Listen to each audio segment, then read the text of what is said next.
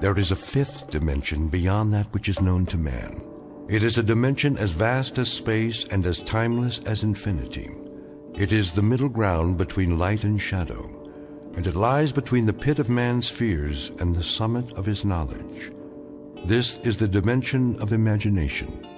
It is an area which we call the Twilight Zone.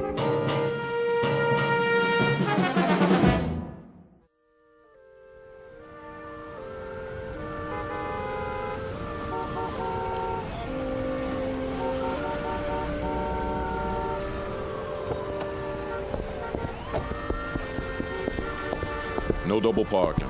Move it, son. Yes, I heard you. I said move it. Oh, but you see, I'm not double parked, not at all. Then what are you doing? That's a yellow zone, ain't it? So it is. But I won't be a moment. I just have to use the payphone. That one right there on the corner. All right, officer? Loading and unloading only. One call. That's it. I've been driving up and down for blocks, 10 blocks to be exact, in search of a phone. And there's phone booths all over the place. Yeah, and they're all out of order. Hard to believe. I know. In a city like this. Ain't my problem. No, but it's mine. I have a call to make, a very important call. Why don't you go home? You got a phone, don't you? Of course I do, but it can't wait. Leela might go out for the evening, and I gotta catch her first and tell her, ask her if it would be all right to. I'll give you 10 minutes. That's it. Or you get towed. You don't want that to happen, do you? Oh, no, not at all. $87 plus the ticket. Take my advice. Find a parking space. I tried that, but there aren't any. 2 minutes. You'll see. I'll be right back. Go on around. Keep it moving.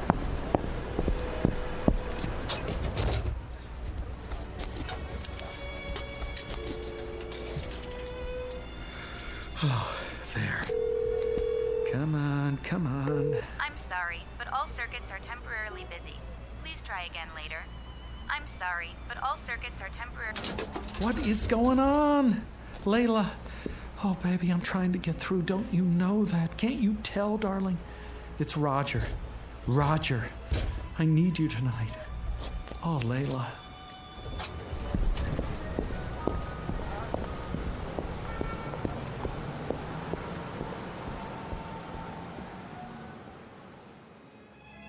Mr. Roger Shackelforth, age, youthful 20s. Occupation, being in love, full-time. Not just in love, but madly, passionately, illogically, miserably, all-consumingly obsessed with a young woman who has a vague recollection of his face, and even less than a passing interest. In a moment, however, you'll see a switch in attitude, because Mr. Roger Shackelforth, the young gentleman in question, will take a short but very meaningful journey into a calling area known as the Twilight Zone.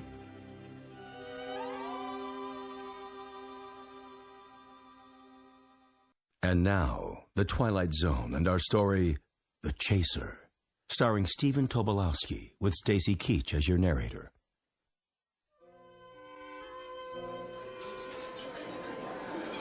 More coffee, Jenny. No thanks, Margie. Well, maybe just a smidge or it'll keep me up.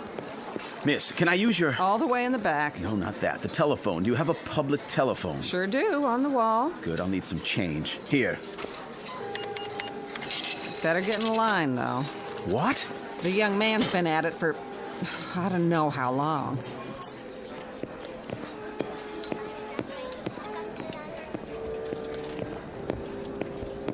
Man, are my dogs killing me. Tell me about it. Back of the line, pal. This is madness.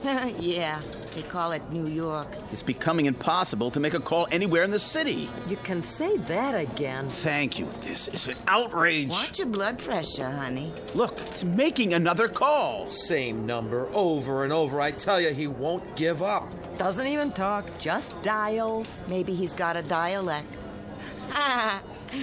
Gonna have to soak his finger in Epsom salts. Oh, I simply can't stand this. I must use the phone. Well, la-di-da. Who are you, Mr. High and Mighty? I have a business appointment and I'm late. Stand aside. Oh, no. We're all in this together. Look, I'll buy your place in line. $1 to get in front of you. $1? Are you kidding? All right, $5. Well, since you put it that way. How about you? Got another $5 on you? Certainly. Who's next? Don't look at me. But I am looking at you. Have you ever made $5 so easily? That ain't the point. I should first pay the same as place and show. How much do you want? Nothing less than a sawbuck. 10. That's... Then take your business elsewhere. I don't come cheap. I can see that. Here we are. After you, sweetie. Time, young man. I've had quite enough.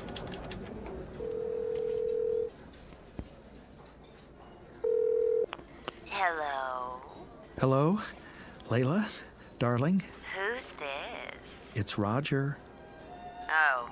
Hello, Roger. What is it? I was just wondering... Uh-huh. I happen to be in the neighborhood. May I come to see you? No, I can't. But, darling... It's out of the question. Why? I couldn't bear to see anybody tonight. I'm such a mess. Oh, Leila, you can never be a mess. Listen, darling, I have to see you. Roger, it's impossible. But I must see you. Fiercely must. I love you. I can't hear you. We must have had a bad connection. I'll have to hang up. But, Leila... Roger, you've got to stop this. You're acting like a baby. I can't see you now, and that's that. Well, then, talk to me. What do we have to talk about? I don't know. Say something. Say anything. Just let me keep hearing the sound of your voice. All right, Roger. I'll say something. Why don't you take a fly and jump at the moon? Leila! Now then, you finished, have you? No. She hung up on me. It's a misunderstanding. Or she's sore. I better call back and make sure everything's okay. No, please. I have an emergency. So have I. It won't do any good to call. Take my word for it. How do you know? I understand. I heard it all. You can't do it over the telephone. Will you stop pushing me? If he won't, I will. Yeah. Me too. Time. But... Here, take this card. It'll solve your problem. What are you... Take it. Go and see this man right now. Believe me, there's no other way I know. Go and see this man at this address, and he'll help you, guaranteed. But I don't even know where that is. Not far, just a few blocks. Give it a try. You'll see it works. All your problems will be solved before the night is over. Hurry now. Thank you. Operator, I got an emergency. Have a nice night now here.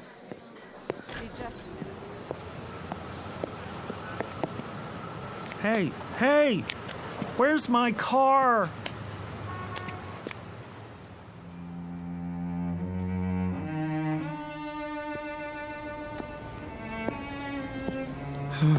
Number 1822. This must be it. Pretty dark. Can't see a doorbell. Ugh, some door. Didn't even touch it.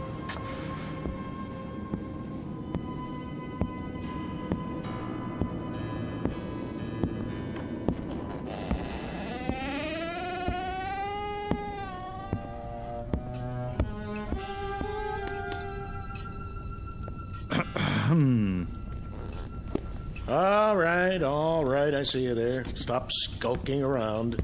I wasn't skulking. I just didn't know if... Common disease, not knowing if. Well, don't just stand there. Sit down. Okay, where? Try that pile of books. Oh, you sure do have a lot of them. I never saw so many before. Is this a library? You might say that. A private one. Have you read all these? Some of them. The others are for reference. You never know what people will need. No, sir. Do I know you? A man gave me your card. It says, Professor A. D-A-E-M-O-N. How do you pronounce that? Damon? If you prefer. And this address. I guess I'm in the right place? Oh, then you haven't come for a bottle of the glove cleaner. Glove cleaner? No. As a matter of fact... Perhaps another time. Well, as a matter of fact... You keep saying that. Come to the point. Well, the point is, I don't know why I came at all. You see, the man who gave me your card was a complete stranger. Oh, yes. Satisfied former customer, most likely. But I don't know why he gave it to me. I was standing there in the restaurant trying to make a call when... I know why you're here. You want what I've got. But how could I? I don't even know what you've got. A little bit of everything. Name your poison. Ointments, salves, powders, sovereign remedies, nectars, lotus blossoms, toxins, tonics, antitoxins, decoctions, concoctions, and potions. All guaranteed. Oh, well, I don't need anything like that. Well, don't be hasty. You're here, aren't you? Yeah, but I don't need any medicine. Son, you just might. You look feverish. Oh, that. It's sort of, nothing really. Nothing I don't supply. Something is my specialty, and anything is what you'll get here.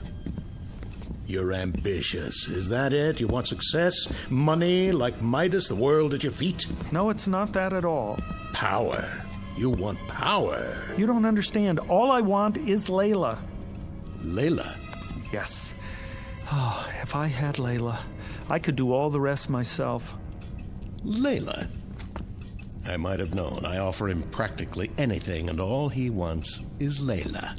I guess there's nothing you can do about that. That is the simplest of all, the elementary parlor trick of my science. You disappoint me. No, you still don't understand. You see, I am in love with someone named Leela, but she's not in love with me, and I don't know why I'm telling you this. I do. I can arrange it so she'll love you. How? I promise you, she'll never leave your side. When she isn't telling you she loves you, she'll be gazing at your loving face. She won't even eat before you do, and nothing will be too much for you to ask of her. Really? She'll worship you. She'll beg for kisses and weep for joy at your touch. And if in passing time you should perhaps look at another girl, or even do a little more than look, she'll feel hurt, but she'll forgive you and love you just the same. Frankly, you'd get the same shake from a Cocker Spaniel. Oh, but that's wonderful. That's all in the world I want, my Leila's love. Is Leila's love. I should have known. Now, where did I put that bottle? If it isn't his Leila's love, it's his Dorothy's love, or his Rhea's love, or his Gwen's love. You keep it up there, on the bookshelves? Away from prying eyes. Tell me one last time. Are you sure you wouldn't be interested in the glove cleaner, as I call it? What is it? Well, there are many names for it, including the Eradicator. But glove cleaner is a nice, nondescriptive title. Clean, colorless, tasteless, unidentifiable, and sure. I'm not very interested in glove cleaners. Why not? It's easy, it's swift, it leaves no trace. It's perfect for its purpose. You're not making sense. Why, boy, that's all I make. Which is why I'm such a lonely man. You're absolutely sure you don't want to try the glove cleaner. It is very expensive. Perhaps you can't afford it. For instance, this little bottle costs $1,000. $1,000? Are all your prices like that? Some are, some aren't. What about the other one? The one that will make Leila love me? Oh, that's only $1. $1? Love potions are my cheapest items, and they're overpriced at that. $1 for my Leila's love? It won't hurt her. If anybody gets hurt, it'll be you, but I don't expect you to believe me. How do I use it? Put it in anything. A drink, tea, soup, coffee, water, anything at all. Makes no difference. You'll get exactly what you claim to want. Professor, you got a deal. I really don't believe any of this, but I'll try it. I'll try anything. What do I have to lose? If it works, I'll be the happiest man in the world.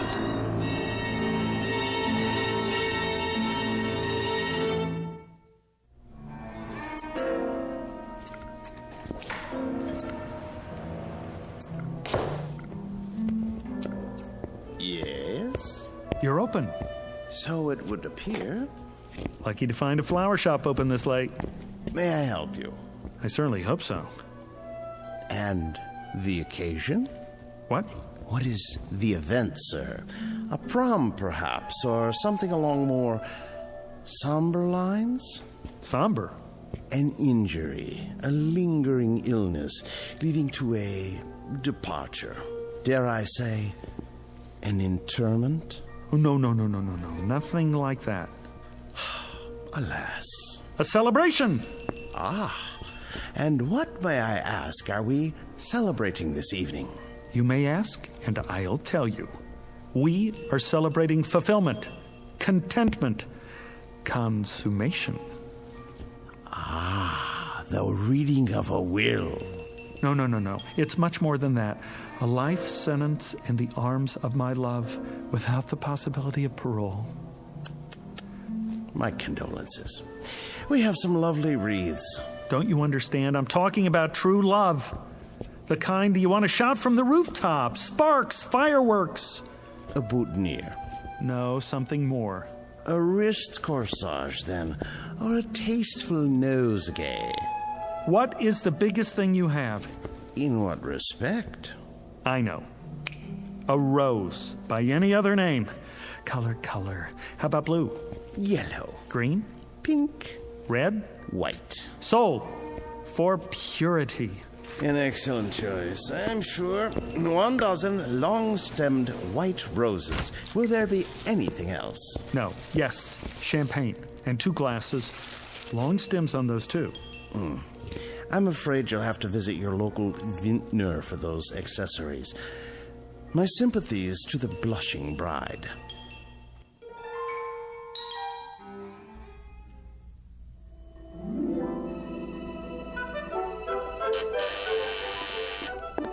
Who could that be? Yes? Leela, it's me.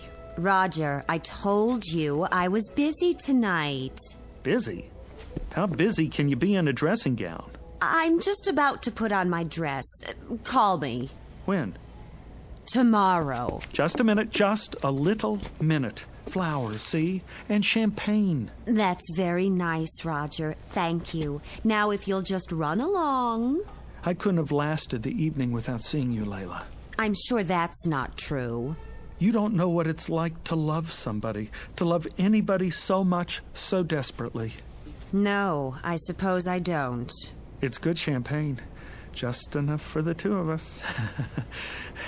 Now, that's not asking much, is it? All you have to do is give me 5 minutes for 1 drink. Roger, you are acting like a clod. A silly, stupid, sophomoric clod.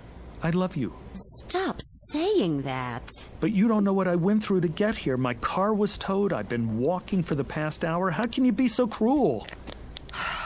All right, 1 drink. 5 minutes, and then you go. You won't regret it.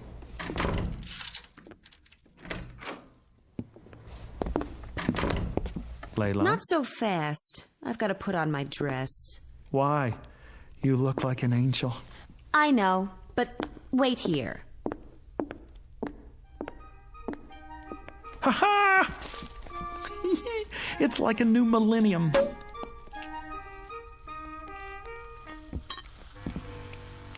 Don't be too long, darling. Just long enough to prepare one very special glass of champagne for you.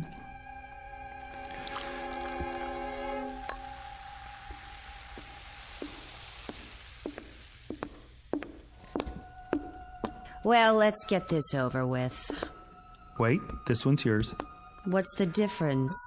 There's a little more in this one. If you say so. To us, darling. Well, time's up. Not so soon. Thank you very much for the drink and the flowers. Be sure to put them in water.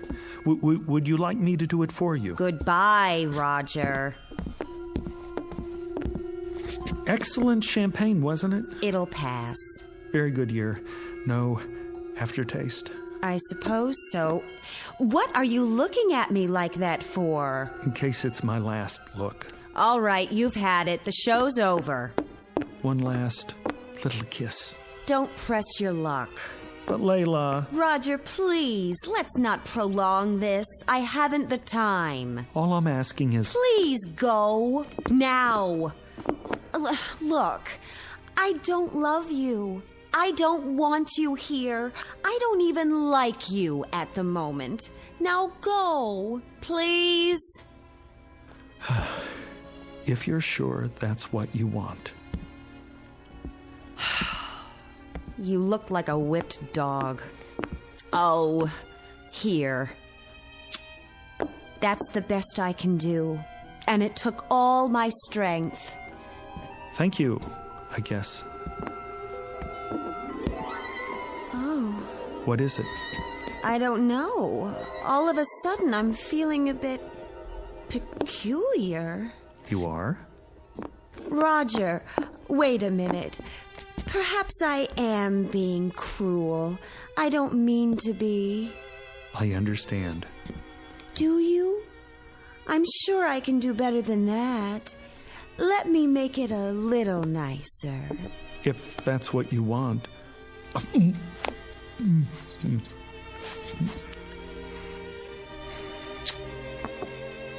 That was definitely an improvement. What's happening? What is happening to me? Who cares? Come here, baby.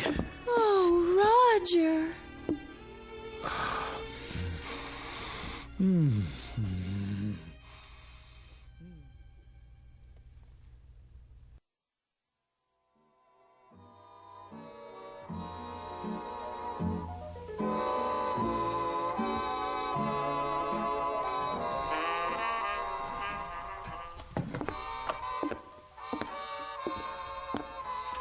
Can I get you anything, darling? No. Are you sure? Quite sure. Is the music too loud? No, it's fine. Let me turn it up for you. It's fine, I said. What are you doing? Reading. Oh. Is it a good book? Great. Because if it isn't, I can get you another one. Leela, would you sit down, please? Of course, darling, if you want me to. Here? Oh, I meant somewhere else. All right, my love, if that's your wish. I'm sorry if it bothers you. It's just that I love to kneel at your feet. Well, kneel in a chair. Okay. Which one, darling? Anyone. Doesn't matter. Darling? Yes? Do you want your slippers now? No, thank you. Are you sure? I got them especially for you. They're the best the store had. They make my feet hot. Oh, well, if your feet are hot now, I could soak my hands in ice water and then caress them. That might feel good. Do you think so? No, my feet are fine. You have the most beautiful feet, like a dancer. I've never seen a more perfect instep. Would you like to prop them up on something? I'm fine. I know. Do you want to smoke your pipe? I don't think so. Why not? It burns my tongue. I'd be happy to break it in for you. I could smoke it all day while you're at the office, and then when you come home... Thanks, Leela, but no thanks. You're welcome. Oh, darling, I'm so sorry. I'll get you a cigarette. Don't worry about it. I should have put fresh cigarettes in the box by your chair. Here, I'll light one for you. Am I doing it right? Fine. Would you like me to rub your back, darling? You just finished rubbing my back. I know. It's just that I adore touching you, and I'd be glad to rub it again. Maybe later. Am I disturbing your reading? No. Did I disturb you by asking if I was disturbing you? No, dearest, not at all. Oh, Roger, I love you so much. I'm so happy you're you. You're just perfect. I love to say I love you. I love to love you. I gotta get out of here. You do? I have an appointment. You do? Almost forgot. Hand me my jacket. Of course, here. I'm sorry I didn't press it for you. Will you be long? I don't know. You don't? I may be late. Would you like me to go too? No. No, won't be that late. Why don't you stay here and hug my pillow or something? Is anything wrong, Roger, darling? No, dearest. It's just I got an appointment and I'm late and I need a little air. While you're gone, my love will grow and grow. And when you get back, do you know what will happen when you get back? I promise you that... I promise you that when you get back, I'll make you the happiest man in the world.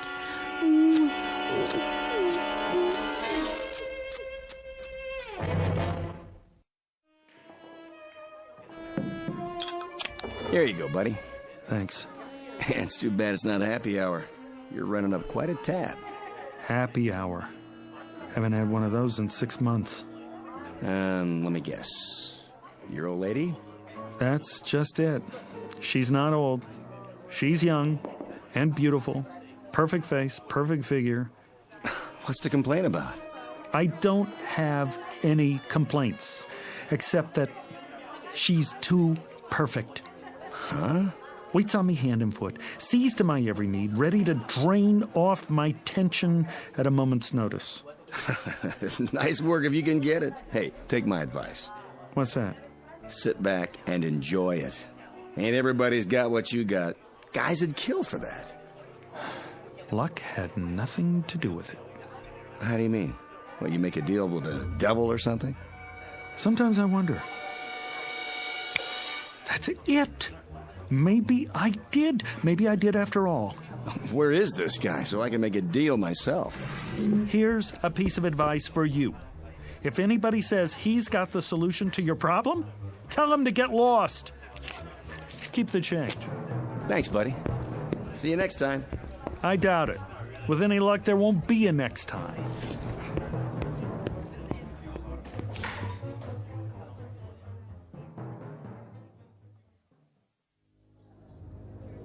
Have a nice night now here. I will, Margie. You take care. Excuse me. Be just a minute, sir. There's room at the counter. Hello? Yes? You remember me, don't you? Can't say that I do. You must. I was here once before, tying up the phone, caused quite a scene, I'm afraid. People lined up out the door. When was this? 6 months ago, exactly. You don't say. Been in here much since then? Not once. I didn't think so. I was desperate to make a call, you see. I kept standing at the payphone, dialing over and over again, and everyone got terribly irritated. Happens sometimes, but I can't say I remember you. Listen, there was a man here that night, middle-aged, carrying an overcoat and a package. He said he was late for a meeting uptown. He bought his way to the front of the line, and when I finally left, he gave me some advice. Handed me his business card, this one right here. What's this now? So he told me to go to the address on the card, said it would solve my problem. I don't know anything about that. That's fine. What I want to know is, do you remember the man? Is he a regular customer? Because if he is, I have to find him and ask him what happened to his problem and what he knows about the address on this card. Anything at all. Sorry, mister. I can't help you. People come and go all the time. Could have been anyone. Then at least keep the card. And if you ever see a man trying to give out one like it, grab it, tear it up. You can't imagine how much grief you'll save some poor soul.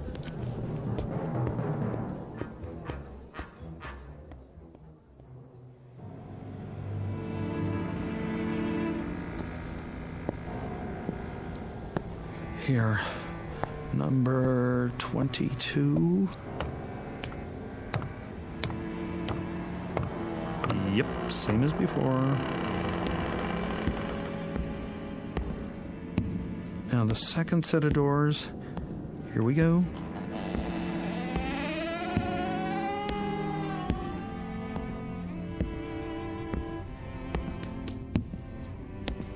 Hi there, Professor. Yes. I've been expecting you.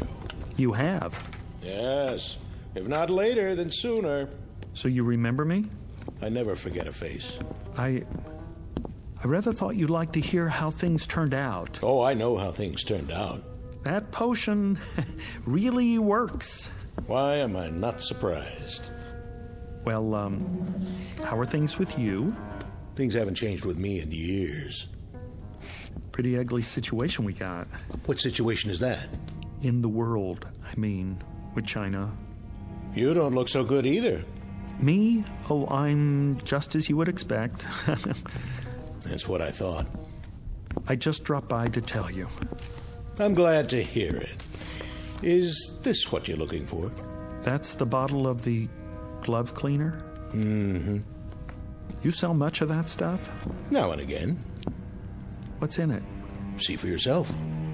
No color, no odor, nothing that leaves a trace, no way to detect its presence. And it's sure. Guaranteed. It's what you came for, isn't it? Me? No. Not at all. How much did you say? $1,000. And it's painless. Of course, it's perfect for its purpose. The only thing of its kind in the world. Interesting. She loves you as I said she would, doesn't she? A constant love, and nothing you can do to her will change it. You took the words right out of my mouth. She worships and adores you and hangs on your every syllable. To put it bluntly, yes. The price is non-negotiable, I'm afraid. Professor, I don't know what else to do. I'm going out of my ever-loving mind. I'm sure you are. I can't stand it anymore. It's only natural. I never imagined there was such a thing as being loved too much. Well, you wouldn't. Isn't there an alternative? Some way we could just quiet it down a little. If there were, I'd be out of business. You must have a potion that will transfer a little of her love to someone else, like a nice little teacup chihuahua, for instance, a Labrador retriever, St. Bernard. Not a chance. She's all yours. But she's so nice to me. So very good, night and day. The glove cleaner is the only way. I'll put it back. I can't do that. There must be another way. This is the only way. You don't know what it's like. All the time. Love, love, love. It's enough to give you diabetes. I do know. How do you think I came to invent the glove cleaner? But $1,000. That's all my savings. It's always that way. No trace. Absolutely undetectable. I take checks and credit cards. All right. Made out to... cash.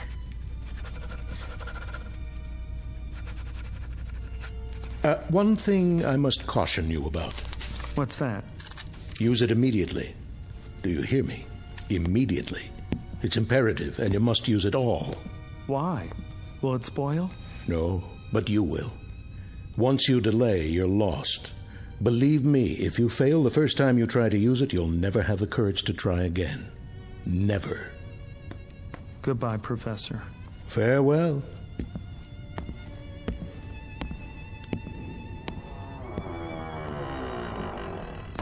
It never changes. First the stimulant, then the chaser.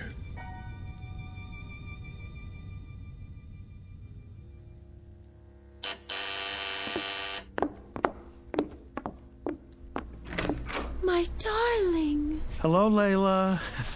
Come on, take the chain off. Of course I will. Oh, Roger, I'm so glad to see you. I know you are. Why, look what you've brought me. Oh, I thought we ought to have a party. Just the two of us. After all, not every couple stays married for 6 whole months. Roger, what a lovely surprise. You said you might be late, and instead you come back with champagne and flowers. I'll put them in water. Later. I'll get the glasses. Can't have a party without glasses. It's just like the first time.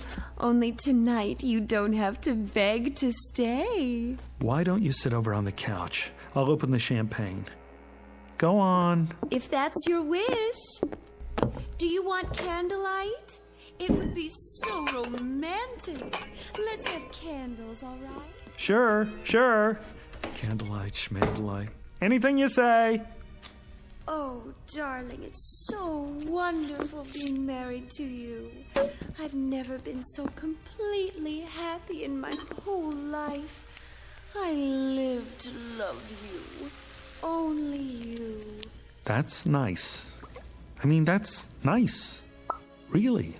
Do you need any help? No. I'll serve you.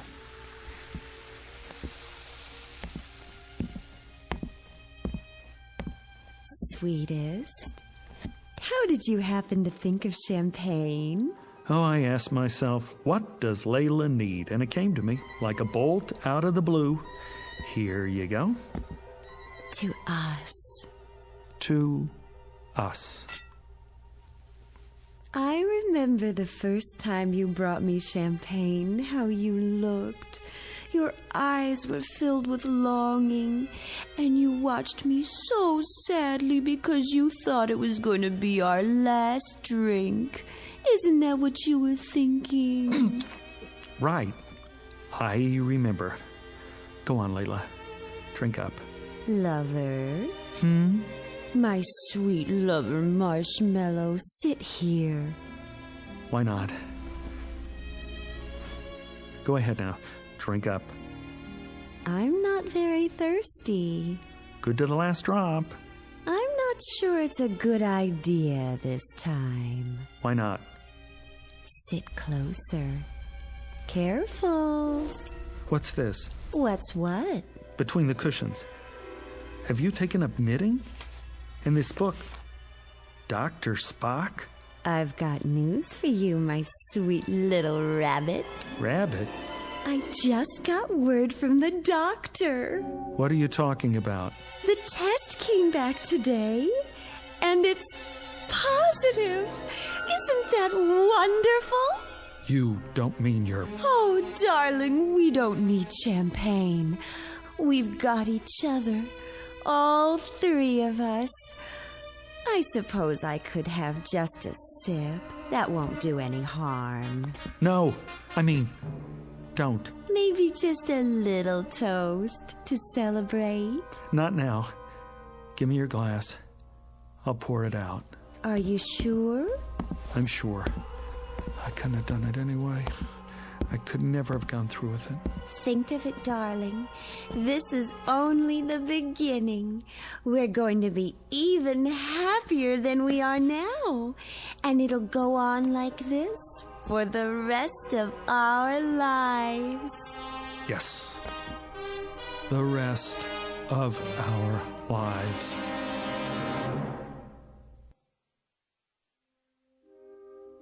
Mr. Roger Shackleforth, who has discovered at this late date that love can be as sticky as a vat of molasses, as unpalatable as a hunk of spoiled yeast, and as all-consuming as a 6-alarm fire in a canvas tent. Case history of a would-be lover boy who should never have ventured into the Twilight Zone. We'll return to the Twilight Zone in just a moment. You are about to enter another dimension. A dimension not only of sight and sound, but of mind. A journey into a wondrous land of imagination. Next stop, the Twilight Zone. Hi, this is Stacy Keach. I'd like to take a moment to tell you about our Twilight Zone website at twilightzoneradio.com. At twilightzoneradio.com, you'll find the latest information on these Twilight Zone radio dramas, including behind-the-scenes photographs, plus the newest product releases, trivia contests, ways to contact us, other Twilight Zone-related info and merchandise, plus links to other fascinating websites. So make your next stop twilightzoneradio.com. Visit TwilightZoneRadio.com to purchase these Twilight Zone radio dramas on cassette and CD, or call toll-free 1-866-989-ZONE. That's 1-866-989-9663.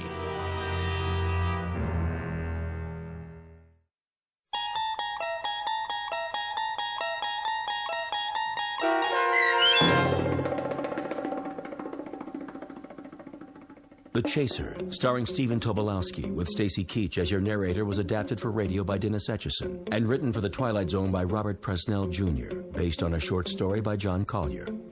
Heard in the cast were Michelle Graff, Roderick Peoples, Joby Cerny, Doug James, Jeff Lupetin, Carl Amari, Roy Melanzi, Meg Falcon, Jennifer Laterio, Linda Reiter, Peggy Roeder, and Craig Harris.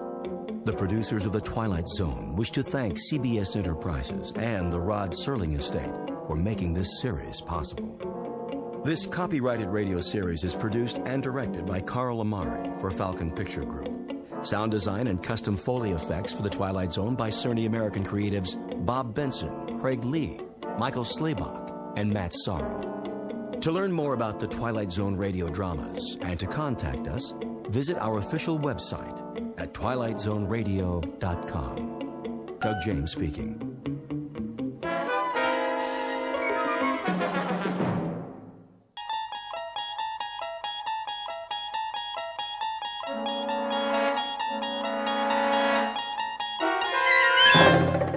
You unlock this door with the key of imagination. Beyond it is another dimension, a dimension of sound, a dimension of sight, a dimension of mind. You're moving into a land of both shadow and substance, of things and ideas. You've just crossed over into the Twilight Zone.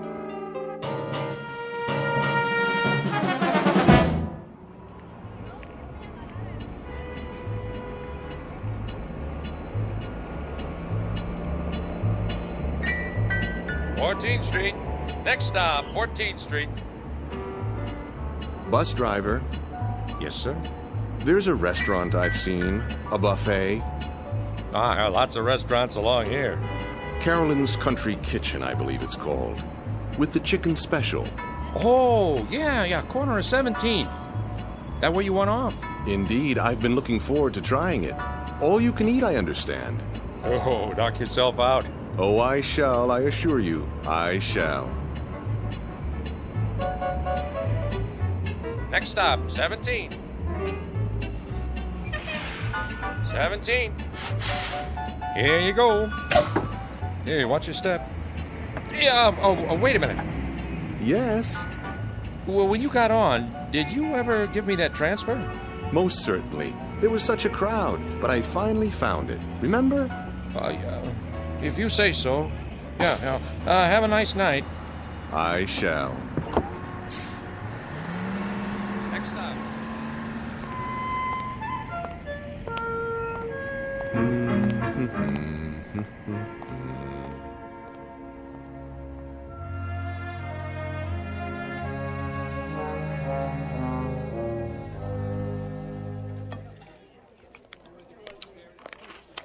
Here's your check. Ah, yes, the check. Get you anything else? Another glass of iced tea, perhaps. Refills are free of charge, I presume. Nadine will get it for you. I'm off the clock now. And pay up front. Certainly. Oh, miss. Yeah? Might I trouble you for one more plate of your delicious fried chicken? That makes 3. Your policy is all you can eat, is it not? Another chicken platter coming up.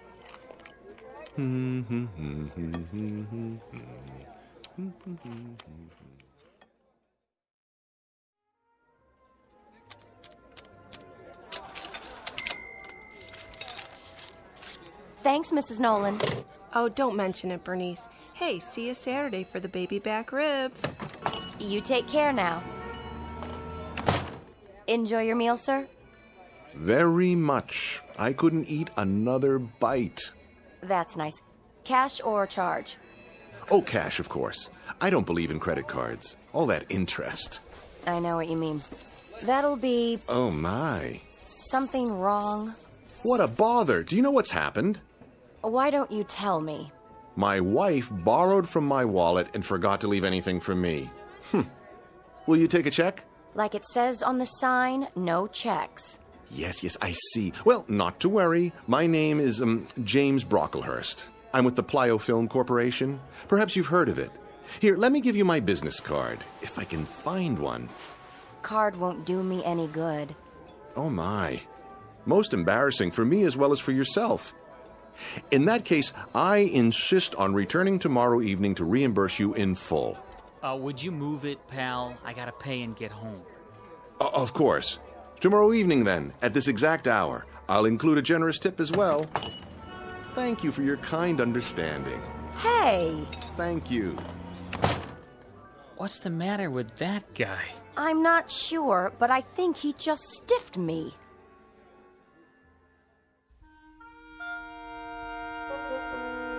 Meet Mr. Luther Aorta, a normal enough man, at least in his own mind. Like so many people, he enjoys getting something for nothing. But for him, it has become an obsession and a way of life. So it isn't surprising that he's attracted by words like all you can eat and no limit and, best of all, free. That's the magic syllable. It does strange and wonderful things to the metabolism. In fact, it's his whole reason for living. Unfortunately, Mr. Aorta is about to discover that such signs don't necessarily tell the truth. Because though the offer in question may be free, it sometimes comes with a one-way ticket to the Twilight Zone. And now, The Twilight Zone and our story, Free Dirt, starring Eric Bogosian, with Stacy Keach as your narrator. Luther? Luther, I'm talking to you. Yes, dear. Breakfast is ready. Good. If you want yours, you'll have to get that junk off the table. Oh, but it isn't junk, dear. I found several good coupons in this morning's paper. You and your coupons. Samples for the cost of a postage stamp. We can get new packets of seeds absolutely free. Seeds? You've got 100 packages of those things already. Yes, dear, I know, but these are special. I'll bet. They are. Look. Would you clear off the table, please? From the largest seed company in the U.S., free peaches, free cucumbers, free asparagus, and free ranunculus. Can you just taste them? What are you going to do? Eat the seeds in a bowl with milk? Of course not. I'm going to plant them. Oh, you are? Where? In the backyard. They'll make a lovely garden. I hate to disappoint you, but plants need something our yard doesn't have. And what's that, dear? Dirt. Dirt? Topsoil, loam. There's nothing but rocks out there. Yes, you're right. But don't worry. I'll find some fresh dirt and bring it home. From where? That may require some thought. Just a minute. Breakfast first? Oh, yes, breakfast. You drive me to work today, remember? Of course. Sit down and eat. I'm going to be late. I was just thinking about the dirt. Where were you last night, anyway? I rode the bus into town. Some things I had to take care of. The bus, huh? I'm surprised you were willing to pay the fare. Cheaper than the cost of gas nowadays. It worked out very well, actually. Did you eat anything? To be sure, I found something on the way. A bargain, no doubt. Quite a remarkable one, in fact. You would have been proud of me. I hope so. Where does one go to get dirt, I wonder? Oh, Luther. A quarry would have some, but they'd probably charge a lot of money. Finish your eggs. I'm late as it is. Just cleaning my plate. It's a crime to waste food.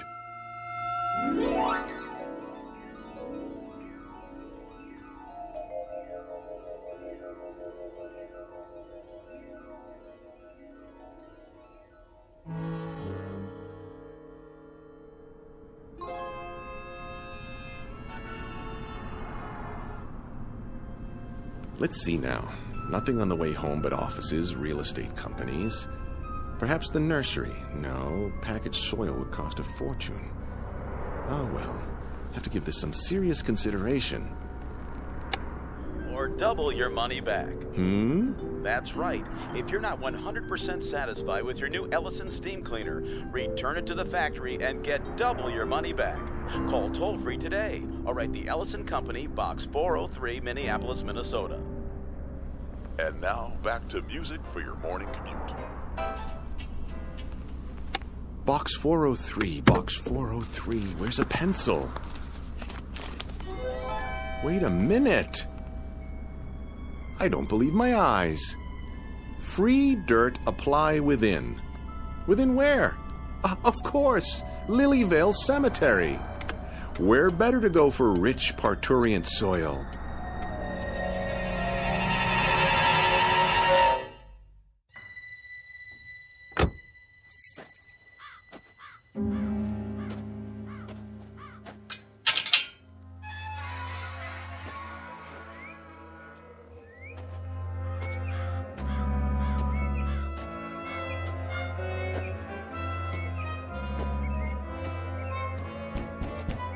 Hello?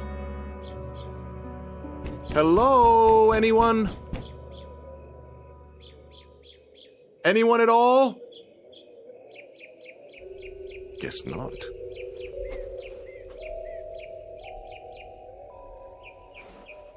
Help you, sir?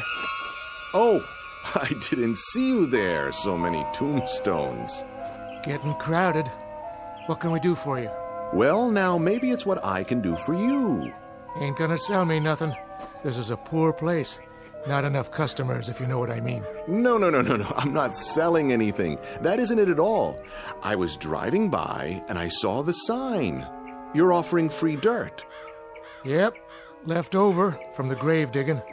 Well, I'm here to take some of that dirt off your hands. If there's any left, that is. Oh, there's plenty, all right. It builds up. And it's free, you say? No strings.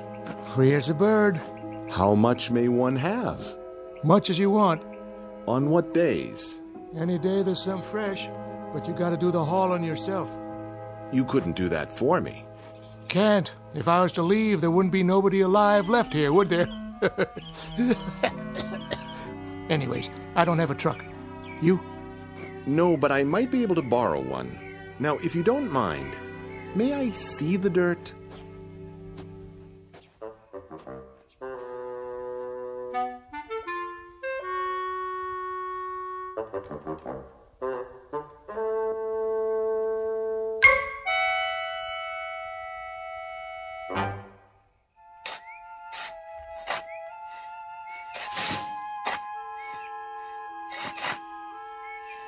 Even it out now. I want to get as much as possible in one load.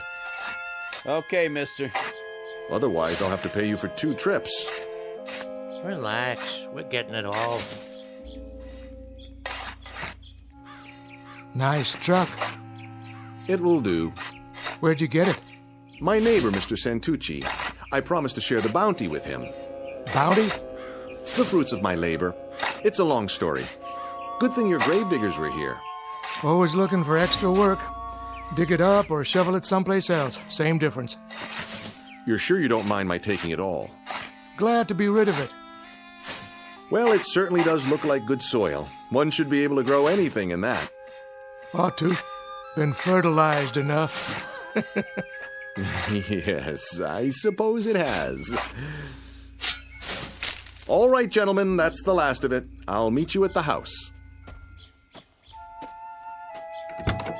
Thank you, my good man. You've made my day.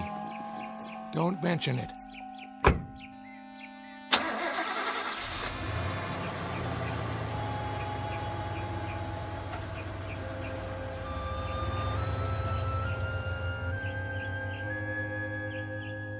Good dirt, I guess.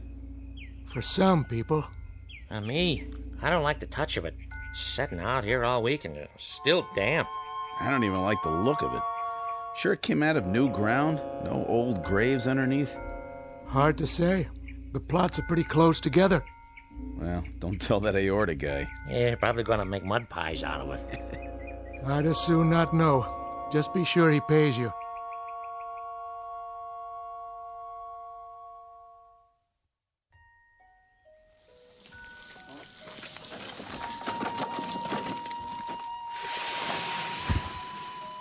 That's about it. Good, very good. You've distributed it perfectly.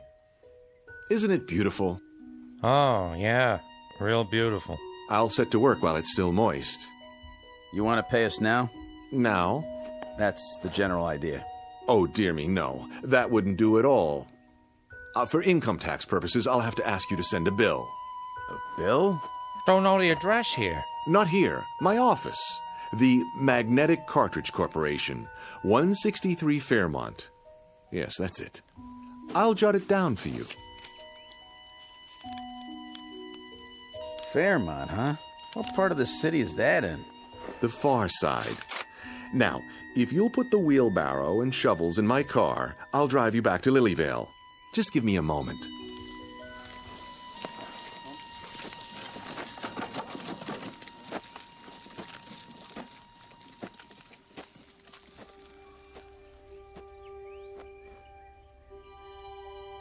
I can hardly wait.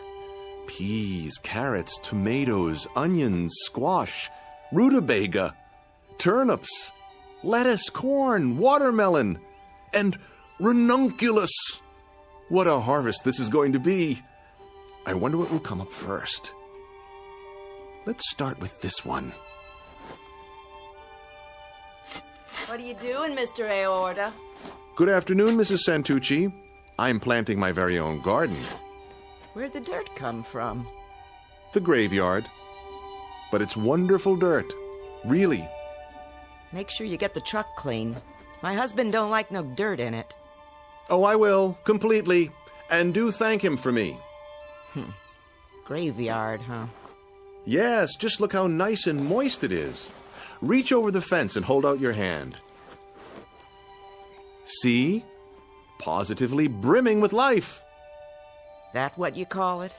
Think of the things that will grow out of this mulch, and all of it positively free. You can have it. Feels funny. And the color ain't right. Oh, it's splendid, I assure you. Excuse me, I have to drive the workmen. I'll hose the truck off soon as I get back. Good as new.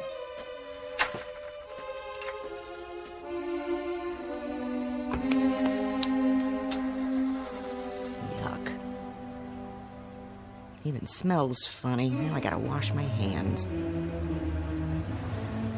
Don't know what it is, but something about that dirt just ain't right.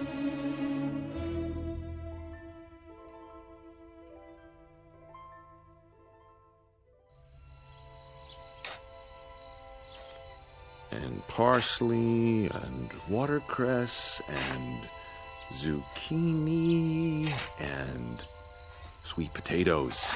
Yes. And cabbage, and string beans, and even red peppers. Oh, what a succulent harvest this will be. There, let the soil do its magic.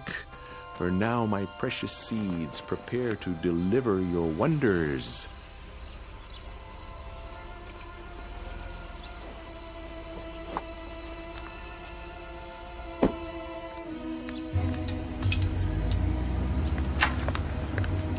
You? Hello, Myrtle. Home early, I see. Early?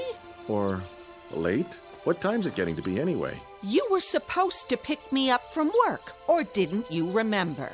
Oh, no, I'm sorry, dear. Truly I am. But you see, I've been out here all afternoon, working my fingers to the bone. Doing what? Gardening. Isn't it magnificent? I've marked each variety with twine. I've even dug a small drainage ditch between the rows, so the water can run off. And do you know what I did today? I had to take a cab all the way home because my husband forgot I was alive. It slipped his mind. 1,000 apologies, dear. It won't happen again. You bet it won't. This is the last time I let you have the car, and from now on, you can take the bus every day. Myrtle, dear, May I ask one question? No. What's for dinner tonight? I'm feeling a bit peckish. Open a can.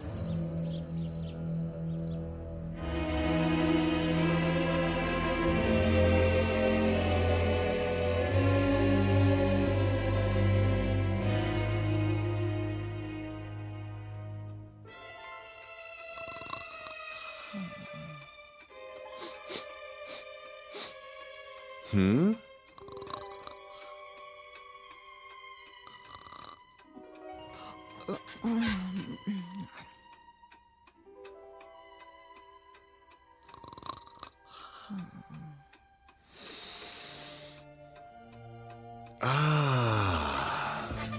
What? Luther? Go back to sleep, dear. What in the world? Just opening the window a crack. What for? Ventilation. Smell that. Come back to bed. It's 3 o'clock in the morning. I know, but I simply had to get a good whiff. Isn't the night air delicious? Like it's alive. Oh, crazy man. Listen.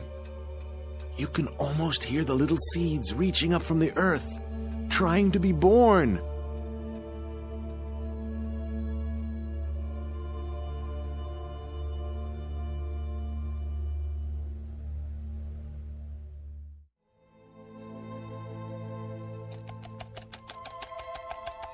Myrtle!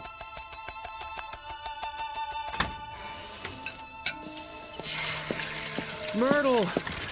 Didn't you hear me? I heard you. Come! Why? You won't believe it! What is the matter with you? I've got to show you something.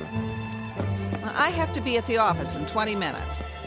Let go of my arm. Look!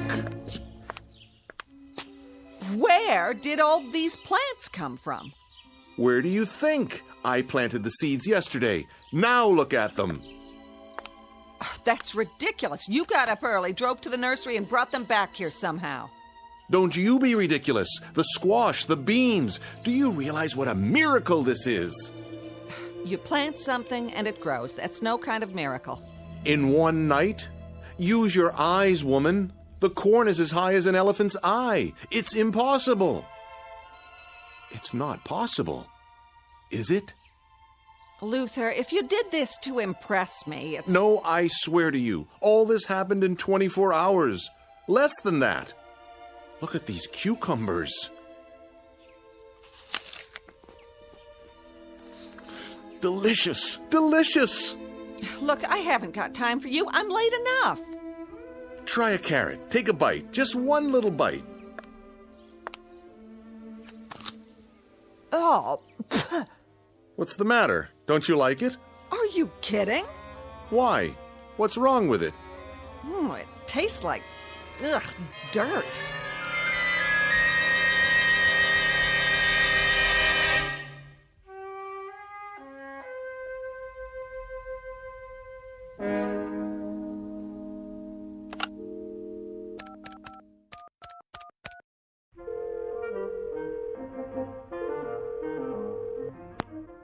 KRIS-TV. This is Luther Aorta. Send a news truck over at once. I've got something big to show you. Pardon? 1217 Sunnyview Lane. Someone has to take pictures of this. People won't believe it if they don't see it with their own eyes. Has there been an accident, sir? Not an accident. Something glorious, stupendous, something positively not of this world.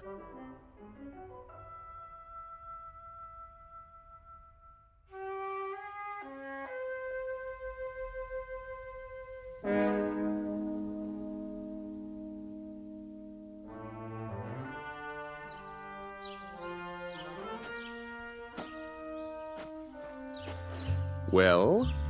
It's a nice garden, I'll give you that. Yeah, same here. But I don't see anything unusual about it. I told you, the seeds were planted only yesterday. It all came up overnight. Is that a fact? Ask my wife. She'll tell you as soon as she gets home. Mr. Aorta, we appreciate your call, but we're a television station, not the university. Do you see the size of it? Well, it looks exactly like what it is. A vegetable garden in someone's backyard. Bigger than most, but that isn't really news. So you're not interested in miracles? Only the ones that can be proved. All right, then. I'll prove it to you. And how will you do that? I'll rip out all of these plants and do it again. You can see for yourself tomorrow. Would that be proof? Yes, sir. That would be proof. Assuming there was documentation. Footage of you doing it and the results. And that would mean cameras around the clock. And unfortunately, that's just not in our budget. We have other stories to cover. I'm sure you understand. Now, if you'll excuse us.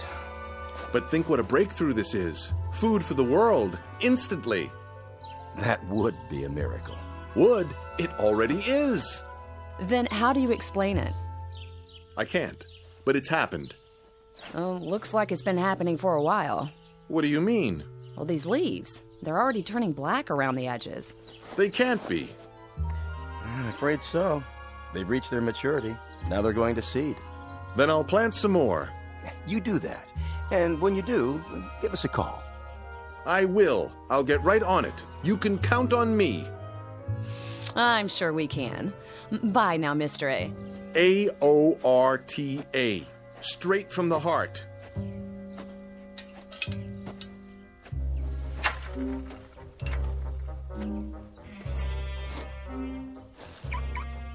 I've seen some nutcases before, but this one is the king. Could have saved us a trip if he told us the whole story in the first place. Make sure he does the next time. Oh, think he'll call again? You know it. But I hope we're out on a real story when he does.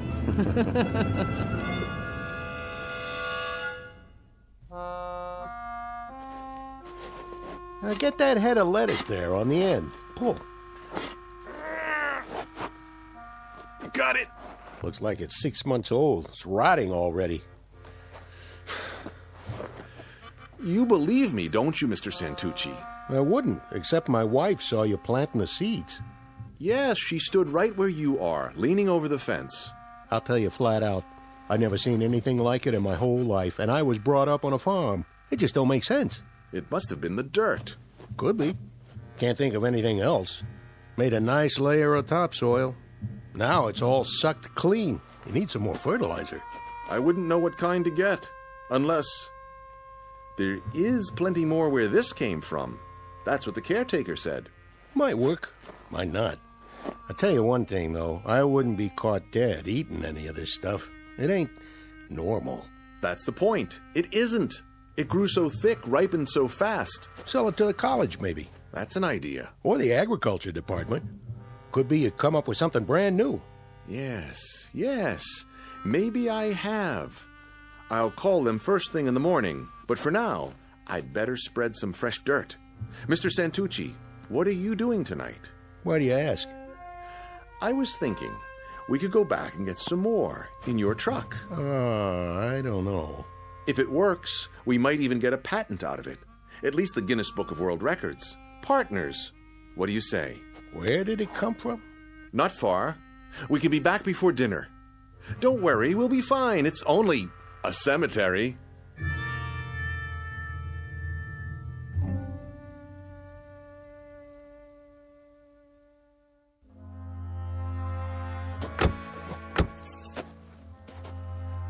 Never liked cemeteries. It won't take long. The caretaker's shack is just ahead. Late for dinner and the missus will kill me. We'll be in and out in no time. You'll see.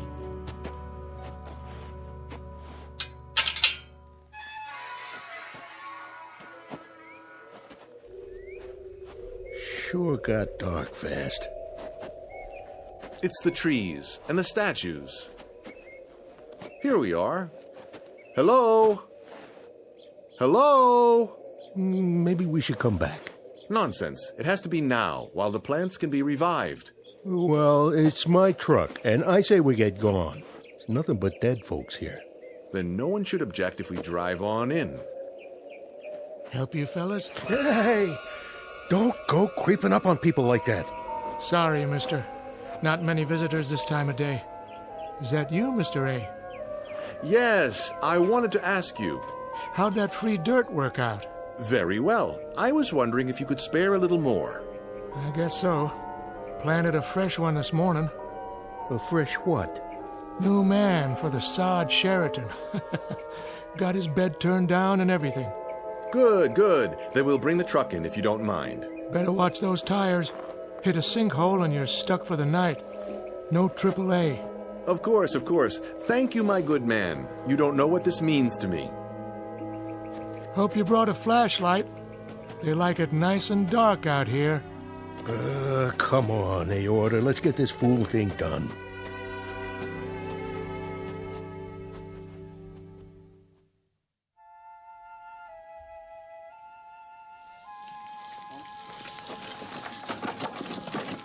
Arnie, how much longer?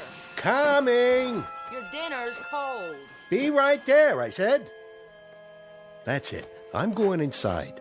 But we're almost done. One more wheelbarrow full, and the whole garden will be covered. Well, it's your yard. You finish it. Don't know why I let you talk me into this in the first place. Think of the publicity. Our pictures in the paper. 2 neighbors who can feed the world. Lots of luck, pal. I gotta take a shower to get this stink off me.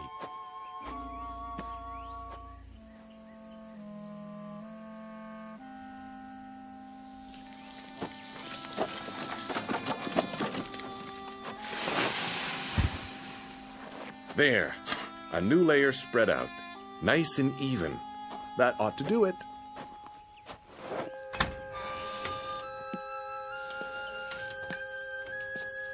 Myrtle! Myrtle, where are you?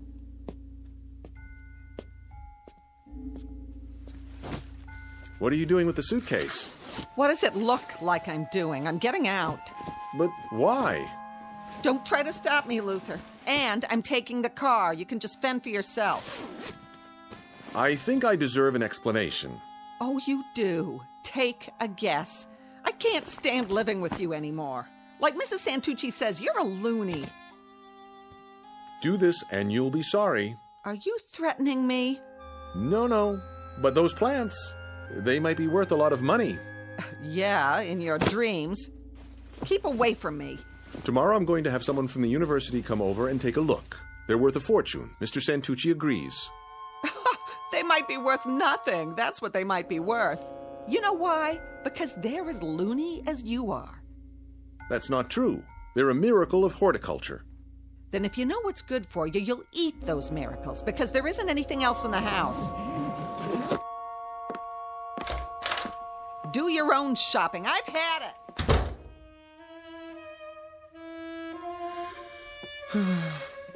She'll be back. Just you watch.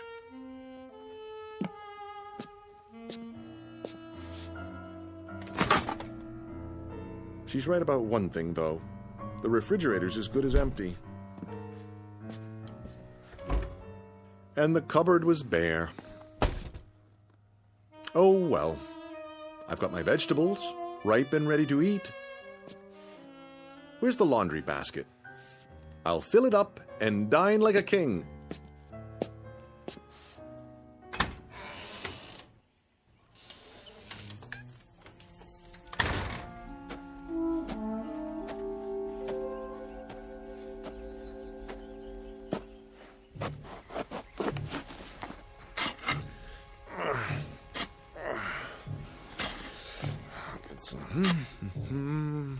Onions, summer squash, eggplants as big as your head. So what if they're a little ripe? Fabulous, fabulous. Waste not, want not.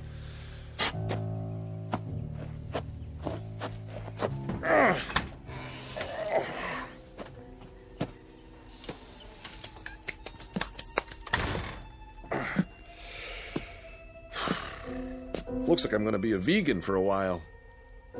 Well, so be it. Tonight the vegetables, tomorrow the world. Boiled, sautéed, any way at all. How about a nice hearty soup and a casserole? Potatoes au gratin, yes. A little salt and pepper, a few spices, and voila! Luther Aorta's Blue Plate Special, coming up.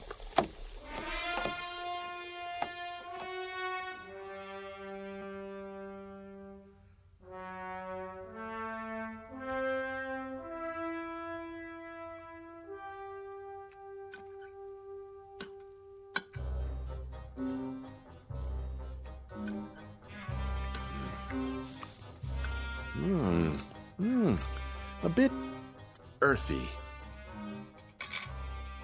Perhaps some condiments. Catsup, Worcestershire, a touch of brown mustard.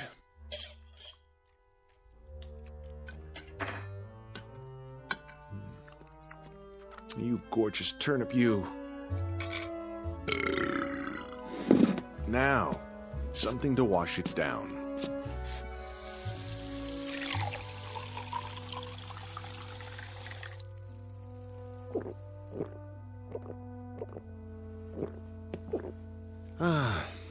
I'm still not full. Something more to fill the hole. Let me see what's left. Can't leave anything to waste.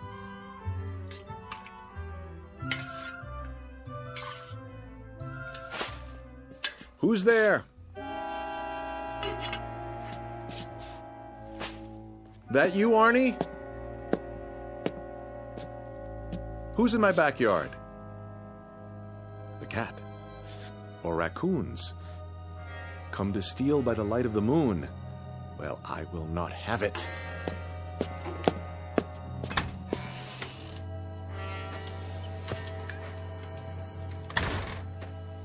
Get away! Go on, scat!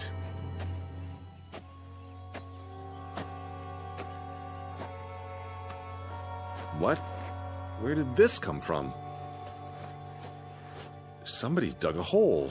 A deep one. Someone or something.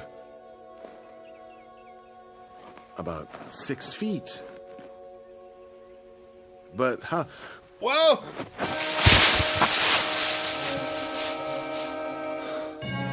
Felt like something tripped me. But what? Gotta climb out.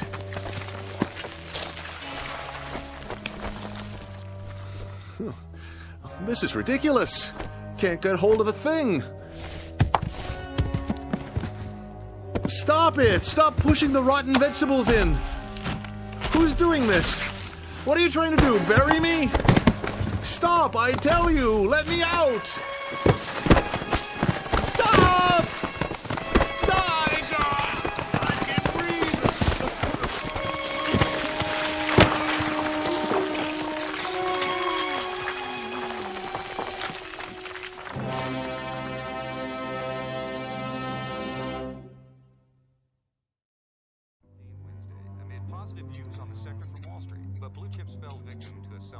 So, what do you think it was? What? Last night. Didn't you hear it? I didn't hear nothing. Well, I did. All night long. Like something digging with their hands, only...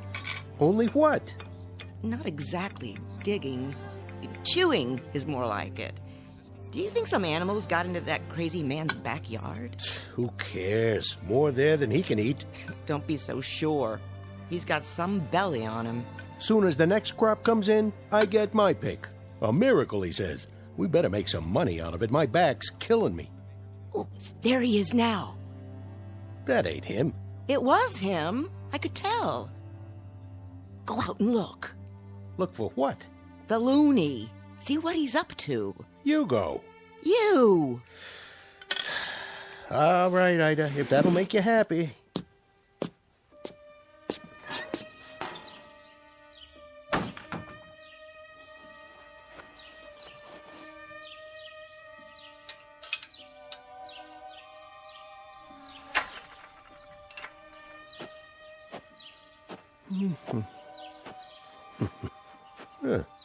Where's all the rotten stuff? He cleaned them up pretty good.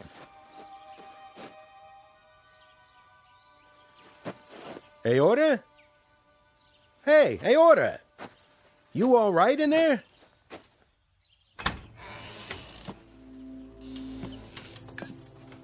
Hey, what did you do with the old vegetables? Hey, are you... Oh, jeez. What happened? You okay, buddy? Wake up!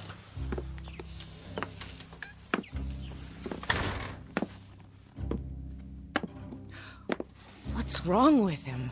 I don't know. He was just laying here. Take his pulse. Oh, he's dead. turn him over. Oh, poor guy. Sure got a gut on him. Bigger than ever. What's that stuff around his mouth? Looks like dirt. What are you laughing at? Don't you get it, Arnie? The whole yard's empty. And you know what he did with it. He ate himself to death. No. No.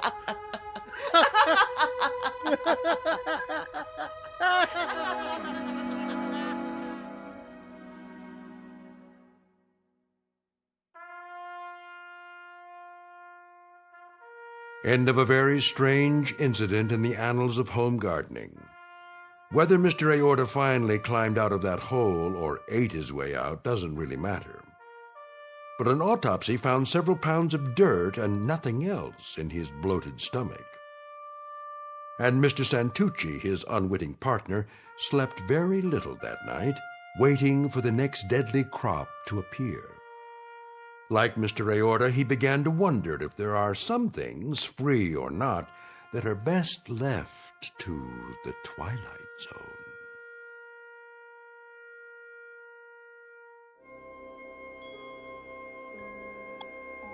Hi, this is Carl Amari, producer of the Twilight Zone radio dramas. I'd like to take a moment to tell you about our official website at twilightzoneradio.com, where you'll get the latest news and information on these Twilight Zone radio dramas. Plus, at twilightzoneradio.com, you can digitally download 3 free episodes or any of our episodes for only $1.95 each. In this age of ever-changing technology, we've decided to make these episodes instantly available to you by making the Twilight Zone radio dramas a digital download-only series. This means that this series will no longer be offered on CD. The CD collections at our website are now being offered while supplies last at buy one, get one free. So be sure to get your favorites before they're sold out. Be sure to visit us often, and I'll see you in the zone.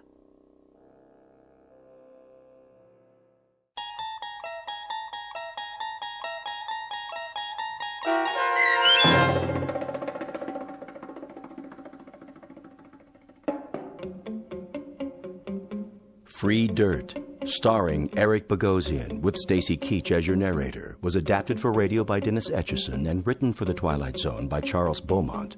Heard in the cast were Meg Falcon, Roderick Peoples, Linda Reiter, David Darlow, Elizabeth Lido, Roger Mueller, Amber Lake, Jeff Lupetin, Doug James, Karen Olson, Dana Bokor, and Carl Amari. This copyrighted radio series is produced and directed by Carl Amari for Falcon Picture Group. Sound design and custom Foley effects for The Twilight Zone by Cerny American creatives Bob Benson, Craig Lee, Michael Slaybach, and Matt Sorrow. To learn more about the Twilight Zone radio dramas and to contact us, visit our official website at twilightzoneradio.com. Doug James speaking.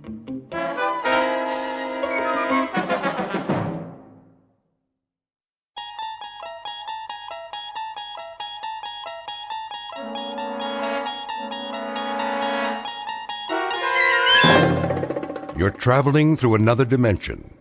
A dimension not only of sight and sound, but of mind. A journey into a wondrous land whose boundaries are that of imagination. Your next stop? The Twilight Zone.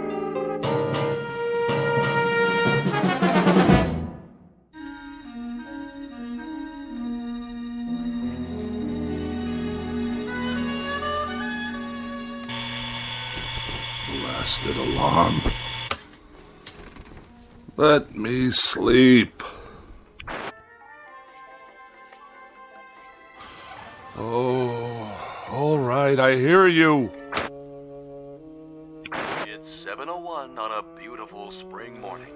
What's so beautiful about it? And this is Mike Munn, here with some more sunshine music on your favorite listening station, Radio K-Rand. Oh, you shut up. So, whether you're on the way to work or just waking up, relax. We'll be with you all day long, bringing you melodic masterpieces around the clock. Off, I say. I did not set this radio to go on at all. And before we start another set of timeless hits, here's a special message for one of our favorite listeners, Bartlett Finchley. What? Mr. Finchley, we know you're out there, so put on a happy face. Take some time to smell the coffee. And remember, we love you madly. But we'd love you even more if you'd get out. Nobody wants you here, so you may as well pack up and get out now. We'll see about that. Of all the outrageous gall!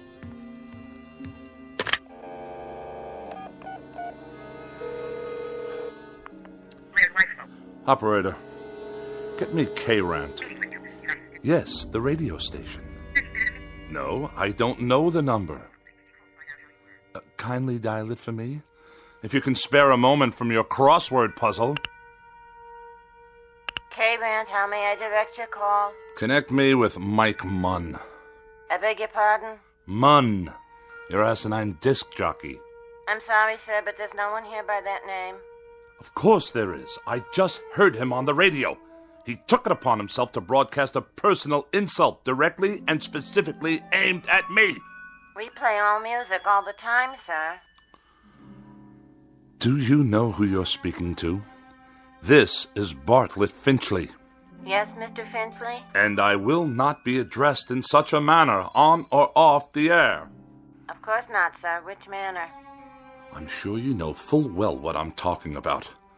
The airwaves are licensed by the Federal Communications Commission, and they are not to be used for personal messages. I'm sure the FCC will be most interested in these blatant violations. They'll pull your license so fast it'll make your empty head spin like a top. But we don't have disc jockeys. We don't broadcast any messages at all. Only beautiful music 24 hours a day. Plus commercials, of course. Let me speak to your station manager. Yes, sir. Please hold. And don't you dare place me on hold, you high school dropout. Oh, for the love of... I don't have time for this nonsense. I will not have it. I'll write a blistering letter to the FCC that will knock this rinky-dink station off the air. Hello? I want to file a complaint. A very, very serious complaint about your broadcasting policies. Come off it, Finchley. What did you say? Get off your high horse and give it a rest, or you're out of here. You low-life nincompoop. How dare you address me in that fashion? I'll have you fired on the spot. What is your name, you cretinous subhuman? Don't you hang up on me! Hello? Hello? Hello?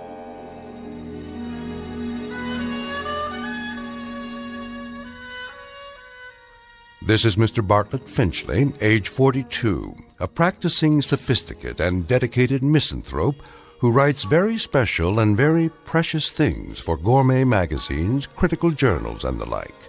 He's a bachelor and a recluse with few friends, only devotees and adherents to the cause of tart sophistry. He has no interest save whatever current annoyances he can find to occupy his mind. He has no purpose to his life, except the formulation of day-to-day opportunities to vent his wrath on the mechanical contrivances of an age he abhors. In short, Mr. Bartlett Finchley is a malcontent, born either too late or too early in history, and who in just a moment will enter a realm where muscles and the will to fight back are not limited to human beings. Next stop for Mr. Bartlett Finchley, the Twilight Zone.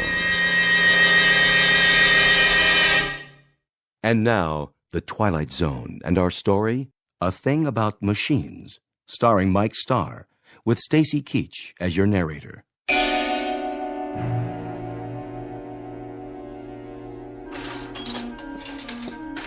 How are you today, Mr. Finchley?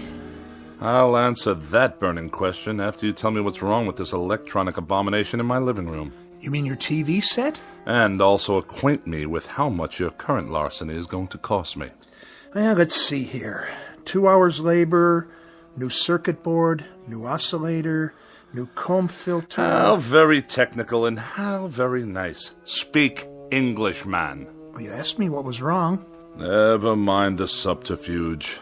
I presume I'm to be dunned once again for 3 times the worth of the bloody thing. Well, I didn't charge you for my travel time. The total. What is the total? Here you go, Finchley. Oh, surely you jest. All right. I'll give you a break on the sales tax, seeing as how you're a regular. But this is the price of a meal in a 4-star restaurant, with wine. Labor don't come cheap nowadays. And neither, apparently, does my peace of mind. I requested that the device be restored to working order, the alternative being more disruptions to my writing schedule. Well, you could just get a new one every time. Might be easier all around. Last time I was here, Mr. Finchley, you'd kicked your foot through the picture tube, remember? I have a vivid recollection. It was not working properly, like every other electronic contraption in this house. I tried to rehabilitate it. By wrecking it? After a certain point, that is the only option left. I disposed of a clock radio in a similar manner this morning. Unfortunately, I must view a cooking program this evening in order to write my review of their fare, which I'm sure will be abysmal as usual, if the television should choose to operate at all. Why don't you just horsewhip it, Mr. Finchley? That'd show it who's boss. What do you say we cease the small talk? Let's get down to the petty larceny and be done with it. I'll put it on your tab. Send me a check before I come out the next time. I sometimes wonder exactly what it is the purpose of the Better Business Bureau in such transactions. You got a complaint about my work? When they allow you itinerant extortionists to come back week after week, move wires around, busily probe with ham-like hands, and accomplish nothing but the financial ruin of every customer on your route. We're not a jip outfit, Mr. Finchley. We're legitimate repairmen. But I'll tell you something about yourself. Spare me, please. I'm sure there must be some malnutrition analyst with an aging mother to care for whom I can contact for that purpose. Why don't you hear me out, Mr. Finchley? That set doesn't work because you obviously got back there and yanked out wires and heaven knows what else. You had me over here last month to fix your tape recorder because you'd thrown it down the steps. It did not work properly. Well, that's the point, Mr. Finchley. Why don't they work properly? Offhand, I'd say it's because you don't treat them properly. I assume there's no charge for that bit of analysis. What does go wrong with these things, Mr. Finchley? Have any idea? Have I any idea? Now that's worth a scholarly 10 lines in your repairman's journal. Bilk the customer, but let him do the diagnosis. Well, the reason I ask that is because whatever it is that really bothers you about that television set and the radio and all the rest, it's something you're not telling me. Aside from being a rather incompetent clod, you're a most unreceptive listener. I've explained to you already. The television set simply did not work properly. And as for that original Marconi operating under the guise of a radio, it gave me nothing but static. You sure that was all that was wrong with them? I choose my words very precisely, thank you.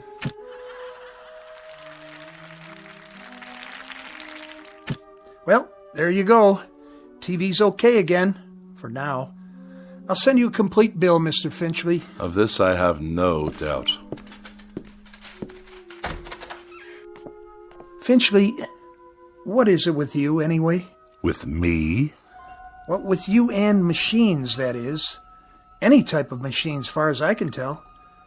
Just curious. You don't have to tell me if you don't want to. If it's something personal.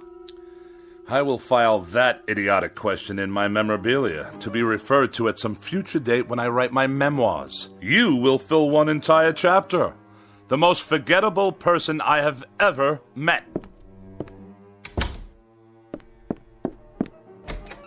It just so happens, you boob. It just so happens that every machine in this house refuses to cooperate on any level. They behave as if... There! You see what I mean? Enough! I said that will be just about enough of that. Stop! Stop! Stop! Please!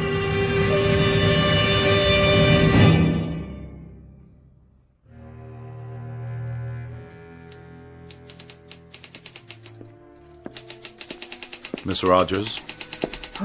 Yes, Mr. Finchley? Let me see the pages. Yes, sir. Is that all you've done? That's all I've done. 2 articles and 1 column, almost completely retyped, 40 pages in 3.5 hours. That's the best I can do, Mr. Finchley. It's that idiotic gadget of yours, humming and clicking away. I suppose it's about to break down, too. It's perfectly fine for a typewriter if you'd let me use a word processor. My words don't need processing. They've already been diced and sliced by the most perfect processor known to man, the human brain, which in my case comes with a great deal of priceless expertise. But a computer would increase the speed. I wouldn't have to worry about ribbons, correction tape. The solution to that, Miss Rogers, is increased accuracy. I'm extremely accurate, Mr. Finchley, and it's not my speed that's the problem. This is an old-fashioned, out-of-date technology. If you'd allow me to bring a computer in here... Oh, no! Not in my house. More unnecessary bells and whistles. Thomas Jefferson wrote out the preamble to the Constitution of the United States with an inkpot and a feather quill. It took him only half a day. Then why don't you hire Mr. Jefferson? Did I ever tell you with what degree of distaste I view insubordination? Oh, yes, many times, often and endlessly. What are you doing? What does it look like? I'll tell you what, Mr. Finchley. From now on, you can get yourself another girl. Somebody with 3 arms and roughly the same sensitivity as an alligator. Then the 2 of you can work together till death do you part. As for me, I've had it. And you are going where? Where? I think I might take in Bermuda for a couple of weeks, or Mexico, or maybe a quiet sanitarium on the banks of the Hudson. Now, Miss Rogers. Any place where I can be as far away as possible from the highly articulate, oh so sophisticated bon vivant of America's winers and diners, Mr. Bartlett Finchley. Miss Rogers, you don't mean that. And surely you're not serious. You've even got me talking like you. But I'll tell you what you won't get me to do. You won't turn me into a female Finchley with a pinched, scornful little heart and a mean, petty, yellow, jaundiced view of everybody else in the world. Miss Rogers, please. Please don't leave. I beg your pardon? I wish you'd reconsider. Speak up. I can't hear you. I wish you'd stay for a little bit longer. You what? I don't mean to work. All that can wait. Then why? I was just thinking... Well, we might have dinner. You're not serious. Or something, perhaps a cocktail. You are serious. I am. I'm not very hungry, and it's too early for cocktails. What's your trouble, Mr. Finchley? You sound like a half-hearted orphan whose idea of a lark is a square dance at the local grange. I'm merely suggesting to you, Miss Rogers, that we observe the simple social amenities between an employer and a secretary. I thought we'd go out, even taking a show or something. How very sweet, Mr. Finchley. Thank you, but no, thank you. Tonight I'm taking a hog-calling lesson. You know what a hog is, don't you, Mr. Finchley? He's a terribly bright fathead who writes for gourmet magazines and condescends to let a few other slobs exist in the world just to take his rudeness and run back and forth at his beck and call. Good day, Mr. Finchley. Miss Rogers, before you go... Have a cup of coffee, or anything at all. If you must know, I'd like very much not to be alone for a while. Are you ill? No, not as such. Then what's the trouble? Does there have to be trouble because I'm desperately tired. I've hardly slept for 4 nights. And the very thought of being alone now, well, frankly, it's intolerable. Things have been happening, Miss Rogers. Very odd things. Go on. That TV set in the corner. It goes on late at night. It just goes on all by itself. I see you got it fixed. And the clock radio I kept in my bedroom. It went on and off, too, of its own accord, whenever I tried to catch up on my sleep. I'll let you in on a little secret. There's a conspiracy afoot in this house, Miss Rogers. Really, Mr. Finchley? That's exactly what it is. A conspiracy. The television set, the radio, electrical devices of every sort. That miserable car I drive. Even the clock on the mantelpiece. There's no clock on the mantel. I know. I threw it away. Why would you do that? What I'm getting at, Miss Rogers, is that for as long as I've lived, I've never been able to satisfactorily operate machines. Mr. Finchley, I think you ought to see a doctor. A doctor? Oh, the universal panacea of dreamless idiots. If you're depressed, see a doctor. If you're happy, see a doctor. If the mortgage is too high and the salary too low, see a doctor. You, Miss Rogers, you see a doctor. I am a logical, rational, intelligent man. I know what I see. I know what I hear. And for the past 3 months, I've been sharing this house with a collection of wheezy Frankenstein monsters whose whole purpose is to destroy me. Now, what do you think of that? I think you're terribly ill. I think you need medical attention. You obviously haven't heard a word I've said. I think you've got a very bad case of nerves from lack of sleep. By no choice of my own, I assure you. And I think that way down deep, you yourself realize that these things are nothing more than delusions. Now I know what you really think of me. That I'm to be pitied. That I'm a poor wretch, not in my right mind. That... Think what you like. Now where are you going? You don't need company, Mr. Finchley. You need analysis. You're no better than a cogwheel robotic machine yourself. You haven't an iota of compassion or sympathy. Mr. Finchley, please, let go of my arm. I'll let you go when I get good and ready to let you go. Mr. Finchley, let's not make an ugly scene here. Now, come on, let me go. Mr. Finchley, let go of me! Get out of here, and don't come back! With distinct pleasure and manifest relief. Don't ever come back. I'll send you your check. I will not be intimidated by machines, so it follows that no empty-headed little secretary with a mechanical expression is going to get away with anything either. Mr. Finchley, in this conspiracy you're suffering, this mortal combat between you and the appliances, I hope you get licked. Good riddance! What? More typewriting? Oh, you think you'll turn yourself on any time you feel like it, do you? Let's see what you've written. Get out of here, Finchley. Get out of here, Finchley? Who are you to tell me to get out of my own house? You're a machine, a silly machine, an inanimate object. All right, that's it. This is war. You're not going to intimidate me. Did you hear what I said? You're not going to get away with it, you machines!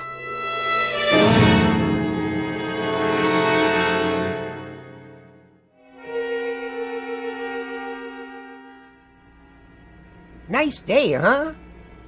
Define your terms. I was only making conversation, Mr. Finchley. Just see to it that this elevator takes me all the way to my destination without a mishap. 19th floor. I'm surprised I got here in one piece. Pardon, sir? No matter. You wouldn't understand. You couldn't, since you choose to collaborate with these infernal contraptions all day long. Yes, sir. Good afternoon, Mr. Finchley. Is it? I just meant... I know what you meant. The warm, languid weather outside, fluffy white clouds scudding across a pale blue sky. The sort of day when a young woman's thoughts turn to romantic mush. Disgusting. Mr. Finchley, I assure you I... Well, I'll have none of it. Do you hear? Excuse me. Editorial department... Ah, another telephone. Mr. Alexander Graham Bell's most loathsome invention. It undoubtedly knows my whereabouts at all times. Please hold. Mr. Finchley, did you want to see the editor? No need. I simply wish to drop off my manuscripts for the next issue, the reviews and the personal opinion column. Oh, and kindly note, the final pages are handwritten this time. Oh, did your computer crash? By no means. My typewriting apparatus is in the shop. Actually, I prefer this method. It allows me to make last-minute revisions directly from my hand to your eye, as it were. I'll tell them it's here. Then I shall take my leave. Out into the blinding white heat of the cruelest month. Reflux Publications? Iron Gourmet Magazine? Just a moment, please.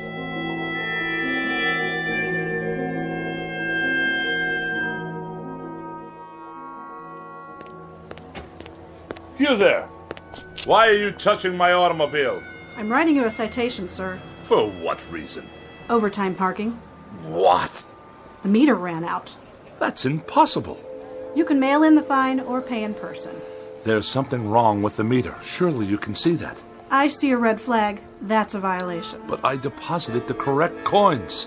Maybe you did. Just not enough, that's all. On the contrary, I've been gone for 13 minutes. I inserted coinage worth exactly 30 minutes. Well, it doesn't look like it. Then the meter's not working properly. Take it easy. You don't want to break city property now, do you? It's already broken. Definitely and absolutely. It runs too fast. Any fool can see that it did not register a full 30 minutes after swallowing my money.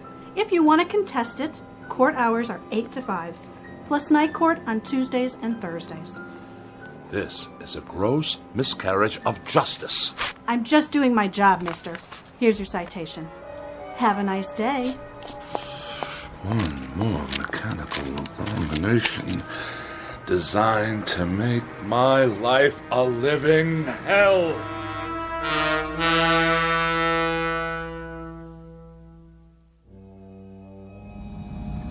One side, madam. You, sir. Move your vehicle out of my way. Watch it, Mac. Watch what exactly, you imbecile? This is my lane.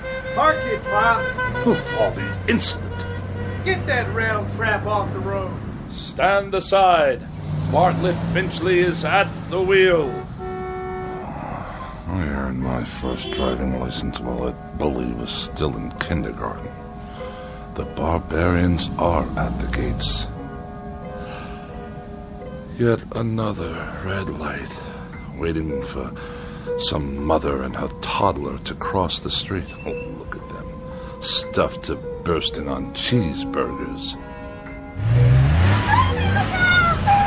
What's wrong with you? Are you blind? I did nothing.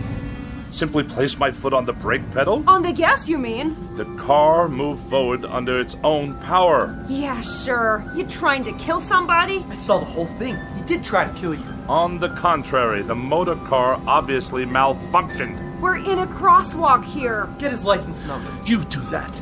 The light is now green. Do I have your permission to proceed? Get that piece of crap out of here. Gladly.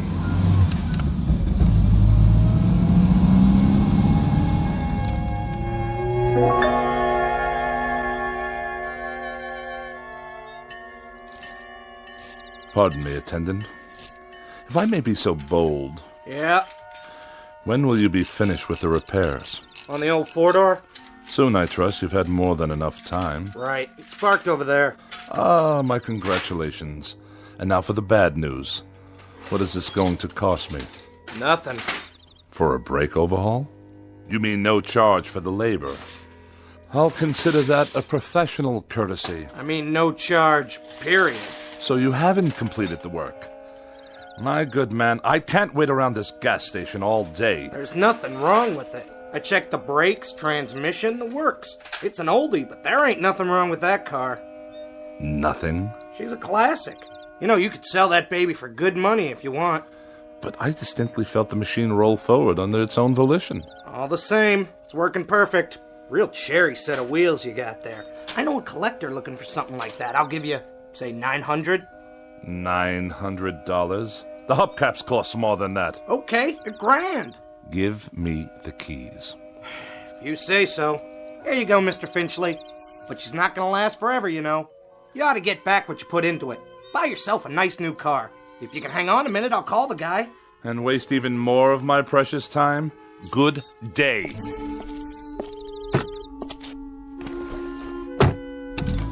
Wait up! Ah, now you deduce what's wrong, as I'm about to drive away. $1,100. Cash on the barrelhead. Oh, go tighten your fan belts or whatever it is you do in this incompetent establishment. Knuckle-dragging dolt. At least I can hear some decent music. Get out of here, Finchley. More abuse.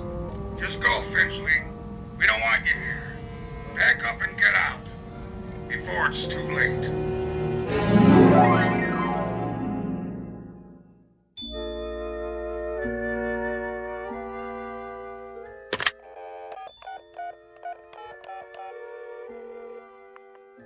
Miss Moore, please?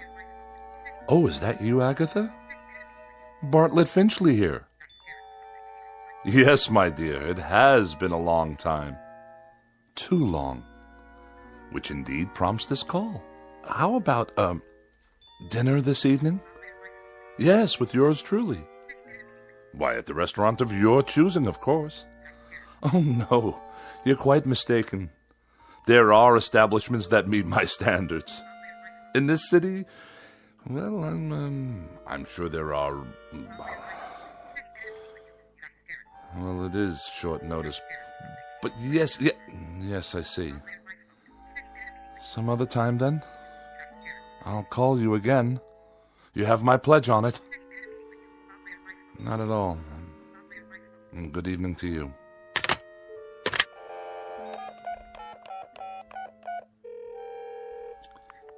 Mrs. Donnelly, please. Pauline, is that you? Oh, and how's my favorite young widow this evening? Bartlett. Bartlett Finchley. You remember? Yes. I'm tip-top. And you? Splendid. Say, listen, Pauline, I was wondering, sort of spur of the moment and all that, but oh... I see. I see.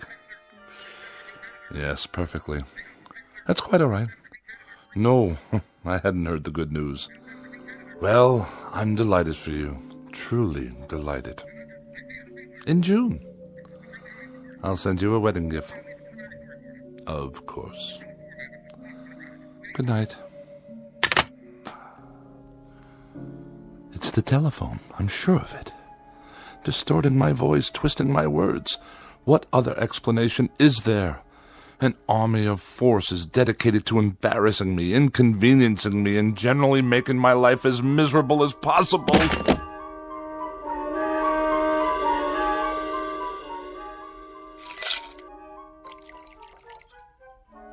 How much longer, may I ask? The phone's all fixed, Mr. Finchley. One in the bedroom, too. So you say? Yeah, she's operating all right now. Had to replace a handset, though. Shouldn't give you any more trouble. I'm deeply indebted. Convey my best to Mr. Bell for his reliable invention. Yeah, sure. Is there something else? Well, you tripped over the cord. Is that what you said? If that's what I said, you may rest assured that's what happened. Well, you're the boss, Mr. Finchley. Reason I asked, though, those wires sure looked like they were yanked out. Do they now? Proving what a vast storehouse of knowledge the phone company has yet to acquire. Okay. So long, then. Have a nice night. I shall certainly endeavor to do so. One thing. Yes? The thing about phones, though? What? Well, you see, they're just like any other piece of electronics. You have to be careful. Treat them right. Because if you don't, they won't do what you want. Kind of like people, I guess. Kick them to the curb, and they won't be there when you need them. You get back what you give out. But, well, I figure you know that already, don't you, Mr. Finchley? A smart man like you. Good night. So be it. Another evening alone. Just as well. At least this way I'll have the company of a person of quality. And welcome once again to Dinner for One on the Eating Channel. Tonight we prepare a bright and breezy repast guaranteed to liven up any kitchen. Oh, Spare me. 3 new and exotic courses imported from jolly old England. For appetizers, a wonderful discovery called the Scotch egg, followed by an exquisite cold watercress sandwich. And the traditional pièce de résistance, bangers and mash. Sound excited? Well, it is. So sit back and enjoy and keep a pencil and paper handy. Now for something completely different. Balderdash, not worthy of a review. Cretins and half-wits at every turn. Well, who needs you? Who needs any of you? Mr. Bartlett Finchley is going out on the town. He's going to have a wonderful evening with some good wine, and who knows what lovely lady I may meet during my nocturnal meanderings. Who knows indeed?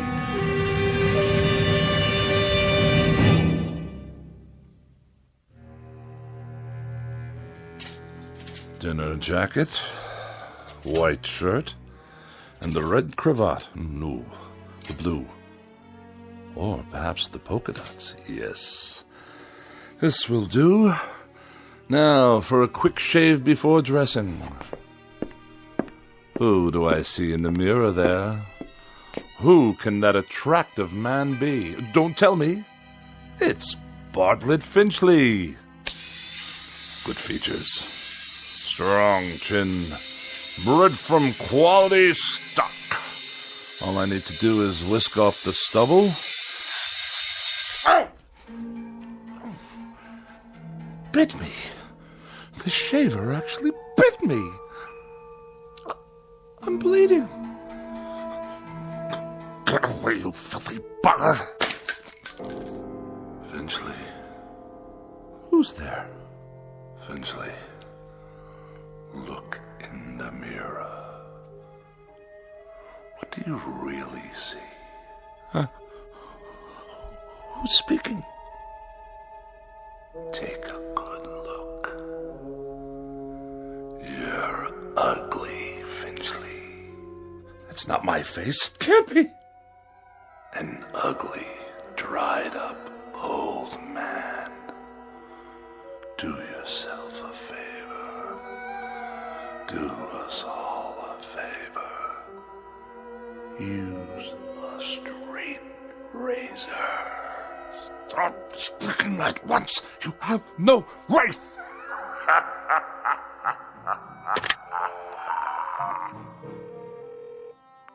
Hello, operator. Get me the police. Someone's in my house. Hello? Hello? Finchley, get out of here. Stop this! You Finchley? Oh, thank God you're here, officer. Your car? What? The car in the street. Yes, it is. What about it? She rolled down the driveway, almost hit a kid on a bike. Yeah, my son. But the brake was on. The emergency brake? You better get it fixed. I just did this afternoon. Don't you believe him, officer? Car rolled right down the driveway and into the street. You're lucky you didn't hit somebody. Then you'd really be in hot water. Got the keys? They're in the other room. Better get them then. I want to put on some clothes while you're at it. Look at him standing there in his underwear. I have a robe on, madam. Some robe? It's called a dressing gown. And tie it shut. I'll write you up for indecent exposure, too. Oh, yes, of course. All right, fella, you better pull her back in the garage.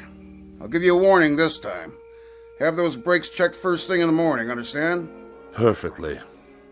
There is another matter I'd like to discuss with you, officer, now that you're here. And what's all the noise in his house? He's always throwing stuff, yelling at the top of his lungs. That true?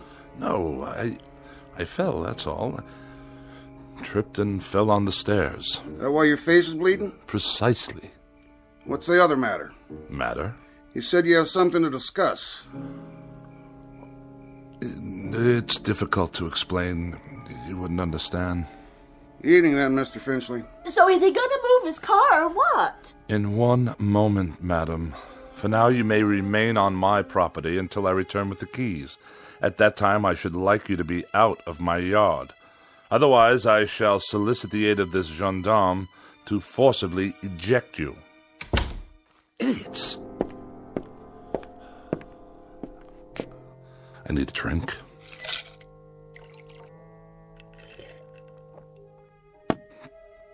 perhaps one more.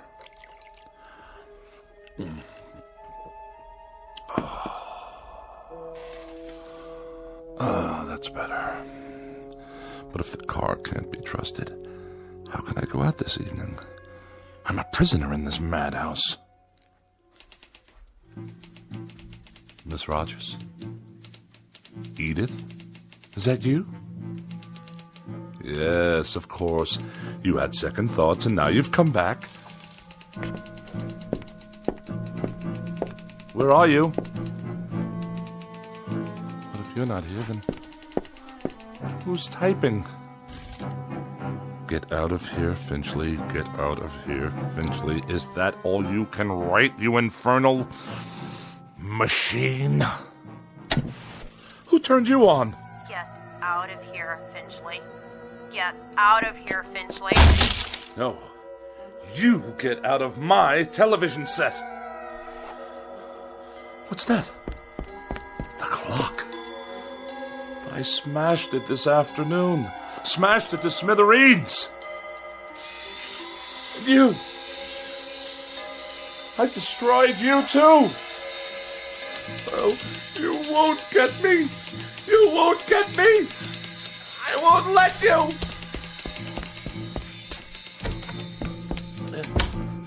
Help me, please. Someone. It's Bartlett Finchley, your neighbor. Let me in. It's that crazy man again. Don't let him in, Mom. He tried to kill me. I didn't. The car did. Don't you understand? Open your door. You get away from here.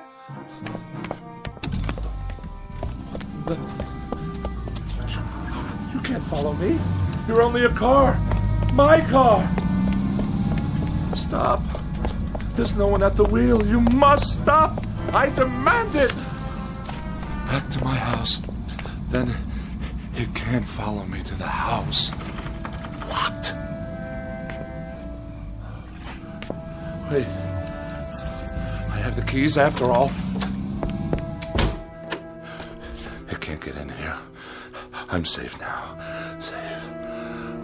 Where's the light switch? Burned out. Just as well. I'll hide here in the dark until the car goes away. Yes, that's it.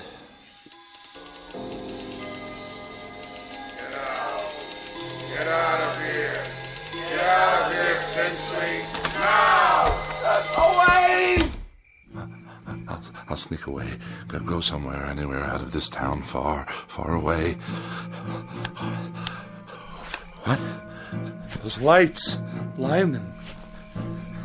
I can't see a thing. No!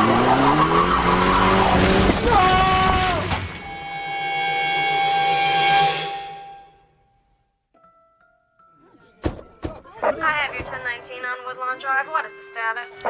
Cancel that call for backup. Paramedics have arrived, waiting their decision. Do you have a positive ID? Finchley, first name B for Bartlett. Stand by, 10-4. That man. He was running in his bathroom. Never saw anything like it. What's his condition? Flatline. He's gone. I'll put him down as DOA your arrival. Heart attack? That's what it looks like. What happened here, you know? Neighbors said they heard him shouting about something last night. He sounded scared. What about? Well, whatever it was, he took it with him. Was he out here? Right here on the porch, slumped down against the door, eyes wide open like he saw a ghost. I figure he was on his way to his car. Which one? At the curb. Never got to move it like I told him. He must have been drunk. You can smell it on him. Good thing he forgot his car keys or he might have done some real damage. Yeah, not now, though. Poor old guy. He was a royal pain, let me tell you. That's all over now. Maybe he did see something. Who knows? Maybe so.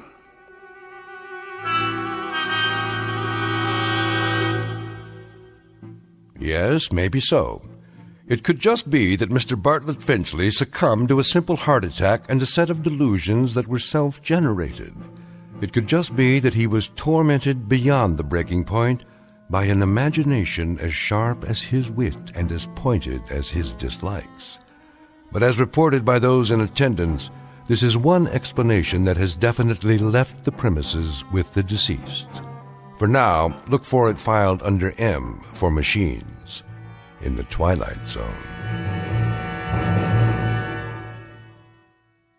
More from the Twilight Zone after these words. Hi, this is Carl Amari, producer of the Twilight Zone radio dramas. I'd like to take a moment to tell you about our official website at twilightzoneradio.com, where you'll get the latest news and information on these Twilight Zone radio dramas. Plus, at twilightzoneradio.com, you can digitally download 3 free episodes or any of our episodes for only $1.95 each. In this age of ever-changing technology, we've decided to make these episodes instantly available to you by making the Twilight Zone radio dramas a digital download-only series. This means that this series will no longer be offered on CD. The CD collections at our website are now being offered while supplies last at buy one, get one free. So be sure to get your favorites before they're sold out. Be sure to visit us often, and I'll see you in the zone.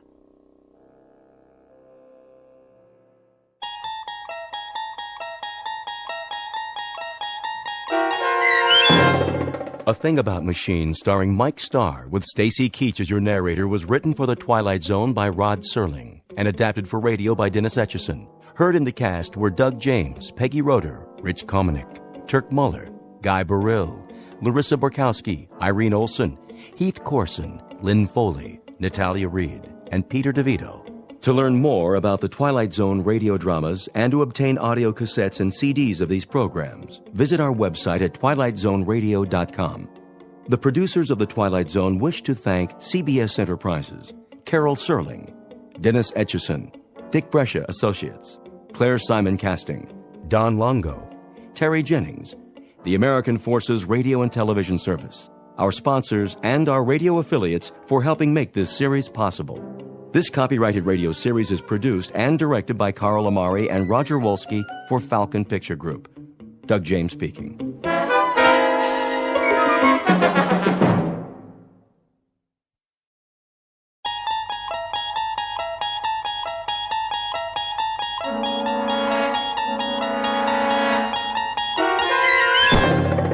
There is a fifth dimension beyond that which is known to man. It is a dimension as vast as space and as timeless as infinity. It is the middle ground between light and shadow, and it lies between the pit of man's fears and the summit of his knowledge. This is the dimension of imagination. It is an area which we call the Twilight Zone.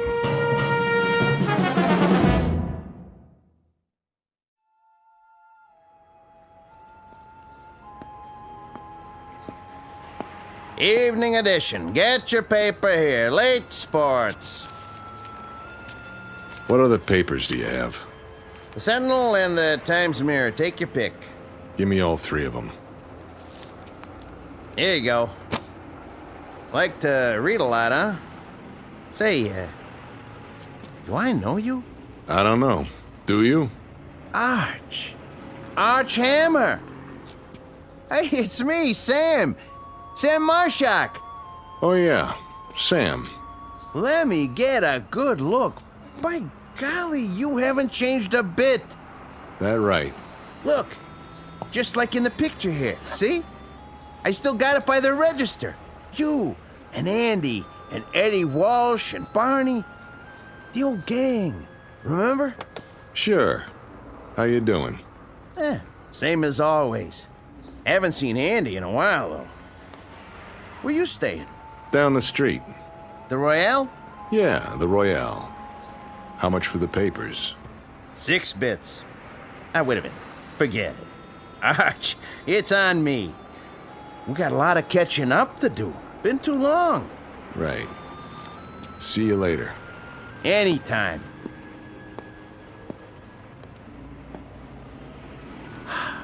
Archie. Ain't that something? Heard he was in Joliet. Must have got out.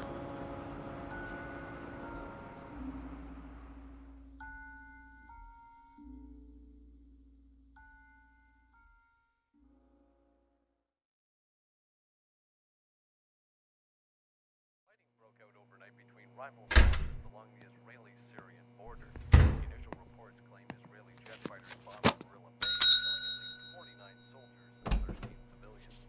Hold your horses. I'm coming, I said. How much for a single? Depends. By the day is one thing, by the week is cheaper. I don't know how long I'll be staying. $6.80 a night plus room tax. You want a shower? Is the water hot? Mornings only, otherwise it costs extra. Forget it. Hold on. Haven't I seen you before? Could be. All right, I'll give you the discount for regulars. No guests, though. Wouldn't think of it. Sign here. Right.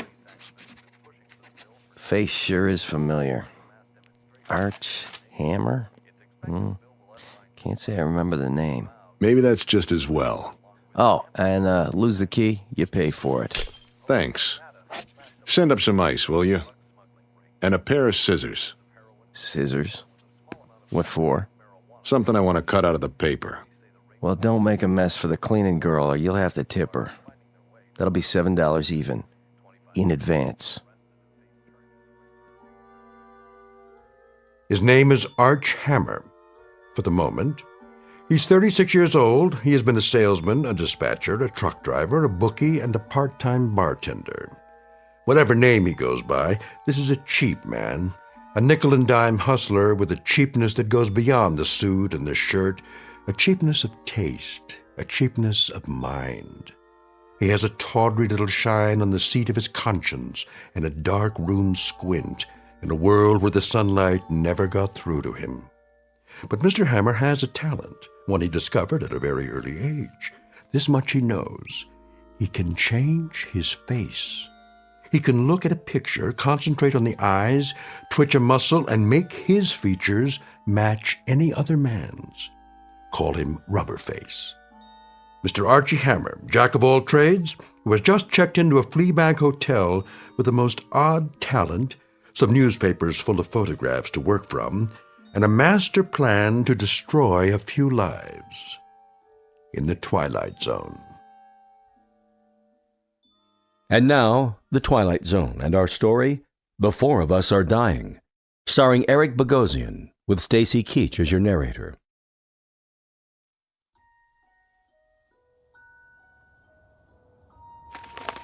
There's a good one. Human interest. Yeah. Room service. Just a minute.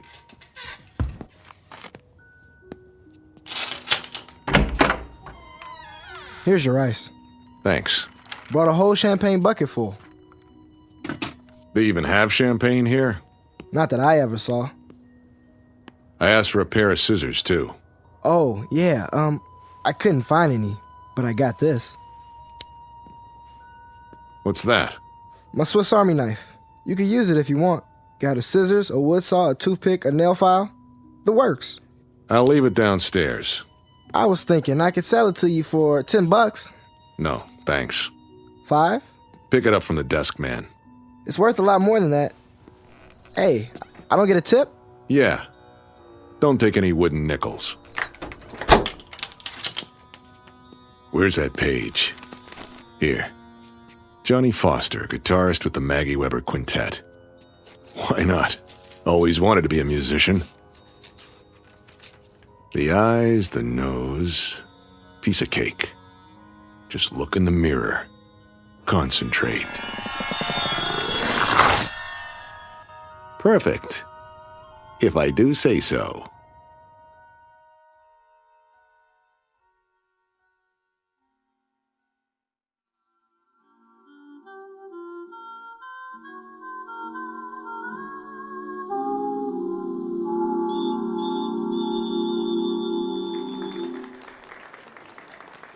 Thank you, ladies and gentlemen. That one was for Johnny. Wherever he is, I know he can hear us. Now, if you don't mind, we'll take a little break, and we'll be back with another set in just a few minutes. Take 5, boys. Sure thing, Max. Make that 10. You got it. You're playing real pretty tonight, Maggie. Don't I always? Sad, though. I never heard a piano cry before. Then we'll have to try some upbeat tunes. If I've got it in me. Hi, Mag. What'll it be? Ginger ale. Straight up. On the wagon again, huh? Off and on. Hey, Maggie. Hey yourself, sport. I got a stool here with your name on it. That right. Come on, sit down and get acquainted. Unravel the flesh. Huh? Hey, pal, keep your hands off the talent. I'm just trying to buy the lady a drink. Don't you want one? Love one. All by my lonesome. Okay. Just trying to be friendly. You can have the booth in the corner, Mag. Strictly solo. Thanks, Red. One ginger ale. Hey, sure you don't want a little something in it? The last show of the night? Why not? Here you go.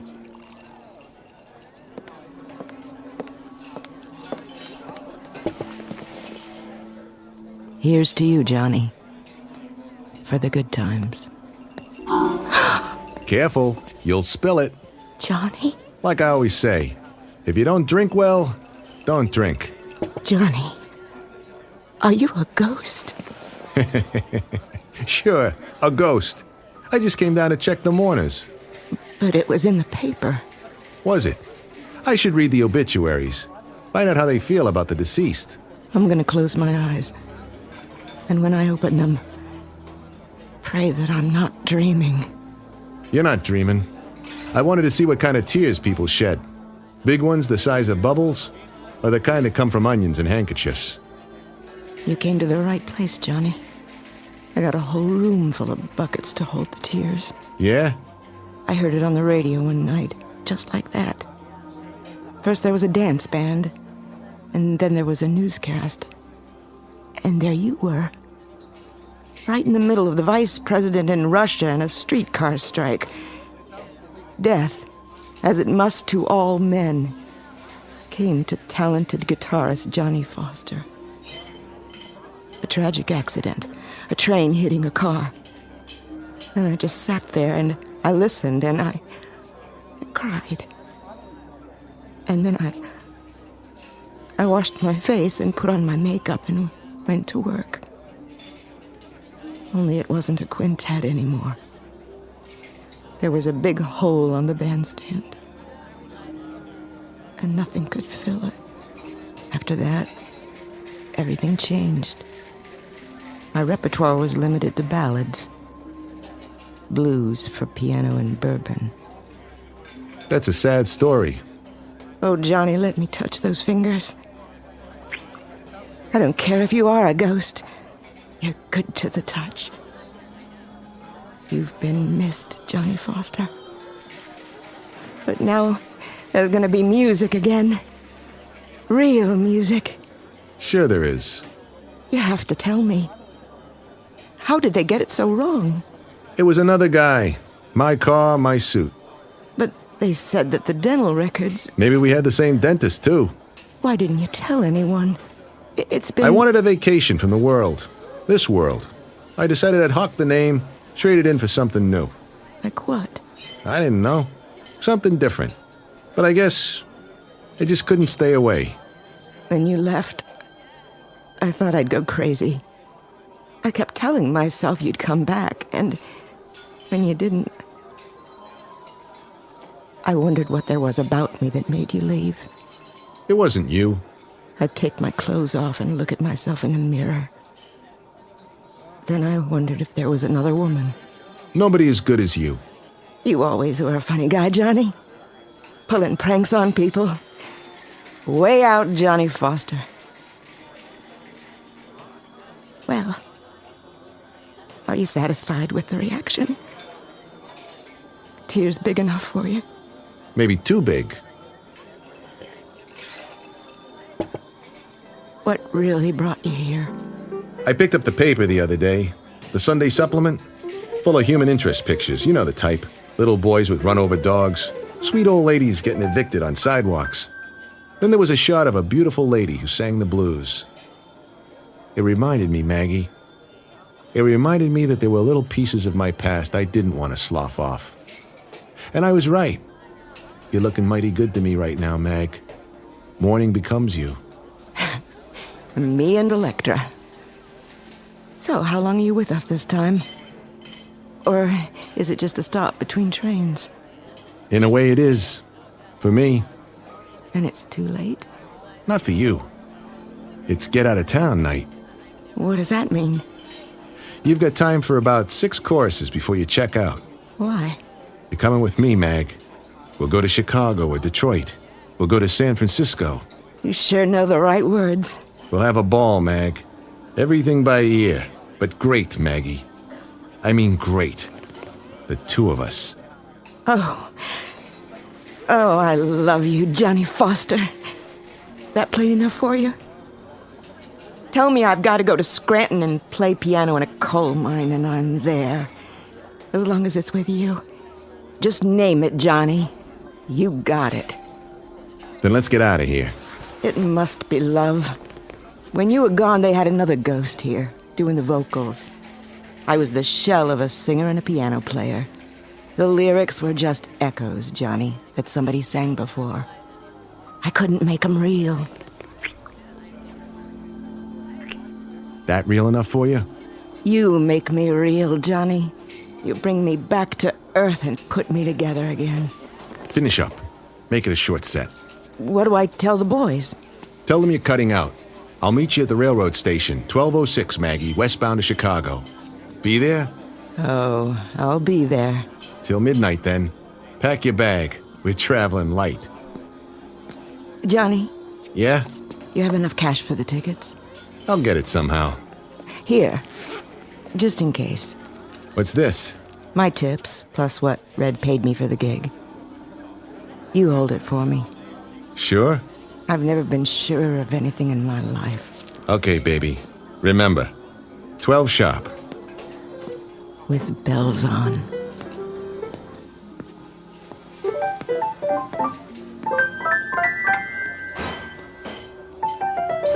Johnny? Hey, man. Like you didn't tangle with the Union Pacific? I thought you were out of this world. I don't believe my eyes. Was that Johnny Foster?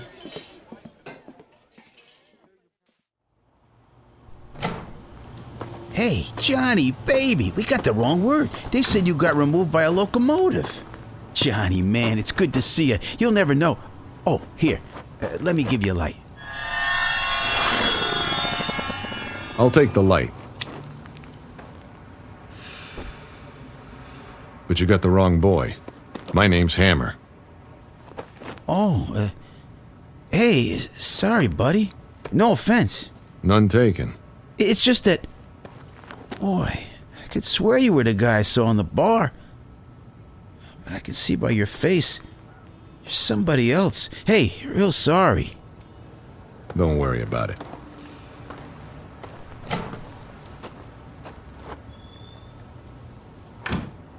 Johnny Foster, guitar player. With a beautiful dame. Well, why not? I never had a dish like that. I never got loved like that. And it feels good. So why shouldn't I? Maggie Weber, huh?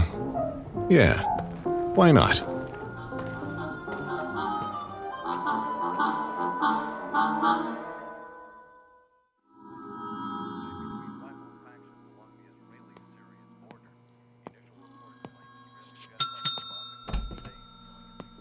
Mr. Hammer? Good memory. Something I can do for you? Just some information. What kind? This picture from the paper. What about it? Go ahead. Check it out. Local hoodlum found shot in river. So? Looks like he's a real tough guy. Was. Name of Sterig. Virgil Sterig. Funny name. Never heard of him. No? Then maybe you saw him around. Before he went for a swimming lesson.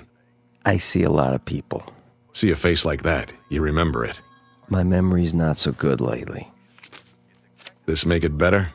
It's getting there. How about now? Oh, yeah. Virgil. I might have seen him once or twice. He used to carry a satchel. Full of what? It's hard to say. Try. He was the bagman. For who? Same guy all the bookies work for. I need a name. Pinnell.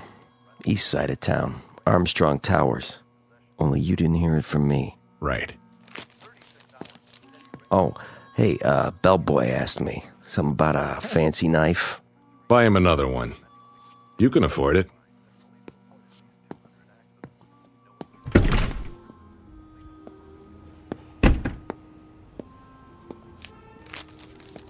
Virgil, how was the water?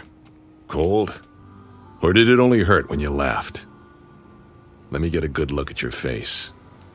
Crooked nose, low forehead. Piece of cake.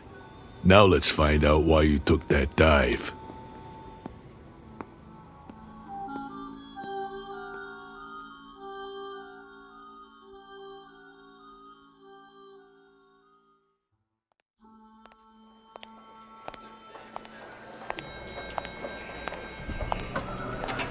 Going up? Always. What floor you? Oh, hi, Mr. Sterling. Hi yourself. The penthouse? Where else? I haven't seen you for a while. No kidding. But now, here you are. Back from the dead, and bigger than ever. Oh, I didn't mean it that way. I just meant... Say... Thanks for the lift. Didn't I see something in the paper about that? Don't believe everything you read.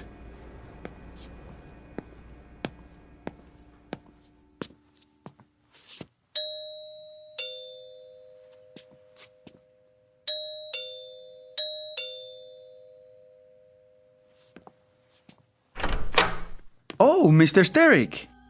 I'm surprised to see you. Where's Pennell? Mr. Pennell, not home. No? He's out. You come back tomorrow. I tell him you here. Call on telephone, maybe. I'll tell him myself. Now. I say he's not here. Out of my way. Oh! Who is it, Ramon? Hello, Pennell. What in the devil is... You ought to be more careful. It's only a bottle. Verge, is that you? I don't believe it. I clean up for you, sir. Leave it. But glass on floor. I said leave it. Expensive stuff. Imported. That doesn't matter, but you... You can always open another bottle, can't you? Plenty more where that came from. I like your taste, Mr. Pennell. Very rich. Polished. Lots of class. Like this apartment. Neat, but not gaudy. I clean it up. Later, Ramon. Oh, yes. Yes, sir. I go now. I come back later. You do that.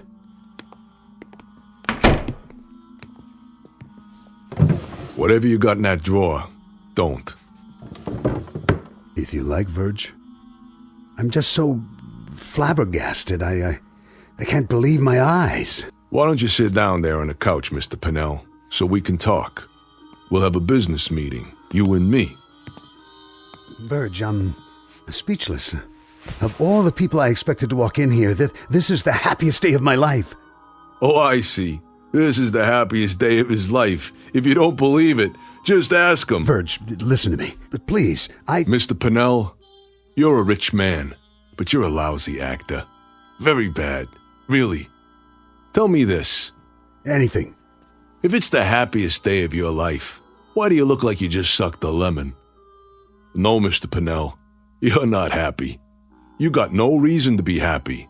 Believe me, I know. You got no reason at all. Of course I do.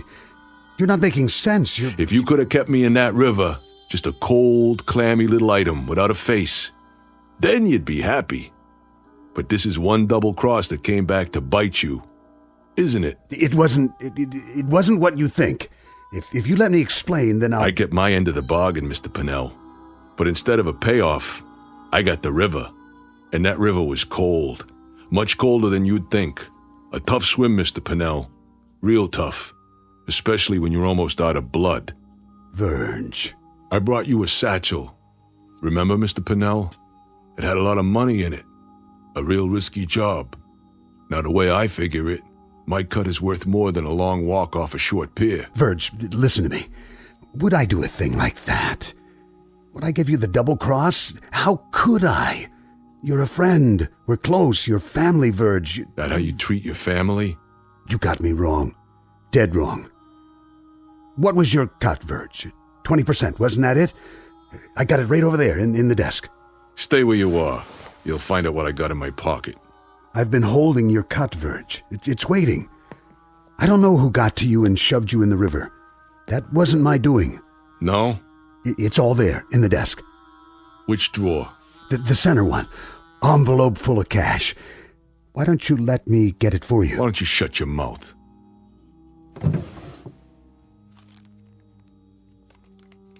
Go ahead, count it. This is mine? 20% of it. That's right. Same cut as always. And I always honor my contracts. But there's interest now. Interest? Sure. For floating face down in a river, I charge interest. For taking 3 holes in my belly, I charge more interest. That a problem for you? How much do you want? Well, if we add on the penalty, and then the extra penalty, it comes out to an even 100%. Okay by you? You have me at a disadvantage, Verge. Pleasure doing business with you. One question. Yeah? I have to know. Did somebody fish you out before you... Before I'd had it? Is that the question? Why, no, Mr. Pinnell. That's not the way it happened. That's not the way it happened at all. The truth is, I'm your worst nightmare. I'm a ghost.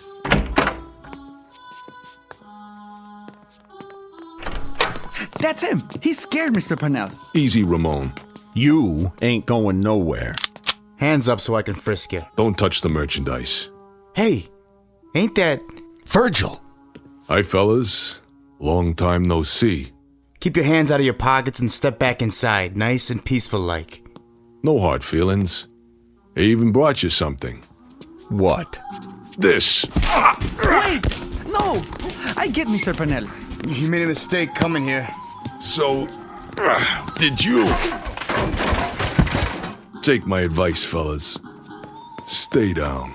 There! He's getting away! On your feet, you bums. Get him! He's a thief! I want him dead! You hear me? Dead! And buried!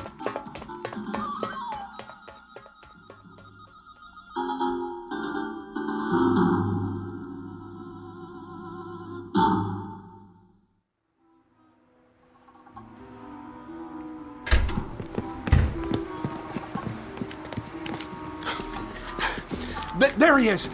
Get him! I can't get a shot! Where'd he go? This way. Gotta give him the slip. The alley. Dead end. Gotta get out. Gotta make it. But how? Look like somebody else. Fast. Who? Come on. Come on! Face. Any face. Can't think of one. Wait.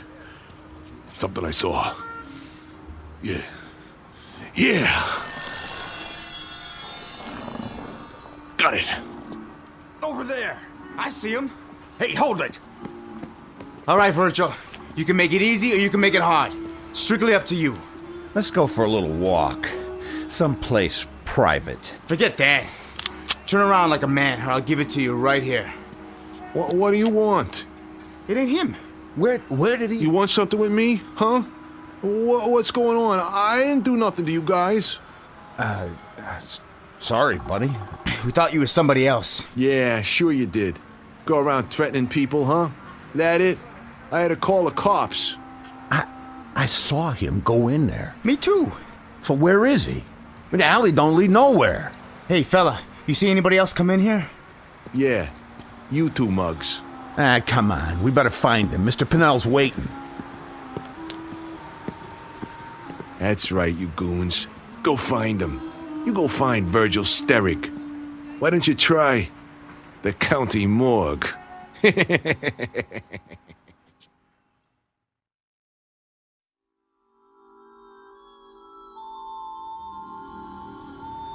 Newspapers, magazines. Help you, mister? Racing form. Right here.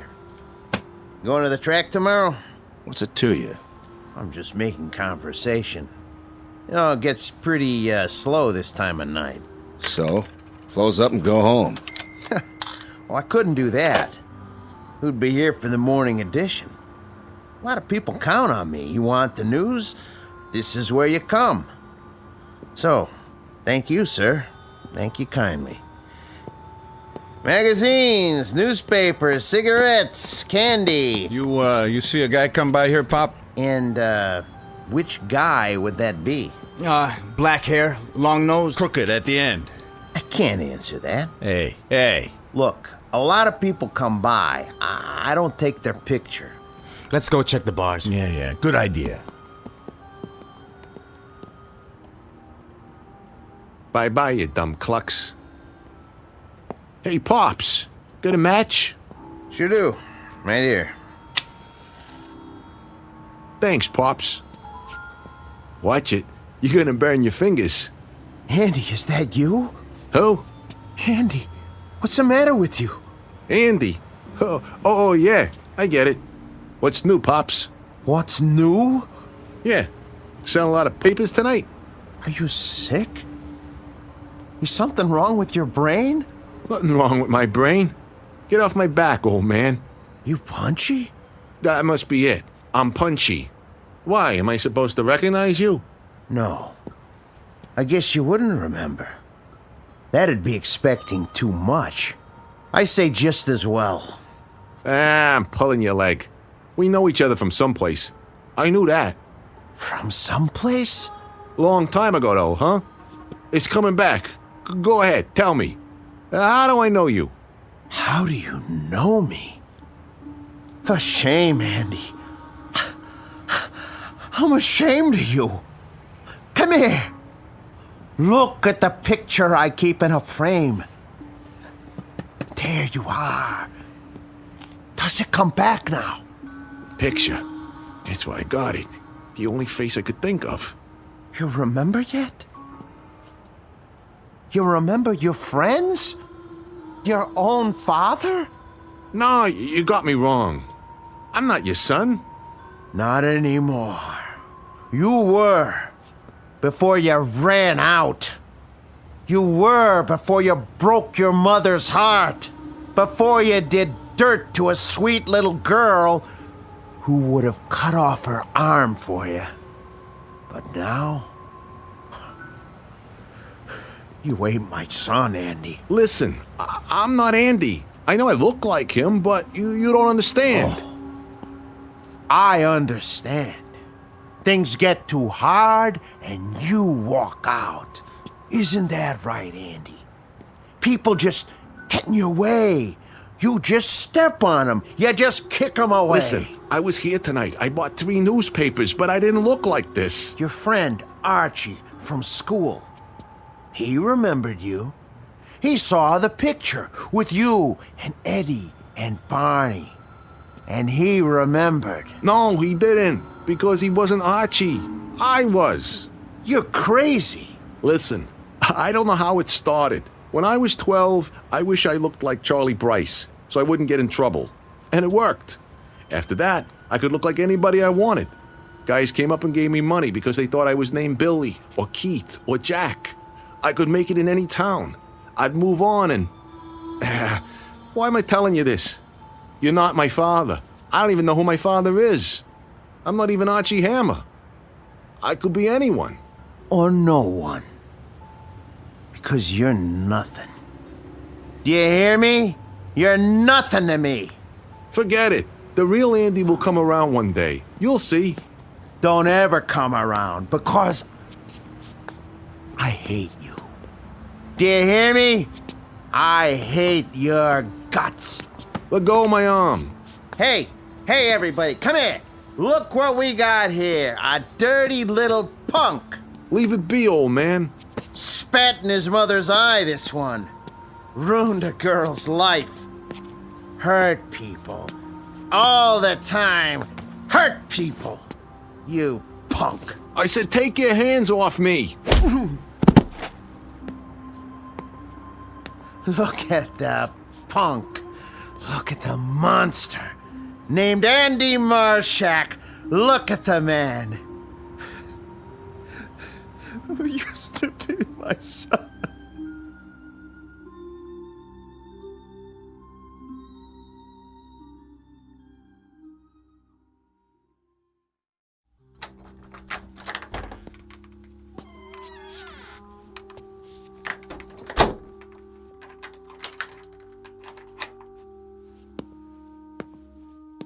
Now, let's try another face. Who's that handsome guy in the mirror? Why, it's Johnny Foster. Much better. Yeah? Delivery for Mr. Hammer. I didn't order anything. Not food. Then what? Flowers. I don't like flowers. You'll like these. Maggie. Yeah, that girl. Sorry, Johnny. You gotta go away for a minute. Goodbye, Johnny.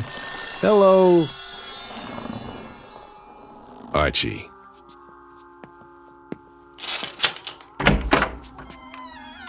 Where's the flowers? Archie Hammer of Detroit, Michigan? Never been there. Well, neither was Henry Ford. Let's step inside. You got a badge? Yeah. And a nice little warrant for your arrest. You're making a mistake. No mistake. Sandy hair, 160. You're him, all right. What's this for? Parole violation, leaving the state without permission. I don't know what you're talking about. I've been tracking you for a while. Doing a lot of interstate traveling, huh? Not me. You can make 2 calls when you get to the station. I got a train to catch. Do I have to take out the cuffs? Because if I do, I get irritated. And when I get irritated, people get hurt. Especially if there's just the 2 of us. Okay. Can I put on my coat? Where is it, Hammer? Out the window or up on the roof? In the closet there. Be my guest. And if you get any other ideas, feel free. I could use the target practice. I'll bet you could. Find it? Ready, Johnny? Here goes.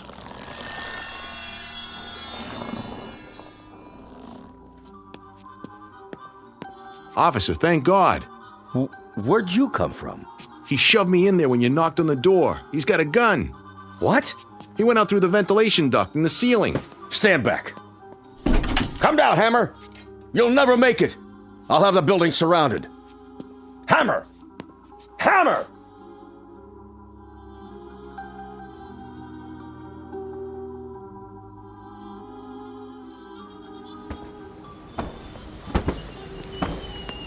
Hey, hold it right there. Yeah? Oh, you see a guy come out of here? Uh-huh. Took off down the street. Thanks. He went that way. Go get him.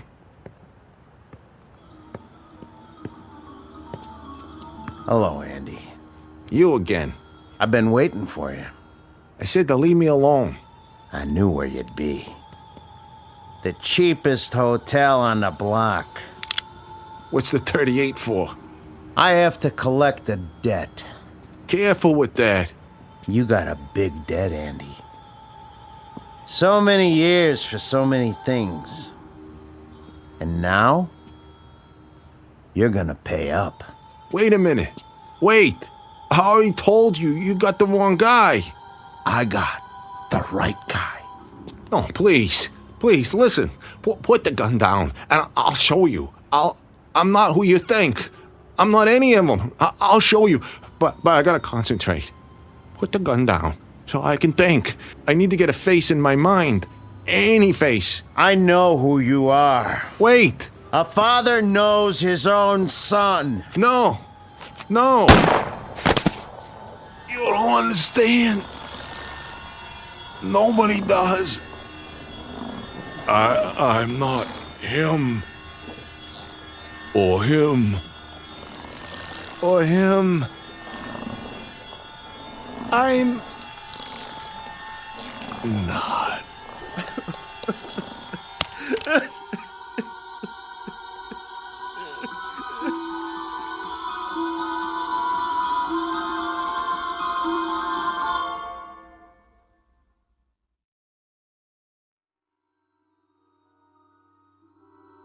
He was a cheap little man who checked in and checked out. He was a guitar player who was loved beyond words. He was a bagman with money in his pocket. And he was an errant son who finally got back some of the agony he caused in front of a Fleabag hotel. He was all of them. He was Arch Hammer, he was Johnny Foster, he was Virgil Sterrig, he was Andy Marshak. And all of them were dying.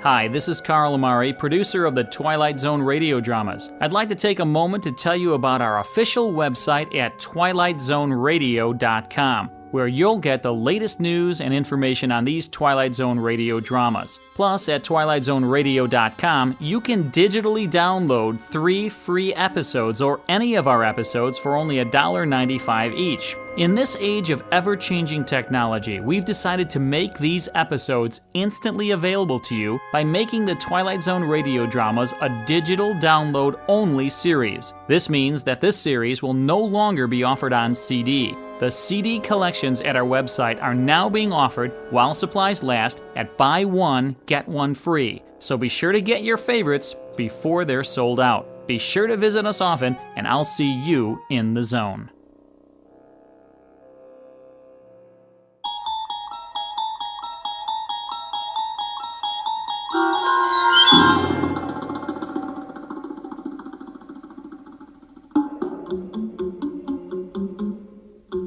The Four of Us Are Dying, starring Eric Bogosian with Stacy Keach as your narrator, was adapted for radio by Dennis Etchison and written for The Twilight Zone by Rod Serling, based on a story by George Clayton Johnson. Heard in the cast were Joby Cerny, Kurt Nabig, Damon Williams, Norm Woodell, Tom McElroy, Doug James, Jeff Lupetin, Linda Ryder, Jamie Barron, Rick Vargas, and Vince Amari. This copyrighted radio series is produced and directed by Carl Amari for Falcon Picture Group. Sound design and custom Foley effects for The Twilight Zone by Cerny American creatives Bob Benson, Craig Lee, Michael Slaybach, and Matt Sorrow. To learn more about the Twilight Zone radio dramas and to contact us, visit our official website at twilightzoneradio.com. Doug James speaking.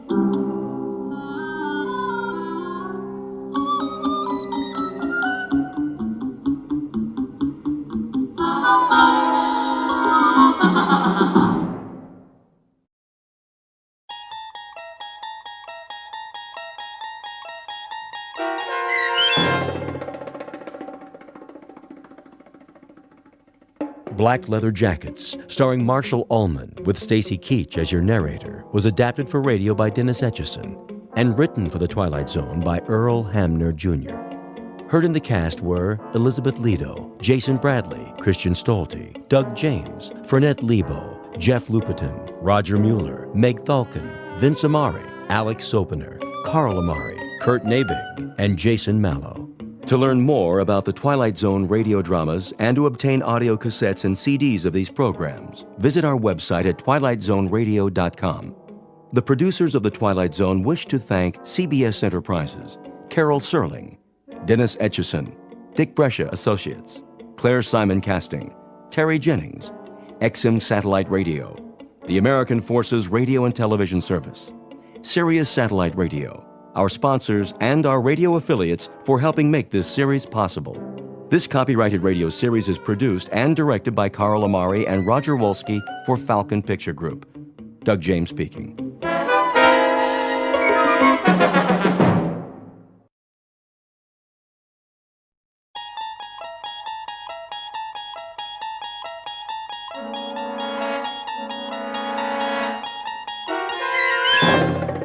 You unlock this door with the key of imagination.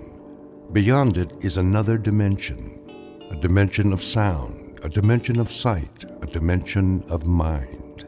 You're moving into a land of both shadow and substance, of things and ideas. You've just crossed over into the Twilight Zone.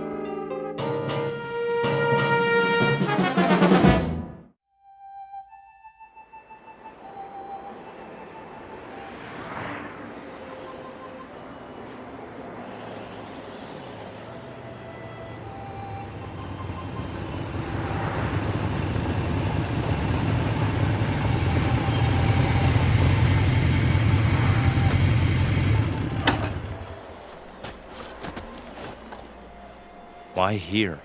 Looks like a good place. For what? Information. They won't know anything. Maybe they will. Hey, Steve's right. Look at all the trucks parked out front. I say we wait till we come to a town.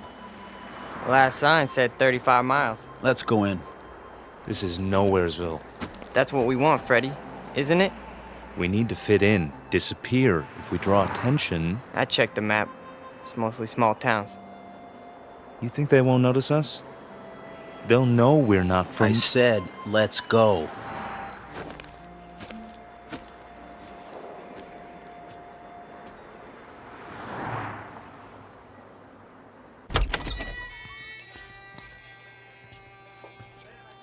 Hiya, boys. Sit anywhere you like. Got some seats at the counter. Thanks. 3 cold ones? Sure.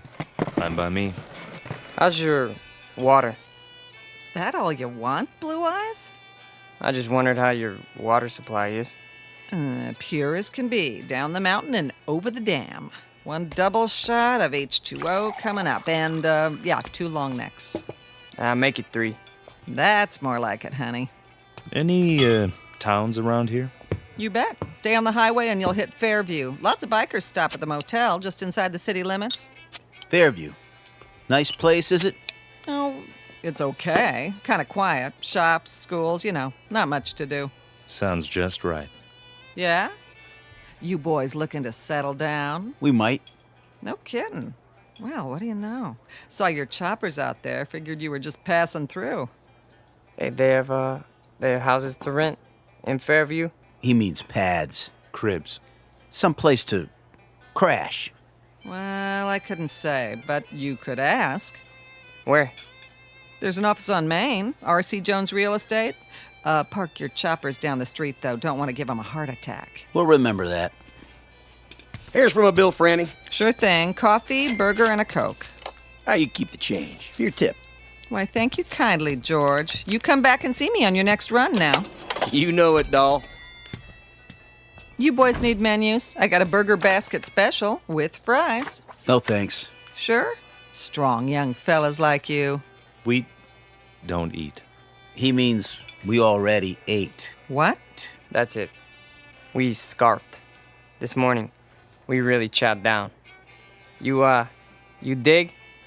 Oh, I dig you loud and clear, Daddy-O. Say, where are you from, anyway? Not around here. Come on, let's go. Right. You got it, Steve. I mean, Big Daddy. Hey, you didn't touch your beers. That's okay. We're not thirsty. Here you are. Hold on. Something wrong? This ain't all for me. Isn't it enough? It's too much. Here, let me give you some change. Keep it. Yeah, for your tip. Is that cool? Well, now that's mighty generous. You boys come back and see me now, anytime. 2 specials, Fran. Table 4. Sure. Those boys stiff you? No, Harry, that's just it. They gave me $23.17 for 3 beers. Maybe they're from another country. Maybe so, Harry. But wherever it is, must be a long, long way from here.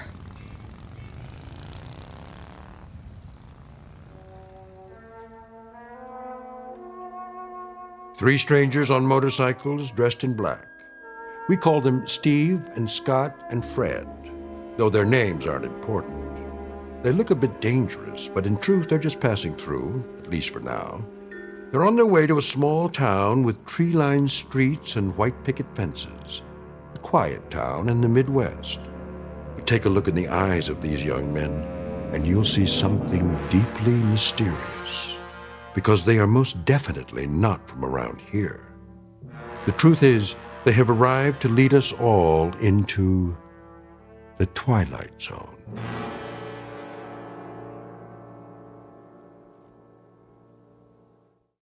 And now, The Twilight Zone and our story, Black Leather Jackets, starring Marshall Allman, with Stacy Keach as your narrator.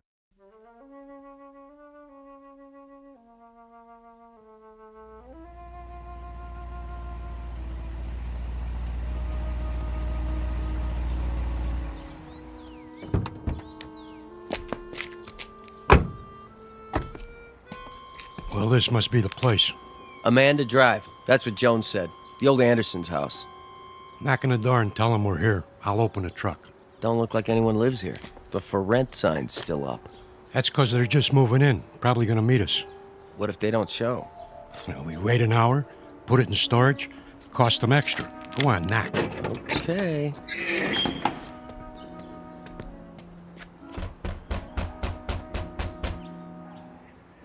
Nobody here. Give it another try. Locked up tight as a drum.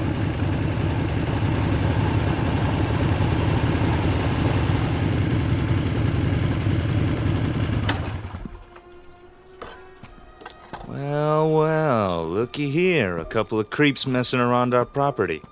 You the guys that live here? We ain't the fuzz, that's for sure. Got your stuff in the back. Open the door and we'll move it in. Hey, careful with the big cases. They're fragile. Whatever you say, pal. Somebody got the key to the house. Watch your feet, bozo. You're walking all over my grass. I might want to smoke it later. Get it? Grass? Smoke? I still need the key. Well, we don't. Yeah, we don't need no stinking keys. Scotty? Yeah, I'll take care of it. Done. Hey, how'd you do that?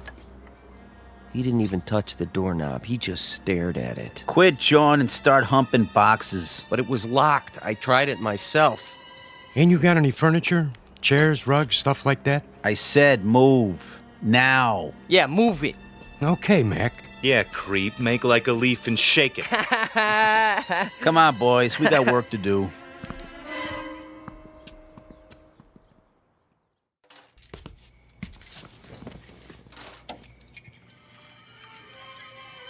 Martha? Yes, dear. Here's that movie you wanted to see. Be right there.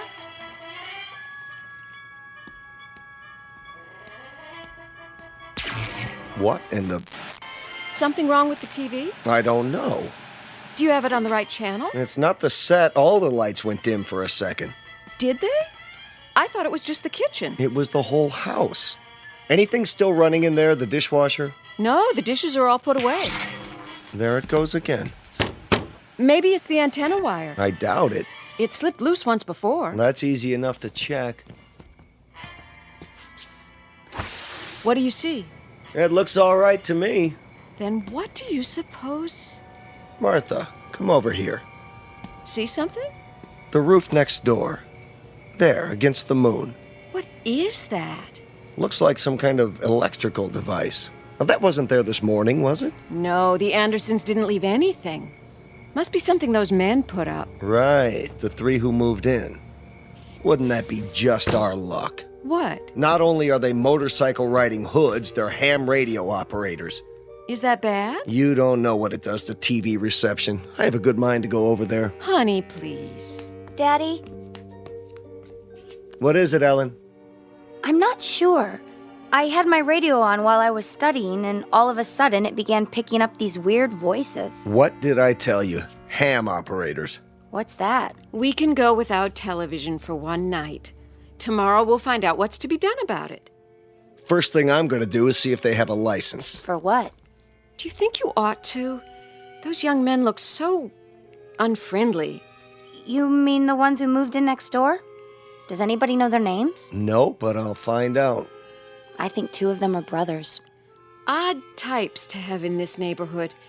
They don't really fit in somehow. The other one has blue eyes. How do you know? They were unloading the truck when I came home from school. Lots of boxes. Electrical equipment, probably. And these long silver metal things like giant tanks or capsules or something. You stay away from them, young lady. You make it sound like an order. It is. But you don't even know them. Your father's just concerned for your safety, dear. Go upstairs and finish your homework. I'm not going to wait till morning. I'm going over there right now. Stu.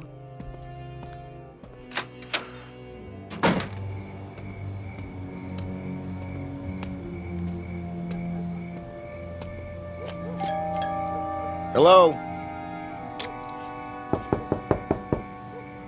Anybody here? Yeah? What's it to you? Hello there. I'm Stu Tillman from next door. No kidding. Been having a little trouble with my electricity flickering off and on. You boys wouldn't be ham radio operators by any chance, would you? What's so funny? Big Daddy here wants to know what's so funny. Yeah, ain't that a crack up? Who are you boys, anyway? We're monsters, Daddy-o. What's that supposed to mean? Yeah, we got a lease on the place. That okay with you? Where did you come from?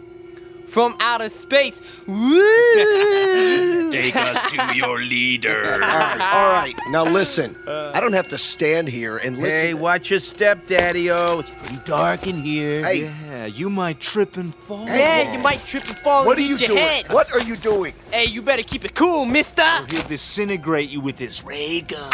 Take your hands off of me. Ah, look at him go. Stop it. Hey, this cat can really dance. A real cool cat. Yeah, move it. I said let go of me. Go, Daddy, go.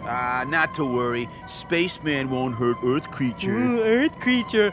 Crazy man. Real crazy. All right. I'm calling the police. Then I'm calling my lawyer. No, you're not. That would be uncool. Definitely. Just you watch. You're some kind of hoodlums. Cool it. The police probably have warrants for your arrest. They'll be very interested to know where you are.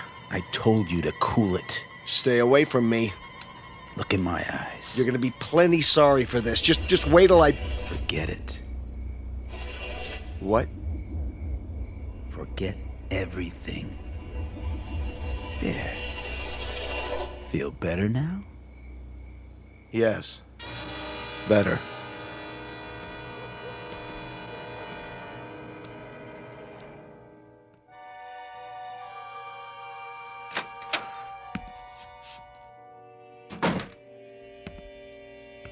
Stu?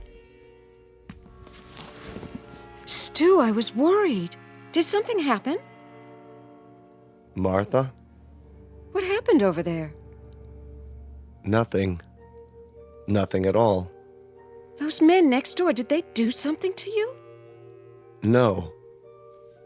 But you were going to talk to them about the television interference. Oh, that. Well, did you find out anything? It's not them. They're nice boys. 3 very nice boys. Definitely.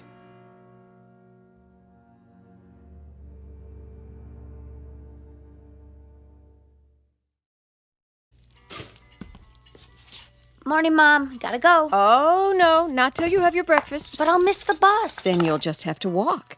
The exercise will do you good. I can't walk in these shoes. Here, I'm eating my toast, see? And your juice. Where's Dad? He decided to sleep in. I think he's coming down with something. Well, kiss him for me. Bye. Not so fast, young lady. I've got some scrambled eggs here. That girl.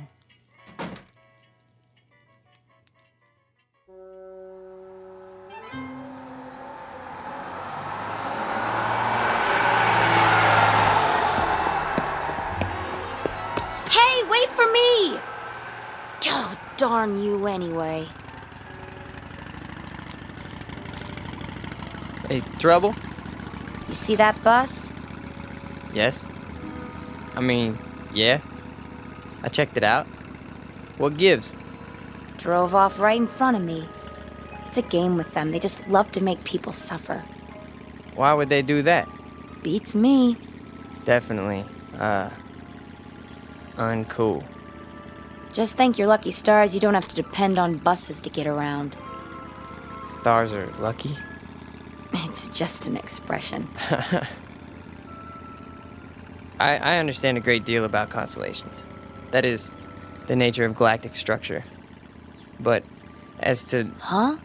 I mean, I dig stars the most. They're really cool. So, they're lucky? That's a gas. So are you. What do you mean? One minute you talk like a professor, and the next minute you sound like a... What did they call them? Beatnik or something. Thanks. You're a real cool chick. There you go again. Well, why do you try to talk that way? Sounds like you've been watching too many old movies. I have? I have. Before I came here, I made a study of popular culture. Music, motion pictures, satellite television. You're a trip, you know that? Trip, meaning to travel to another destination. Yeah, I believe I understand. You need a ride? Well, you aren't going past the school by any chance, are you? I could. With me on the back of your motorcycle? Why not? It can carry 2 passengers. That would definitely be cool. Well, there's a first time for everything. Come on, little lady. Hold tight. Tightly, I mean. Uptight. Out of sight. Here we go. Just look at that. What is it? She's on the back of his motorcycle, our daughter. Come away from the window. I told her to keep away from them. She missed her bus and he offered her a ride, Stu. I'm sure that's all there is to it. I could have given her a ride. But you're not a handsome young man in a leather jacket, dear.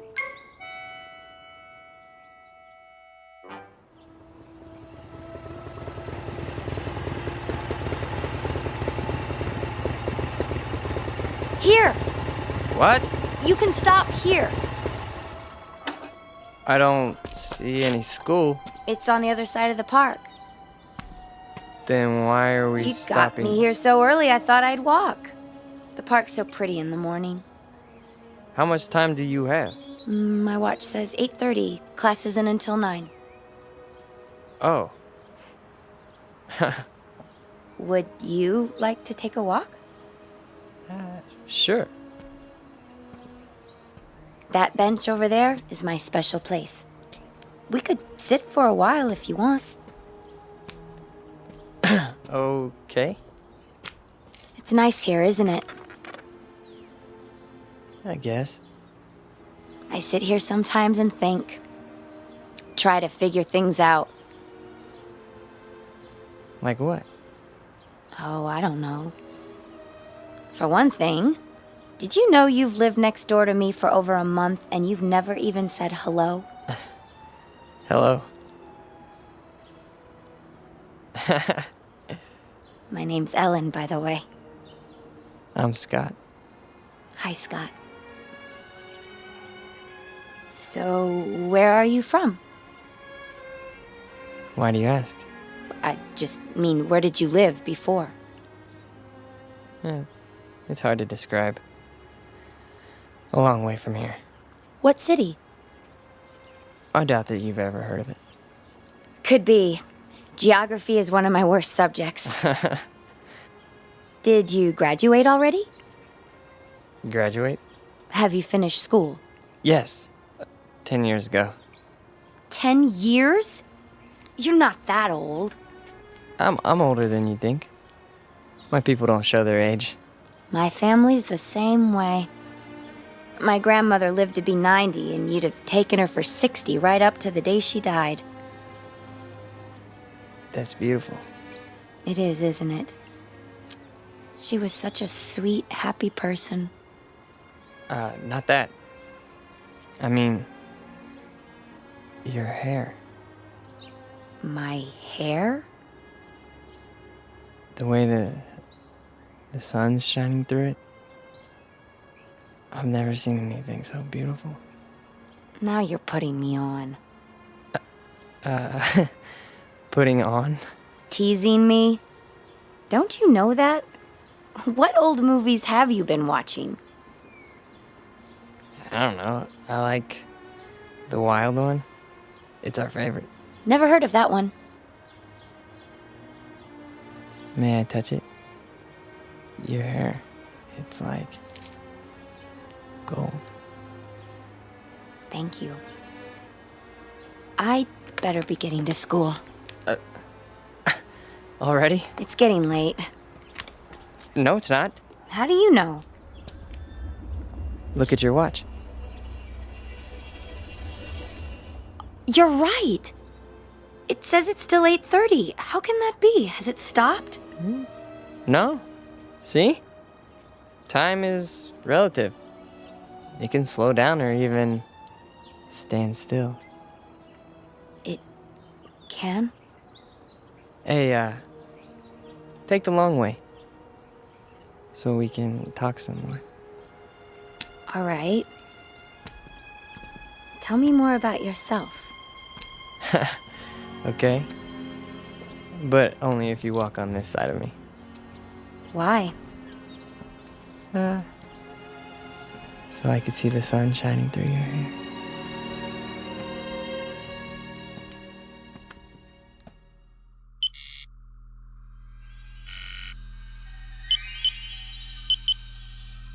It's time. I know that. Where is he? He got delayed. He'll be here. I'm not interested in excuses. Neither is the controller. We could try to pick up his image with the eye. Don't try. Do it. There he is, on the screen. Looks like he's walking in a park with a human female. Has he no sense of time? What do we do? Proceed without him. We can't. The controller told us. It's my responsibility. I'll make the decision. Sir. Reporting in, sir. Be at ease. Where's your brother? We can no longer trust him. What has he done? He's formed an attachment for one of the beings here. What sort of attachment? I'm not sure yet. A kind of alliance. He's with a young human in spite of our orders. Continue without him. I'm sure he's on his way now. I said continue. We have been in touch with all units. Good. The second wave has landed successfully and are now concealed as planned. With the arrival of the third wave, we will be in key positions throughout the continent. Excellent. The locals, are they suspicious? Not a bit, sir. They're a stupid race, exactly as our research told us. An inferior breed given to hatred, cruelty, making war, and killing one another because of greed. The universe can well do without them. You will receive your instructions for the final move in a few Earth days. Very well, sir. I'll tell brother as soon as he gets here. No time for that. We have to bring him in, now.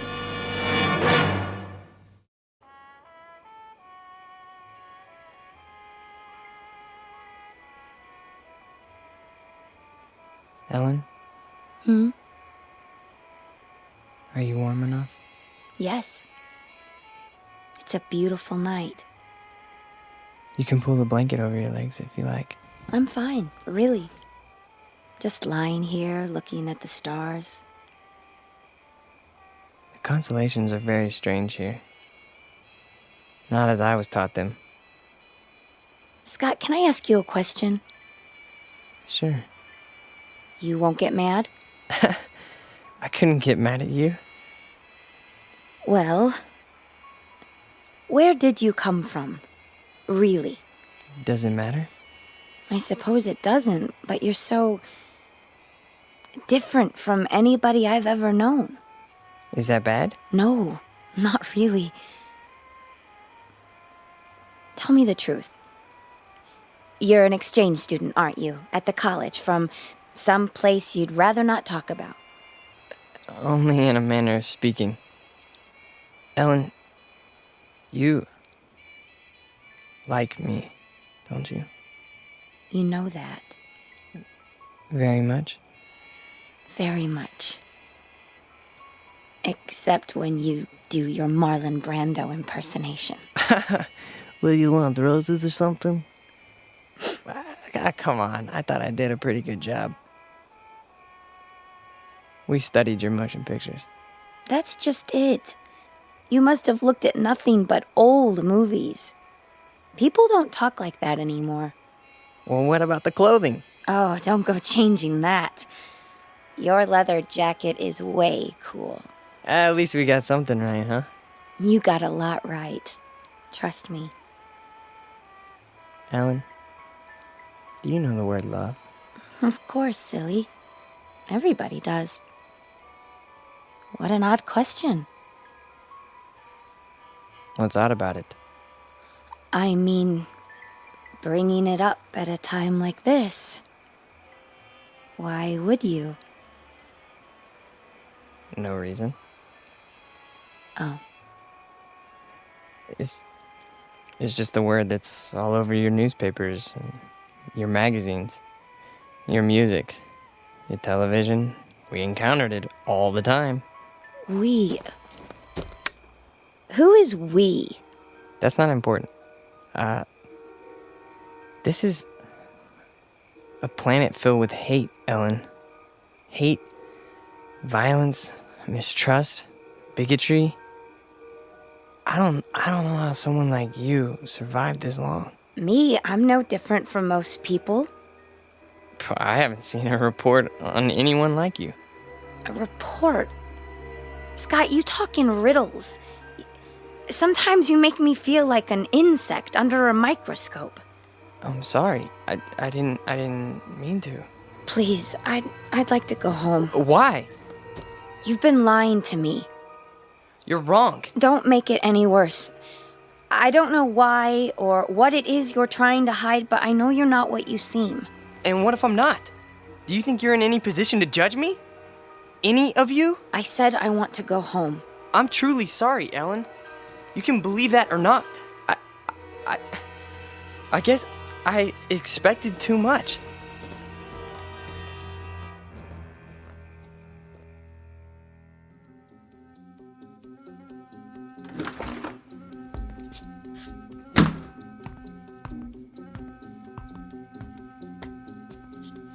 Where have you been? I told you, I was riding around.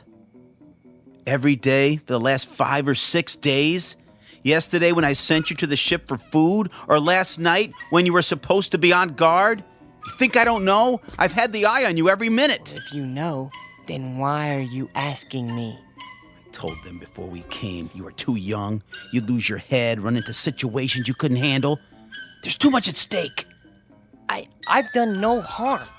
Haven't told her a thing yet, huh? No. Well, now you won't have the chance. We're too close to finishing this mission. Yeah, well, you better go to the control room. Your master's calling. You're a master, too, and don't forget it. From here on out, you're just along for the ride. You're not a good enough risk.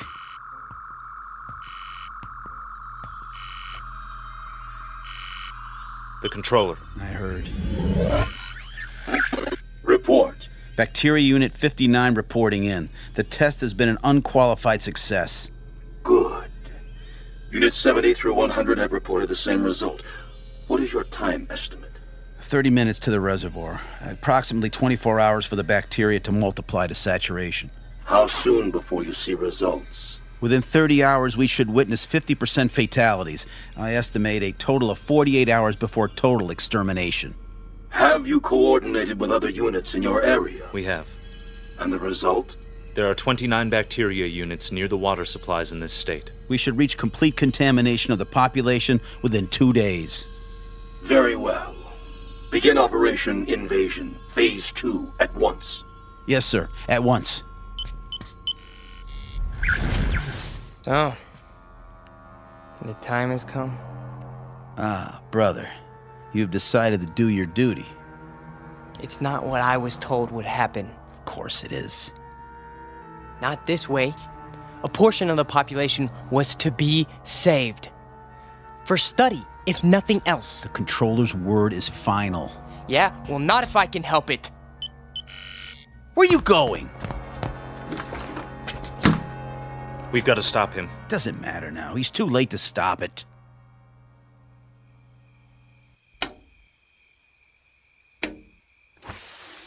Who's down there? Come down. Now? I've got to talk to you. It's late. This is important. All right.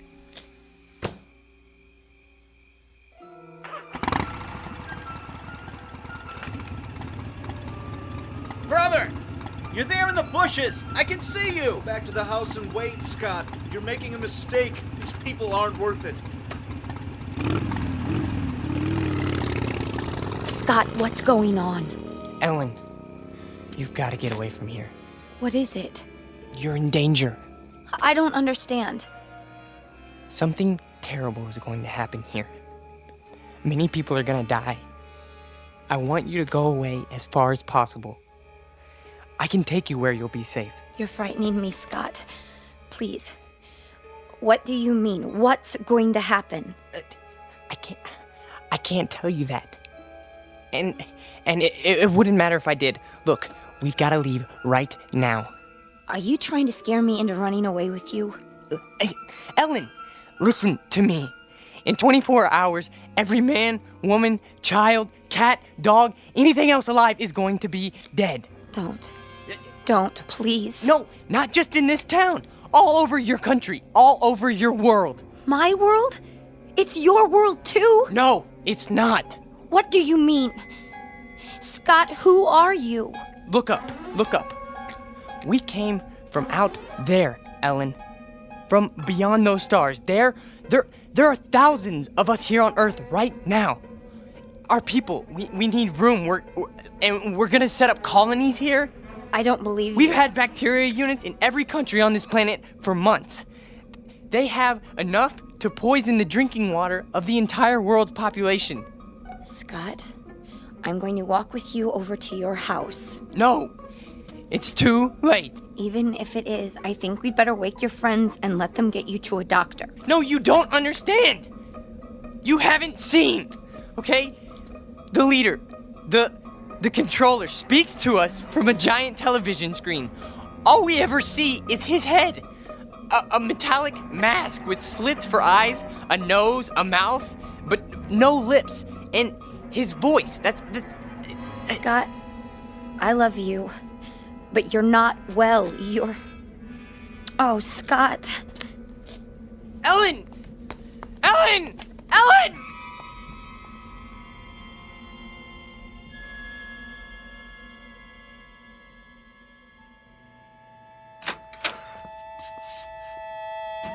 All right, Ellen, what's this all about? Oh, Daddy, I don't know what to do.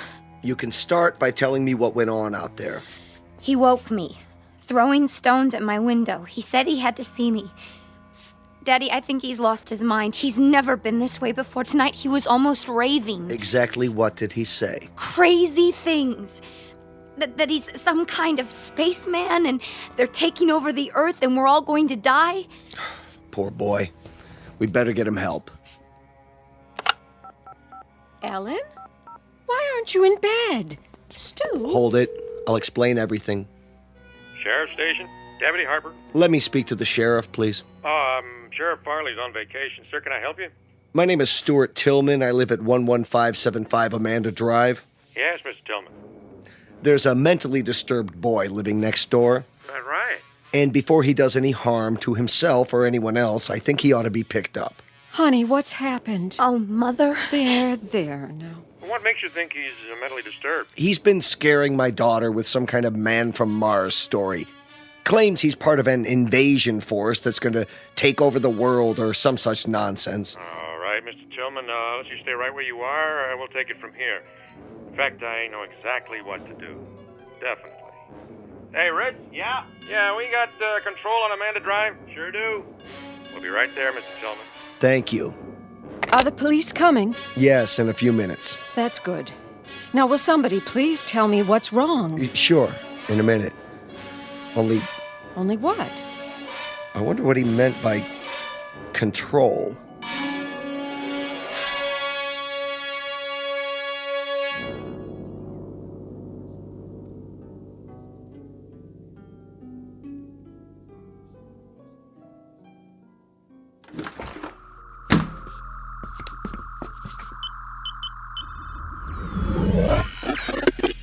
Yes. Please, sir.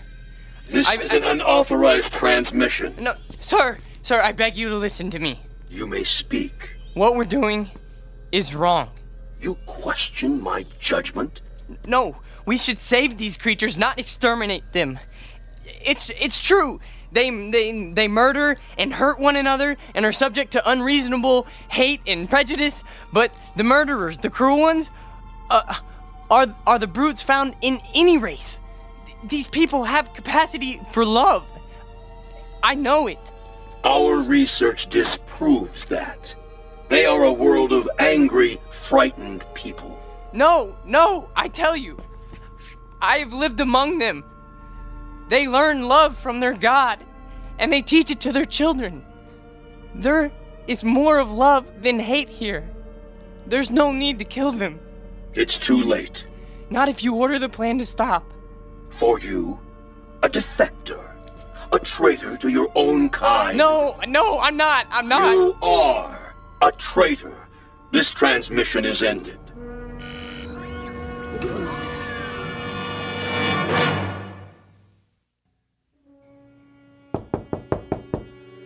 Here they are now. Are you sure this is necessary? Yes. Please, Daddy, tell them not to hurt him. Mr. Tillman? No, I'm Deputy Sheriff Harper. This is Deputy Miller. Evening, sir. Come in, please. Now, what about this neighbor boy? Tell him, Ellen. I don't know where to start. All right, your father said he was mentally ill. What made you think that? Ellen! Ellen, please listen to me. There's no more time. Scott, I'm sorry. I didn't know what else to do. No. Come on in, son. Just tell me all about it. Don't listen to him. He's one of us. He's part of the advanced units. No, come on, calm down. What kind of unit was that? No, get out, Ellen. Run as fast as you can. It's too late for me. It's coming. It's almost here. Oh, Scott, you're only making it worse. Who are they? What have you done? And they told me you were ill, son, so I took the necessary precautions. These men are from the hospital. Now just stand right there. Stay away from me! We're gonna put this around you so you don't hurt yourself. Don't touch me! No, not a straitjacket. It's for his own good. Got him. Get us leather jacket off first. Get it Easy off. now, boy. No! Oh, don't fight it, son. That'll only make it more difficult. No! You don't understand. I'm begging you. Listen to me, please. No. Please, no. You'll see that he gets help. Don't worry, folks. We'll take good care of him. And someday, I'm sure he'll thank you. You have a good evening now. They left his leather jacket. Can I keep it for him until he gets out? I don't see why not, honey. It might be a while, though. Oh, Mom. What am I going to do? There's nothing you can do, sweetheart. Except pray. It's for the best, you'll see. Now, come and sit down. I'll get you a glass of water.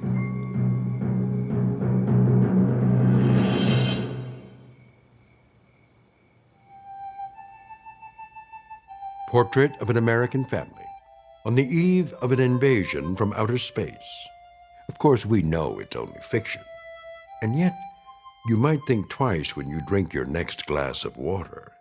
Be sure it's 100% pure and not imported directly from the Twilight Zone. We'll return to the Twilight Zone in just a moment. You are about to enter another dimension. A dimension not only of sight and sound, but of mind. A journey into a wondrous land of imagination.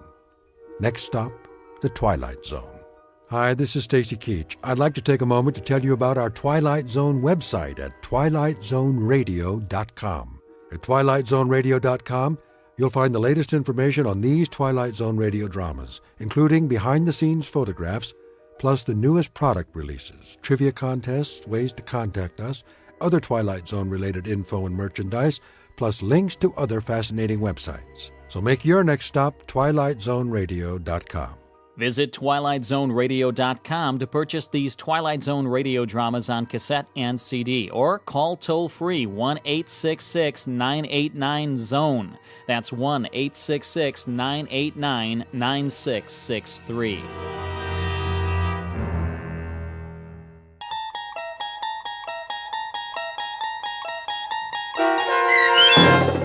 People Are Alike All Over, starring Blair Underwood, with Stacy Keach as your narrator, was adapted for radio by Dennis Etchison and written for The Twilight Zone by Rod Serling, based on a story by Paul W. Fairman. Heard in the cast were Christian Stolte, Lisa Joyce, Richard Hensel, Steve Key, Derek Purcell, Doug James, Linda Ryder, Brooke Reed, Charlie Kummerer, Amanda Amari, and C.J. Amari. To learn more about the Twilight Zone radio dramas and to obtain audio cassettes and CDs of these programs, visit our website at twilightzoneradio.com. The producers of The Twilight Zone wish to thank CBS Enterprises, Carol Serling, Dennis Etchison, Dick Brescia Associates, Claire Simon Casting, Terry Jennings, XM Satellite Radio, Sirius Satellite Radio, our sponsors, and our radio affiliates for helping make this series possible. This copyrighted radio series is produced and directed by Carl Amari and Jason Mallow for Falcon Picture Group. Doug James speaking.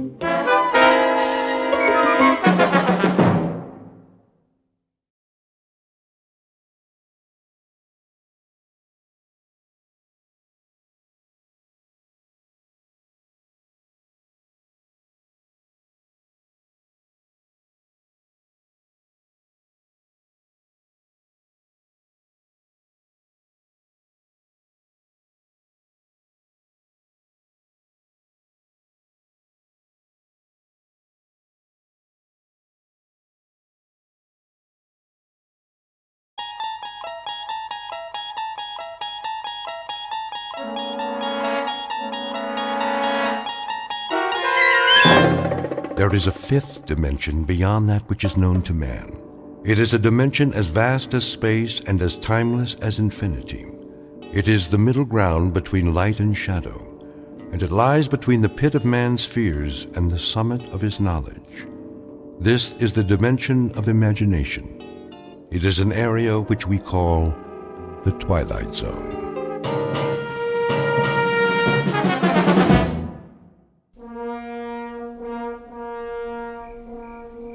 Blast-off area must be cleared by 0200 hours. All personnel, please stay behind the steel fence. Repeat, the blast-off area must be cleared by 0200 hours. That you, Markison? Evening, Conrad. Thought I'd find you out here. You thought right. Look at her. Like a needle pointed straight up at the sky. Pretty big needle. Odd, isn't it? Why do you say that? For us, I mean. Odd way to spend the last night. Yeah, I couldn't sleep. Neither could I. But what a thing to do.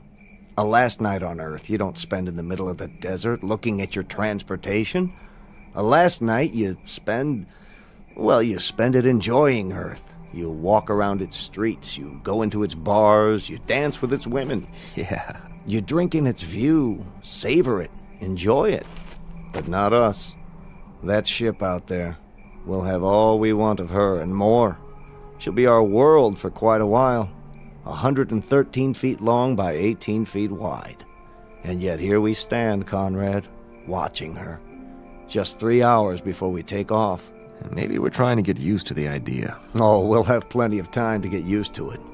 That'll be our city and country and house and front yard and backyard for the next 3 months. And we won't have any choice in the matter. Markson, could I ask you a question? Go ahead. Are you afraid? Of some things, I guess. The unknown, loneliness, the silence up there. But the ship, after all the work that's gone into her, I don't think so. How about you, Sam? It's different. You're ready for this. 3, 4, 5 years. It's all you've prepared yourself for. But it's not the same with me. We both went through the same flight training. I know, but I'm a scientist, Markison, a biologist. My whole life, my world has been books and slides and microscopes. I'm being sent up there because they need my mind. Pity they just can't send that and leave my body back here where it belongs. But speaking frankly, yeah, I am afraid. I'm frightened of the place we're going and what we might find there. Martians? Well, that's not very likely. They're the one thing you don't need to be afraid of. They shouldn't be feared, even if we do run into them. Whoever we meet up there, whatever kind of creatures they are, if they exist, they'll still be people of one sort or another. You don't really think that? Why not? I've got a philosophy about people, and I mean all people. I'm sure that when God made human beings, he developed them from call it a fixed formula, with the same batch of ingredients. We have a pattern of behavior designed to meet certain needs, and those needs are going to be identical no matter what the form and the place. And that means we're all essentially the same on Earth or in the farthest reaches of space. Think about it, Sam. People. On Mars. Wherever they're able to exist, they have to be the same, even up there in the stars. I'd like to be able to read those stars. I wish there were an equation that applies. A plus Y equals what? A rocket ship plus 2 men equals... Equals a wondrous adventure. Let's get ready, Sam. We've only got a couple of hours.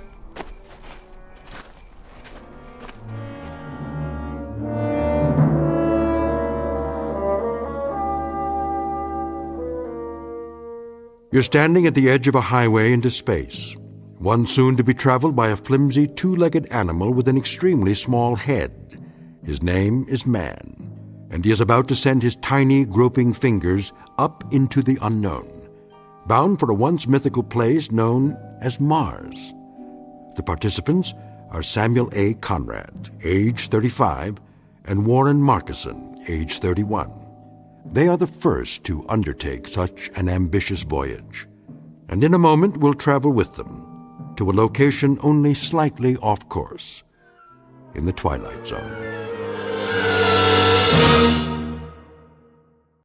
And now, The Twilight Zone and our story, People Are Alike All Over, starring Blair Underwood with Stacy Keach as your narrator. Prepare to correct course? Not yet. Fire retro rockets on my mark. Wait, I said. For what? I want to run a thermal scan on the landing gear. You did that. Well, I'm doing it again, plus a spectrographic on the planet's surface. We can't even see the surface till we correct. By the time we finish the turn, it'll be too late. Too late for what? To change the flight plan, the gravitational field will take effect. Exactly. We cut the main thrusters and fire the retros for a nice soft landing, right? Isn't that right, Conrad? What if something's wrong? Nothing's wrong. But what if it is?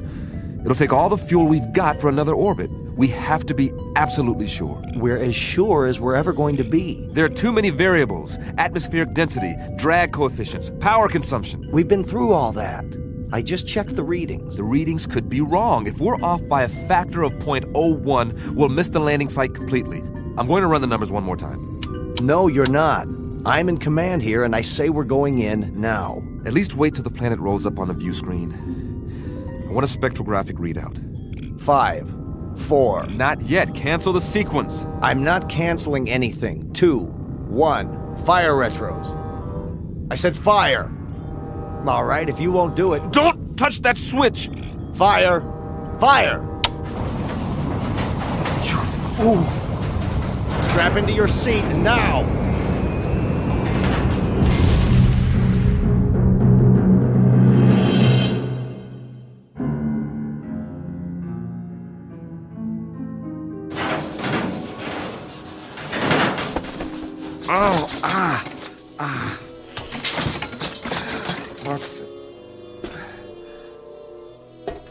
Markison? You all right? Markison, where are you? Warren? Warren, can you hear me? Over here. Oh, thank God. After a landing like that? Any landing you can walk away from is a good landing. If you can get this instrument panel off me, I'll try to do that. Hang on. It's split in two. Let's see if I can lift it. How's the rest of the ship? Nose down in the bottom of a crater, as far as I can tell. Air pressure seems to be holding. Here, take my hand. Whoa, whoa. Not just yet, Sam. I've got a little bit of a problem with this leg. But we made it, didn't we? Yeah, we made it. With or without my help. It wasn't your fault. Sure it was. If I'd followed your order... We still would have come down at the wrong angle. The flight plan was off. There's nothing wrong with the flight plan. It's the terrain. It's not like the reconnaissance photos. Close but different. Somehow... Then you were right to be cautious. Do we have power? I don't know. I haven't had time to check anything. Try to get the lights running. It's dark in here. I may be able to rig a new circuit. You do that. I'll give you a hand. Don't be crazy. You can't even stand up. I'll do it. Sam? Yeah? Hurry, if you can. Will you, Sam? I want to take a look outside. I want to see what's really there. There's plenty of time for that. Is there? I told you, we've got air. That means the hull's intact. You rest easy. I'll get the medical kit. If you say so, Sam. If you say so.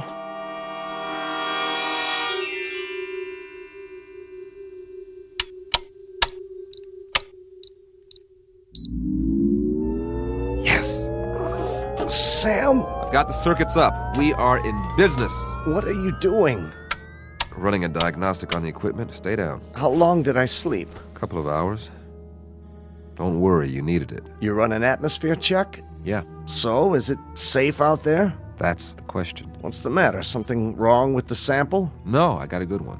More than enough. That's the problem. You couldn't get a reading? Oh, I got a reading all right. A complete analysis. Down to the last trace element. So, what did it say? It says the air is fine. Almost identical to the mix on Earth. Well, what are we sitting here for? Let's go plant the flag. Hold on. You're not going anywhere with that leg. You go then. Just get the hatch open so I can see what's out there. I'm not going anywhere. Of course you are. Sam, we're the first men on Mars. What's the matter with you? Not yet. What are you waiting for, a printed invitation? It's the reading. But you said it was fine. It can't be right. Don't you trust the equipment, Sam? You designed it, remember? You and I both know there's no breathable atmosphere on Mars. Well, maybe there is where we landed. That doesn't make sense. If we're in a crater, there could be a buildup of gases. Not according to any scientific literature I've ever read. Then it's obvious the literature is wrong. You trust your equipment? I've run the data 50 times. And everything checks out. We made it, Sam. We made it. You know what that means? I want to filter out another sample and run it through the analyzer. We've traveled 35 million miles. Exactly. Another few hours won't make any difference. We can't wait any longer. The human race won't wait. If you won't open the hatch, I'll do it myself.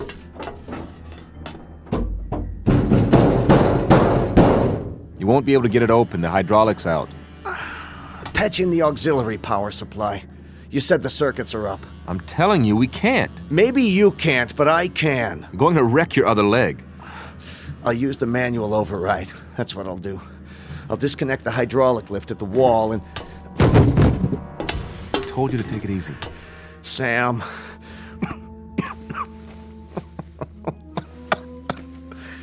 Just my luck, eh? 35 million miles through black space just to find a place to die. You are not going to die. It's all right. Really. It's just that I'd hate for this ship to be my tomb. Do me one favor. Anything. When it does happen, and I think it'll be soon. Don't talk like that. Get me outside, one way or another. Don't be afraid. I've got a strange hunch that if anybody's out there, they'll help you with the funeral. That's how people are. And they are people, Sam. As long as they've got minds and hearts, that means they've got souls. And that makes them people. No. For God's sake, don't die now. Don't leave me alone here. Warren! Warren! What's that? Listen. Do you hear that, Warren? Do you hear that? Something's out there. And it's coming. It's coming right up to the ship. You said that whatever's out there is like us. Well, I don't know that. There's no way to find out, and I'm not ready to find out. Go away! Whoever or whatever you are, go away!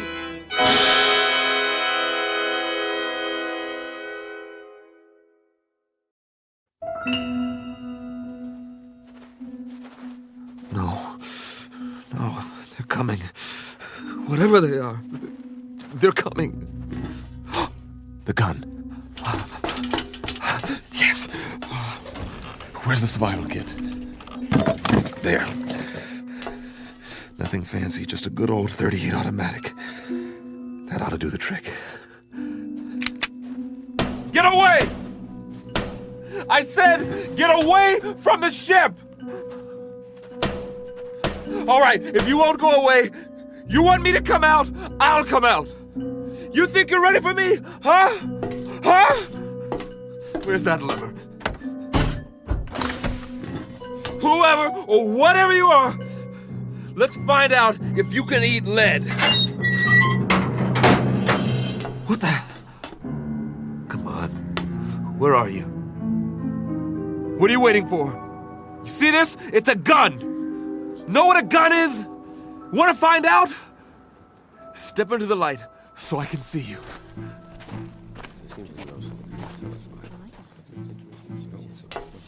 But you're people. I swear you are. You're just like me. Face, body, everything. Please, don't be afraid. There's no reason to, you know. What do you have in your hand? Oh, this it's a pistol. It's a... I was only going to use it if... May I see it? What? I suppose so. Just don't touch the trigger. It contains explosive missiles. They're called bullets. We didn't know if you were ever going to come out. We've waited most of the night. Very glad to see that you've finally done so, however. This is amazing. I'm Conrad. Samuel Conrad. That's my name. You understand? Name?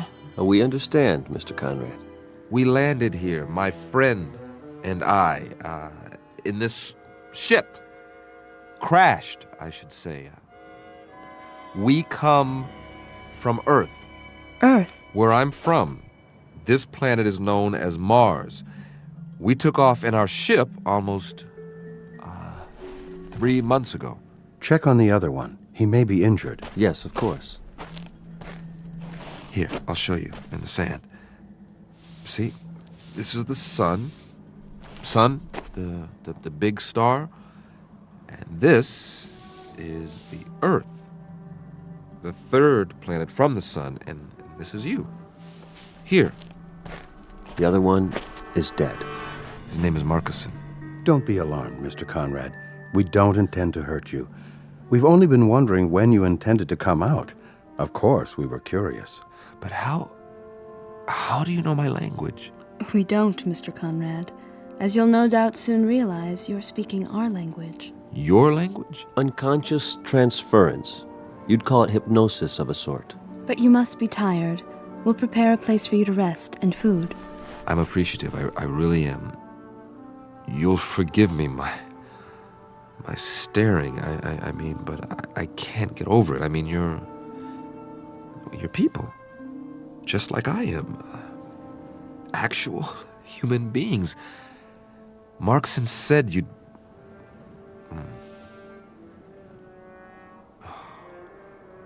Marcus. We'll bear your friend for you. Later on, you can tell us the sort of marker you'd like. That is your tradition, isn't it? Yes, it is. We can also repair your ship for you. You can? If that would please you. Oh, yes, very much. Good. Consider it done. There are so many questions I want to ask. Really? So many things I want to find out about your civilization, your science, the way you live, the social structure. 100 questions, 1,000. We will be glad to answer all your questions. But first, you must rest. Yes. Come with us, Mr. Conrad. You must have food and drink and sleep. After you. Where are we going? Not far. A structure we've built. I don't see anything. Oh, I know it's dark out there, but it's only a short walk. You'll understand more when we arrive. The true end of your journey, if you will. A place that's more comfortable. Would you give me a moment? What? It won't take long. I'd like to say goodbye to my friend. Oh, certainly.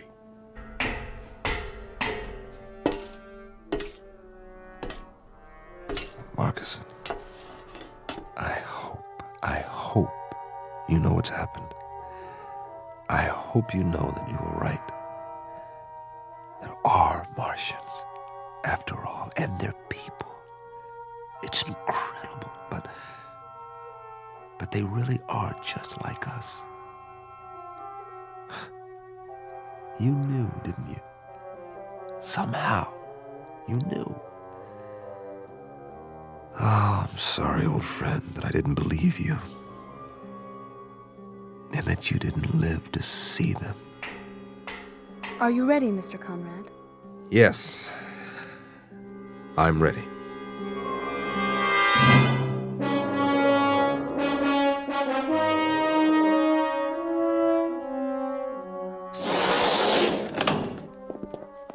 I hope this will do. I'm impressed.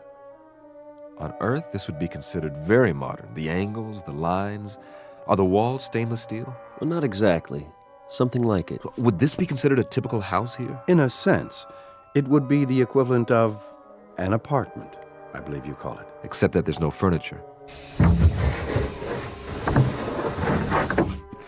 I don't believe it. Everything is built into the walls. What's the power source? Not electricity, surely. It's a simple principle, really. You'll hear all about it, about everything. But we promised you food. Your table and chair. From the ceiling. That's brilliant. And on the table, your meal. It will taste somewhat different from what you're accustomed to, but I trust you'll find it agreeable. Here. Thank you so much. All of you. You know, I am hungry. Very hungry. Please sit down, Mr. Conrad, and eat.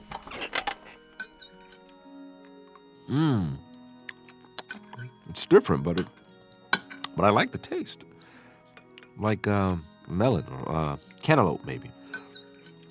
And yet, there's almost a meat flavor. You don't mind it? Mind? Are you kidding? After that freeze-dried stuff we ate on the ship? No.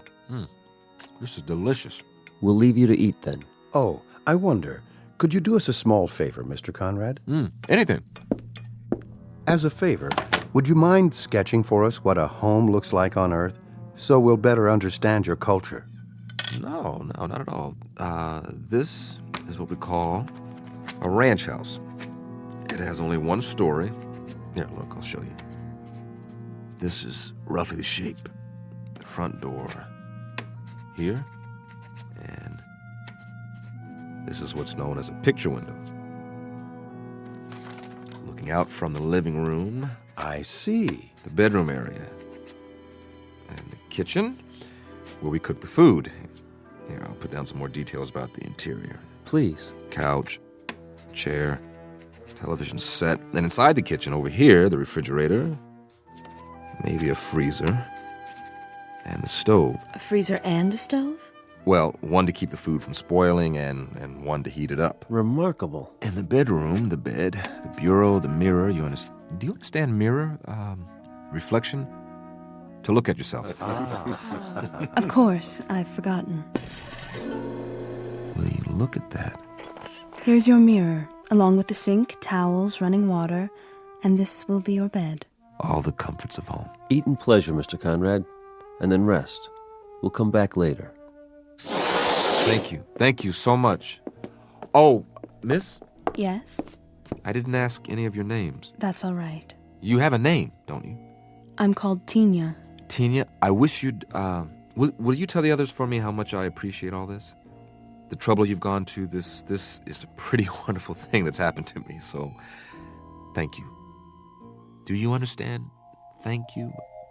I mean, to come millions of miles and meet people of your own kind, I was so frightened before. I was so miserably frightened, and then... Please don't be. I know what I was afraid of now. I was afraid of loneliness, of silence, of the unknown.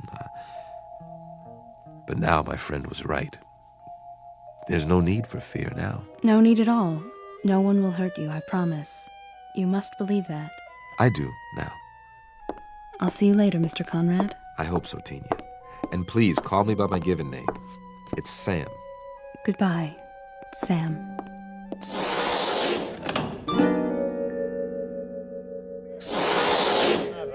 There she is. Sorry, he had more questions. What did you tell him? That we'd be back later. He understands. How did he take the language transference? Oh, quite easily. His quotient is low enough. You should see the wave chart. He has the mind almost of an infant. And you must have a look at his ship. I have done so. So primitive as to be almost unbelievable. You wonder how he made it here. Tina, how does he react to things? What? He asked you a question. I'm sorry, how does... His reactions. Most trusting, emotionally very complex. He feels loneliness, curiosity, excitement. He seems to crave companionship. And what is your recommendation? For what we should do with him? I think we should let him go. Let him go? How can we let him go? He means us no harm, and he's... He's what? Tell us what he is. Go ahead, Tinya. Feel free to speak. He's so much like us, that's all. Did you hear that, everyone? He's so much like us. Excuse me. Tinya, where are you going? I have something to do. At this hour, surely not. Perhaps to observe our new arrival. After all, he is almost one of us now. One of us indeed.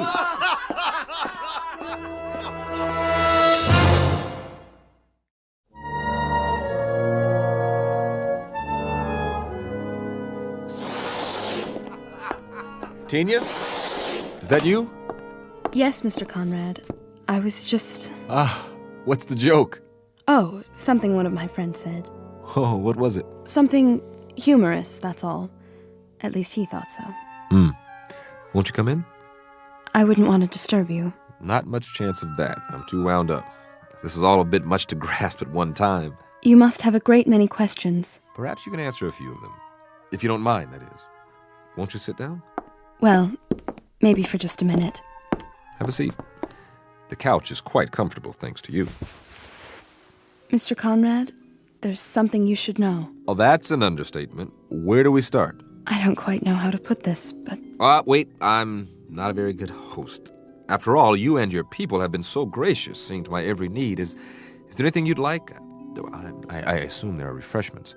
I don't suppose you people know what a drink is. In the cabinet, you'll find several varieties of beverages. Yeah? I hope they're to your satisfaction. Let's just have a look. Do you mind? Be my guest. I don't believe it! This is a 25-year-old single malt. Where did you get it? We manufactured it, you might say, to suit your taste. But how could you know what my taste is? We retrieved it from your memories, telepathically, to use your word. You were very specific in your recollections. May I ask what it is like? You mean you've never had Scotch whiskey before? Well, young lady, you are in for a treat. Here, I'll pour us both one. I'm not sure that's a good idea. You're right, it's not. It's a great idea. Give this a try. Perhaps just a taste. Here's to the end of a long, long journey. And to good people everywhere. It's a strange taste. It's so sharp. Oh, I should have told you to sip it. Just take a small amount and just roll it around in your mouth. Then you swallow it. Yeah. How's that? It's interesting. You said your people manufactured this. How, exactly? You must use some sort of molecular reconstruction powered by... what is the power source here, by the way? Solar? Hydrogen fusion? We've been experimenting with this on Earth for years, but so far... Please, Mr. Conrad, You seem nervous. It's just that... Not my fault, I hope. I've never been very good at small talk, getting to know people socially. And now I'm more aware of that than ever. You're behaving perfectly. That's not the problem at all. You're the one who should be uneasy with us. Suspicious. What's to be suspicious about? Do you want to know the absolute truth? This experience, meeting all of you, it's lifted a burden off my chest. All this time, not knowing what to expect. But you're so kind. You're so understanding. You take it all in stride. A visitor from another planet, I mean, am I... The first? No, I can't say that you are. I should have known. You accepted me so easily. The other, visitors, where did they come from? Not Earth, obviously. Outside the solar system? Please. There will be plenty of time to answer those questions and more. I'm sure there will be. But you see, I'm a scientist. Facts, numbers. Those are our concerns, too. They have been since time immemorial. You've been here a very long time. Your civilization, I mean. Yes, in Earth terms. But Mr. Conrad, Sam, there is something I wanted to tell you. It's only fair that you know before... Before what? Mr. Conrad. Still awake, I see. Oh, come in. I was just telling Tinya here... Mr. Conrad, we have a surprise for you. Really? A very nice surprise. You shouldn't go to any more trouble. Would you accompany us, please? Where are we going? That's the surprise, Mr. Conrad. You'll see soon enough. Isn't she coming? Tina will remain behind. Oh, we were just getting acquainted. She has other duties. Actually, Don't you, Tina? I hope I'll see you later. No. If you don't mind, Sam, I think I will go with you now. Tina. Great, I'd like that.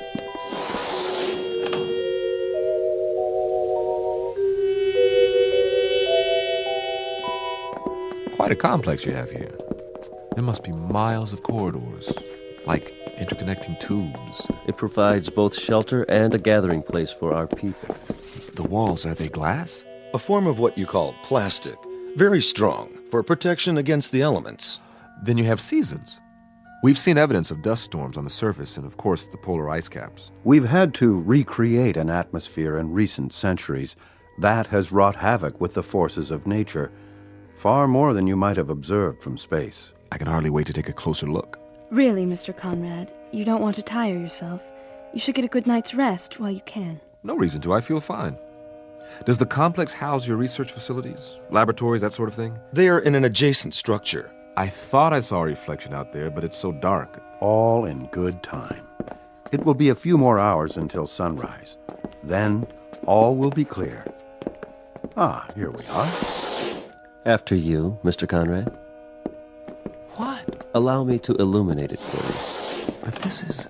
This is what, sir? Why, it's just like the entrance to my house back home. Is it? Yes, this is the foyer, and the living room would be down here. You like it? Do I? It's a perfect replica of my place in California. This is perfect. We did our best. I mean, in every detail. Furniture, the works, even the drapes. If I open them, I bet I'll see my old picture window. No point in opening them now. It's dark. Wait till morning. How did you build it so quickly? We sincerely hope this is the way you're used to living. You didn't miss a thing. The general outline came from your diagram, the rest from your mind. You think very clearly, Mr. Conrad. Very clearly indeed. Strong, clean impressions. Would you care to see the rest of the house? Would I ever? Ah! My kitchen! And my refrigerator. It's filled with your favorite foods, the ones you remember most vividly. Cheese, fried chicken, and pizza. Oh, I'd love to have some warmed over pizza right about now. This is really fabulous. I don't know how to repay you. Your presence is quite enough. I really, truly appreciate it. We wanted you to feel at home, Mr. Conrad. Do you? Well, I never saw it this clean. Splendid. In that case, we were wondering if you'd mind remaining here for a little while. Oh, sure. And about my spaceship. Take your time. Your spaceship? You said you'd be able to fix it. Oh, yes. We'll restore it to its original state and then transport it here, outside your residence. It will be in perfect working order. That's great. You expressed interest in seeing more of our people. We'll arrange that, first thing in the morning. I'm sure they will be most interested. I'd be delighted. For a little while longer, then. Enjoy yourself, Mr. Conrad. Enjoy your house. You bet I will. I can hardly wait to sleep on a real mattress again. Oh, let me show you out. That's not necessary. Sure it is. This is my house, isn't it? It is, sir. It most certainly is. What's this in the vase? You call them roses, don't you? Well, yes, but how? We had a little trouble with the petals. So delicate. If you examine them closely, you may find them somewhat imperfect. I doubt that very much. Here, I want you to have one. It's my way of saying thanks. Thank you. I'll keep it to remember you by. But we'll see each other again, won't we? What? Are you crying? Come along, Tina. I'm very happy to have known you, Sam. Time to go. Sleep well, and wake refreshed.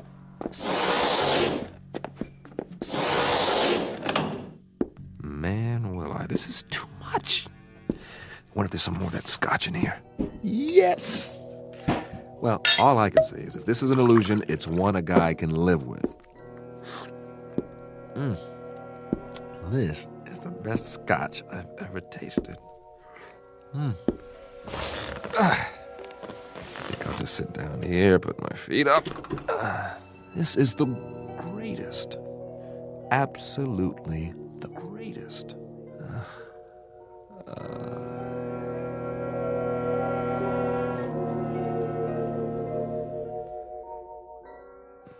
Where? It wasn't a dream. I really am here, after all. Never even made it to bed. That's okay. Slept like a baby. Must be morning by now. Well, let's take a look out of my famous picture window and see what morning's like on Mars. Oh, you look at that. Red sand. Red hills. Ooh, oh, wow. They made the window so it retracts automatically.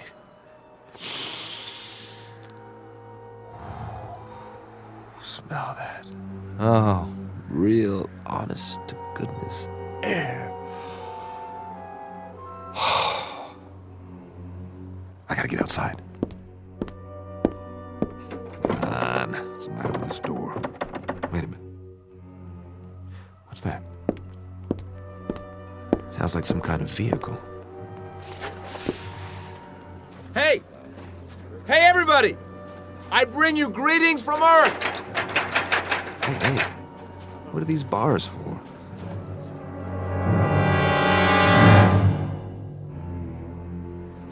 Everyone, please exit through the rear of the tram. Over here! I'd like to shake your hands, but I'm locked in. Go to the main window, please. He's still in quarantine. What's he talking about? Why are you all looking at me like that? Please don't touch the bars. Hey, what's going on?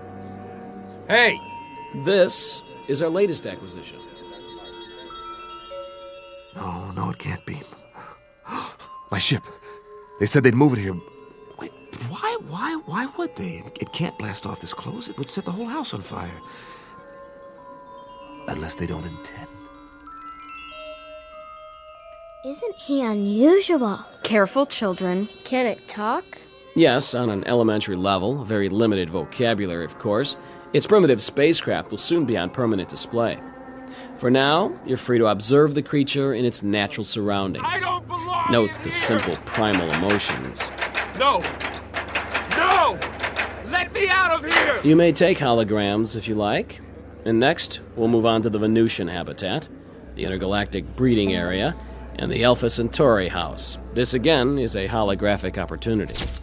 I don't belong in here, please! Please! I would like to take a hologram. Isn't he cute? Look this way, Earthman.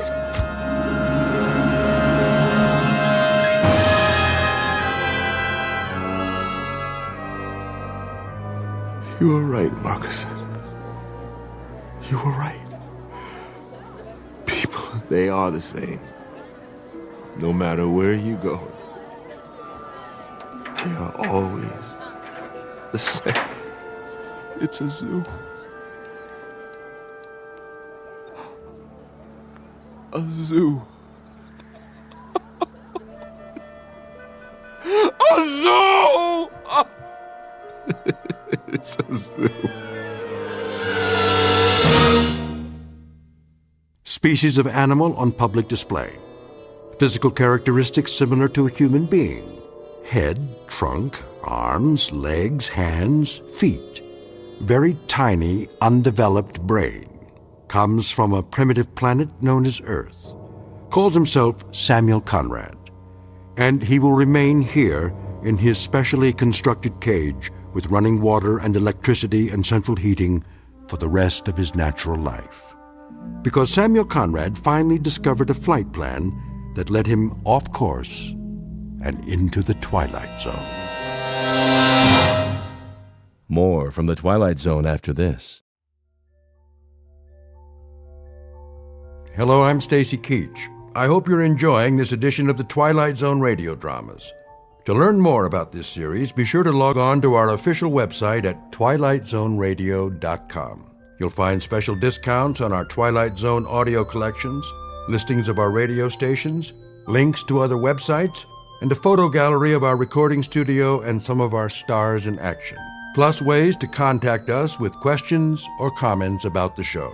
And for a limited time, when you log on to twilightzoneradio.com, you can send in for a free CD of the show. So be sure to visit us at twilightzoneradio.com.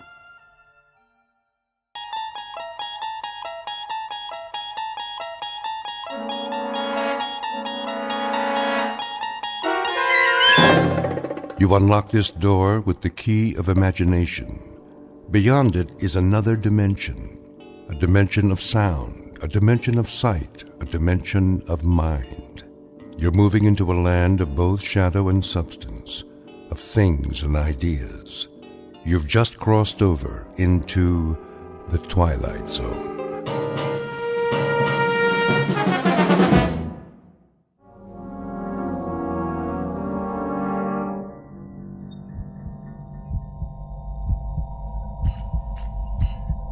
In the beginning was the Word, and darkness, and light.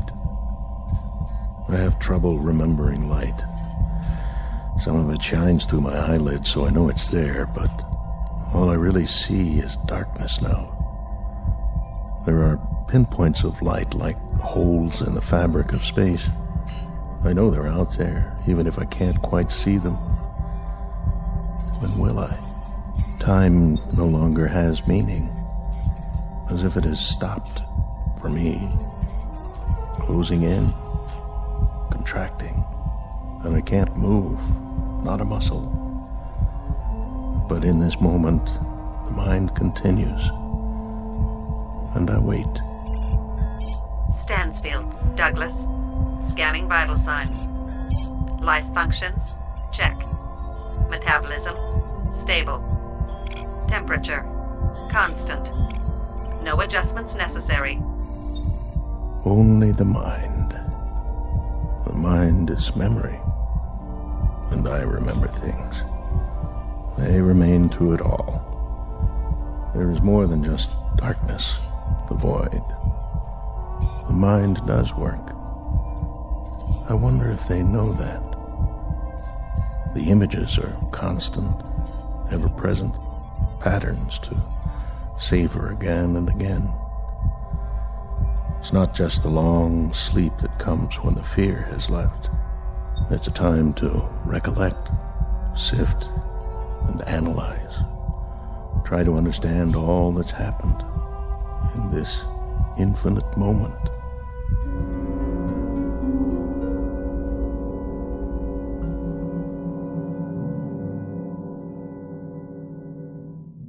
It may be said with a degree of assurance that not everything is as it appears. Case in point, the scene you're witnessing. You are not in a hospital. You are in the belly of a spaceship. It is currently en route to another galaxy located an incredible distance from the Earth. This is the crux of our story, the truth behind the mystery flight into deep space. For here, distances are so vast that they are marked in light years instead of miles, while a man's life ticks by in the blink of an eye. It is the story of events that might happen to human beings who, with the help of technology, dare to take a step beyond and are unable to anticipate all that awaits them out there. So fasten your safety belts, because you're on a spaceship. You're already well on your way on a very long journey from one planet to another, and the vast region between is called the Twilight Zone.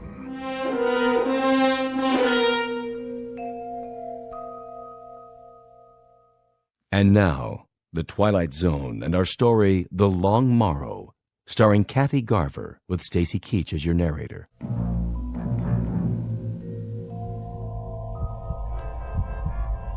The cold is felt, but without pain.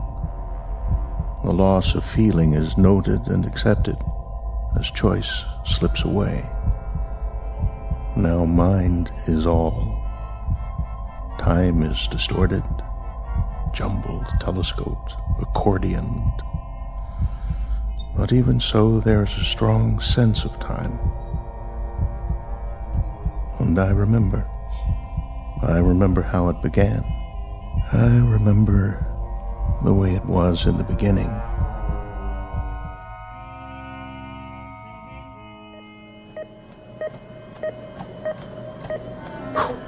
How am I doing? Heart rate 84, 88, 90, and holding. Speed 5 miles an hour. That's excellent, Commander. Let's see how long I can sustain it. That's enough treadmill. I can keep going for as long as you want. We know you can. Give it a rest, Commander. You're not a hamster in a cage. I can beat any hamster you've got. I'll bet. We prefer rabbits, though. Why don't you shower up and grab some lunch? What's the schedule this afternoon? Just some blood tests. Again? You know the routine. Check your cholesterol, blood sugar. Take any more blood and I'll dry up and float away. You know who Dracula was, Sherry? Yep, some guy who worked for NASA. Commander Stansfield to Dr. Bixler's lab. Commander Douglas Stansfield, report to the flight director's lab. Tell them I'm on my way. After you shower. Forget it. I didn't even break a sweat.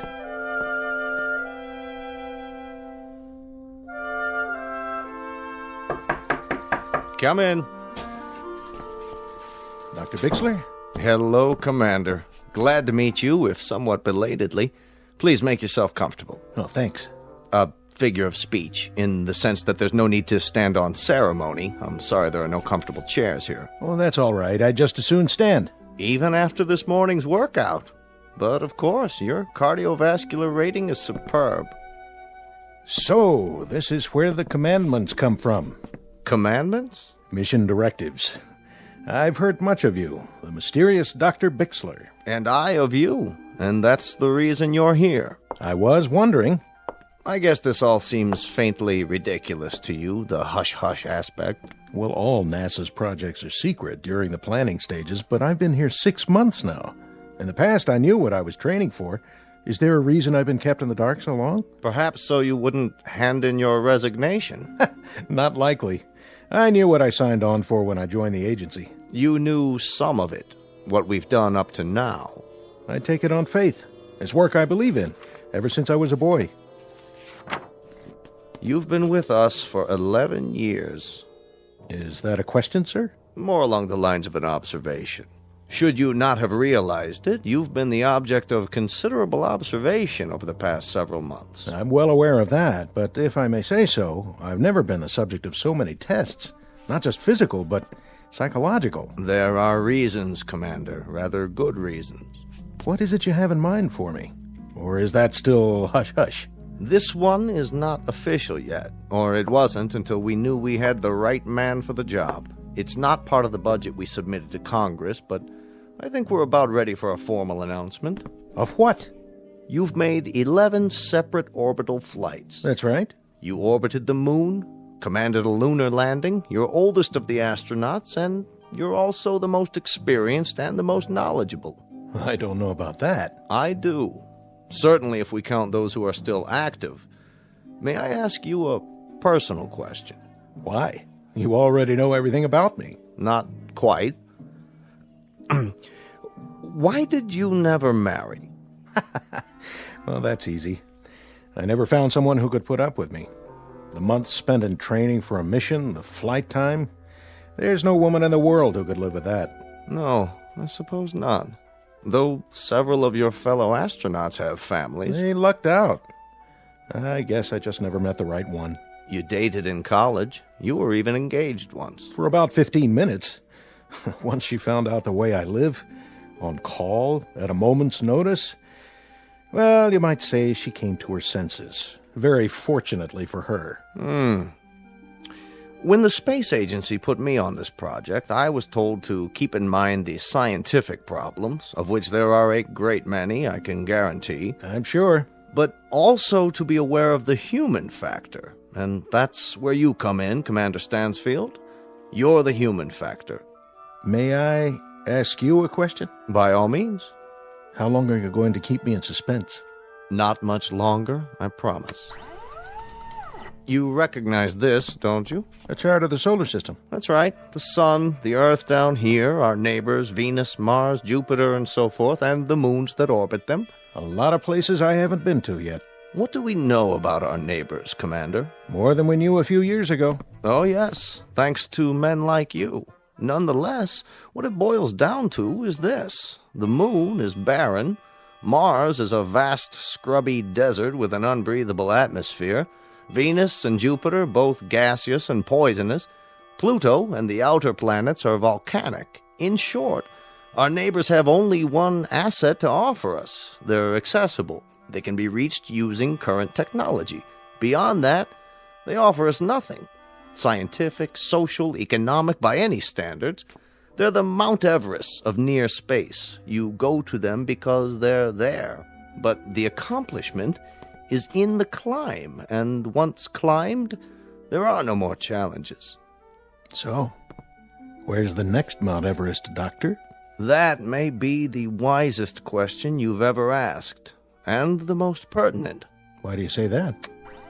Take a look at this chart. It's a star system in a galaxy well beyond our reach. To date, seen only through the lens of a telescope. We know nothing of it with absolute certainty, except that there is a cluster of 6 planetary bodies. Where? Here. Toward the edge of the picture. The small, extremely bright object at the center is a sun, very similar to ours. It's flaming and gaseous and almost exactly the same color temperature. It provides heat and light for these 5 objects here. The ingredients of a solar system like ours, only a bit smaller. The planets run in roughly the same paths as we do around our own sun. Yes, I see. The equivalent of our 5 inner planets. But the rest? You can tell all that? Our astrophysicists can. The distances bear approximately the same relationship to each other as Mercury, Venus, the Earth, Mars, and Jupiter.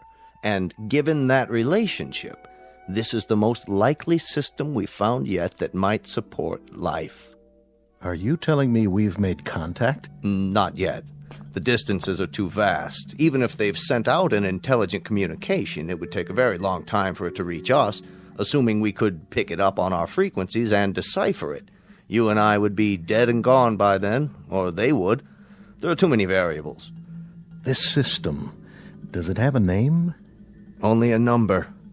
We've nicknamed it Sol 2 for purposes of identification, but for now, you can call it anything you want.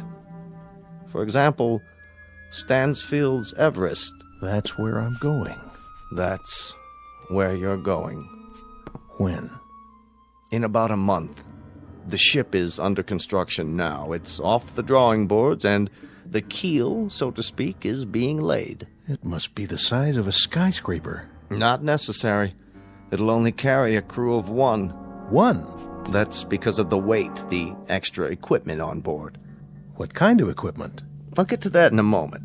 For now, I believe the man who flies her should be right there while she's being built to watch every bolt, every rivet, every screw, every piece of metal and circuitry going into it. And that man is you, Commander. You'll be its pilot and its only occupant. You'll truly be the captain of your fate. Not that it matters at this point, but I want you to know I like this assignment. I like it very much. That's not surprising, considering your profile. It's precisely why you've been chosen. I've put together a manual of projections and probabilities. I think you ought to see it. I'll read it tonight. There are the usual dangers, the usual unknowns. It was ever thus. No, Commander, it was never thus. How so? In the past, you've had meteor storms to contend with. You've had the usual calculated risks of mechanical failure, landing difficulties, ejection troubles, all the rest. Well, you'll still have those, compounded. There's another factor here, another problem. Distance. Distance, in time and in space. How far? This cluster is approximately 141 light years away. But that means the ship would have to... An ordinary ship. This one will have interstellar drive and an anti-gravity device. It'll be the fastest man-made object ever conceived and launched. Its speed will be like nothing ever dreamed of before. But in terms of the space you have to conquer, it might just as well be an ant crawling across the Sahara. It's a high mountain, isn't it, Dr. Bixler? A very high mountain. The highest, the longest trip in the history of mankind. How long? Your trip there and back will take approximately 35 to 40 years.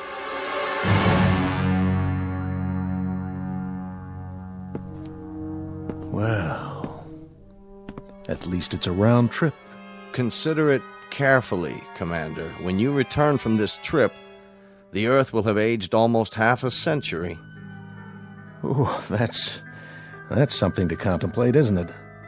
I'll be 60, 70 years old. I'll have lived the better part of my life out in space. Alone. You'll have lived the better part of your life, but you'll not have aged. We intend to try something different. Also a risk, also decidedly calculated. That's where the extra equipment comes in. Freezing. An extension of cryonics, but considerably more complicated. It will be suspended animation in its purest form. We've developed a substance from the lymphoid tissue of hibernating animals, several antioxidant absorbents, and a collection of experimental drugs to slow down metabolism. The Earth will age, Commander, but you will not. You'll only be a few weeks older when you return.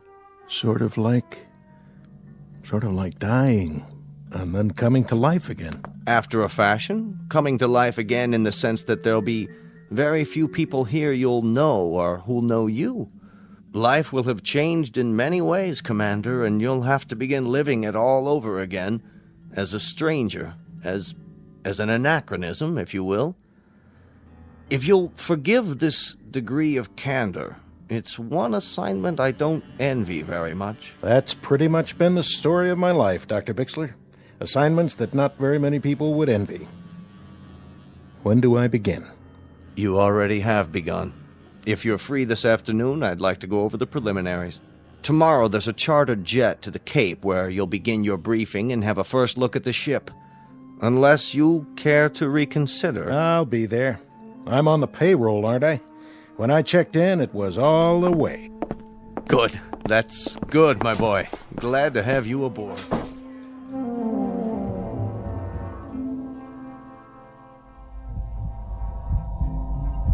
And so it began. That brief, unemotional, very matter-of-fact colloquy between scientist and subject. A small cast of 2 characters. That was the way it should have been. But I very clearly remember the entrance of character number 3.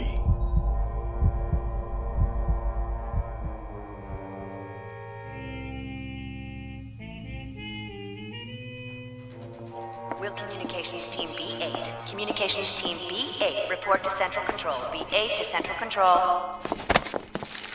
Oh, excuse me. Oh, my fault. You've dropped your papers. Here, let me help you. Commander Stansfield?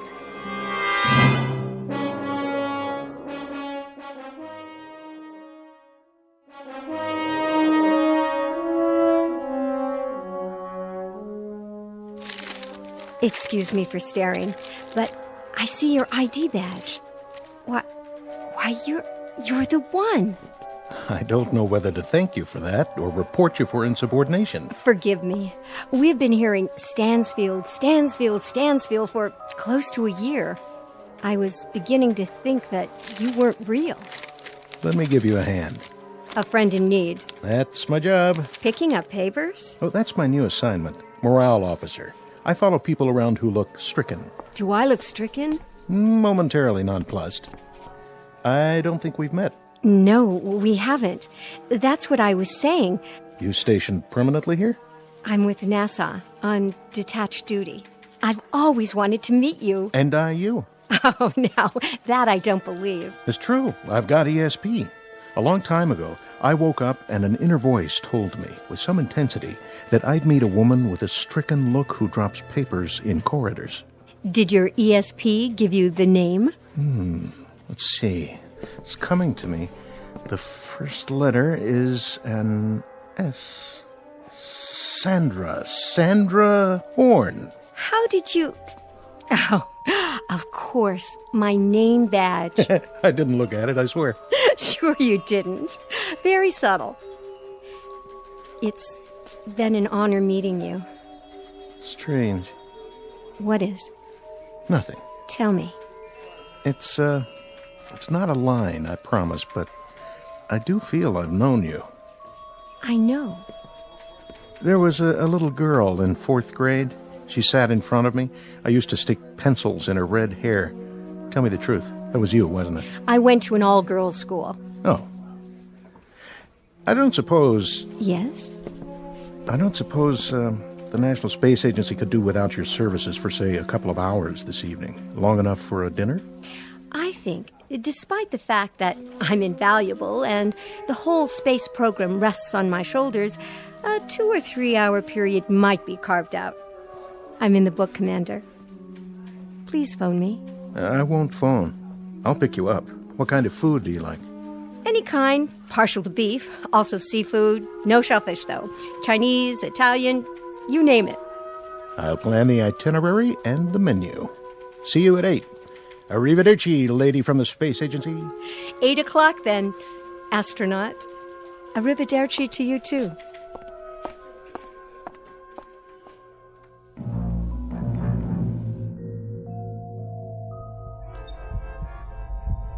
I stood there and watched her walk away.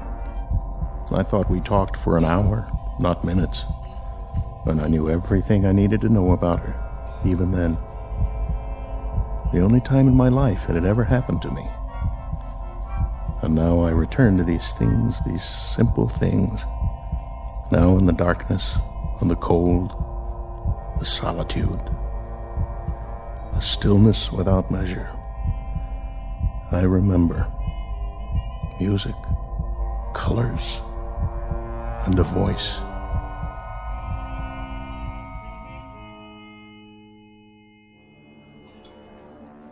How did you like the meal? The food. Food. Oh, it was wonderful, truly. But you've hardly touched it. Oh, yes, I have. I mean, I had a late lunch. I guess I'm not as hungry as I thought. Well, look at you. You haven't cleaned your plate either, mister. Oh, I was thinking. About what? Do you dance? No, not really. Neither do I. Never learned how. Oh, come on. I missed all the dances at school, even the prom. I don't believe that for 1 minute. Would I lie to you? I really don't know. You can teach me. What? Just the basic 2-step or whatever they call it. You're asking the wrong person. Am I? Besides, they wouldn't let us dance in here. They wouldn't notice. A couple of duffers like us. Quick, don't look. How many people at the next table? I haven't noticed. My point exactly. They don't care about us either. Stand up. Oh, I couldn't. You're looking at me. Sorry. Something wrong? It's just that a month from now, you'll be off in space. And by the time you come back down again... You want to talk about that now? Only for the following absurd reason. I've known you for exactly 3.5 hours. Is that all it's been? That's all. 3.5 hours. A long dinner and a short dance. And already... Already what, Sandy? Already, I feel a sense of loss.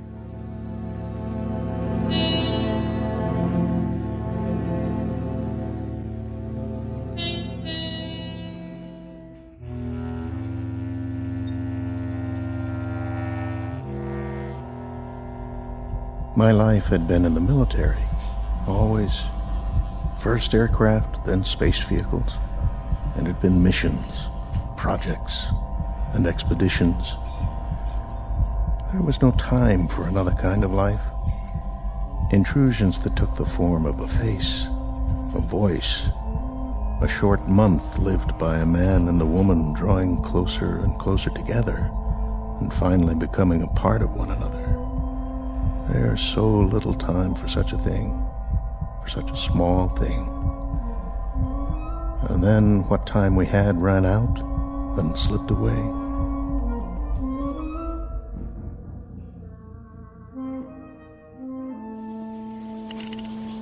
Rechecking fuel supply. Fuel supply? Check. Testing rockets. Mark it from 5. Mark. 5, 4, 3, 2, 1. Calibrate fuel consumption. Fuel flow at 0.25 and holding. Check and double check. All systems go. T-minus 120.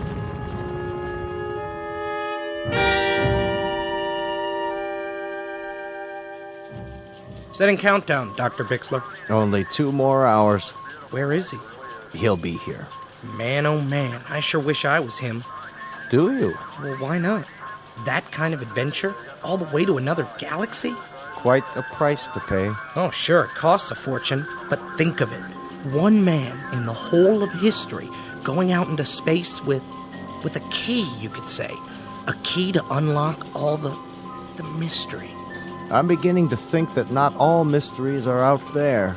One man, and for the right to have his adventure, our adventure, for the ritual of turning that key, he pays for it as no man has ever paid before, with all of his friends, his well-being, his sense of belonging, maybe even his sanity.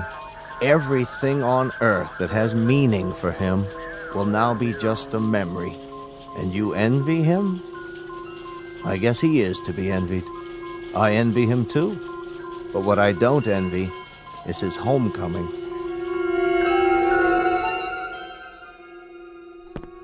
Sandy? Hello, Doug. I thought we agreed. I know, but I had to see you. It only makes it harder. I wanted to give you something. A small, unofficial gesture from one of the lesser bureaucrats of our good, gray, respectable government. Sandy. Unofficial, and very much apart from protocol. But I couldn't let you leave, Doug. Not without saying goodbye. Not without telling you that I loved you very much. That I shall sorely miss you. That my life, whatever is left of it, will be a strangely meaningless, dull, and empty place without you to share it. No. Shh. And this last paragraph. I wouldn't say this to you if I didn't know you were the kind of man you are. If I thought it would even remotely affect you, or at least what you plan to do. I wouldn't say any of this. But I know you. I know that you're built out of a very strong alloy, and you may bend a little, but you'll never break. It's a very odd thing, Sandy. Very odd. But when I come back, when I touch this ground again, I know the first thought I'll have. I know the first thing it is I'll want to see. The first thing I'll want to touch. I'll be the little old lady in the lace shawl, the one waving the welcome home sign. So look for me, Doug, will you? Look for me on the fringe of the crowd. I'll be the one carrying the sign.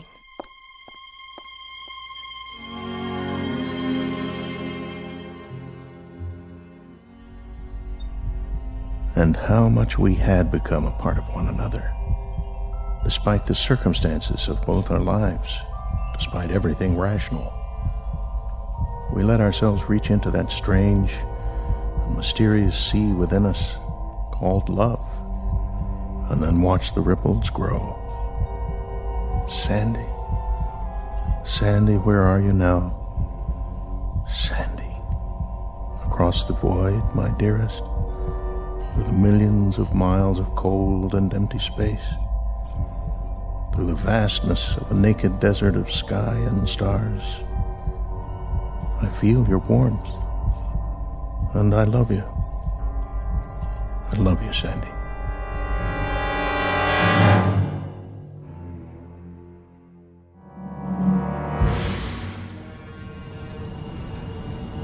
Final countdown. Mark it. All systems 1/2, 3/4. We have full ignition. Blast off.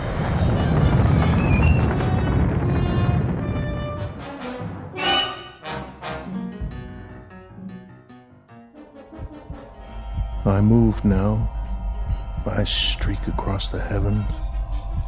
I leave behind an earth that changes even now beyond my closed eyes. This, then, is the hero's journey. From a warm place of leaves and trees and summers full of dreaming to a cold orb hanging in a dark sky, and a place I do not know. To return one day with stories to tell my tribe on the rock they call home. I feel it growing smaller and smaller and smaller, and time passes inexorably and eternally, and I can do nothing about it. Nothing at all. Commander Stansfield. Douglas. Scanning vital signs. Life functions. Check. Metabolism. Stable. Return mission. On course. Re-entering Earth's solar system. Prepare for approach. Initiate signal transmission. And now it ends where it began. Time without measure, reduced to a single point of light. I see it. The blue seas, wrapped in clouds, a flash of green showing through, where humankind sits on a rock and waits for the word from above. Or perhaps they do not wait. Perhaps they have forgotten. But I have not. I am he who waits like a rock. Earth, I feel you near me. As this comes in, so much loneliness will go anywhere. And something else, old and yet new, returns to fill the void. I feel you. I feel her. Mission control. Mission control. Come in.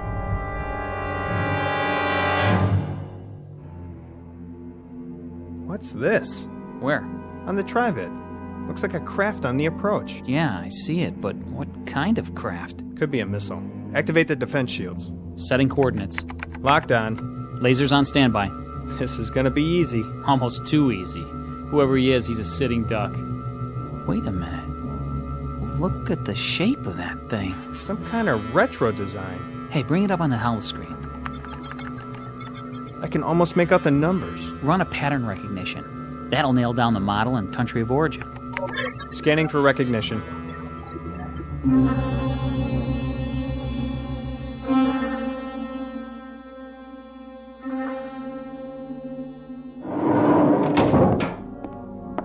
Yes? General Walters, spacecraft re-entry, sir. Satellite of origin? That's just it, sir. It wasn't launched from orbit. Then from where? Unknown. It's spiraling into the atmosphere. Spiraling? Patch me into visual. Yes, sir. Good Lord. What, sir? I've seen this one before. Running a configuration ID, it's definitely one of ours. By the markings, it's a ship called... The Sol 2. The prototype is at the Smithsonian, commanded by... I've got the stats. Somebody named Stansfield. Douglas Stansfield. Yeah, this is a real odd one, sir. Date of departure was 40 years ago. 41 to be exact.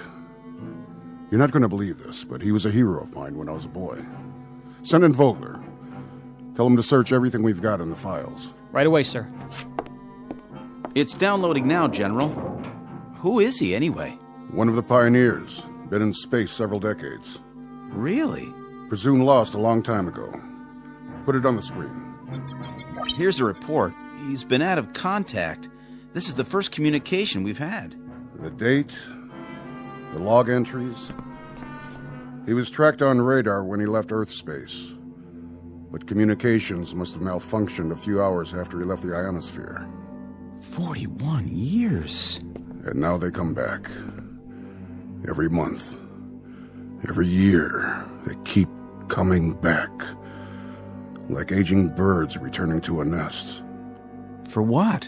That's the question.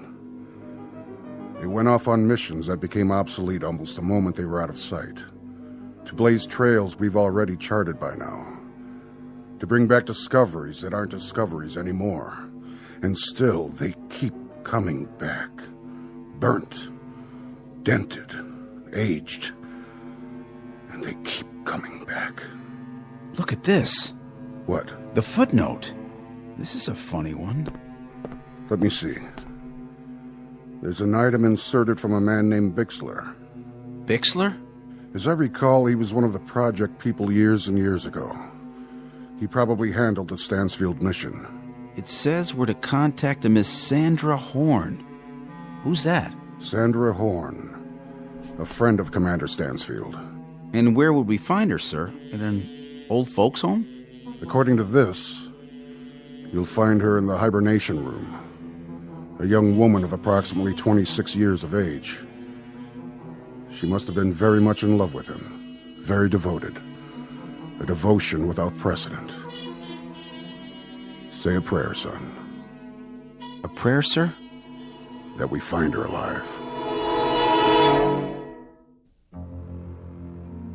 General Walters? Miss Horn, you look very well. Do I? You look just fine. Which may sound idiotic. But what do I say to someone who's just had a 40-year sleep? I was told Commander Stansfield... Commander Stansfield's ship landed 6 hours ago. I asked to see you first. What about Commander Stansfield? In good health. Naturally very tired. I want to see him. I must see him. You shall see him. But I had to talk to you. Is something the matter? I'll make this as brief as possible. Commander Stansfield had a communications failure. It occurred probably within the first 12 hours of his departure.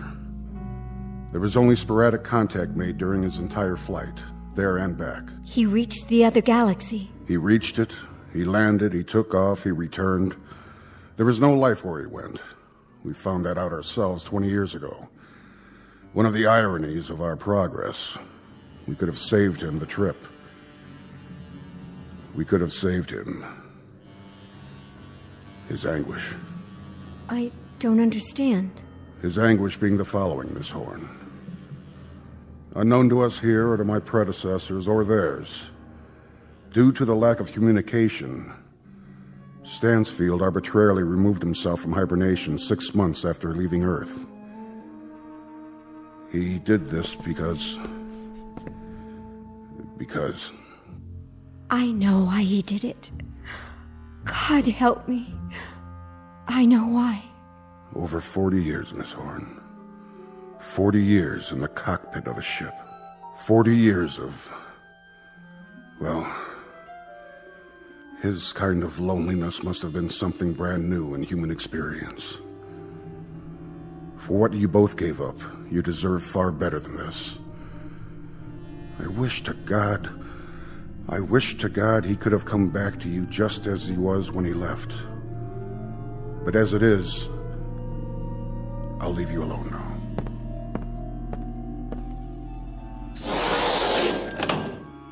Doug?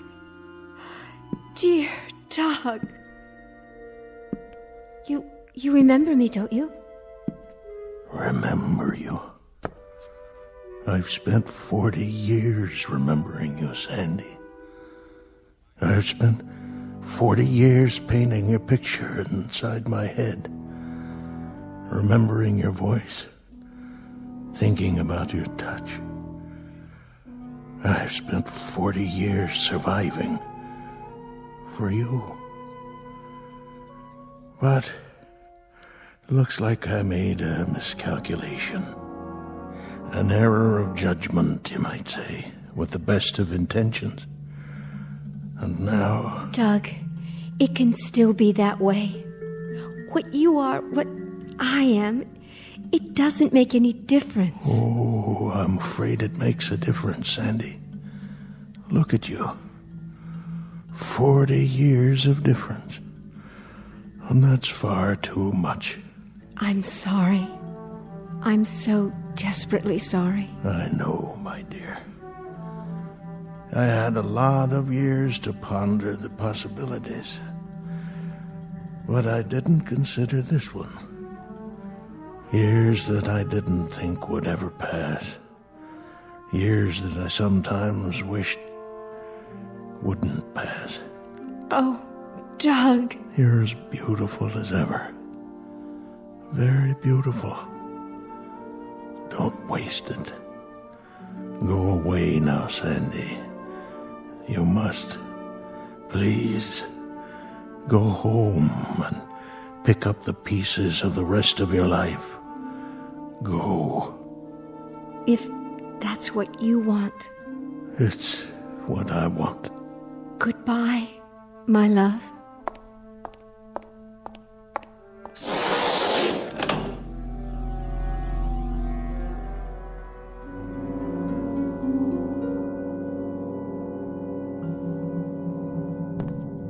Stansfield, if I may say so, you're an incredible man.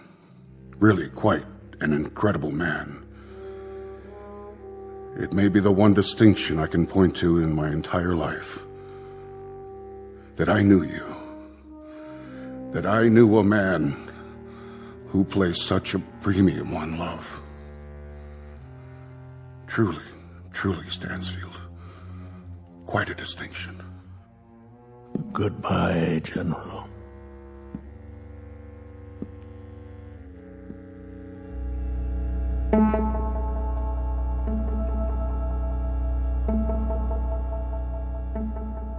Commander Douglas Stansfield, one of the forgotten pioneers in the space age, pushed aside by the flow of progress and the passage of years.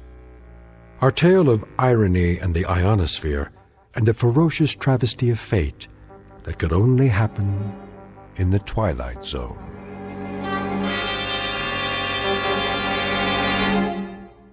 More from the Twilight Zone after this.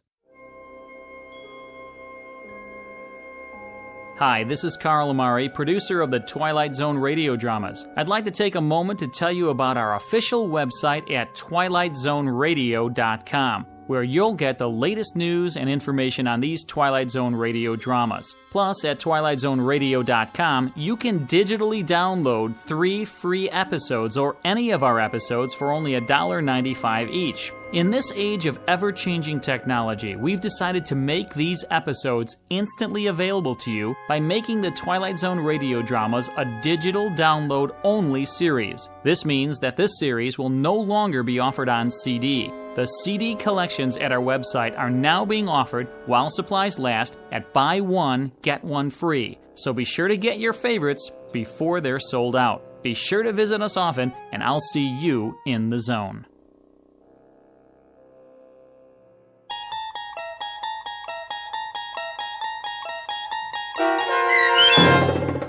The Long Morrow, starring Kathy Garver with Stacy Keach as your narrator, was adapted for radio by Dennis Etchison and based on a script by Rod Serling. Heard in the cast were Roderick Peoples, Christian Stolte, Rich Komanek, Jeff Lupetin, Meg Falcon, Heath Corson, Susan Hart, Carl Amari, Roger Wolski, and Vince Amari.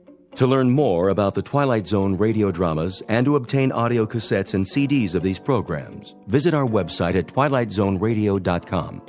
The producers of The Twilight Zone wish to thank CBS Enterprises, Carol Serling, Dennis Etchison, Dick Brescia Associates, Claire Simon Casting, Terry Jennings, XM Satellite Radio, the American Forces Radio and Television Service, Sirius Satellite Radio, our sponsors, and our radio affiliates for helping make this series possible. This copyrighted radio series is produced and directed by Carl Amari and Roger Wolski for Falcon Picture Group. Doug James speaking.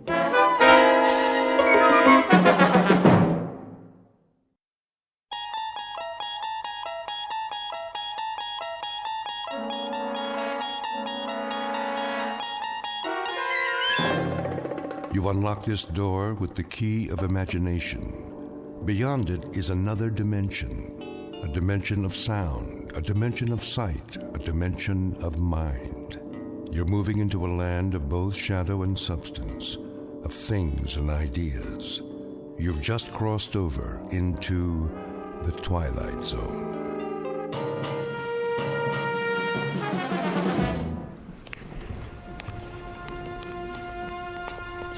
Here we have the famous temptress from ancient Egypt, Cleopatra. Her beauty almost brought about the destruction of Caesar, Mark Antony, and the Roman Empire. And now, if you will follow me, the last group of figures in our little wax museum. The piece de resistance, if I may say so.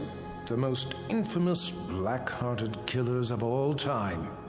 This is not for the faint of heart, so if there are any who would prefer to stay behind... I don't like this place. Come on, honey. They're made out of wax. But... No? Very well, then. Feast your eyes upon... Jack the Ripper, Henri Landru, and the dreaded Burke and Hare. It's Burke who's smothering the poor lady with a pillow, while Mr. Hare assists by holding her feet to the bed.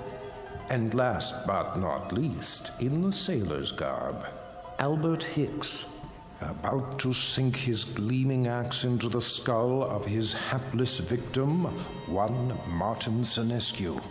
Move in, please. They look so real. Closer. Closer. But not too close. Allow me to introduce Mr. Senescu, the curator of Murderer's Row. Thank you.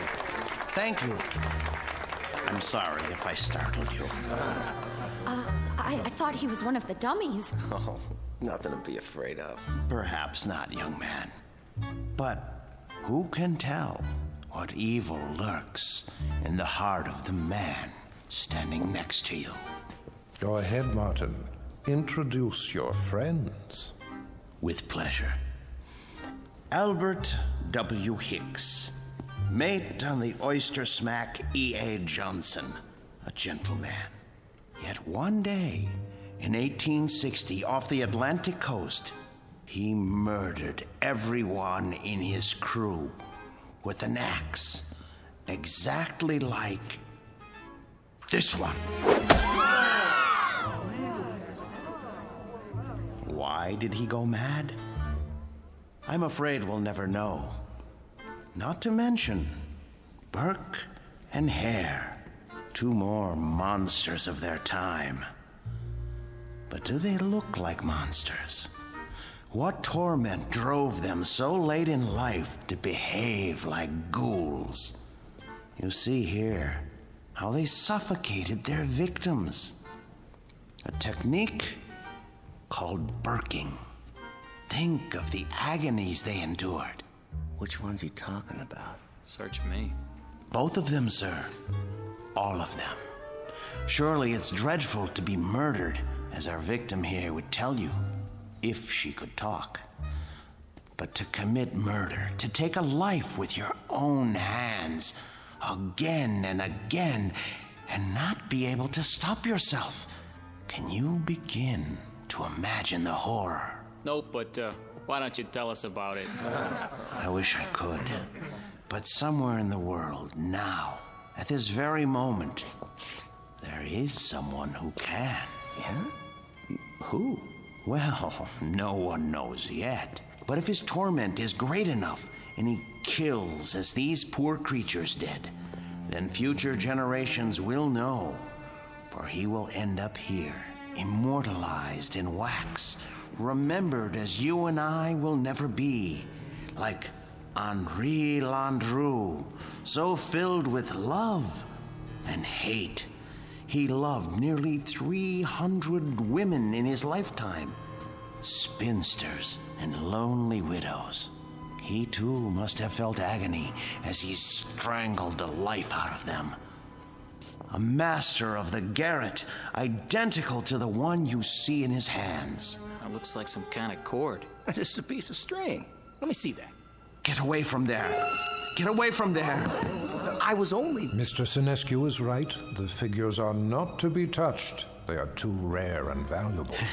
Besides, the museum can't be held responsible for what might happen to you.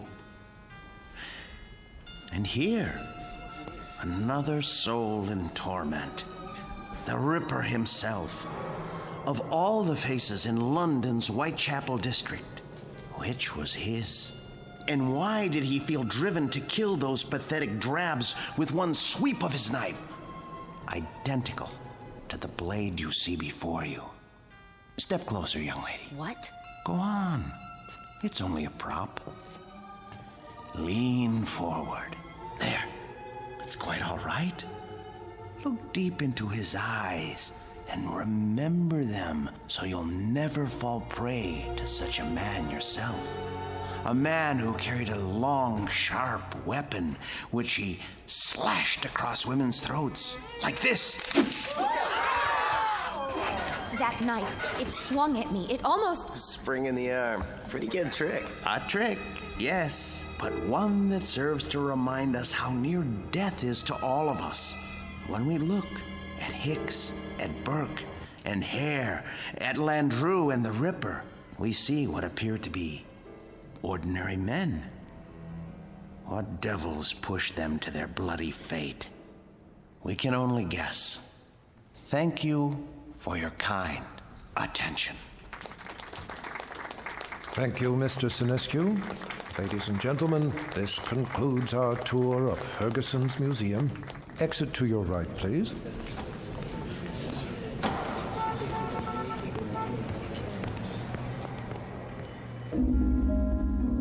Mr. Martin Sinescu, a gentleman and the curator of Murderer's Row in Ferguson's Wax Museum. He looks after these replicas with care and dedication, and he ponders why ordinary men are driven to commit mass murder.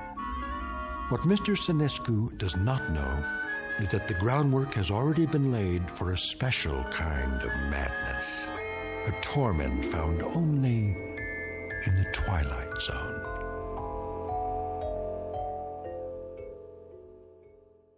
And now, The Twilight Zone and our story, The New Exhibit, starring Joby Cerny with Stacy Keach as your narrator. There now, Mr. Landru. Collar turned up just so. Easy to see why you're a real lady killer. We have to do something about that suit. Martin? Yes, Mr. Ferguson? I'd like to talk to you. All right.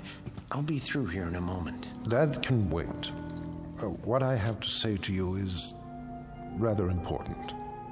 You know, sir, I think Landru needs a new suit. This one is 10 years old and shows it. Something wrong, Mr. Ferguson? Well, yes and no. I think we'd better discuss it in my office. All right, if you like, sir. Is it something I've done or haven't done? No, nothing like that. Sit down. Very well. Martin, I'm abandoning the museum. Abandoning? I'm afraid so. Is this a joke, sir? No. But you can't. You mustn't, sir. I know how you feel, Martin, but there isn't any choice. I don't understand. I've been offered a large sum of money for this property. Some people want to build a supermarket here. A supermarket? When I first opened the museum 30 years ago, I'd never dreamed I'd see this day. But the day is here, Martin, and we will just have to face it. 30 years, sir. No, for heaven's sake, don't make it more difficult than it is. I'm sorry. I hate this, Martin. You're the best employee a man could have. The way you've run the Murderer's Row exhibit, why, I don't think you ever missed a day's work. No, never. How many more days? None. This was the last. They start wrecking the building next week. What about the wax figures? I haven't decided yet. Sir, we can open another museum. We'll move everything somewhere else. I'm not as young as I once was. I could use a rest. But, sir, I'll do all the work. You won't have to lift a finger. I appreciate that, Martin, but it would be foolish. Foolish? Foolish? Why? We have become passé. People aren't interested in wax museums anymore. Look at the numbers. It's all here. Our attendance figures, our profits, but mostly our losses. This year has been the poorest of all. There's even a news story about the closing of the Grand Guignol. Surely not. The handwriting's on the wall. Seriously, what do we offer? The great lovers of history? The discovery room? Scientists? That isn't why people came here. That isn't why at all. What they really came to see was your murderer's row. We've always known that. But they've been coming in decreasing numbers. And do you know why? Because the evening news offers them fears we could never match. The wars, the atrocities, the perversions, they've all ruined our chamber of horrors. People are blasé. They think they've outgrown the need to be frightened. They already live in fear day in, day out. It's the world, Martin, and the world has changed. No, it would be foolish to open another museum. Maybe it's the location or the exhibits. Remember how people came after we installed the Ripper's arm with the knife and the spring mechanism? That was years ago. They're simply not interested anymore. But what's going to happen to them? Landru and Hicks and the others? If I could sell them, I would. But there is no market for wax figures. Mr. Ferguson, you're not thinking of destroying them, are you? I mean, they were meant to live forever. Martin, I tell you, I don't know what I'm going to do. You're forgetting something. Come with me. Martin... Look at Landru.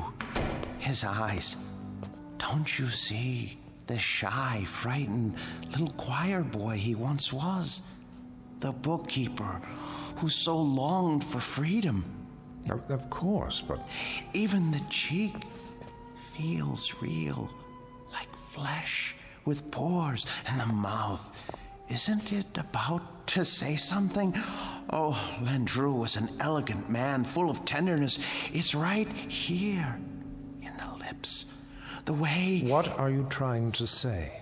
Mr. Ferguson, you seem to have forgotten that these figures are the work of the great Henry Gilmand, the only ones he created outside of Europe. I haven't forgotten. There was genius in everything he did. They're not just so much candle wax. It's as though they were alive. I'm afraid it doesn't make any difference now. I don't think I could stand it if these figures were destroyed. It would be like losing 5 close friends. I won't destroy them, Martin. I give you my word. But where would I store them? You know how vulnerable they are to changes in temperature. I could take them. You? Yes. What would you do with them? I wouldn't put them in an ugly warehouse, I'll tell you that. They need constant care. I'll put them in my basement. That's ridiculous. Think about it. What would Emma say to having the figures of 5 famous murderers in her basement? Oh, she wouldn't mind. She rarely goes in the basement. It's my space. She'll understand. I'll put air conditioning down there and a heater for colder days. Oh, you'll see. I'll take care of them, just as I always have.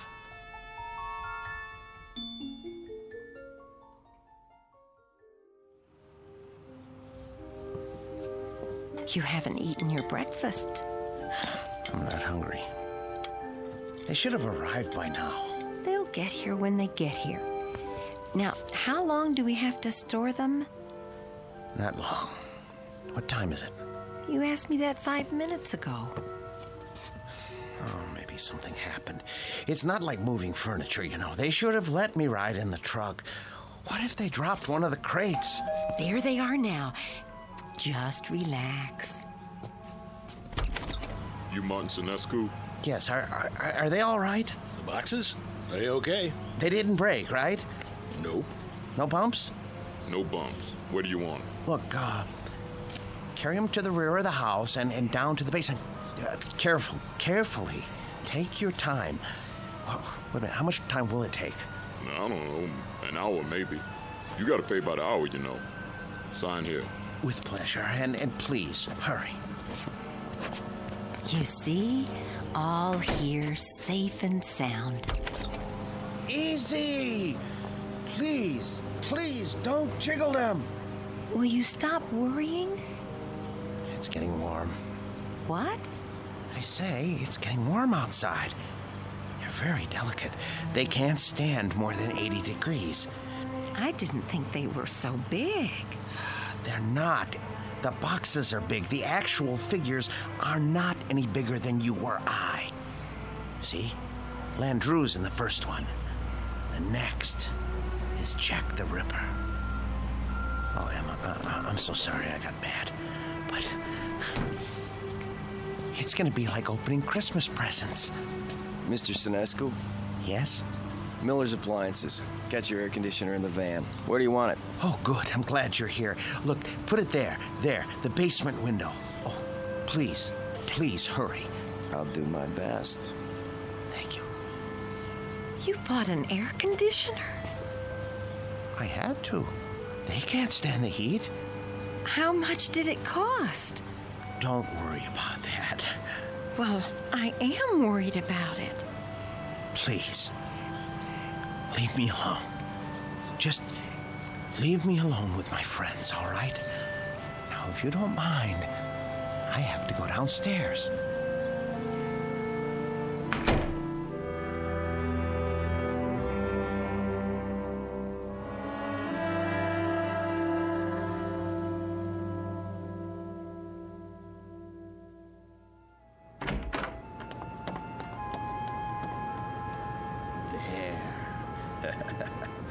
Ooh, feels cool enough. Now then, gentlemen, Bloody Jack, Jack the Ripper, how are you today? None the worse for wear, I see? Oh my. Cape's a bit shabby, though. Martin, are you down there? Yes, sir.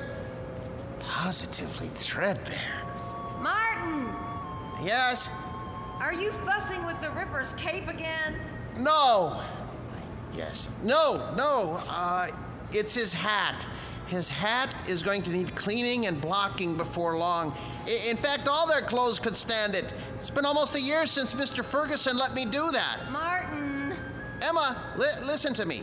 The truth is, these men need clothes. But the Ripper here, his are the worst. Part of his coat back's come undone, and... Martin! What is it, dear? We're not buying them any clothes. Oh, Emma, listen. It's not just buying. It's tailoring to fit their bodies. I don't care, Martin. Oh, you don't mean that. Yes, I do. No, you don't. Honestly, Martin, you pay more attention to those murderers than you ever did to me. Oh, Emma, listen, that's not true. You practically live down there. Emma, they're a trust, a sacred trust. These figures were made by Guillemont. They're masterpieces. All right, so they're masterpieces. But you told me it would only be for a few days. Now, they've been here for weeks. I've been nice about it, Martin. You can't say I haven't. How long is this going to go on? I'm sorry, dear. I didn't lie. I thought they'd be here only a little while. I really did. But, well, I can't find anybody to finance the museum. How can you find anyone if you spend all your time down there? Well, I phoned, but everyone I talked to never even has heard of Henry Guillemont. Can you imagine that? What's that? The electric bill. You see how much this air conditioner is costing us running around the clock? Well, you know how hot it's been. Oh my. That is high, isn't it? I'd like to know how we can go on paying it. Martin, there's no more money in the bank. I know. But you mustn't worry. I promise you, I'll think of something. There must be somebody somewhere. Mr. Ferguson. No. Why not? You've told me he loves these things as much as you do. Besides, isn't it up to him to take care of them? Emma, I don't know anyone in the world I respect as much as Mr. Ferguson. And I would never trust these figures to him. I couldn't be sure they were cared for properly. I don't even think I could sleep if I... So we're stuck with them. Stuck? Emma, it's an honor, a privilege. For you, maybe. But how do you think I feel? I am afraid to go into the basement because of these monstrosities. I mean, I just about get a heart attack, Martin. The way they stand there and stare at me, they're frightening. They're supposed to be frightening. Live with them as long as I have, and you'll come to love them. Love them? One day, they cease to be strangers to you, and you want to say good morning to them and ask them how they passed the night. And when that happens, Emma, I tell you, Emma, where are you going, Emma?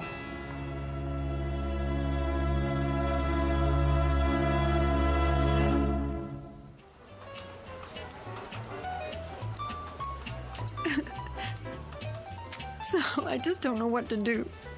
I mean, we can't borrow any more against the house. That's true. There's no chance for a refi without proof of income.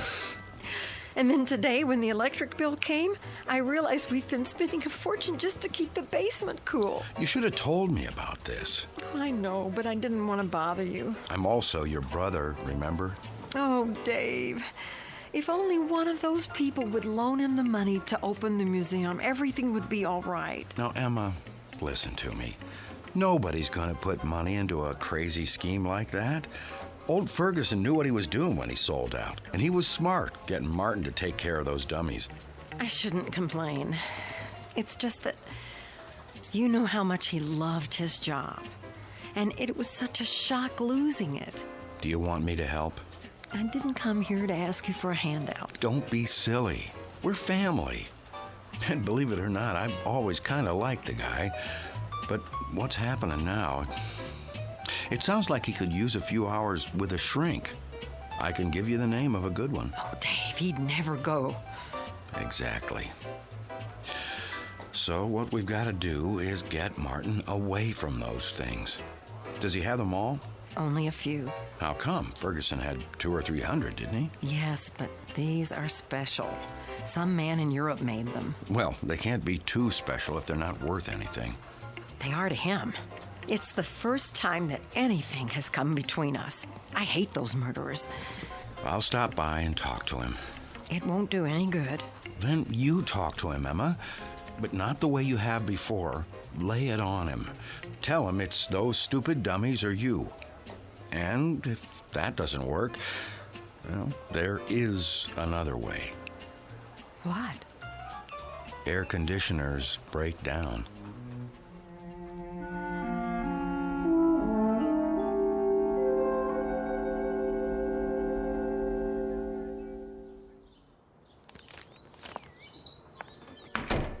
Emma?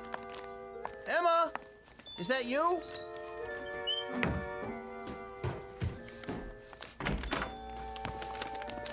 Where have you been? Do you care? I know you're angry, but what can I do? I have to keep the figures in perfect condition. I can't let them go, or... Where did you get those groceries? I thought you said we didn't have any money left. Dave gave me some cash. Oh, no. Oh, my, oh, my, oh, my. You told your brother. Martin, we can't go on living like this. I'll borrow some money from Mr. Ferguson. Borrowing isn't going to solve anything. Now, Martin, I know what those figures mean to you, but... But what, Emma? What? I simply will not have them in this house 1 minute longer. Martin, once they're away from here, you'll be a different man. You'll see. You've lived with wax dummies so long, you've forgotten how to be a human being. No, I haven't. What kind of friend do you think I am? I cannot desert them now, not after all these years. They need me. They'd be lost. Martin, they're not alive. They don't need anybody. I want you to see a doctor. What? A doctor? Yes. Just once. What do I need a doctor for? Because, Martin, there's something the matter with you. You haven't been yourself lately. Oh. Well, who have I been then? I'm not sure. Somebody I've never known. But Martin, staying down in the basement all day and talking to those things, honey, it's not natural. I know it's not natural, but it's my job. I'm not the only husband who brings his work home with him. This was your brother's idea, wasn't it? Well, you go back and tell him to mind his own business.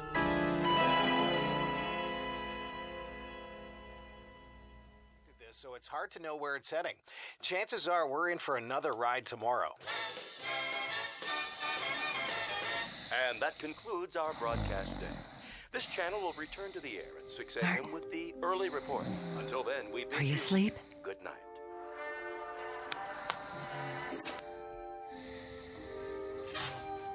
God forgive me. It's time for the air conditioner to break.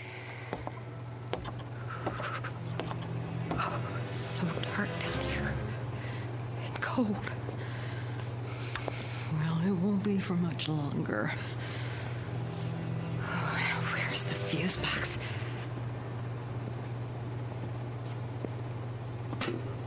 Let's see now. Which one is for the air conditioner? I should have brought a flashlight. I can't see a thing. Here it is. Good.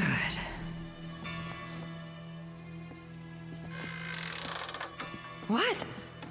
Who's there? What's happening?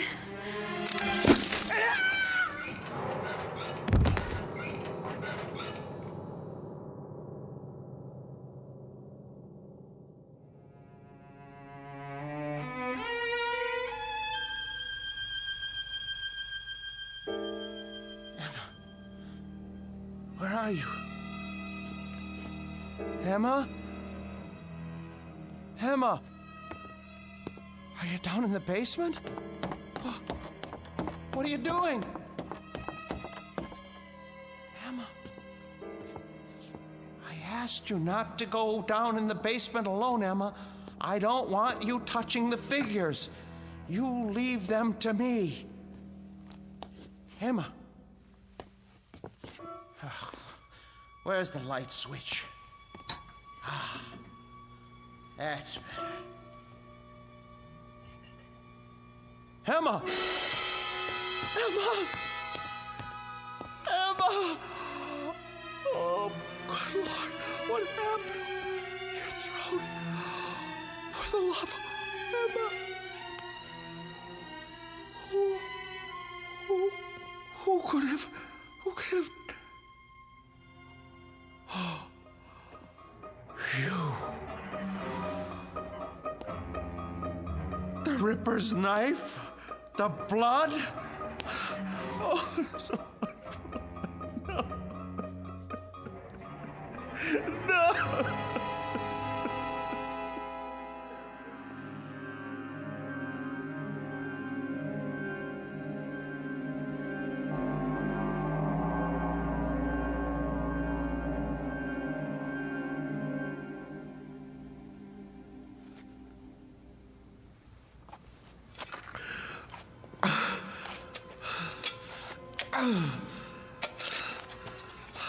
I hate to bury you down here, Emma.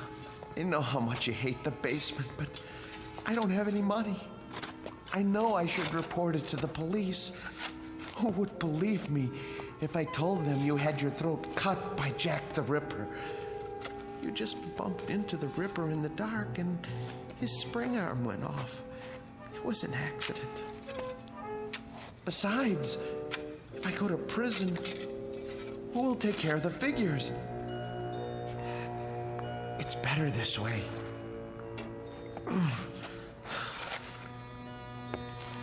They didn't like you, you know. You said some very unkind things about them, and they heard you. You have to be careful around Jack. He has such a temper. I should have warned you. There. Now for the cement. Oh, poor Emma. But it's too late to tell her anything now.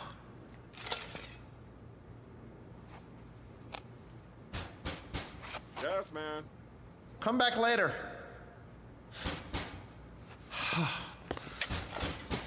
All right.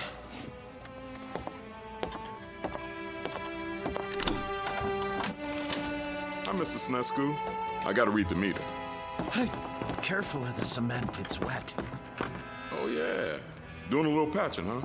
Floor must have been pretty bad. Yes, it was cracking. I had to do the same thing. These old houses, holy mackerel! Something the matter? Woo! For a minute there, I thought they were real. How'd you ever get statues like that? Yes, well, they're wax, actually. From the museum, I'm taking care of them. Boy, they're the most realistic things I ever saw. You sure they ain't alive? Well, not altogether. Well, you could have fooled me. Should be a fine thing come Halloween. Something like this will really throw a scare into people. Man, oh man. Even close up, they... What's this? What? Whoever made these thought of everything. Even put blood on a knife. Well, I gotta go. You've got quite a layout here. Hey, tell me something. Yes? Don't they ever give you the creeps? Not when you know them as well as I do. You're a real joker, Mr. Sinescu. Wait till I tell the wife about this. Hey, do you think it'll be all right if I bring her over for a look? No. Well, I mean, we're going to be gone. I don't know when we're going to be back. Oh, okay. Well, I'll see you next month. Fine. Goodbye. Best to keep the outside door permanently locked.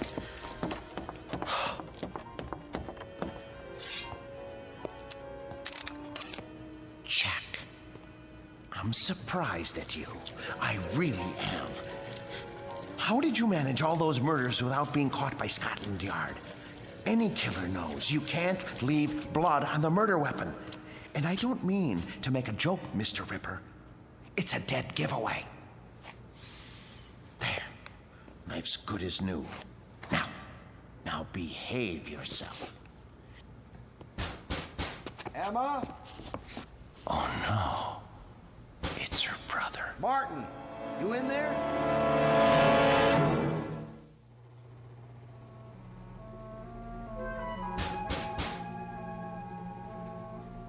Emma? Martin?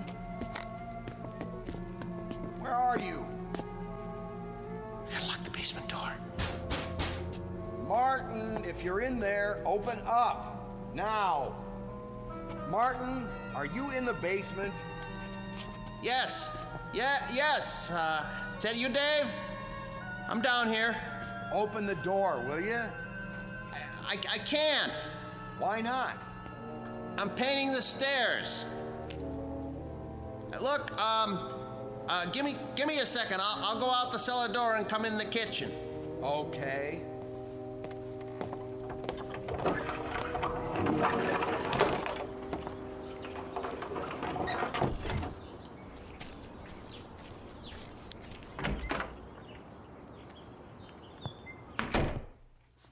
Where's Emma?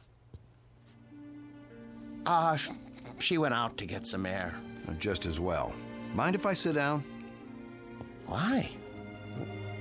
What do you want? You sit down too. Dave, look, I don't have time. I'm in the middle of something. Now, just tell me what you want. Emma came to see me yesterday. I'm very embarrassed. She told me about it. She did, huh? Well, that'll make it easier. Perhaps. Oh, you two have an argument? Yes. But look, everything is settled now. Glad to hear it. She was pretty upset when she talked to me. I know. You didn't treat her square when you brought those dummies home. That's been changed.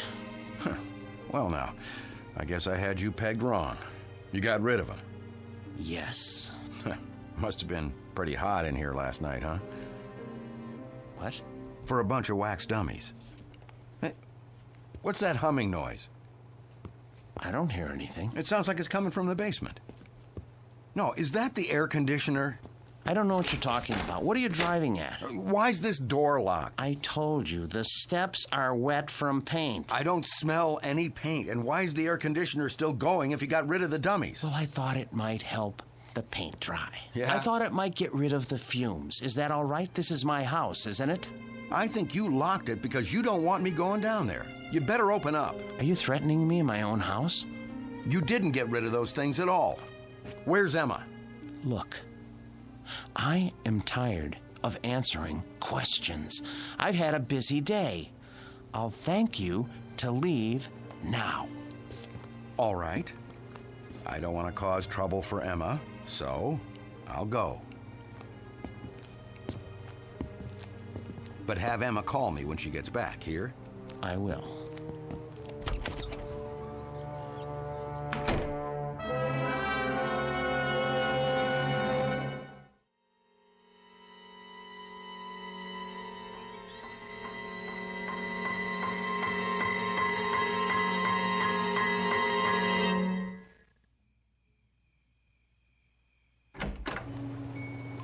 Emma? Boys? You can breathe easy. I'm going to bed now. Sweet dreams. Good night.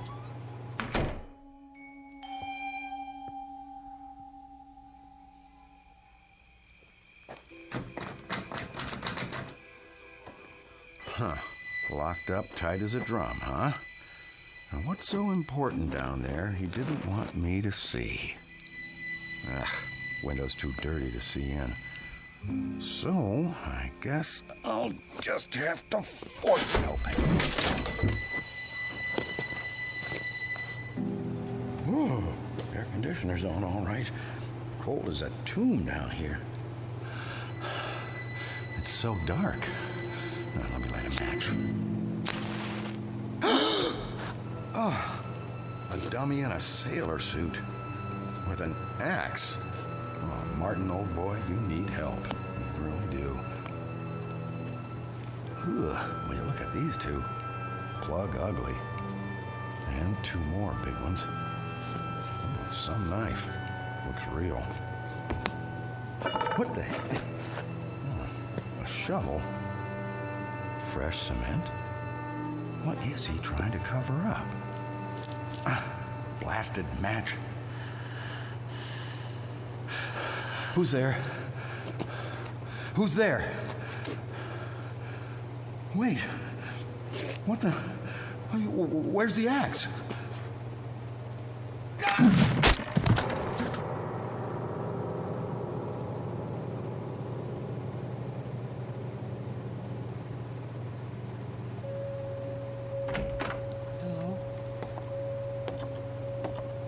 Hello? What's going on? Who's here? Hicks. Where's your axe? Dave. Dave. Oh no. Mr. Hicks. When I took your axe away from you and put it up in the rafters where you couldn't reach it, I tried to make sure that nothing like this could happen. How did you get it down from there? Why did you take it off the rafter?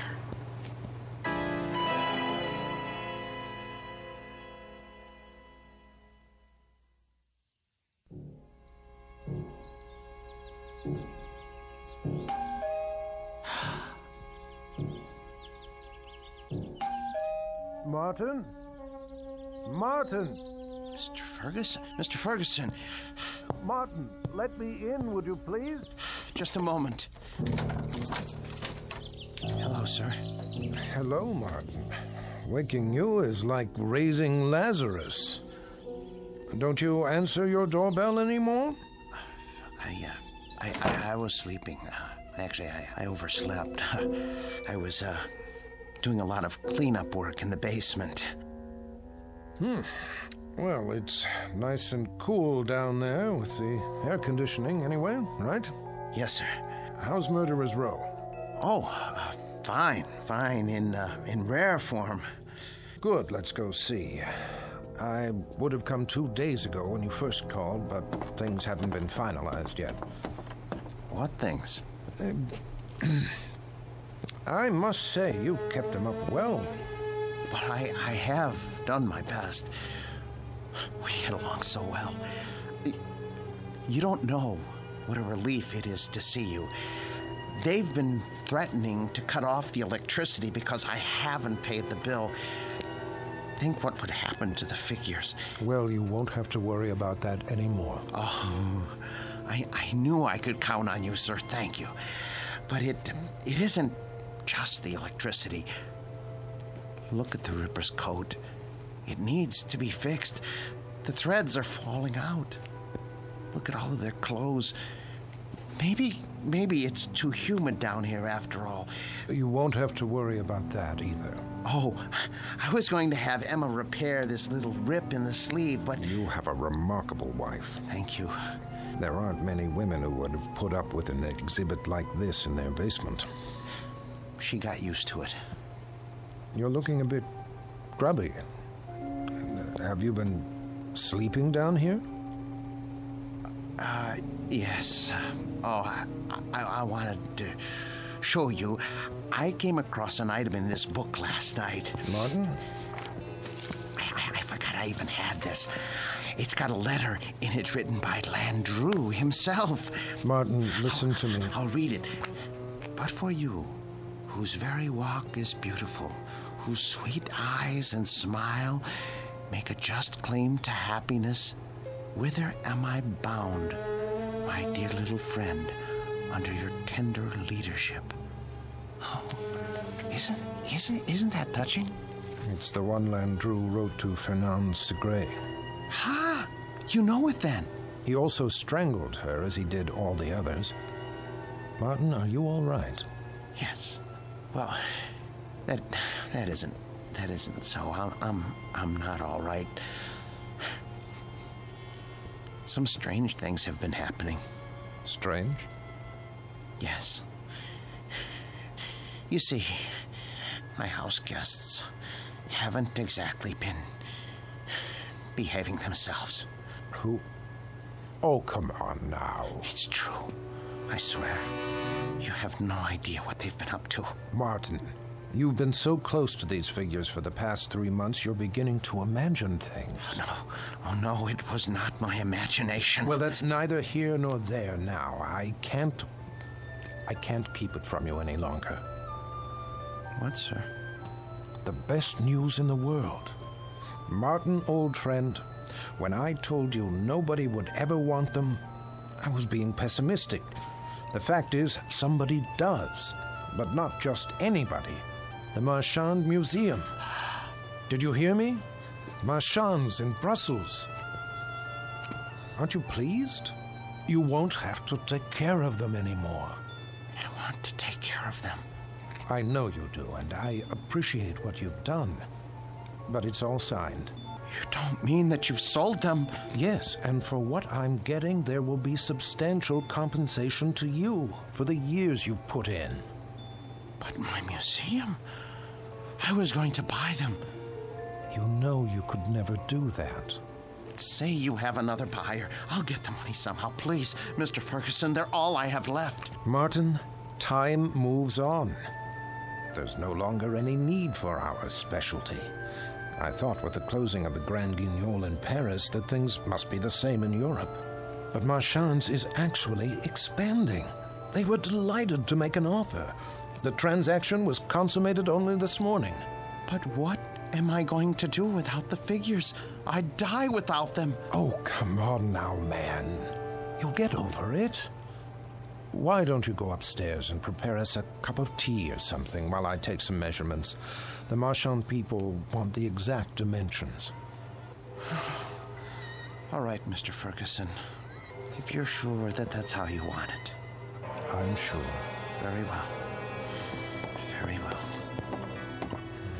Let's see now. Hicks.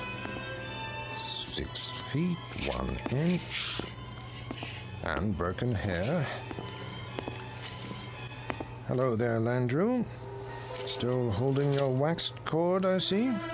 Be with you in a second. Now then, Mr. Hare, 5 feet 10 inches.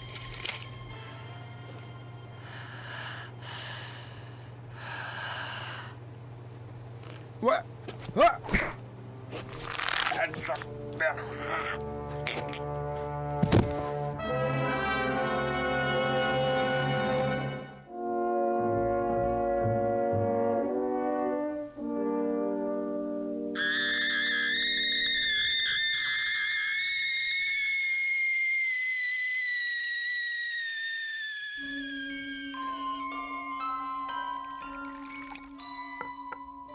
There, 2 cups of tea.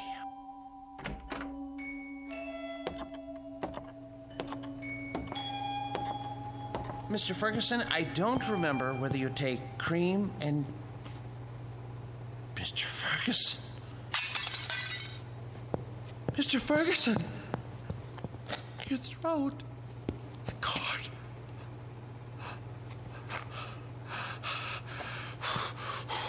Why did you strangle Mr. Ferguson? And the rest of you? I know you didn't have any part in this, but you didn't stop it either. Landrew, you have gone too far.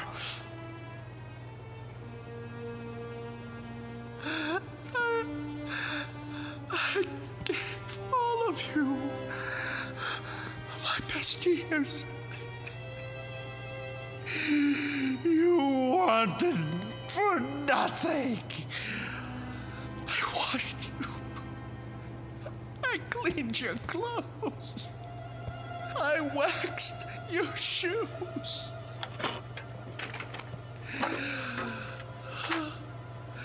The air was always the right temperature because I made it so.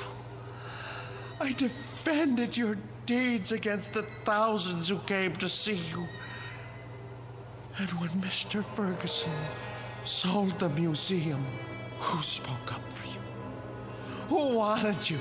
And now what have you done to repay me? Murdered Mr. Ferguson? He was a good man. The books were right.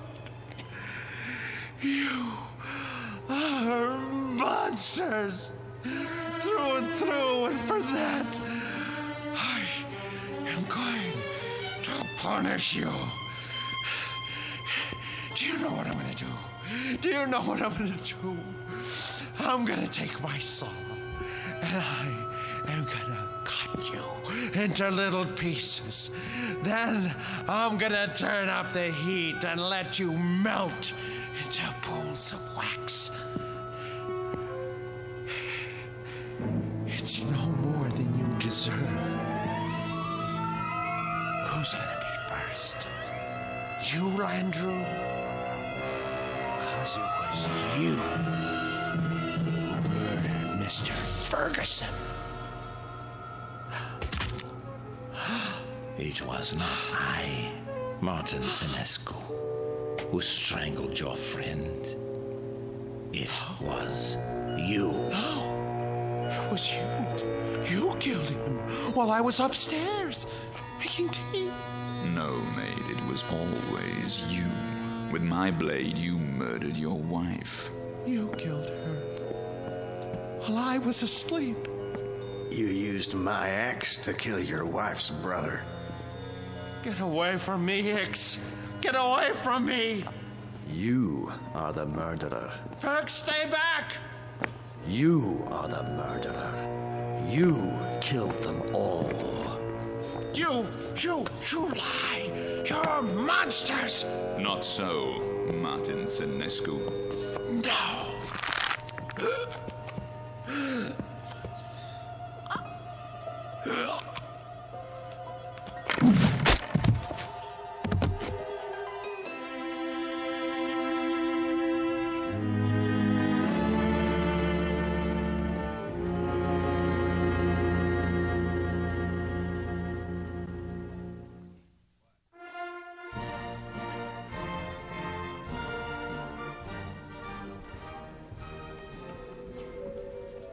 And here is the latest addition to Marchand's Wax Museum, Murderer's Row, complete with its newest cast member, Martin Lombard Senescu.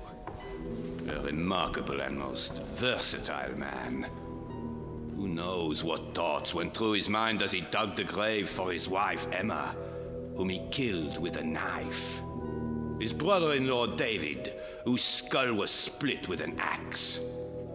And his friend and employer for 30 years, Mr. Ernest Ferguson.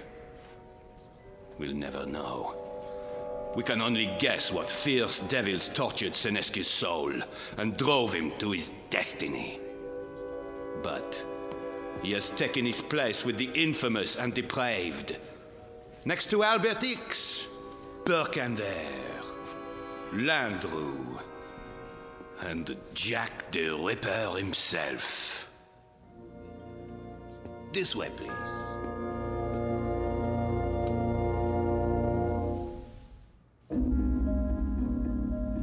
The new exhibit became very popular at Marchand's, an instant hit.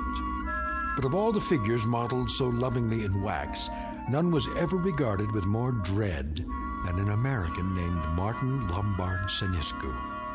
There was something about the eyes, people said, dazed, vacant, as if he had seen too much and come to understand it a moment too late.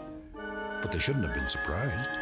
It's the look one often gets after a quick walk through the Twilight Zone.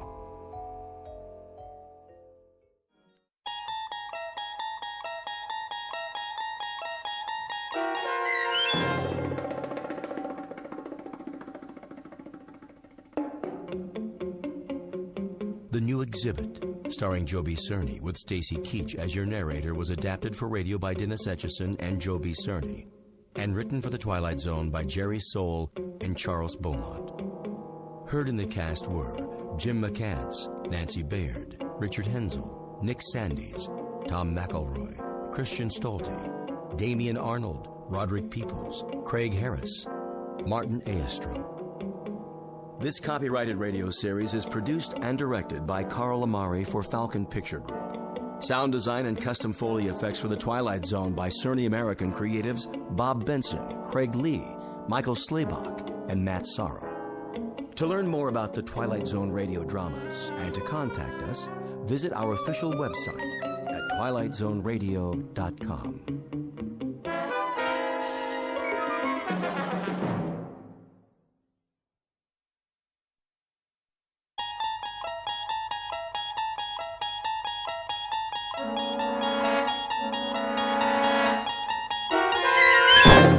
You're traveling through another dimension. A dimension not only of sight and sound, but of mind. A journey into a wondrous land whose boundaries are those of imagination. Your next stop, the Twilight Zone.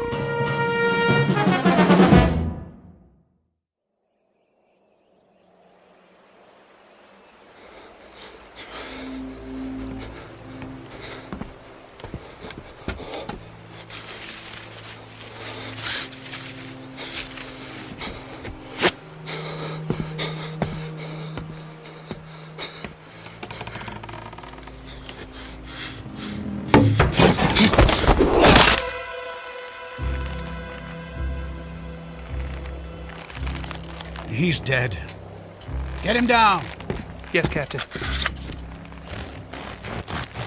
Clemens, what the devil do you think you're doing? Cutting him down, Captain. This is the last of the rope, Clemens. There's still one more to go. Just untie him. For pity's sake, catch him before he falls into the river. Traitor or not, he deserves a decent burial. Captain, the rope's looking pretty frayed. I'm not sure it'll take the weight of another prisoner. It'll have to. But, Captain... I said it'll have to. Yes, sir.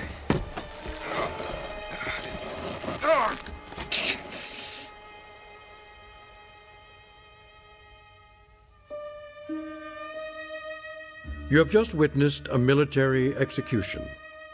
Death is a dignitary who, when he comes announced, is to be received with formal manifestations of respect, even by those most familiar with him. This particular execution occurred on Owl Creek Bridge in northern Alabama during the war between the states. You might find it in the works of that past master of the incredible Ambrose Bierce, but its proper home is in the Twilight Zone.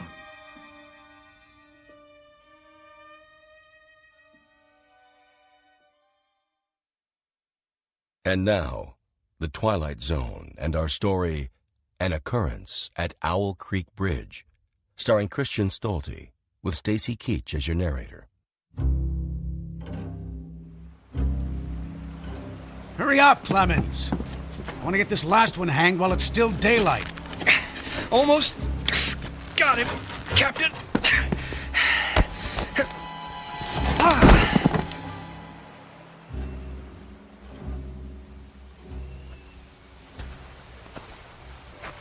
Your friends are dead, Peyton.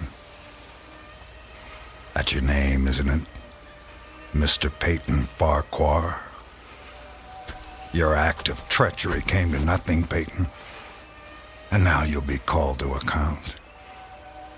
I wouldn't recommend you think of doing anything as stupid as trying to get off this bridge. Apart from the fact that your wrists are tied behind your back, you'll find yourself more than adequately surrounded, whichever way you choose to run. See those sentinels at either end? Please don't get the impression they're just taking a rest. The way they're holding their rifles, they call that the support position. Means they're always at the ready. As a good soldier, the Federal Army should be. Don't say too much, do you? Huh? Peyton? Peyton Farquhar. Hello? Anybody at home? And here I thought you were a true Southern gentleman. I know what you're thinking, Peyton. That maybe you can make that 20-foot drop into the water.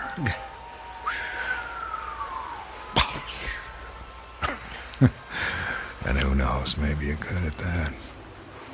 But after that, your chances for continued survival become pretty slim.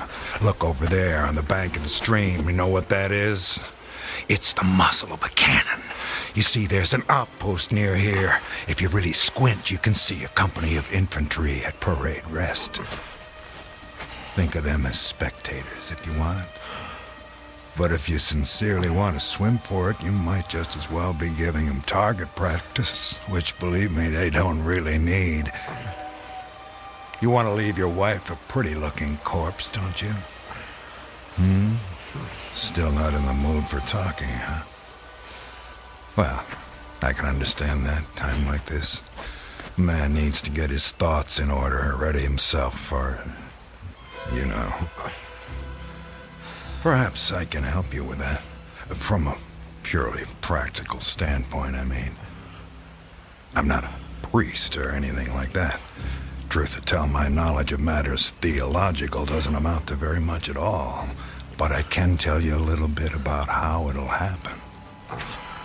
Me and Clemens will escort you out to the center of the bridge, then introduce you to Captain Newman. He's a nice man. You'll like him.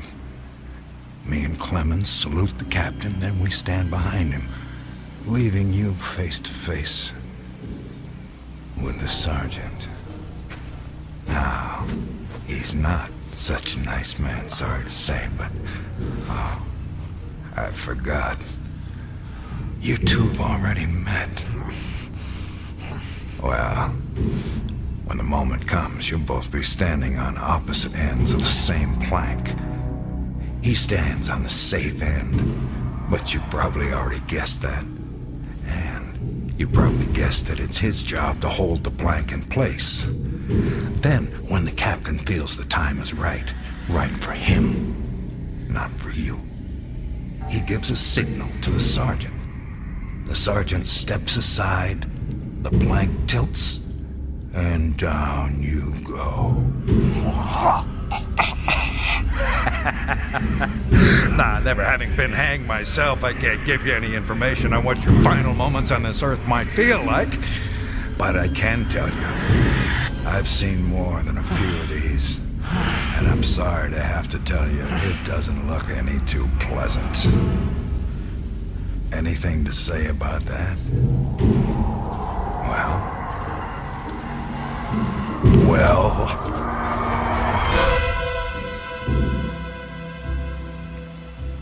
I am a living man. How's that? Speak up, Peyton. If you got any famous last words, we should hear them. Otherwise, they won't be famous. I am a living man! Not for much longer. No, sir, not for much longer. Captain says we're ready for him. Hear that, Peyton? We're ready for you. They say the Lord hates a coward, so take my advice and try and face it with a smile. Why do you have to do that, Levine?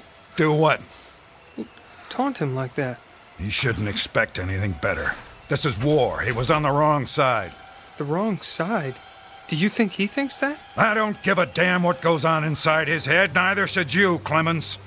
And unless you want to end up with a noose around your neck, don't let anyone else hear you talking like that. Now, help me up with him.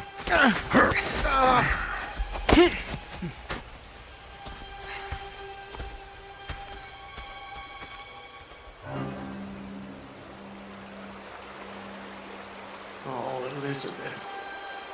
Elizabeth, my darling, what have I done? What have I done to you and the children? I promised you. Promised I'd come back. What is a man if he's not as good as his word? What am I? Secure the noose. The noose. If only I could free my hands. Perhaps I could throw off the noose. Perhaps I really could dive into the stream. I might evade the bullets, and if I swam vigorously enough, reach the bank, then take to the woods and get away. Get back home. Yes, home. And back to you, Elizabeth. Thank God home is outside their lines. My wife and little ones are still beyond the invaders' farthest advance. That pounding. What is causing that pounding? It's like the stroke of a blacksmith's hammer on the anvil. Is it distant, nearby, or both? Perhaps it's my death knell. Feels like a knife being thrust into my ear. Damn them, what's taking them so long? If you're gonna do it, just do it! Sergeant, step away. Too late. My God, it's too late. Oh, Elizabeth.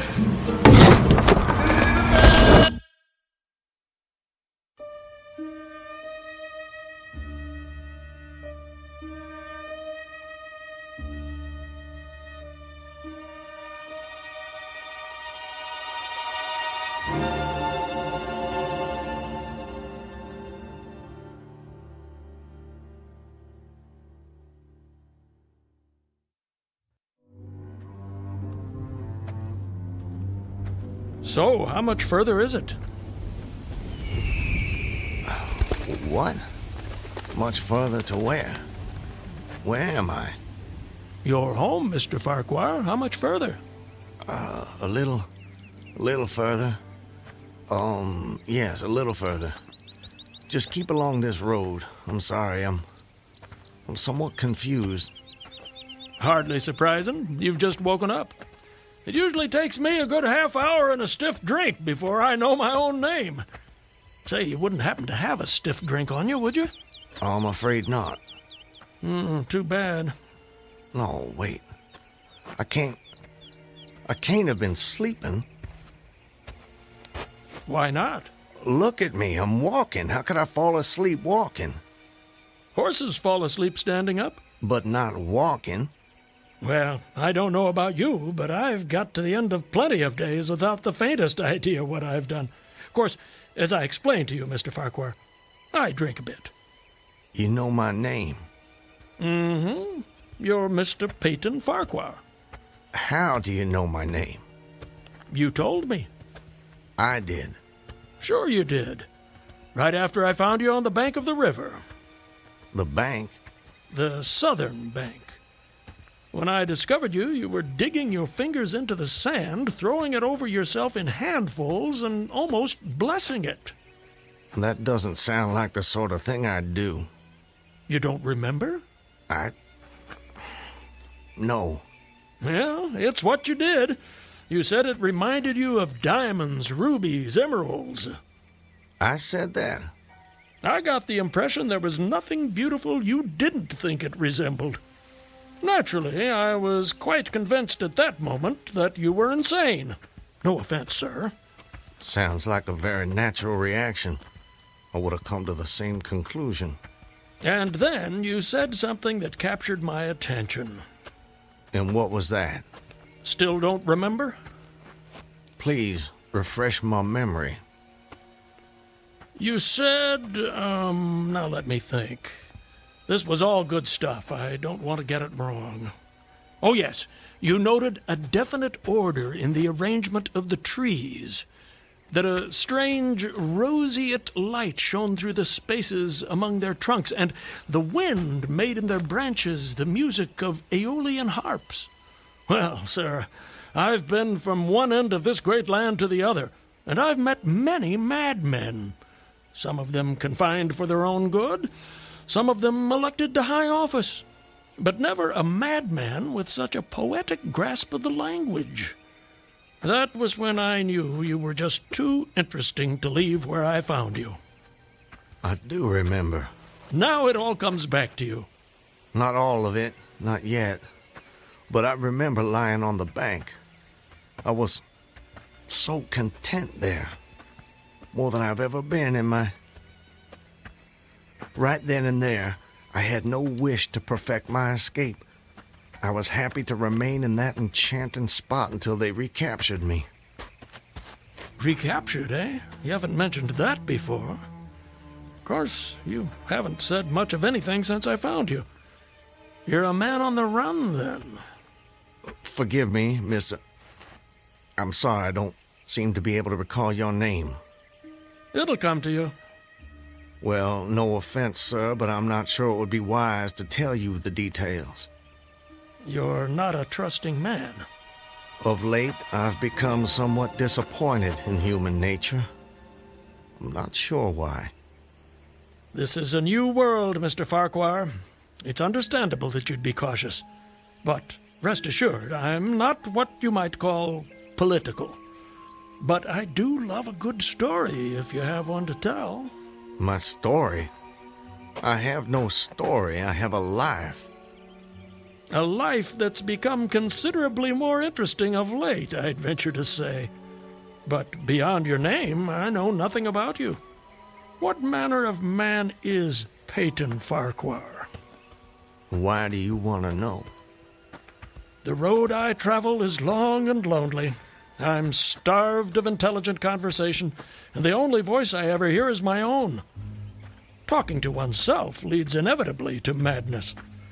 With you here as my temporary companion, I can stave off that unfortunate condition for at least another day.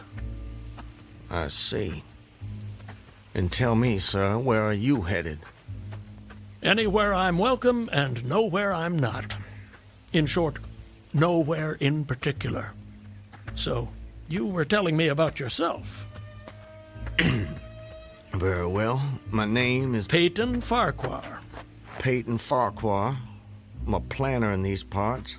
A planter, eh? Good to have land. It is. So, I guess you have slaves. Naturally. No need to adopt that tone, Mr. Farquhar. I told you I'm not a political. Just asking. Well, as it happens, I am what you would call a political. The Farquhars are an old and highly respected Alabama family. I'm naturally an original secessionist and ardently devoted to the Southern cause. Oh, your memory is reliable when it comes to the matter of who you are, if not where. I suppose so. And yet, if you'll forgive my temerity, For all your patriotic fervor, you clearly didn't take service with the gallant army of the South. May I ask why that was? Circumstances of an imperious nature prevented me from doing so, but I assure you I chafed under the inglorious restraint, longing for the release of my energies, the larger life of the soldier, the opportunity for distinction. And in good faith and without too much qualification, you assent to at least part of the dictum that all's fair in love and war. Are you mocking me by any chance? I would never, ever risk a fellow traveler's friendship for such a trivial gain. Please, continue, I beg of you. I imagine that the opportunity to serve your birthplace came at last, as it comes to all men in wartime? It did. It was one evening, as I was sitting under the magnolia trees near the entrance to my grounds. I was with my wife, Elizabeth. The children were playing nearby.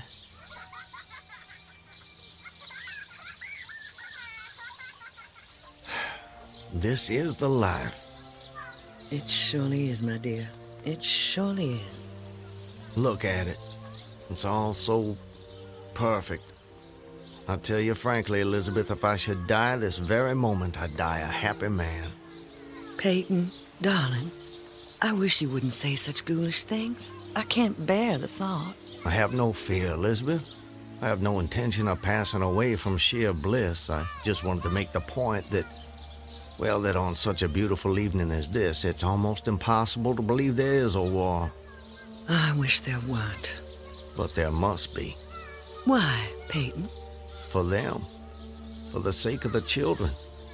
They deserve the best future we can give them. Isn't that worth dying for? I understand that, Peyton. I do. It's just that... I sometimes wonder if we couldn't... Peyton, look! That soldier. He's one of ours. Water. Please. You're exhausted. Peyton, should I fetch one of the slaves? By no means. We'll take care of him ourselves. Get him some water, Elizabeth. Let me help you down, sir. Oh, thank you. You must be starved. Come inside, my man.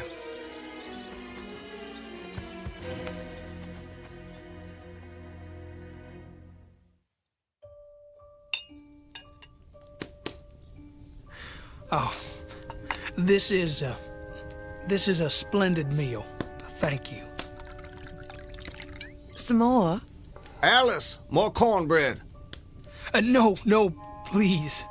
This hospitality is far more than I deserve. Nonsense. Nothing is too good for our brave boys. Tell me, Corporal, whose command are you with? Colonel Tolliver, 13th North Carolina. How are things at the front? We hear so little down here. I'm sorry to say things are not going so well. Not so well at all. The Yankees are repairing the railroads in preparation for another advance. They've reached the Owl Creek Bridge. Owl Creek Bridge? Yes, sir. They've put it in order and built a stockade on the north bank. I'm sure you know what that'll mean. Yes. If they can run trains over the bridge, there'll be nothing to stop them. Damn those sons of... Forgive me, Elizabeth. You shouldn't be subjected to this manner of talk. Peyton, I understand... Go and see what's keeping Alice with the cornbread. As you wish, my dear. Something on your mind, sir? Corporal, refresh my memory. It's about 30 miles to Owl Creek Bridge? About that. Maybe even a little less. And there's no force on this side of the creek? Only a picket post a half-mile out, on the railroad, and a single sentinel at our end of the bridge. Suppose a man, or perhaps several men, civilians and persons of intelligence, should elude the picket post and perhaps get the better of the sentinel. What could they accomplish? Accomplish? Well, sir, I was there a month ago. I saw that the flood of last winter lodged a great quantity of driftwood against the wooden pier at this end of the bridge. Driftwood, eh? It's dry now, exceedingly dry. If someone were to put a light to that driftwood, it'd burn like tow. That it would, sir. And that would mean the end of the Owl Creek Bridge. I don't think the Yankees would care for that. Not one damn bit would they care for it. And it goes without saying that such a conflagration would seriously hinder the northern effort. Oh, it would. But you should know, sir, the commandant's issued an order declaring that any civilian caught interfering with the railroad, its bridges, tunnels, or trains will be summarily hanged. I've seen the order. It's posted everywhere. Risk is a part of life, soldier. You face it every day. I do. That I do. And in my own small way, I've done what I can. No service is too humble to perform in the aid of the South. And should the opportunity present itself, no adventure would be too perilous to undertake if consistent with the character of a civilian who is at heart a soldier, of course. Mr. Farquhar, you are a true son of the South, and a very brave gentleman.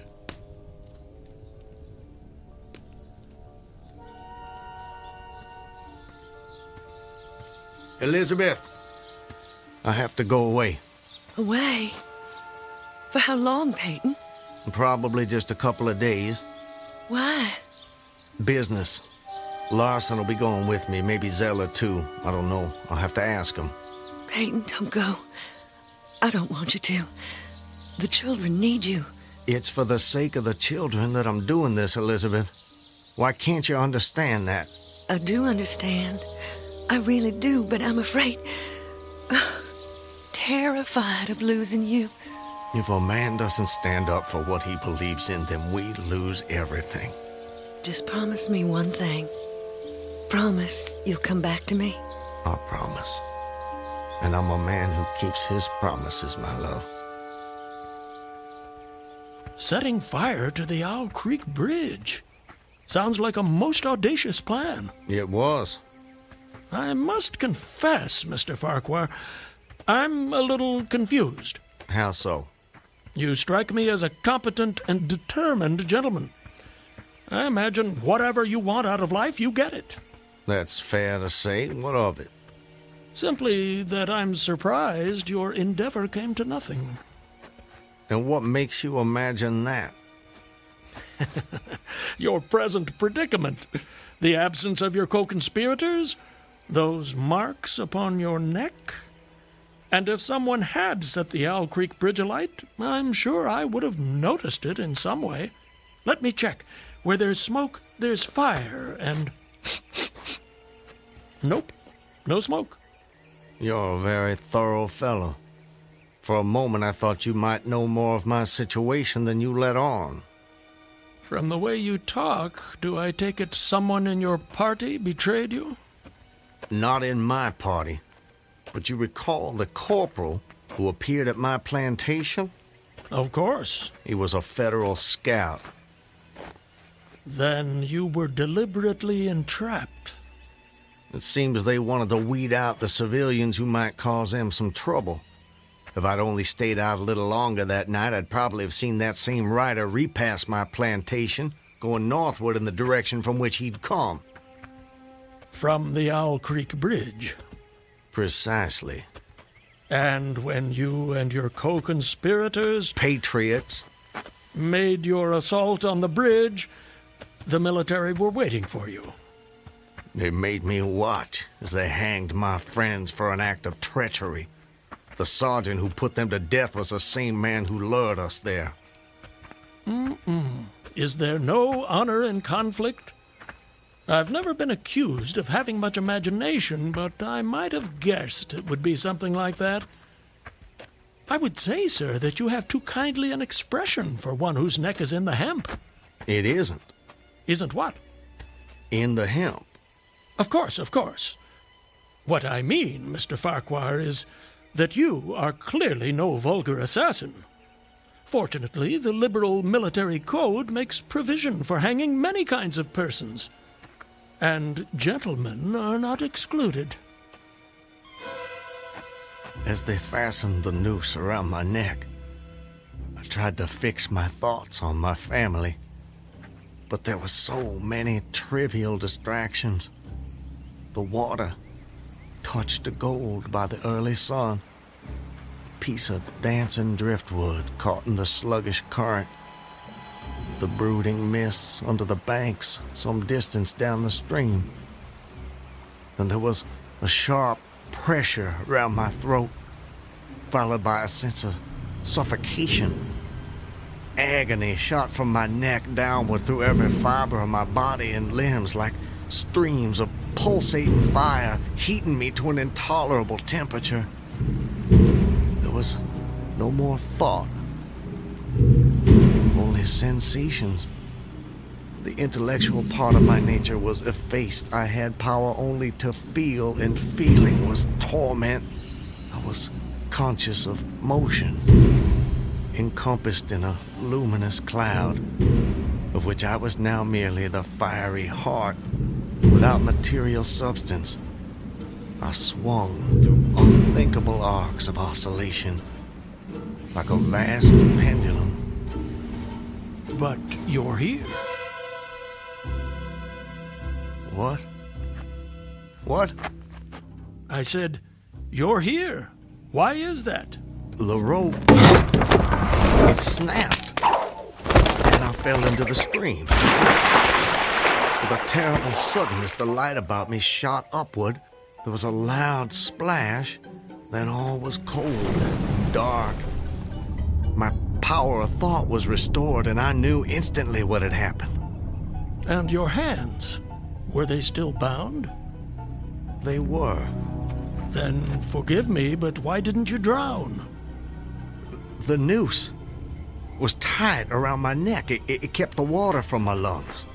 And kept you from breathing. When you get into a predicament, sir, you don't do it by half measures. I suppose not. To die of hanging at the bottom of a river. Even at that moment, it seemed ludicrous to me. I opened my eyes in the darkness. I saw above me a gleam of light, distant, inaccessible. I was still sinking, and the light became fainter and fainter until it was a mere glimmer. Then it began to grow and brighten, and I knew I was rising toward the surface. Knew it with reluctance, for I was very comfortable. Comfortable? Oh, yes. It was a question of preference at that point, you see. To be hanged and drowned, that didn't seem so bad, but to be shot? No, I refused to be shot. It didn't seem fair. I'd say you have a quite singular set of values. Do they offend you? Not at all, not at all. It makes for a more entertaining story, and yours is the most fascinating I've heard in many a year on the road. Please, continue. You're under the water, slowly rising to the surface. Your hands are tied. A sharp pain in my wrists apprised me of the fact that I was trying to free my hands. I gave the struggle my attention as an idler might observe the feat of a juggler without interest in the outcome. Eventually, the cord fell away. My arms parted and floated upward, but I could only dimly make out my hands in the growing light. I watched with a new interest as first one and then the other pounced upon the noose at my neck.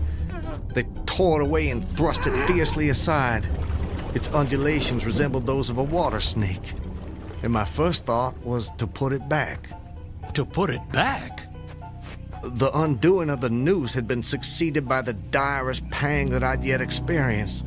My neck ached horribly, my brain was on fire, my heart gave a great leap, and I felt as though it was trying to force itself out of my mouth. My whole body was racked and wrenched with an insupportable anguish. And I imagine the desire to rise to the surface was even greater, no matter what you might find waiting for you there. I wanted to stop myself, had to stop myself, but my disobedient hands gave no heed to my command. They beat the water vigorously with quick, downward strokes, forcing me to the surface. I felt my head emerge. My eyes were blinded by the sunlight. My chest expanded convulsively, and with a supreme and crowning agony, my lungs engulfed a great draft of air. So now you were in full possession of your physical senses. If anything, they were more keen and alert than before.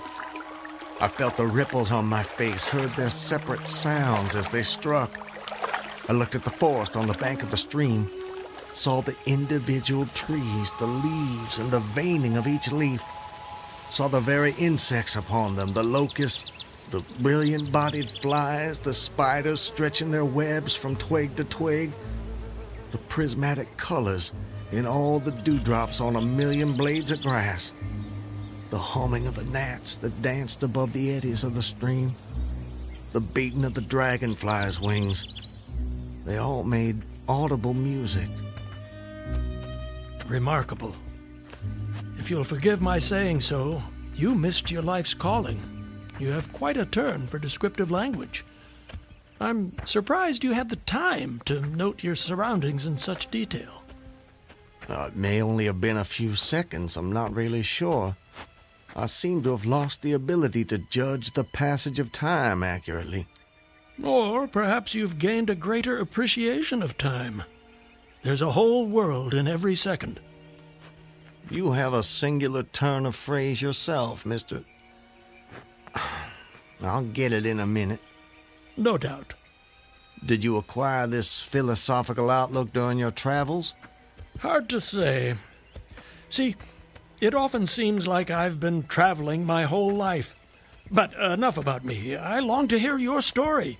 You've painted a beautiful background for me, but it strikes me there are more pressing issues in this particular picture. For example, your executioners. My would-be executioners? That goes without saying, surely. Very well. I saw them, silhouetted against the blue sky. They shouted, they gesticulated. Their movements were grotesque and horrible, their forms gigantic. Suddenly, I heard a sharp report and something struck the water smartly within a few inches of my head, spattering my face with spray. One of the officers had his rifle. At his shoulder, there was a light cloud of blue smoke rising from the muzzle. I was surprised he missed. I read somewhere that marksmen with gray eyes are the keenest shots. This fellow was the exception to the rule, it seems. The marksman had gray eyes? Mm-hmm. How could you see that? I'm sorry? He was on the Owl Creek Bridge. You were in the water. And you must have drifted some distance. So, how did you know the marksman had gray eyes? I don't know how I know. I must have noticed it on the bridge. Just before your execution? My intended execution. As you say. Doubtless the detail was burned into my mind. Doubtless. I told you how much more alive my senses had become at that moment. Alive. Yes, indeed. That you did. At that moment, a counter-swirl turned me half around. I was looking into the forest on the bank opposite the fort. A clear, high voice rang out and came across the water with a distinctness that pierced and subdued all other sounds, even the beating of the ripples. The voice, what did it say? It said, "Attention, company! Ready! Aim!" How did you do that? Run! Fire!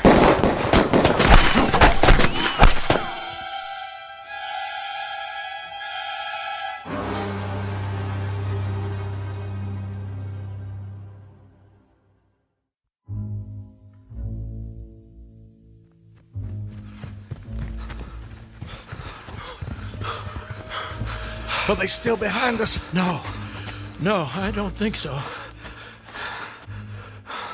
All right, that's enough for now. No more running for my life. Your what? Wait. I need to get my bearings. I have to know how close I am to my destination. Closer than you think, I'm sure. Eh? Does anything look familiar, Mr. Farquhar? Yes. This way. I think. Yes. This way. Can you see your home? Not yet. But it's not far now. I intend to be back in my wife's arms by close of day. You gave her your word. That I did. And that's important to you. It's a matter of honor. An honor, Mr. Honor means as much as love to a man of the South. A very moving sentiment. Now, where were we? Where were we with what? Your story. My story? Yes. You were just reaching a most exciting point when we were interrupted. I long to know what happened next. Are you quite insane, sir? I don't believe so. But I thought the same of you when I first met you, so I suppose it's a fair question. I am in full possession of all my faculties, Mr. Everything except the memory, eh? Don't try my patience, sir. I wouldn't dream of it. You asked me an important question, and I'm doing my best to answer it. But you'll appreciate it's difficult to judge these things when one spends so much time alone. If I had a constant companion, someone to tell me if and when I appeared to be losing my senses, that might be helpful, but that's not what fate has in store for me. And as I say, I try to avoid talking to myself because that seems to me the fastest route to madness. But, mad or sane, I know a good tale when I hear it, and yours is the most entertaining I have heard in all my years. Yes, sir, I shall cherish the memory of your experiences when I have long since ceased my wanderings. Please, go on. You'd escaped the noose by a most improbable stroke of good fortune, and then you found yourself in the stream and under fire. What was that like? Surely you can imagine that for yourself. We were just under fire a few minutes ago. But not in the water. Well, does it matter? Does to me. It's the setting that makes the crucial difference. Please. Very well. I suppose it might make the journey shorter, at least. Not mine. I dived to avoid the shots, dived as deeply as I could. Water roared in my ears like the voice of Niagara, yet still I heard the dulled thunder of the volley. Those heightened senses of yours. I rose again towards the surface and was met again by more shining Yankee lead. One shot nicked my cheek, do you see it? I see it. Well, the next time I dove, I was a long time underwater, and I made damn certain I swam farther downstream and nearer to safety. Just as well, since the soldiers had almost finished reloading. The two sentinels positioned at either end of the bridge fired again, independently and ineffectually. I saw all this over my shoulder. I was now swimming vigorously with the current. My brain was as energetic as my arms and legs. I thought with the rapidity of lightning. I reasoned, you see, that the captain had probably already given the command to fire at will. And you surely couldn't dodge all the shots. You're not invulnerable. No man is. Then an appalling splash, just 2 yards away, was followed by a loud, rushing sound which seemed to travel back through the air to the nearby fort and died in an explosion which stirred the very river to its deeps. A rising sheet of water curved over me, fell down upon me, blinded me, strangled me. The cannon had taken a hand in the game. Did I tell you about the cannon? You must have done. Well, anyways, as I shook my head free from the commotion of the smitten water, I heard the deflected shot humming through the air ahead. And in an instant, it was cracking and smashing the branches in the forest beyond. I was certain they wouldn't be so far from their target next time, and it was a good gun. The The report lagged behind the missile. But surely the smoke would have apprised you of another shot. So long as you kept your eye on the gun, you had a certain advantage. Am I correct? You are? The problem was how to reach the shore without turning my back on the cannon. You have my complete attention, sir. How did you manage it? Well, I don't know. I'm not sure. I felt myself whirled round and round, spinning like a top. The water, the banks, the forest, the distant bridge, fort, and soldiers, they were all somehow commingled, blurred. I could no longer make out objects, only colors. Circular, horizontal streaks of color. It was all I saw. I was caught in a vortex. I felt giddy and sick. Fascinating. Incredible. What is that damned hammering?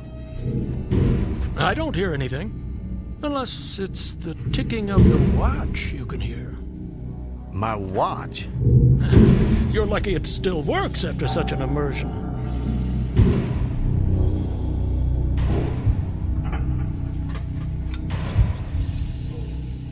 It is my watch.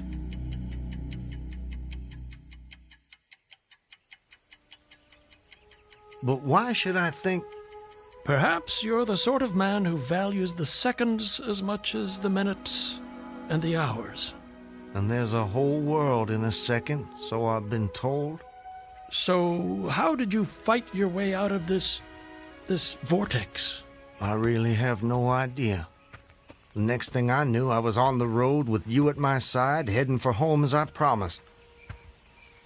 Surely not. I mean, you obviously avoided the cannon and struggled to the bank. Obviously. But I have no memory of it. And of our meeting? I recall only what you told me about it. Most curious. Stop! What is it? This is it. We're here. This is the path to my home. Excellent. Well, I suppose this is where we part company, Mr. Farquhar. May I say, it's been a rare pleasure.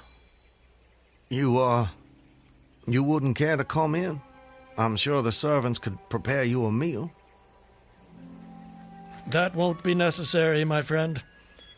I have many miles still to travel. But your journey is almost at an end. Yes. Well, goodbye, Mr. I'm sorry, I thought I could recall your name, but it just escapes me. Call me Ambrose. I wish you well, Ambrose. And you, Mr. Peyton Farquhar. And you.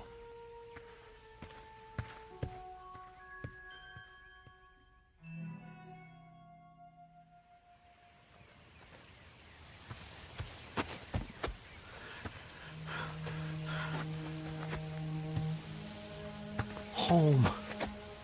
Almost home. How long? How long since that damn imposter rode down this road? How long since I was drawn to the Owl Creek Bridge? I would say, sir, that you have too kindly an expression for one whose neck is in the hem. Seriously. It is. Isn't what? In the hem. Of course, of course. I promised I'd return, Elizabeth. All so perfect. They couldn't keep me from... Just before your execution. My intended execution. As you say. Not even a noose around my neck could stop me from coming back to you, to the family. Yes, indeed. I told you how much more alive my senses had become at that moment. Alive. Yes. I saw them. John, don't tease your sister. I want you Elizabeth! both on your best behavior when your father returns. Elizabeth! Hey. Elizabeth! You're not getting vulnerable. No man is. Elizabeth! Elizabeth! I swore I'd come back to you. I promised. Peyton! Elizabeth! Peyton! Elizabeth! Peyton! Oh, Peyton! Peyton, my love! Elizabeth, let me hold you. Let me take you in my... There's a whole world in every second.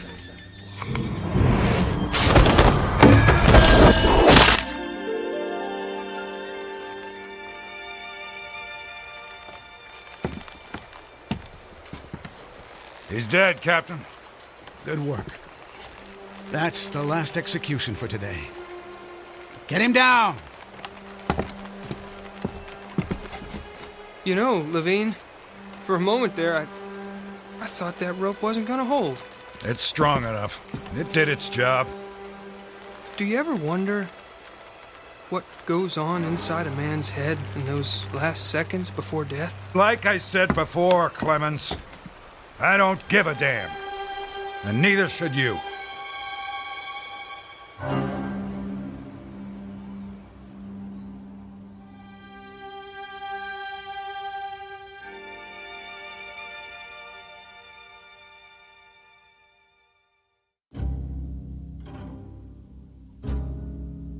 An occurrence at Owl Creek Bridge in two forms, as it was dreamed and as it was lived and died. This is the stuff of fantasy, the thread of imagination, the ingredients of the Twilight Zone.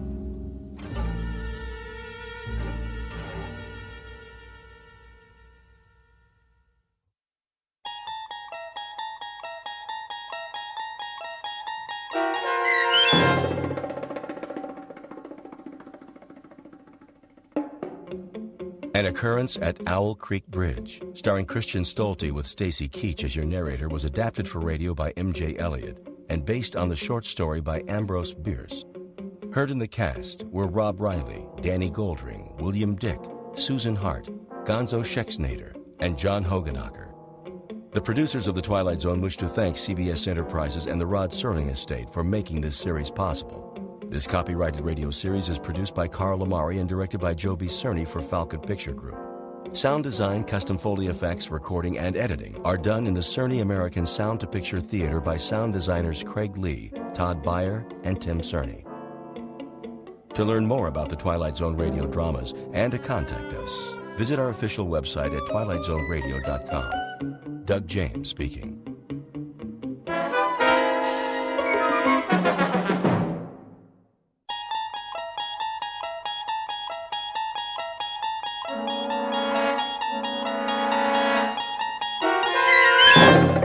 You're traveling through another dimension. A dimension not only of sight and sound, but of mind. A journey into a wondrous land whose boundaries are that of imagination. Your next stop, the Twilight Zone.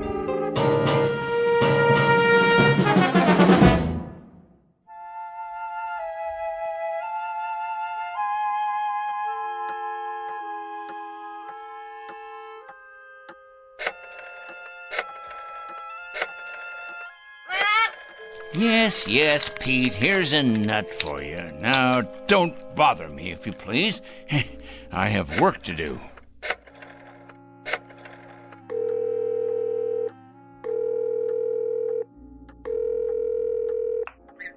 I'd like to speak to Mr. O'Connor, please. That's right. I'd rather not say. It's rather personal. That's it, Pete. Stay on your perch like a good bird. It's a boy. Is this Mr. O'Connor? Mr. O'Connor, I'll get right to the point. You have a young gentleman working for you in personnel. His name is Brewster. Alfred Brewster. Been with your firm about 1.5 years. Well, I'll tell you what about it. The man is a communist. That's correct, a communist, with certain terrorist affiliations as well. Never mind who this is. Let's just say a concerned citizen, all right? What is of the essence is the character of one of your employees. I happen to know that this man, Brewster, is a subversive and a menace to our society. What am I suggesting? Why, I think it's obvious. I'm suggesting he should be discharged immediately, given his walking papers and shown the door. Never mind how I know. I know, that's all. That's all. Now I'm going to check back in a few days, and if he hasn't been discharged, I'll be forced to take this matter to a higher authority. That's right, to the corporate office. Correct? Goodbye, Mr. O'Connor. Rather a full day, Pete, wouldn't you say? 11 so far. 11 names on this list. I better sharpen my pencil. And scratch off one more. Of course, it's questionable what concrete results we can expect, but at least the seeds have been planted. Oh, yes, the opening guns fired. The first salvo, so to speak.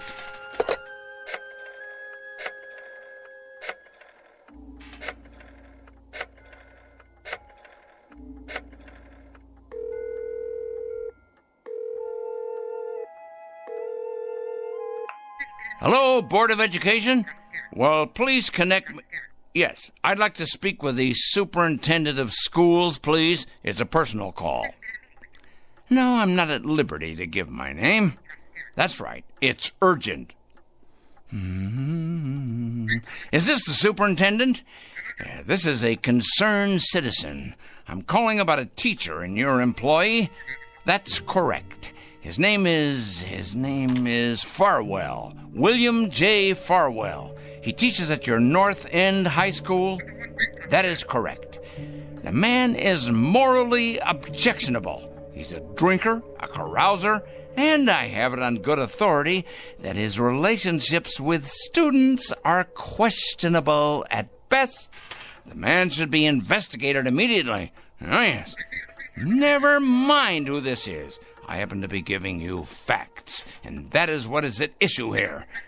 Well, you best check on him. You most certainly should, and without delay. Quite right.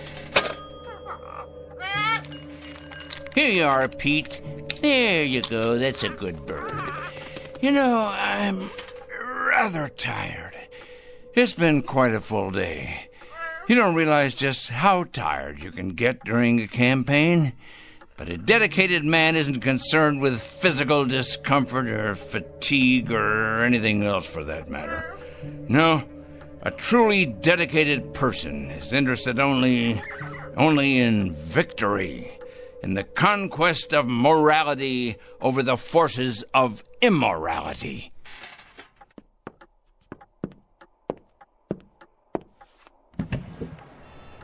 Hey, look at him out there, the dregs, carrion, leeches sucking us dry. Oh, yes, carrying evil around with them like infectious germs. We're gonna have to face it sooner or later. Huh? Phone calls are one thing. Threats and exposure is simply expedience. No, Peter, my friend, we're gonna have to embark on a much more ambitious course. Some major surgery, I think. The long scalpel, honed sharp and cutting deep. If the sickness is extensive, so must be the cure. And it must be today, Peter. It must be today, this afternoon. 4 o'clock. Oh, yes, that's when it will occur. Yes, we'll make it occur at 4 o'clock. At that moment, we will destroy evil. That is both my charge and my obligation, Peter, to destroy evil. And we shall do it at precisely 4 o'clock. I'm not sure of the method yet, but it'll come to me. Oh, yes, it'll come to me. Most assuredly, it will come to me. And it'll be a revelation, an epiphany. It will be the expiration of immorality everywhere, the exordium of the end. 4 o'clock, Peter. That's when we'll have it happen. Whatever it is. 4 o'clock, this very day.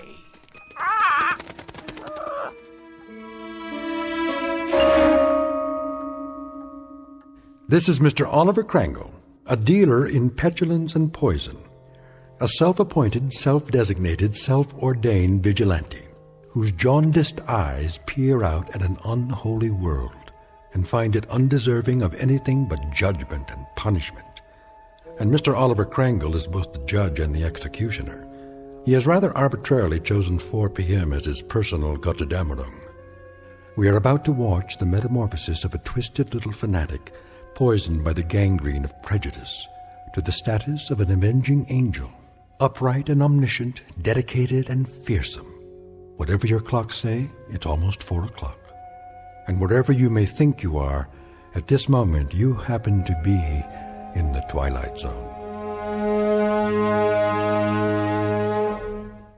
And now, The Twilight Zone and our story, 4 o'clock, starring Stan Freberg with Stacy Keach as your narrator.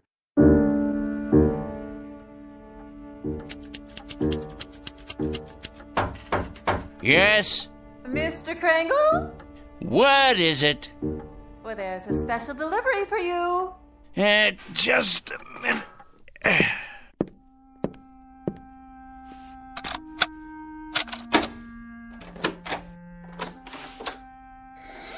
Here you go. A whole lot of stuff, 8 or 10 envelopes at least. Thank you, Mrs. Williams. Something else, was there? Something... Oh, no, nothing else. Then in that case, why do you stand there trying to read the contents of these envelopes as if you were an X-ray machine, Me? Read your mail? Oh, I can assure you, Mr. Crangle, I have many more things to do than trying to read my tenant's mail. Your mail in particular. I feel reassured. You sure get enough of it. Somebody'd think you were running some sort of mail order business or something. Just look at that desk of yours. So much mail and papers and I don't know what all. What is your business, Mr. Crangle? What I do is none of your concern. I pay my rent on time, and I keep to myself. A respect for privacy you should learn, Mrs. Williams. Well, I never... You never? That's good to know. Now, have you any more comments to air? Because if not, I would greatly appreciate your leaving me alone. I have a great deal of work to do. I believe that. The question is, what kind of work? You should believe it. You may thank me one day, Mrs. Williams. Oh, yeah. You and everyone else, assuming you're still around, and assuming you retain the capacity to feel appreciation. What's that supposed to mean? Assuming I'll be around. Are you threatening me or something, Mr. Crangle? Threatening you, Mrs. Williams? I don't threaten people, my dear lady. I compile files on them. I compile them, and I analyze them, and I investigate them, and then I categorize them, and I judge them. Oh, yes. If they're impure, they must be punished. If, on the other hand, they are simply misled or naive or unsophisticated, I point them to the right way. I lead them by the hand, Mrs. Williams. I show them the proper course, the path to redemption. Is that... What I mean is that what you do for a living? Indeed. In short, I check evil, Mrs. Williams, and I eradicate it, inoculate it, wipe it clean, and sponge it away. And you know where these evil people are? I most certainly do, Mrs. Williams. Can you give me an example?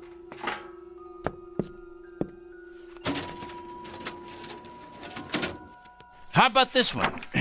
Mrs. Claire Williams, age 54, widow, formerly married to John Alistair Williams. Political affiliation? None. Husband's political affiliation? None. Evidence of subversion? None. Negative personality traits? Curiosity and ignorance. Of course, that's just a preliminary report, Mrs. Williams. The in-depth research is in the master file cabinet right over there. Well, aren't you the strange one? You ain't nothing if you're not a strange one. I'll be going now, Mr. Crangle. Had your nap, Pete? All rested up, are we? Well, that's a good young parrot. It's going to be an exciting afternoon, Pete. Big things are going to happen at 4 o'clock. Yes, they are indeed. 4 o'clock. What's going to happen at 4 o'clock? Interesting question, Mrs. Williams. A very interesting question. Very much to the point. What's going to happen indeed? At 4 o'clock, we're going to expose evil, strip it bare, push it out into the light, dissect it, pinpoint it, and eliminate it. You are? Exorcise it, denude it, confute it, destroy it. Oh, now careful, Mr. Kringle. You're gone and broken your lamp. What? Oh, the lamp. I see. Sorry. Well, no matter. Would you like me to clean that up for you? No, I'm quite capable of cleaning up after myself, madam. That's one thing I'm very good at, cleaning. Something else, was there, Mrs. Williams? No, I don't believe so. If it's all the same to you, I'll be on my way.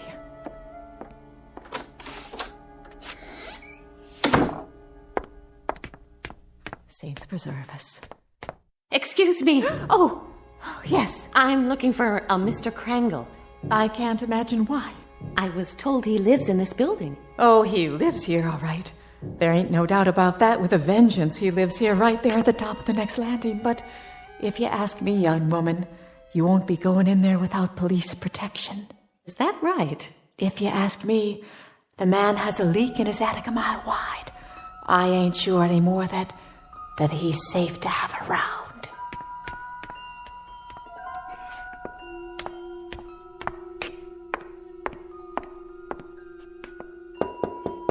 Mr. Krangle? Mr. Krangle? Well? My name's... Who else is with you? Why, no one. Are you sure? Yes, quite sure. My name is Lucas. I wonder if I could speak with you for a moment. Lucas.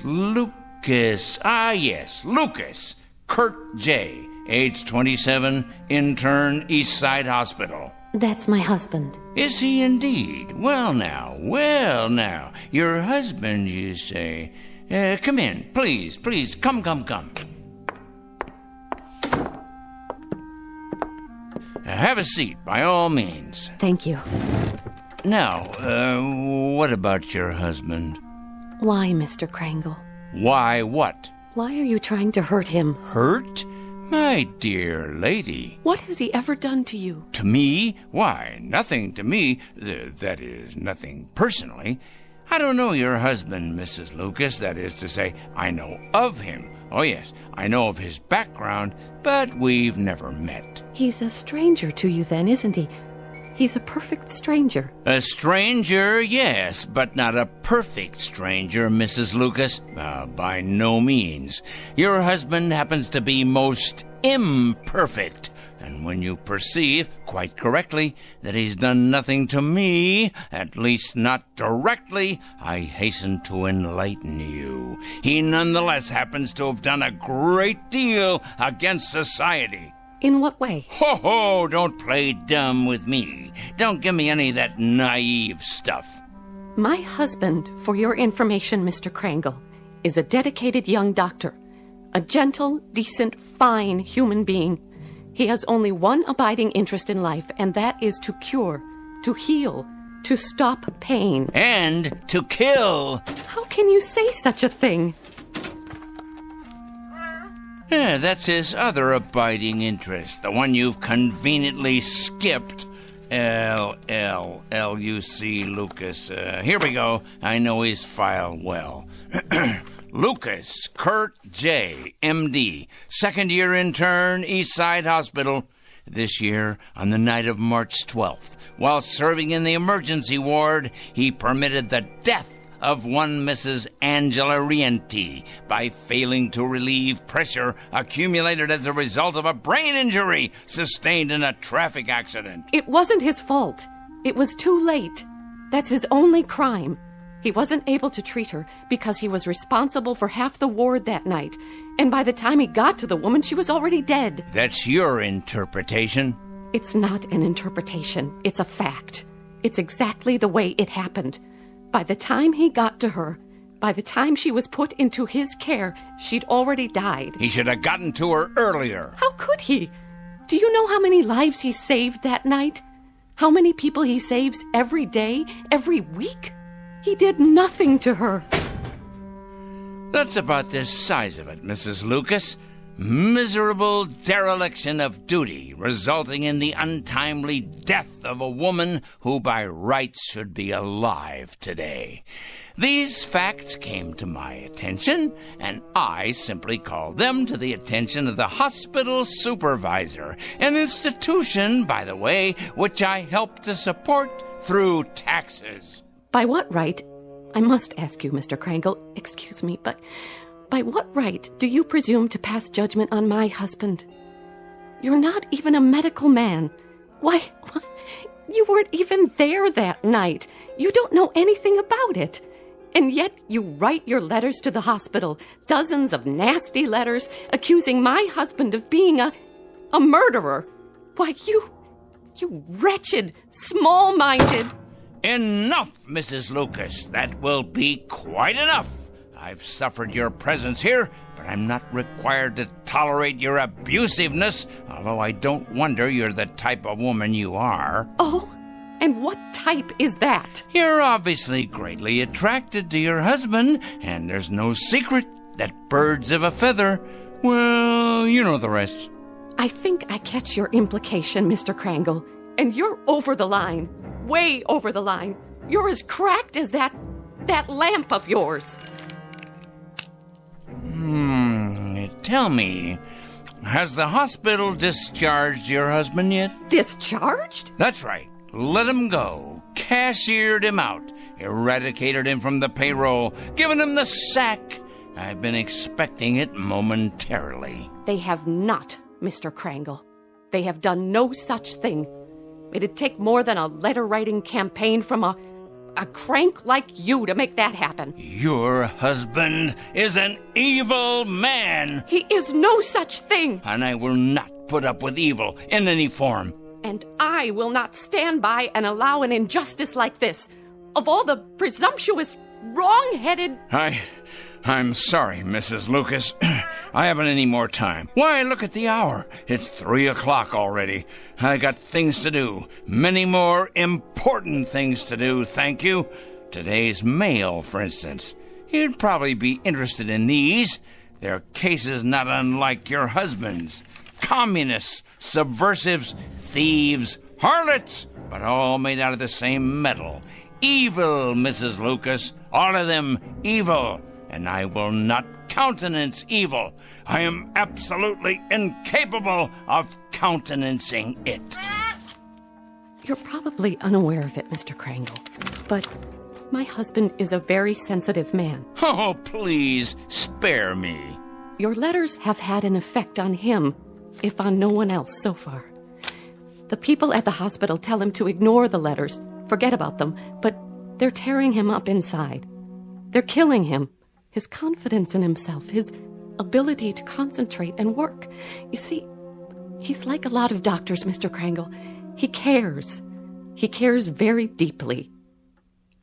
So, you see, you really have been quite successful after all. I imagine you've been equally successful with other people, too. Mm-hmm. There's too much sanity still left out there for you to have succeeded in having them all fired. Mm-hmm. But you must be hurting them. Those men and women, hurting them desperately, as you've hurt my husband. So you've really accomplished a great deal. Yep.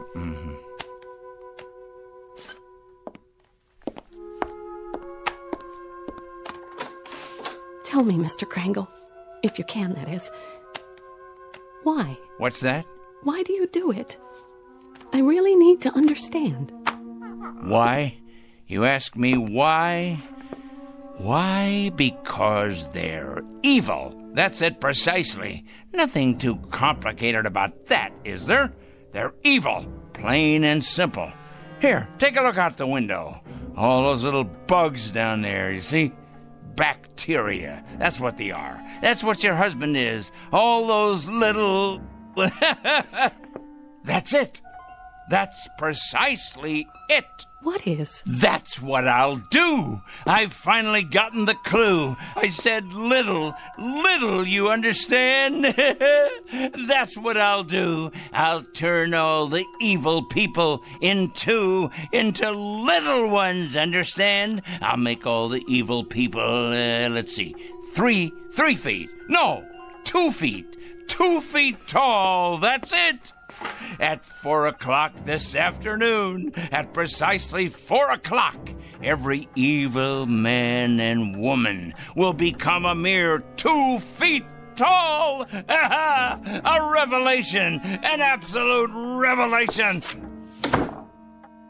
Peter, my lad, did you hear what I come up with? Did you? That's it. Do you see the beauty of it, Pete? That's it.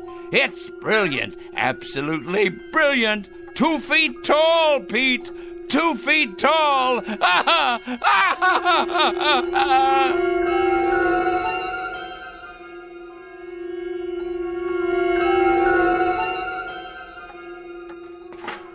At 4 o'clock this afternoon, I'm going to turn all the evil people, the wicked, morally stunted troublemakers everywhere, into tiny little freaks for all the world to see. I'll make them all 2 feet tall. 2 feet tall, I say. Yes, it'll be better than if they wore badges on their clothing. Impossible for them to hide the purest form of poetic justice. Evil will be made an object of universal scorn, laughter, humiliation. Yes, you're nut. You're hungry. Aren't you, Pete? Here you go, boy. I won myself. We must be strong, the two of us. Strong for what's about to happen.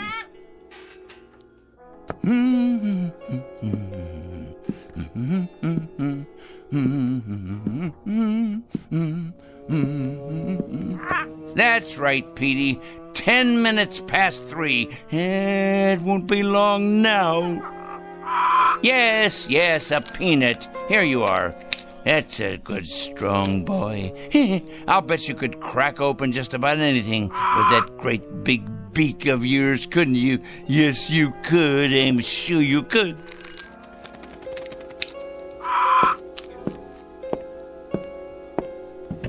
Look at them down there, all those wicked little people.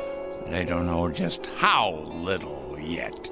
No, of course not. But they will. They will. It's their day of judgment. Oh, yes. Time to finish our preparations, Pete. There's much to do. Less than 50 minutes left now. Must be sure all our pencils are sharp. We have a great many names to cross off the list. Cross off the list. Soon now. Very soon. Yes. Oliver Kringle? Come in. Yes, I'm Oliver Kringle. I'm the one who called. Yes, sir. Agent Luther Hall, Mr. Kringle, Federal Bureau of Investigation. Our office received a call. Indeed, yes. I placed the call and asked you to come. I felt it was my civic duty. Can I get you a cup of coffee or something? No, thank you. Now, Mr. Kringle, you told the office that you had some sort of list, proof of criminal activity, and that today would be a day of reckoning. What exactly did you mean by it? Sit down, please. Yes, there's plenty of time. We have more than 45 minutes before it happens. Before what happens, Mr. Kringle? That's the point. That's the whole point. That's why I called you here. And why is that? I felt the FBI should know. I also called the police and the fire department. I even got a call into Washington. Oh, yes. Although the latter message probably won't go all the way to the top. It's my understanding that the Reds are in complete control in Washington now. I imagine they've taken over the switchboards, too. The Reds, Mr. Kringle. Oh, yes, indeed, the Reds. It's a complete conspiracy, you know, Mr. Hall. All the evil people are banding together now, all the subversives, the commies, the terrorists, the thieves of the American dream. It's a total, absolute, worldwide conspiracy. You said on the phone that you had a plan of some sort. Oh, my, yes. It all takes place at 4 o'clock. I thought you people ought to know because, well, you'll have your hands full. Our hands? Picking up all the guilty parties. Oh, yes. You see, Agent Hall, I've spent a good many years doing this kind of work. Just look at all those file cabinets there. Years of dedication to the cause. I've made a study of evil. Oh, yes, indeed. A complete study of it. I cut out newspaper clippings. I listen to the radio and watch television. I follow every major court case that's going on. I compile a completely airtight list of charges against all of them, the evil people. What do you do with them, Mr. Kringle? Do with them? I follow through, of course. I follow them through to their conclusion. I write letters to employers. I make phone calls late at night. Oh, they hate that. Oh, yes. It's one of the most effective methods, as you probably know. Calling those terrible people late at night. The later, the better. Getting them up constantly. Waking them. Enumerating my charges. Speaking out. And then hanging up. They hate it. Very frustrating for them. I'll bet. Oh, yes, indeed. They go out of their minds with fury. They don't like to be awakened late at night, I can assure you. Who does? Yeah, but with these people, it's absolutely necessary. The evil people, you understand. The destabilizers. The enemies of order. But to get to the point, Mr. Hall... The point... And what is the point? The clock on the shelf there tells the story. The entire and complete story. It's 3:20 now. In exactly 40 minutes, all the evil people in the world will be reduced to half. No, a third of their present size. Oh, it'll be glorious. All the unpunished murderers and the tyrants, the proud and the sinful, the schoolyard bullies, the cruel teachers and faithless friends, the wrongdoers, blackmailers, and the nicotine fiends, too, and the thieves, and the harlots, and the transgressors, all of them, every one. How does that sound, Mr. Hall? How do you propose to go about doing this? I mean, shrinking people. I merely will it, that's all. I will it. I've been giving it a great deal of thought. Now, in the past, various other plans have crossed my mind. Other plans? Well, for example, I didn't approve of our entering any of the wars, you see, and I had it in mind I might take the stiffness out of airplane propellers. Do you understand? I'm not sure I do. Well, when the crews came out in the morning, bundled up like children against the cold, and then went into their planes, they'd find the props hanging limp like great empty banana skins. Then the war ended and, it seemed like a waste of effort at that point. After that, jets became the order of the day, and so I thought, what would jam up the intakes on those jet engines? Huh? What better than a flock of birds? Oh, not you, Petey. Not the beautiful, brave, loyal parrots of the world. Oh, no. Just your low-class country cousins. You read about it from time to time. Seagulls that get sucked into jets, cause them to fail.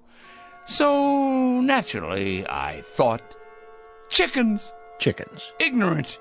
Can't speak. An army of them bred to sacrifice themselves for the greater good. Release them on runways just at the moment of takeoff.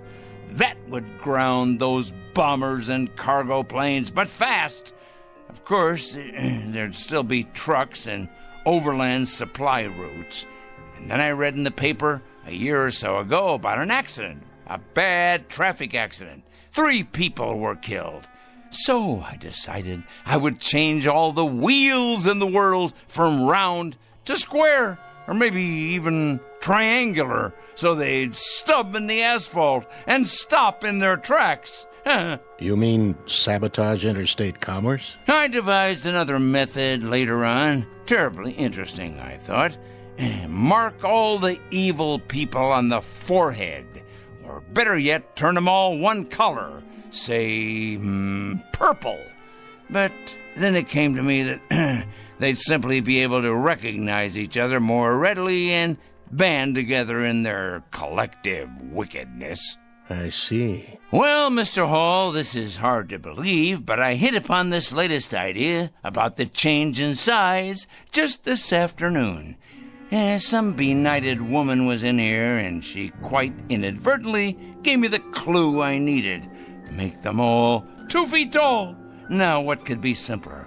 Think of it, Mr. Hall. Think how ineffectual this will render them. They can't handle delicate scientific instruments, or typewriters, or computers, or telephones, because they can't reach them. They won't even be able to open a window or turn a doorknob to escape once we know where they are. Why, pretty soon they'll be as extinct as dinosaurs. Here's a peanut for you, Petey.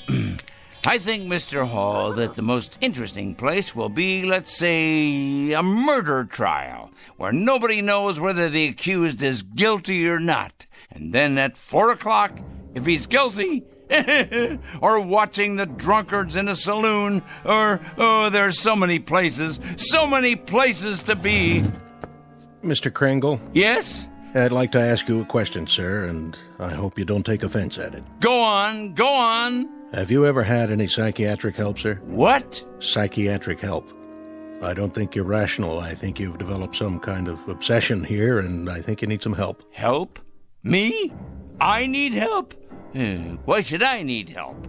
I'm not evil. You obviously don't understand any of this, do you? I'm not the evil one. It's them. It's all of them out there on the street. Just take a look out the window. See? They're the evil ones. They're the ones who are going to be 2 feet tall. In just 30 minutes. That's when it's going to happen. In just 30 minutes. Well, I'm sorry, Mr. Kringle, but there doesn't seem to be very much we can do about all this. What do you mean? Why, the law enforcement agencies are going to have round-the-clock schedules from now on. Do you realize how many evil people you're going to be able to find? Why, they'll be all over the sidewalks, all over the streets. You'll have to build more jails. You have to build more electric chairs, gas chambers, gallows, penitentiaries. Well, what about it? What are you going to do? Nothing, Mr. Kringle. Not a thing. And if you'll forgive a suggestion, that's what I think you should do, too. Nothing. These letters you write, these phone calls, there happens to be something in this country that precludes all that, makes it unnecessary. And what's that? Law, Mr. Kringle.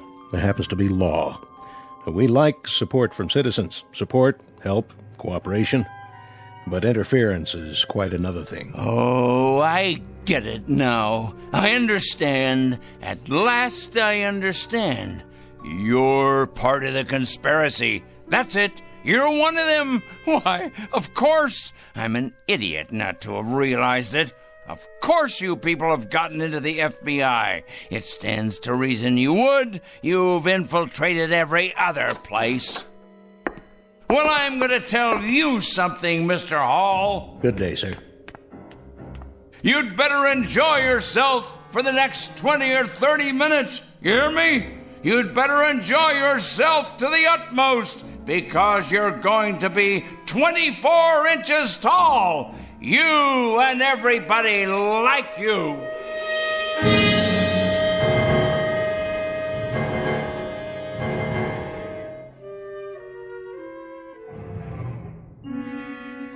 All the evil people, everyone, you'll see. Good riddance to bad rubbish, eh, Pete? To all their kind, the righteous will rise up, and the weak will fall before their terrible wrath. It's as right as rain. In a minute, Pete. It won't be long now.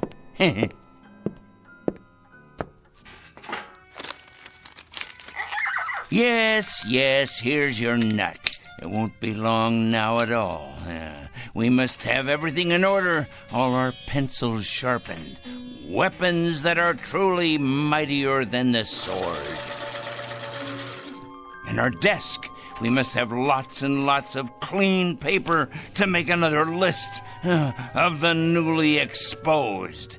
Their corruption on display for all the world to see. I wonder what they'll look like down there on the streets, on all the streets everywhere. Oh, what a glorious sight it's going to be. So many people. Think of it. Fat ones, thin ones, the young and the old, suddenly grown too small for their clothing, which of course will no longer fit them. It simply won't fit them at all. Like the toads and the cretins they are. Someone should follow along behind and collect it in trucks, boil it in hot water, decontaminate it, and then redistribute it to the rest of us. Think of that, Pete.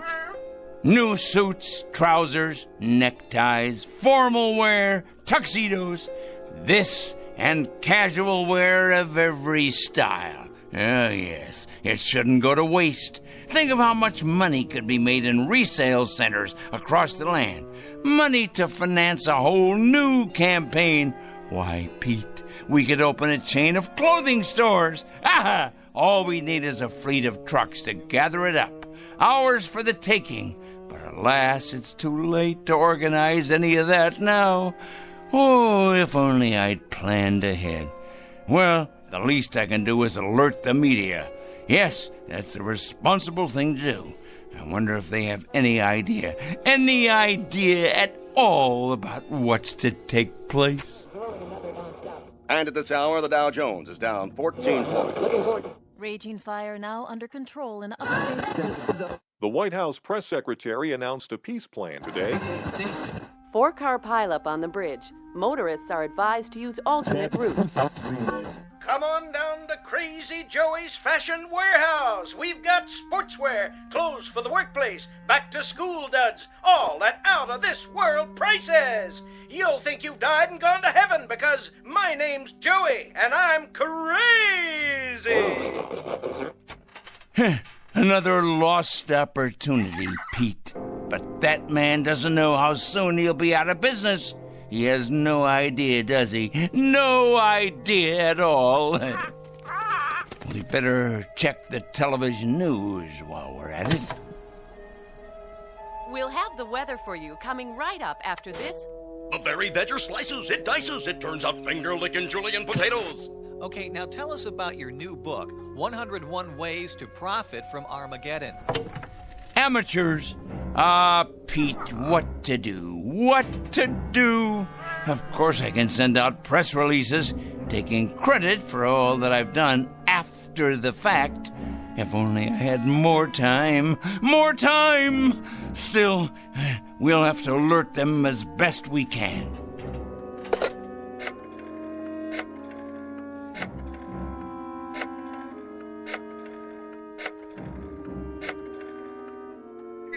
Yes, put me through to the news department, please. Never mind who this is. Wait. This is Oliver Krangle speaking. Crangle. Yes, that's right. I'm calling with an important bulletin. Yes, for the afternoon broadcast. That's right. You ought to break in right now with a news flash, you know. Oh, it's something big, all right. Something huge. Believe me, it is important. When? No, you don't understand. It hasn't happened yet, but your viewers will still want to know when it does happen. Otherwise, there'll be chaos in the city. In fact, this should go on the national broadcast, coast to coast. What is it? Let's just say a new perspective on the world. Hello? Hello? Hello? Petey, obviously they've infiltrated the local news channel as well. Of course they have. I should have known. They're everywhere, like insects, like vermin. Well, they won't be in control much longer, because Judgment Day is upon us. The strong will rise up to take what is theirs, while the subhumans are exterminated. It's the law of nature. But for now, there's precious little left to do, except make sure the clock is wound and to prepare ourselves for the occasion. Just try to be patient, Pete. Just a few minutes longer. Wait with me, and you'll see that it's all been worth it. I promise. But first, I must look my absolute best. Yes, top-notch, befitting a man of my stature. The reporters will swarm up the stairs here, wanting interviews. And there'll be photographers, of course, with their news cameras. Let's see here. What do you think, Petey? Perhaps a clean shirt and tie? My best shoes. I have to pass muster here. Meanwhile, you preen your feathers, my boy, and get ready to meet the press.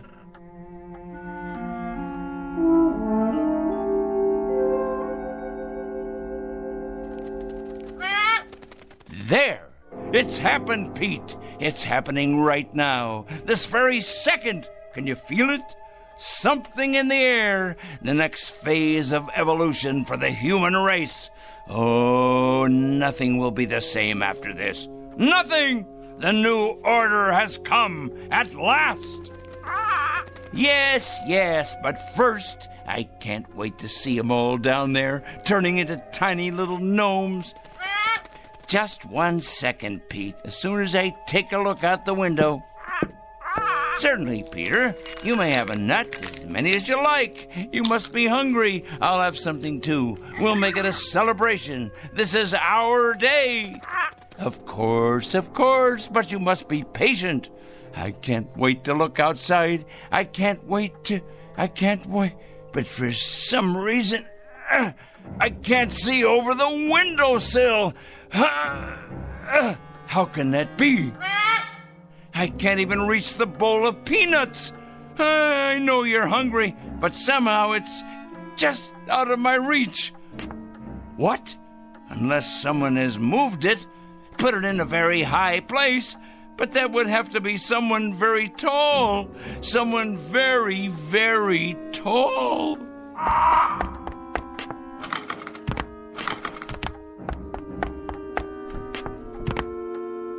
Pete! What's happened? You've grown so large, and I'm so close to the floor. These shoes don't fit me anymore. And these clothes, whose are they? Must get out of this ridiculous costume. Pete, why are you looking at me like that? Your eyes and your beak. Close it. Please close it. You're not still hungry. You can't be. Pete, you're frightening me. You know me, Petey boy. You must. That's a good bird. Yes. Calm down now. No, Pete, no. Get away. Let me get out of here. I can't reach the door now. The locks. Let me out. No!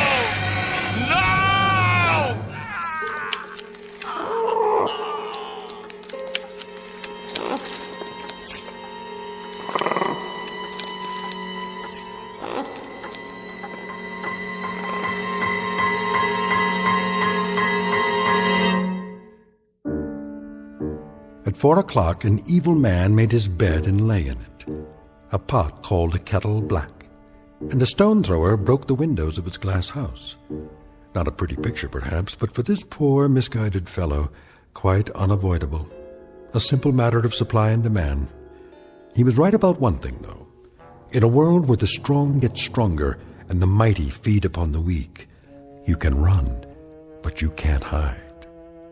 Look for this one under F for Fanatic and J for Justice in the Twilight Zone.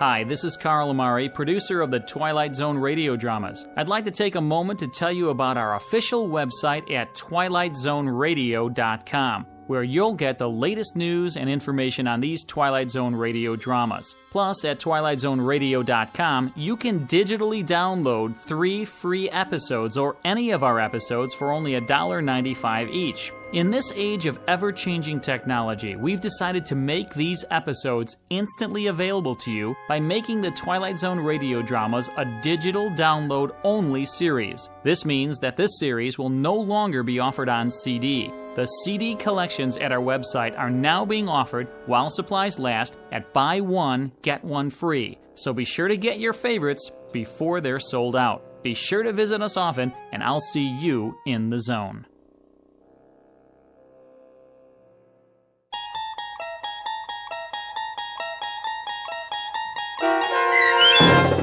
"4 O'Clock," starring Stan Freberg with Stacy Keach as your narrator, was adapted for radio by Dennis Etchison and based on a script by Rod Serling. Heard in the cast were Taylor Miller, Maggie Carney, Rick Peoples, Doug James, Paul Patch, and Carl Amari. To learn more about the Twilight Zone radio dramas and to obtain audio cassettes and CDs of these programs, visit our website at twilightzoneradio.com.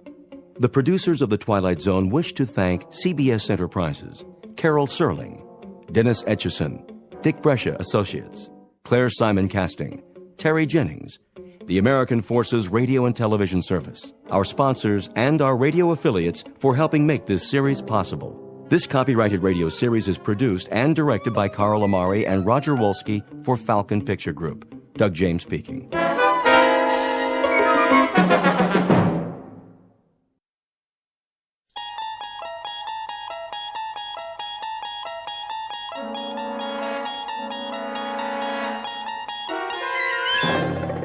You unlock this door with the key of imagination. Beyond it is another dimension, a dimension of sound, a dimension of sight, a dimension of mind. You're moving into a land of both shadow and substance, of things and ideas. You've just crossed over into the Twilight Zone.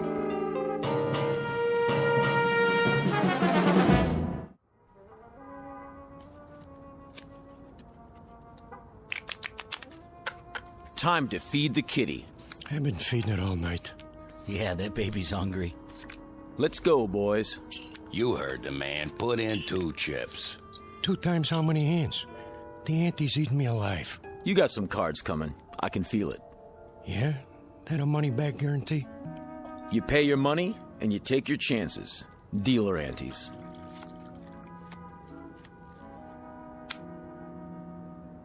Let's go, Johnny. I gotta give it some thought. My stack's getting pretty low.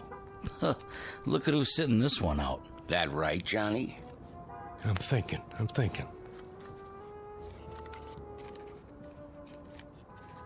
I know one thing. Takes money to win money.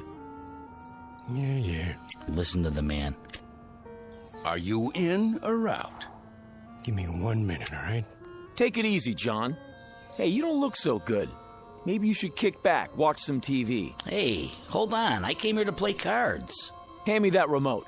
Say, what are you... Just give it to me. The old fire hall is... There. You gonna let one lousy player hang up the game? Don't worry about it. Johnny here needs some time out. You know the old saying. What's that? Money talks, and suckers walk. Scientists are baffled as all communications in and out of Peaksville remain blocked. For live coverage, our Eyeball News team takes you inside the city limits following this broadcast on the 11 o'clock report. And that's a wrap of today's news. I say deal them. All right, boys, here we go. Down the derby. Okay already. I'm all in. You ain't even looked at your cards. What's the difference? 1 more hand and I'm out. Sure, Johnny, maybe you'll double up. I got a good feeling this time. Me too. I'll see that and I'll raise you. Raise? Everything I got's in the pot. Separate side bet. I fold. Dealer raises again. Call. Cards, John? 3. Keeping a kicker, huh? All right, 4. Come on in. Who's that? A friend of mine said he'd stop by. Heck of a time for it. It's open! Jody Hallam? Who wants to know? Mr. Hallam, will you come with us? You got a warrant? No, sir, but... Then get out of my room. My associates and I are having a friendly game of cards. This is a federal matter. We have a car waiting downstairs. Oh, good for you. You see any money on this table? Because I sure don't. There's no time to lose, sir. If you'll just come with us. Hey, why the cuffs? Someone wants to see you in Washington. Be seeing you, Jody. I'll just hold on to my chips for now. Let me call my lawyer. No need for that. What's this all about? A matter of national security, sir. You might say a matter of life and death. Excuse me, gentlemen, if you don't mind. We'll just fast forward out of here. Hey, will somebody tell me what this is all about? Winning lottery numbers coming up, but first the news. In world news, the asteroid known as Wanderer continues on a path toward our solar system. But there's no cause for alarm. Scientists say it will miss Earth by several million miles. Repeat, despite rumors, there is no danger. Wanderer poses no threat to our world. And now, here's a handy household hint from our home economist. Portrait of a man who has just been granted a reprieve. Not from a card game, because it's a sure bet he would have won, given his considerable skill as a dealer. No, the two men in gray suits have saved him from almost certain death. His name? Jody Hallam, a gambler and con man who lives by his wits, and wants above all else to go on living. At the moment, the odds still look good for Mr. Hallam, but he is about to discover that the laws of chance don't always apply in the Twilight Zone.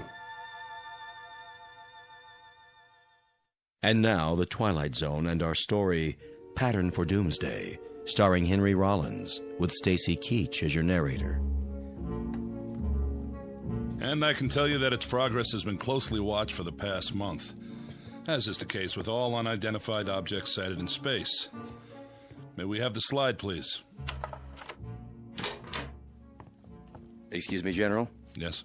The eighth man, he's here. Showman? Yes, sir. Has he been briefed? Just the basics on the way over. I'll handle it from here. Mr. Hallam, have a seat at the end of the table. Well, aren't you going to introduce me to everybody? After the presentation, General Sinclair has the floor. Sit, please. Okay. Now then, slide, please. This is a routine photo from the 200-inch Hale telescope on Mount Palomar. Must be some camera. Shh. I don't see anything. Let me use the pointer. That short white line in the star field is the first picture we have of Wanderer. May I ask a question? Dr. Conrad, is it? Yes. When exactly was this taken? A little over a month ago. October 3rd, to be exact. I see. Next slide. This photograph, taken only 3 weeks ago, indicates that Wanderer is indeed headed for our solar system. Next slide. And this shot conclusively establishes what astronomers feared, that Wanderer is on a collision course with Earth. What?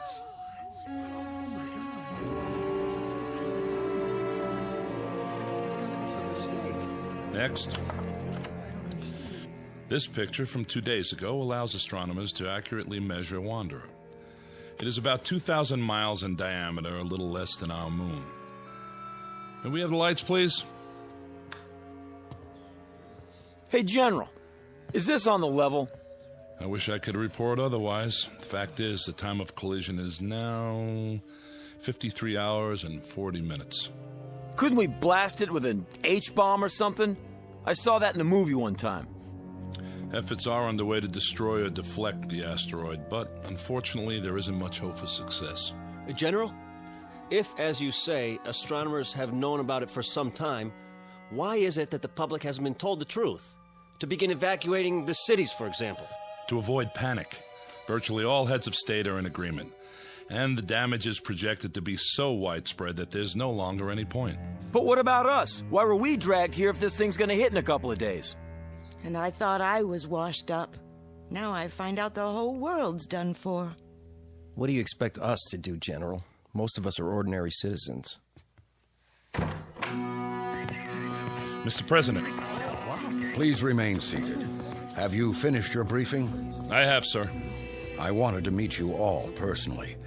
It's a great service you're about to perform for your country and for the world. I don't like the sound of that. He's not as tall as he looks on TV. Please, hold your questions. That's all right, General. They're about as confused as the rest of us. I'll get to the point. Out of the entire population, you 8 people are among a very few to be made aware of the situation. Let me tell you why. I can handle that part if you like, Mr. President. No, they deserve to hear it from me. I'm the one who signed the order. It's taken 10 years for the United States to build its first nuclear-powered spaceship, the Varuna 1. It was intended for the exploration of space.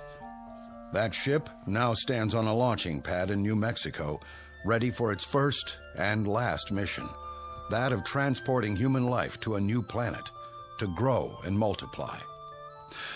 To put it simply, you have been selected to represent the future of the human race. And we're really in trouble. You can say that again. Is he serious? That's People crazy. everywhere Why also us? know that in you rests the heritage of all humanity. Our prayers go with you. Good luck and Godspeed.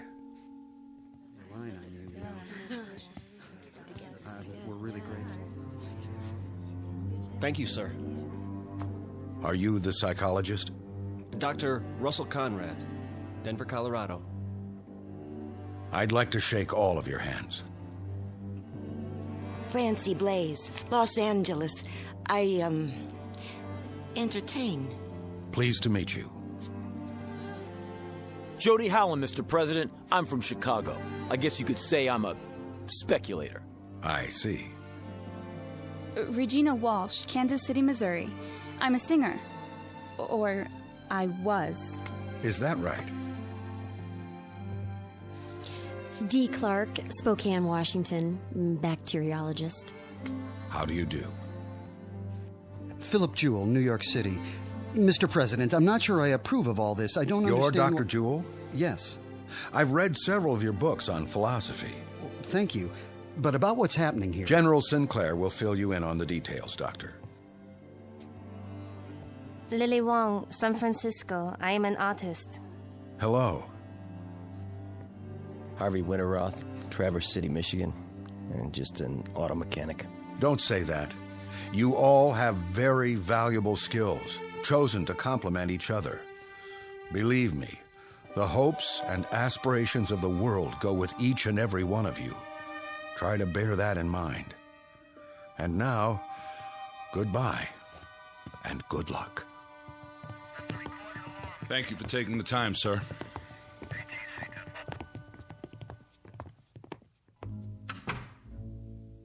Never thought I'd get to meet the president, but there I was, shaking his hand and talking to him.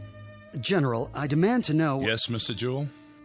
Just how did 8 people get picked to represent the human race? It was not at random, I assure you. It was a matter of careful selectivity. A computer was programmed with all relevant factors, physiological, psychological... Who did the programming? Panel of experts from several disciplines. Based on what criteria? General health, adaptability, fertility. That's why you all had examinations. Varied backgrounds, genetic history, immunity to disease, long-term stability on the cellular level. Out of what sampling? The entire population, Doctor. At least those we had preliminary data for. General, how come the president isn't going? He's a very important man. I would have thought... He's married, which was one of the disqualifying factors.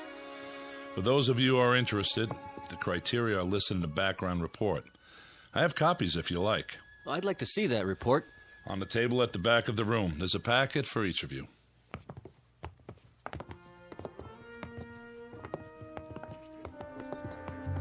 Look at me. What a mess. I better fix my face. You look fine. Don't kid me. We're not here because of our looks, that's for sure.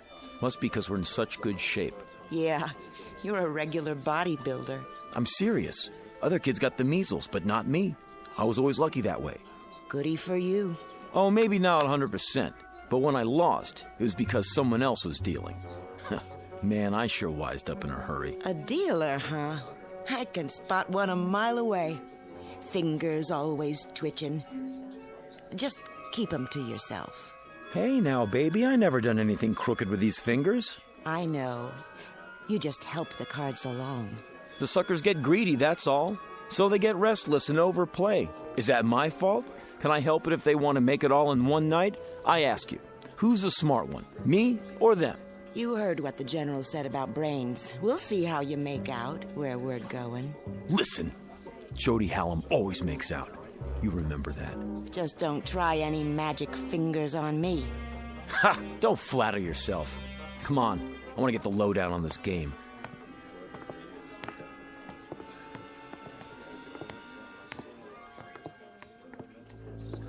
And after that, it was all entered into the memory banks. The results were collated and sorted until we had it down to this number. Ah, so we have a machine to blame for being here. Blame? You should be happy the machine picked you. Should I? Then why do I feel as if I'm deserting humanity in its hour of need? General, how soon will the Varuna leave Earth? In less than 24 hours, we will all be flown to the launch point. What about food on the ship? It will be stocked with bread, soup, meats, even ice cream, in a concentrated form. Enough for a lifetime if necessary. You won't be hungry. How can they get that much chow on one ship? It will be made from continuously harvested tanks of chlorella, a fast-growing, single-celled plant. A plant? That doesn't sound very palatable. Hey, General, where are we supposed to land? There's an area on Mars if we can confirm it's suitable for a small colony.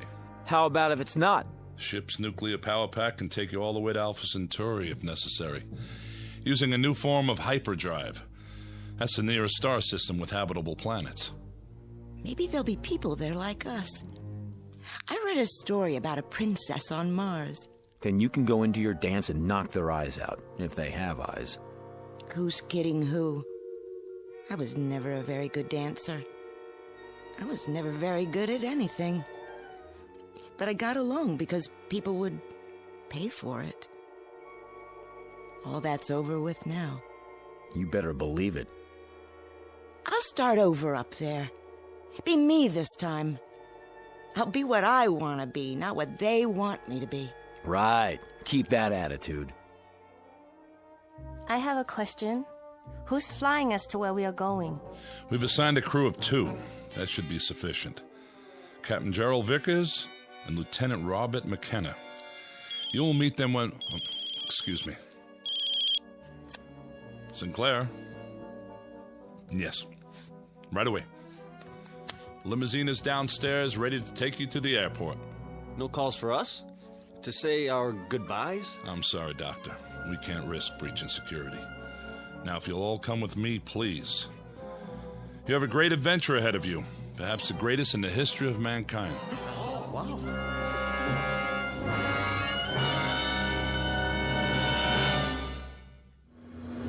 is air traffic control. You're cleared for takeoff. In position. Clear to start.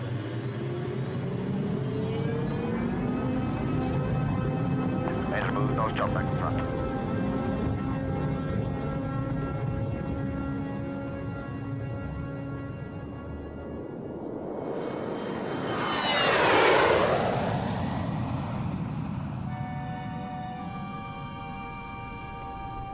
Ladies and gentlemen, although the fasten the seatbelt sign has been switched off with this I hate that. I really do. Hate what? When airplanes take off. Oh, don't worry about it. The odds are on our side. Are you serious? This crate could fall out of the sky at any time. Relax. You got more chance of being hit by a car. Yeah, sure. I mean it. You see the giant seal? What? There ain't no animals. Are there? The seal of the United States of America. This is some kind of official plane. They're not going to take any chances. What if we get hijacked? Now you're really dreaming. We got searched. Nobody could bring a gun in here. Oh, yeah? What about them? Who? The guys up front. With Sinclair. Take a look. They both got pieces under their coats. How do you know? I know. You don't think I ever saw a shoulder holster before? Well, if they got him, it must be okay. Secret Service or something. A lot of good they can do us now. Easy, baby, easy. Ladies and gentlemen, in a few moments we shall be landing. Thank you.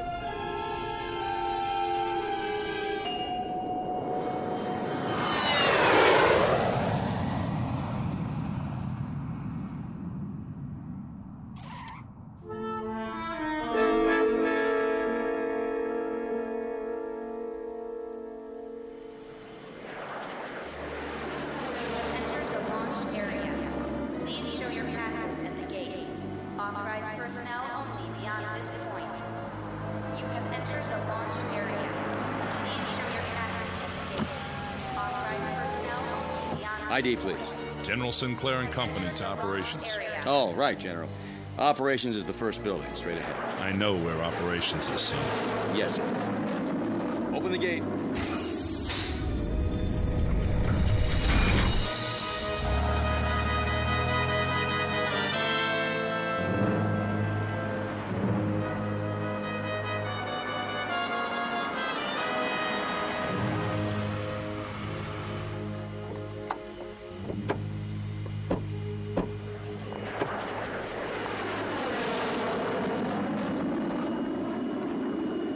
Here we are. If you'll just follow the walkway to the entrance. How do you do, sir? Good to see you, Captain. Lieutenant John McKenna, General. At ease. This is your pilot, Captain Gerald Vickers, and Lieutenant McKenna. Mr. Hallam, Miss Walsh. Welcome. Hiya. Captain, huh? Miss Blaze, Dr. Conrad. Hello. Miss Clark, Dr. Jewell, Miss Wong, Mr. Winteroth. Hi. Nice to meet you. You're the pilot? I'll do my best. I sure hope you know what you're doing. Well, there she is. Where? Out in the field. Take a good look. That ship's gonna be home for a long time. It's beautiful. Wow, some design. A little small, isn't it? Not really, Miss Blaze. It's a very efficient design. Just enough room for 8 passengers. 8?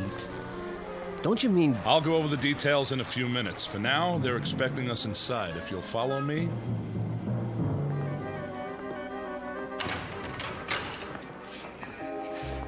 General Sinclair? What is it? General, I have a communication from the Pentagon. Priority A. Very well. That will be all. Yes, sir.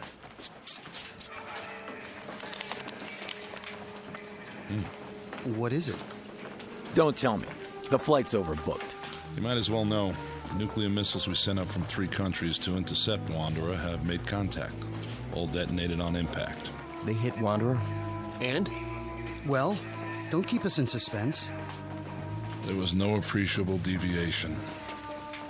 The asteroid is still on course. What does that mean in plain English? It means that there's no last great hope for Earth. I would say then that this group is our hope. Captain Vickers. Yes, Doctor. Something you said a moment ago. What was that? Well, you said there was only room for 8 people aboard the ship. That's right. Does that include you and Lieutenant McKenna? I'll answer all your questions at the final briefing. But... This way, please.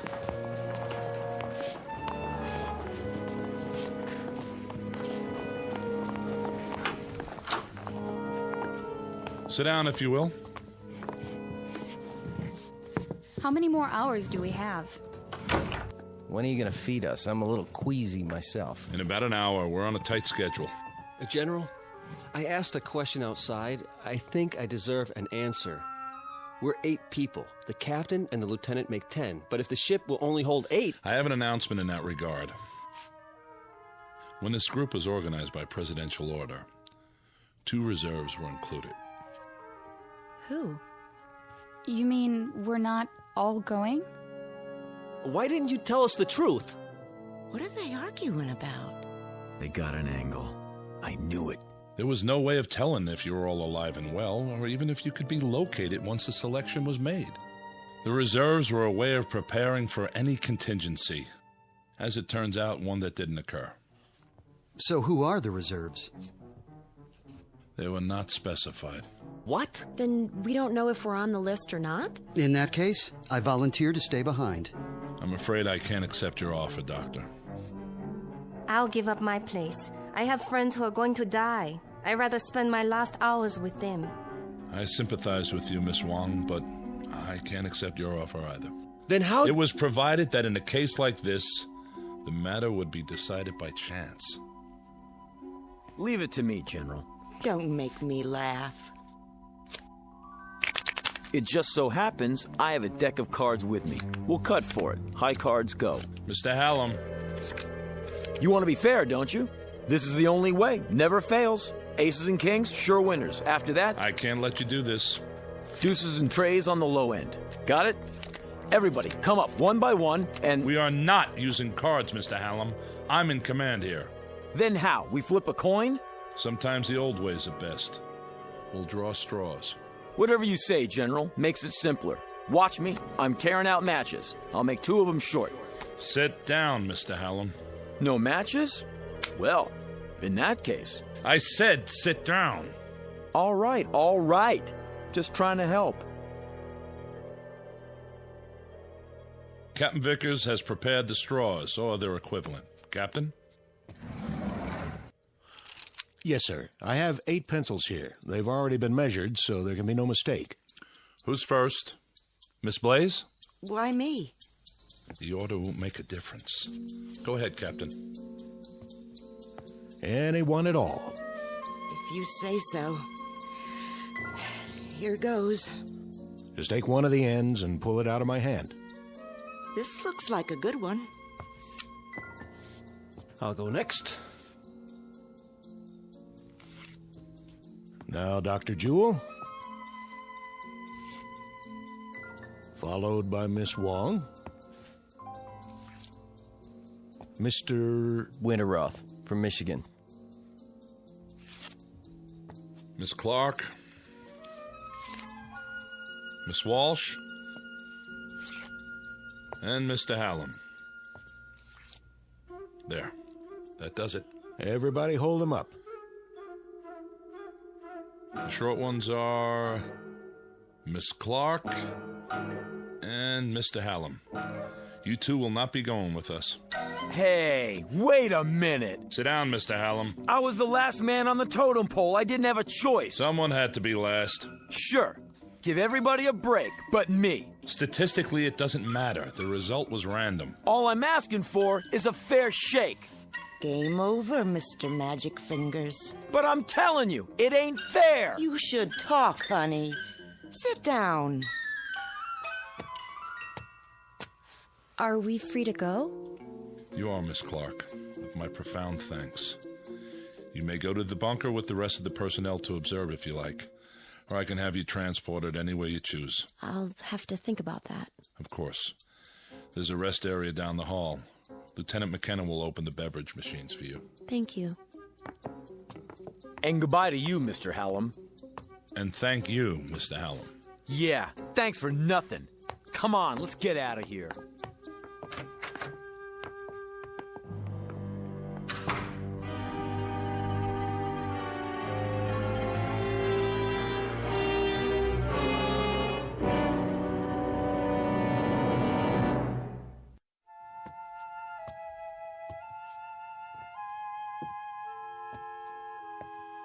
Why don't you sit down? You're making me nervous. Yeah. Miss Clark's right. Would you like a cup of coffee? I'd like a shot of scotch if you want to know the truth. Cream and sugar? Black. Do you have family, Lieutenant? Yes, ma'am. I mean, miss. Back in Austin. Oh. Are you going there to be with them? I sure hope so, if there's time. It's a terrible thing, I suppose. The little tragedies. We have time to absorb them. But something like this, it's too vast to comprehend. I know what you mean. Cut the chatter. What is this, a funeral? You might call it that. Well, I tell you one thing. The game isn't over till it's over. You never know what's going to happen at the finish. This isn't a horse race, Mr. Hallam. We'll see about that. Give me the coffee, will you? Of course. Yeah, tastes like mud. If you'd rather have a soft drink. Forget it. Sorry you didn't care for it. Yeah, sure. Where do you come off so high and mighty? Uniform, shine on your shoes. You know something? Underneath, you're just like the rest of us. Scared out of your gourd. I'd better see how the general's coming along. Will you sit down? It won't be much longer. Then you'll be back with your own kind. I don't see why you're so anxious to go home. One of them in there could have a heart attack or something. And then what would we do? Draw straws again to see which one of us goes? Sure, why not? At least try to face reality and make peace with it. Listen, if they let me do it my way, you think I'd be sitting out here? Oh, you mean you'd have fixed the cards? Lady, when your life is on the line, you try anything. Even if it means pain or misfortune for others? If that's the way the chips fall. You amaze me. I thought I'd seen all kinds. You ain't never seen Jody Hallam before. Thank God for small favors. I would say, Mr. Hallam, that you're nothing special on the evolutionary scale. More along the lines of a throwback. You've hardly advanced beyond your one-celled progenitors. Say, is that a wisecrack? I've seen your kind under microscopes. Bacteria don't have a conscience either. Oh, but they do? In there? How do you know Vickers didn't fix it the way the general wanted? Don't be absurd. It was impartial, and we lost. I'm ready to leave whenever they let me. Go ahead, give up. That's what you learned in your school. But where I come from, it's a different story.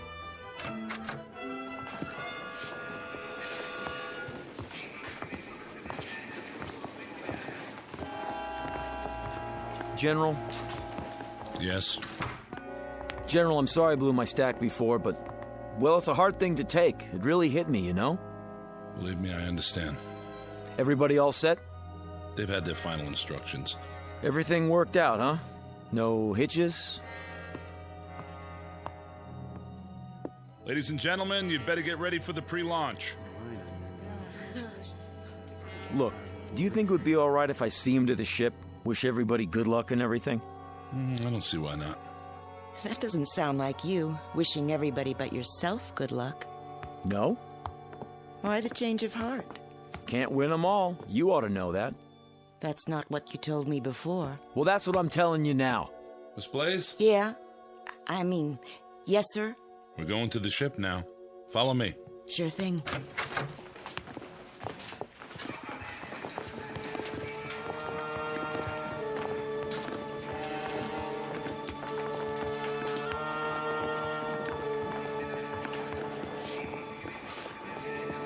Not you. General Sinclair said it was okay.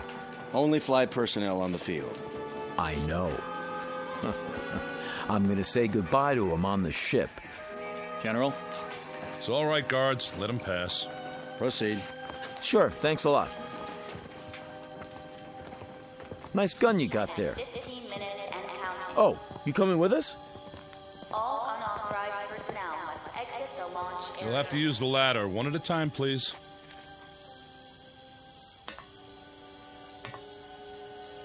Well, this is it. So long to the good old U.S. of A. It was a rat race, but I think I'm gonna miss it. It just doesn't seem possible to think that all this will change in a few hours. How much time? Not long, by my watch. The Bruno 1 is now on internal power. Look at all those stars. Skies like this in Michigan. There's a place I used to fish at. I guess I won't see it again. T-minus 10 minutes and counting. We'd better get aboard. All unauthorized personnel must exit the launch area. Move ahead to the control room at the end of the passage. Guards, stay with us a moment longer. How long to lift off? 8 minutes. I'll give the engines a final check.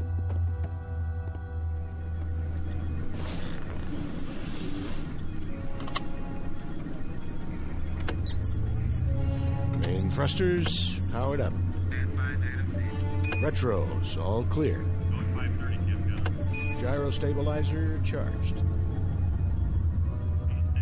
I feel like a sardine already. Relax, baby. This is one tin can nobody's gonna open. Aren't you supposed to wave bye-bye now? Let me have your attention. This is it, Mr. Hallam. Shh. I want to hear what he says. The President has asked me to extend his blessings and his hopes for a safe journey. Also, he's aware of the hardships that lie before you. He wants to remind you that in all the years to come, you must not lose sight of your purpose. Guards. There's a digital library. See Mr. Hallam back to the building. Yes, sir. Each of you Come are with the me. seeds In a of minute, future I said. generations. It will be your trust to nurture the first generation born off Earth. For upon this, a new civilization will be built, long after we are forgotten. This way. Right. What kind of gun are you packing? 45 automatic, huh? Keep moving. Can I see it? Keep your hands... I just want to look at it. What in the... Back off! Drop it. Not on your life. Watch him. He's got a gun. He's... Ah! Hold it! Now, General, since Dr. Jewell here won't be making the trip, as his reserve, I'm electing myself to take his place. He didn't want to go anyway. Do you think these people would have you after this? No more pretty speeches. You and the guards, make yourselves scarce, and drag the doctor with you. Something wrong with your hearing? General. Touch your holster, flyboy, and you're a dead man, too. Do as he says. That's better. Well, what do you know, honey? Looks like we're gonna get better acquainted after all. What do we call you now? Little Caesar? Just what do you expect to gain by this murder? Life, my friend, in the big blue up there like the rest of you. Oh, I know you're thinking you'll make me pay, but you won't. Not if there's only 8 people left. You're gonna need me. Keep your distance, Buster. Now, Francie, you know better than that. A man gambles, he loses here and there, but the game's not over till the last card's been played. Am I right or am I right? Hey, you! Keep your hands where I can see them! I can't let you do this. Back out of here real slow like. You too, Lieutenant. Are you going to shoot them too? If you do, who will fly the ship? Back out, I said. I'm not going anywhere. Neither am I. Put the gun down. Yeah, sure. There are too many of us. Guards, Mr. Hallam is going to surrender his weapon. Take him into custody. Yes, sir. You're invading my space, flyboy. You're surrounded, mister. Hand it over. Now. Don't make me laugh. If he won't, I'll just have to take it. I warned you. The next one won't miss. Try me for a target, little man. Let go! Drop it. Drop it!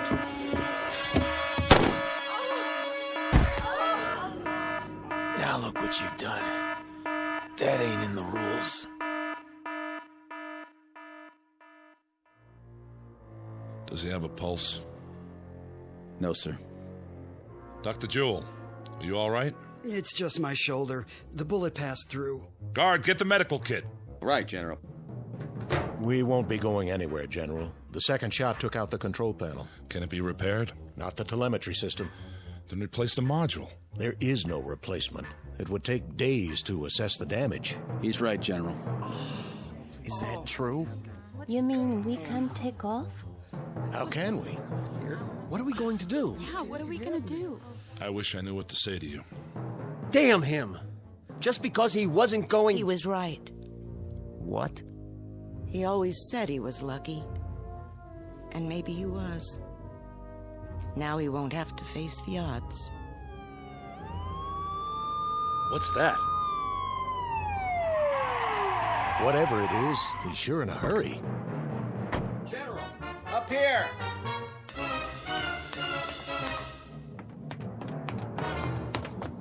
General, this just came in, sir, from the President.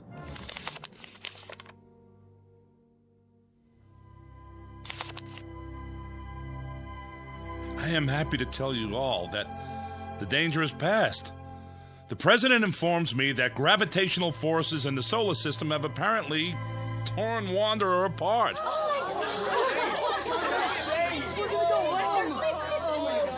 You mean it's not gonna hit Earth? Initial reports are that it is broken up into 5 pieces. Each will miss us by many thousands of miles. Let's get out of here. One at a time, folks.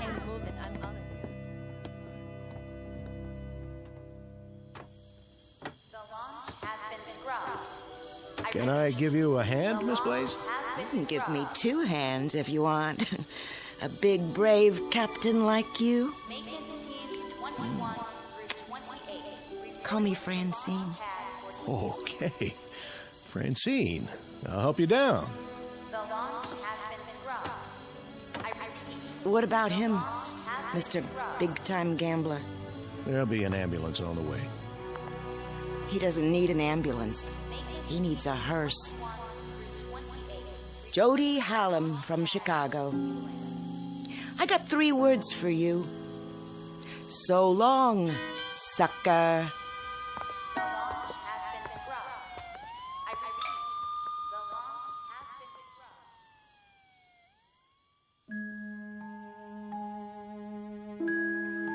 Portrait of a man who lived by his wits and wanted to go on living. The odds looked good, at least for a while. But when billions were marked for death, he lost faith in the laws of chance. Jody Hallam, who played a desperate last card and ended up the only man on Earth to die as the direct result of a threat that never came true. In the Twilight Zone.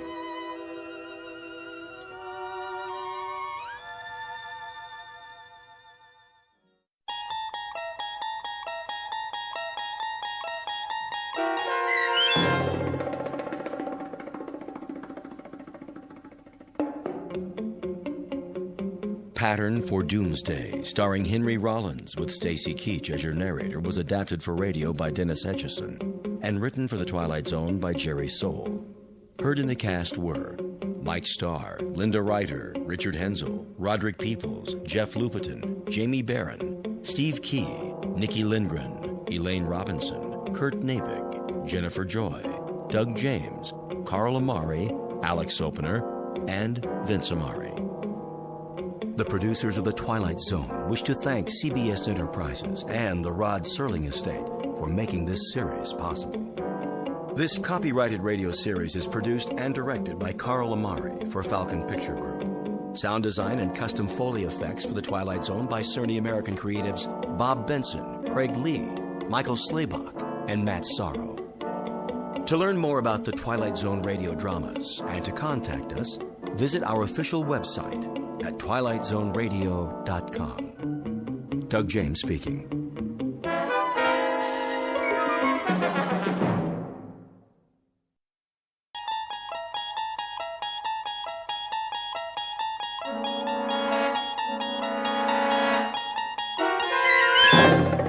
You unlock this door with the key of imagination. Beyond it is another dimension, a dimension of sound, a dimension of sight, a dimension of mind. You're moving into a land of both shadow and substance, of things and ideas. You've just crossed over into the Twilight Zone.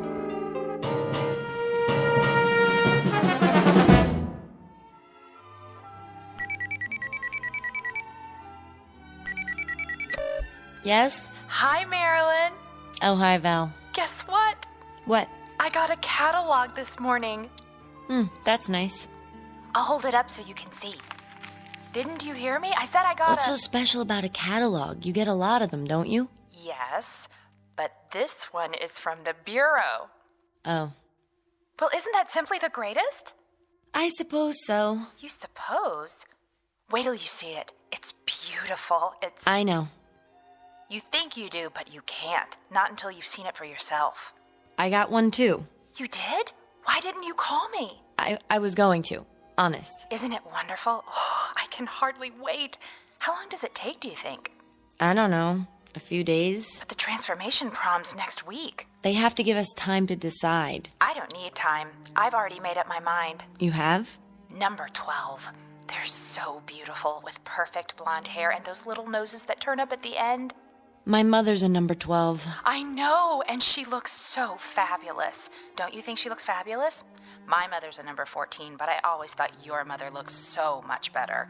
Who wants to be a brunette? Nobody has dark hair nowadays. There's this one girl at school, that senior Jennifer. Well, she picked number 14. What a mistake. Nobody liked it. She tried to dye her hair last week and it came out all red and springy looking. Now she wears extra makeup. She thinks we won't notice. But her hair doesn't go with anything else. And I have red hair. Oh, I know. Do you think there's something wrong with red hair? No, honest. It's great, really. But when you think about what you'll look like after the transformation, isn't it dreamy? Maybe I'll pick number 15. They have such nice long legs. Of course, number 11 does too, just like a dancer. Not as slim as number 12, but... I gotta go. To look at your catalog, I bet. Hold it up to the phone so I can see. It's not here. Well, where is it? You didn't lose it, did you? Better check, because if you did... My mother's got it. Oh, good. I mean, I want to ask her a question. Do you think she's happy being a number 12? If she could give me her opinion before... Yeah, I'll tell her. Bye, Val.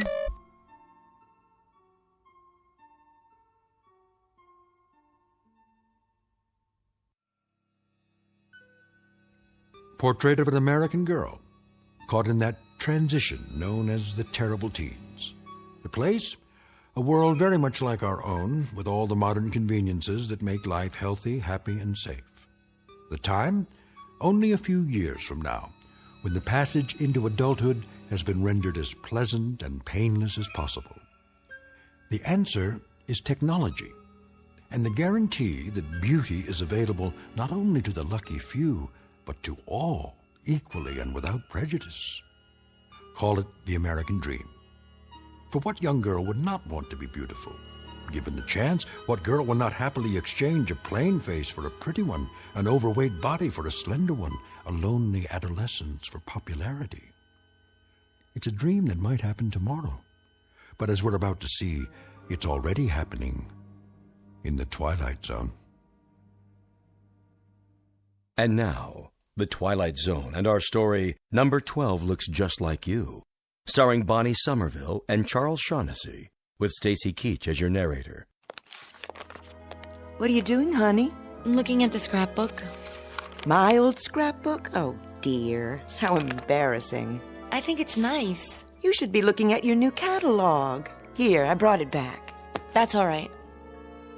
They all look so pretty, don't they? I can't decide. The 17 reminds me of your father. His features, I mean. But I think the 12 might suit you better. Mm-hmm. What do you think? I don't know. I thought we should look at it together, all right? If you say so. Of course, you can't see the details clearly. The holograms are so small. Just the basic faces and figures and how they look wearing different outfits. But you get the idea. What's the matter? Nothing. Are you listening to me? I'm sorry, Mothers. Some of the pictures in this old album... Sometimes I don't understand you, darling. What do you mean? Most girls your age are thrilled to death when it's time to choose a pattern. Have you even looked at the catalog? Yes. I remember how excited I was before I made my choice. I couldn't sleep for 3 nights. The patterns were all so lovely. I couldn't make up my mind. My mother had to help me decide. I finally chose number 12. I guess that's everyone's favorite. Is it? Aren't you excited? Mm-hmm. What is it in that old album that's so fascinating? The way you were. Before. Oh, you can't be serious. This page, for instance. Not that one. It is you, isn't it? See? It says Lana Donnelly. Oh, I can't believe how plain I was. No wonder I didn't have any friends as a child. The sandy hair, all those freckles. Like mine? Well, that's what you inherited.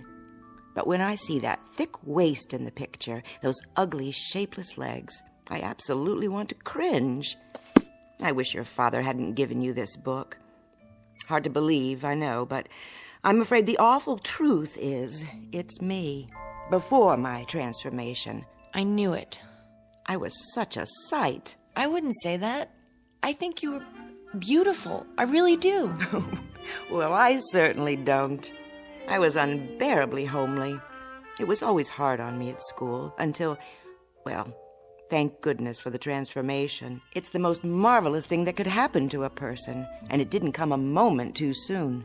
Am I very homely now? Of course you aren't. Not to me. But afterwards, oh, think of it. You'll be beautiful. Mother. Yes, dear. May I ask you a question?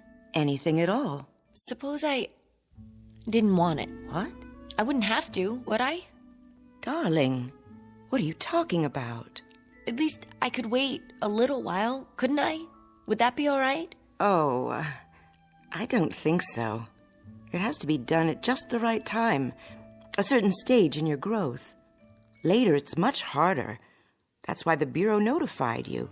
The time is now. But what if I'm not ready?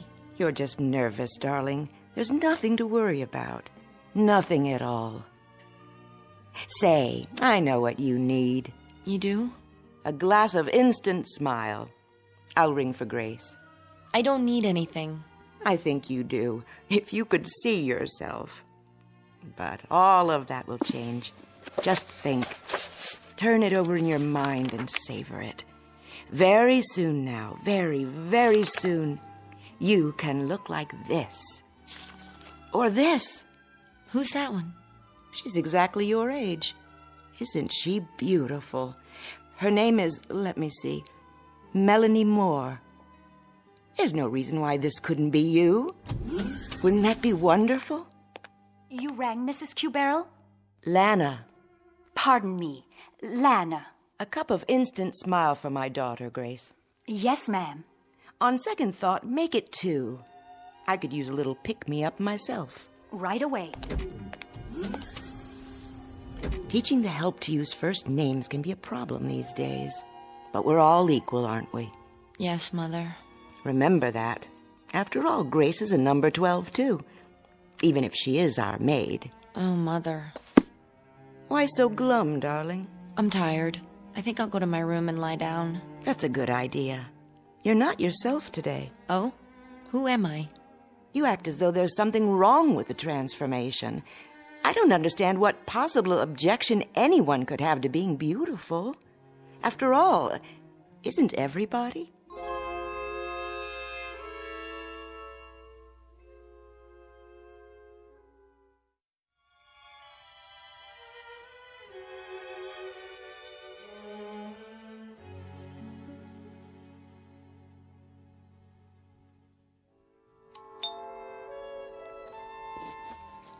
Someone's at the front door, Grace. Yes, Lana. Be right there. Never mind, I'll get it.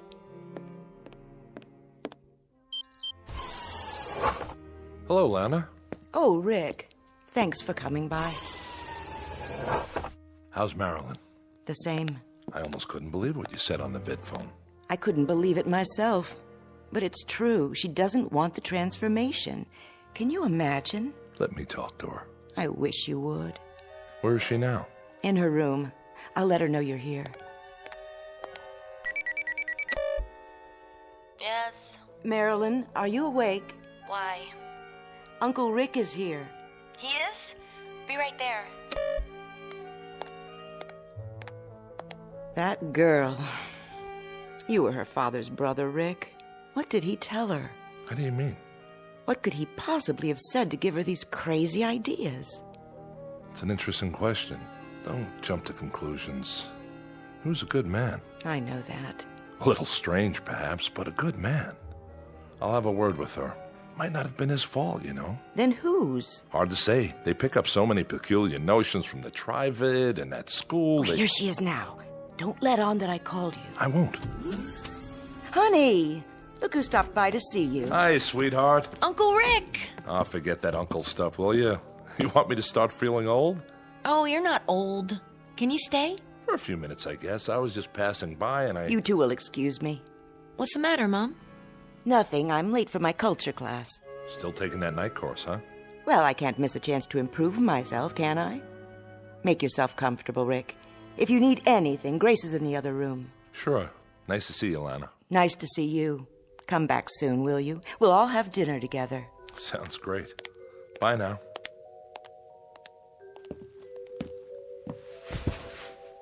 Now then, What's all this about? What's what about? Well, I gather your mother is worried. Oh. Don't say it like that. She cares very much about you. Because I don't want to be transformed? Something like that. Because I want to stay ugly. Stop it. You're many things, honey. Most of them delightful, but you're definitely not ugly. You're just... Just what? Not beautiful? Some people might say so. What would you say? You're different looking. Different good or different bad? Doesn't matter. The point is, people choose transformation when the opportunity comes along. I guess I'm not like other people. Your father chose it. I know. He was a number 17 just like you. Well, yes. 17 is the favorite for men these days. Has been for the past 20 years. My brother was a perfectionist. Wouldn't settle for anything less. Uncle Rick. Yes? Haven't you ever wanted to look like you? I do look like me. But you also look like a lot of other people. And all considered rather handsome, or so I'm told. Is that bad? Is it good to be like everybody? Isn't that the same as being nobody?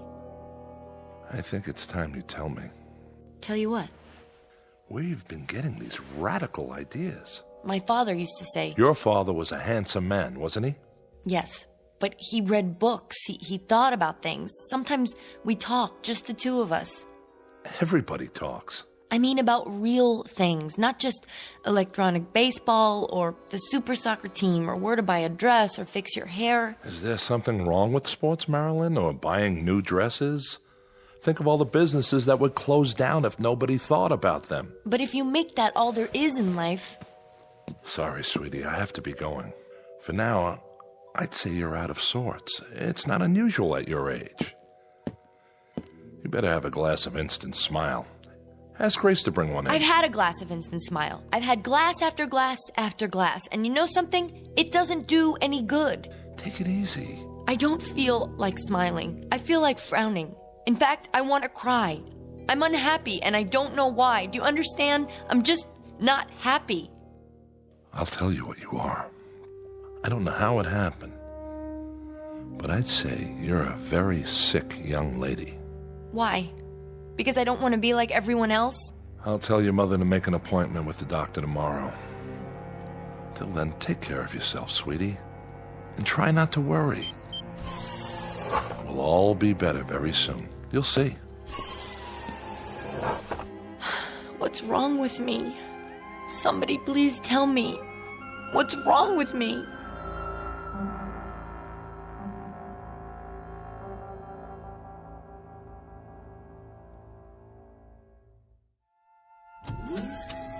So glad you could come. Thanks, Mrs. Q-Barrel. Lana, please. Oh, sure. Lana. We haven't seen much of you lately. I know. Marilyn, look who dropped by. Who? Hi, Marilyn. Val? Yes, it's me. Oh, I didn't recognize you. Doesn't she look fabulous? I feel fabulous. Number 12 has always been my favorite, ever since I was a little girl. Well, it was worth the wait, wasn't it? You bet. Are you two going out tonight? I don't think so, but if Marilyn wants to. I can't. I have to do my online homework. Just a visit, then. I'll leave you alone. I know you have a lot to talk about. Remember, Val, you're always welcome here. Thanks, Lana. If you need anything... We're fine, Mother. Don't be such a stranger, Val. I promise. See you soon. She told you, didn't she? Well, yes. And that's why you're here. Really, Marilyn, don't you think you're being silly about the whole thing? I think it's my own business. Well, of course it is. But I don't understand. Nobody does. I just don't see why I have to make up my mind right now. There's no law, is there? But everyone has it done. Fine. They're not me. It doesn't hurt or anything, if that's what you're worried about. When they did mine, I didn't feel a thing. I'm sure it didn't. Well, what then? You like the way I look, don't you? Sure. You look just like my mother now. Oh, excuse me. Like Lana. What's wrong with that? Nothing, Val. But I like you. Of course you do. We're friends. We'd be friends even if you didn't have the transformation. Don't you know that? That's not the important thing. What is important, Val? It's like getting a new dress or a new hairstyle. You just look better. You want to look as nice as you can, don't you? If I do it, I'll look like one of those holograms in the catalog. That's right, you will. And they're all beautiful, aren't they? What's wrong with that? I don't know. But somehow I have this feeling that it's wrong. Why? How will you know me afterwards? How will anyone know me? That doesn't make sense. You know what I think, Marilyn? I think you're just plain weird. If everybody says it's all right, if the whole world thinks it is, then how can you say something different? I don't get it. You're the one who doesn't get it. I don't want to look like someone else. Val, I want to look like me. I won't let them change me into something else. I won't let them. Help me, please, Val. I don't have anyone else who'll listen. Please help me.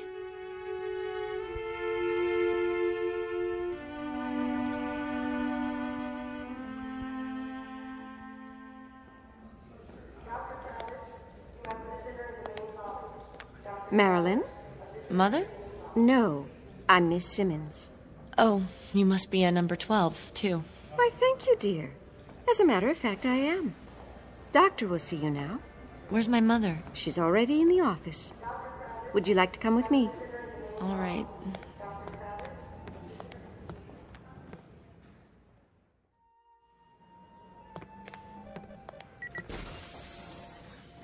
Dr. Hortel? Yes, nurse? Miss Cuberl is here. Thank you, Eva. Hello, Marilyn, darling. The doctor and I were just having a talk. Please, call me Rex. All right, Rex. Would you care for a beverage, Marilyn? No, thank you. That'll be all for now. Very well. Call me if you need anything. Yes, I will. Have a seat by me. The couch is very comfortable. What's this for? Oh, just a simple interview. Your mother, Lana, wanted us to get acquainted. Why? Rex will answer any questions you have. I'll do my level best. And I appreciate it. We both do. I'm sorry to have bothered you. It's such a small thing, really. No, not at all. That's my job. Marilyn, please, sit. Now then, you're 18? Yes. Well, it must be about time to...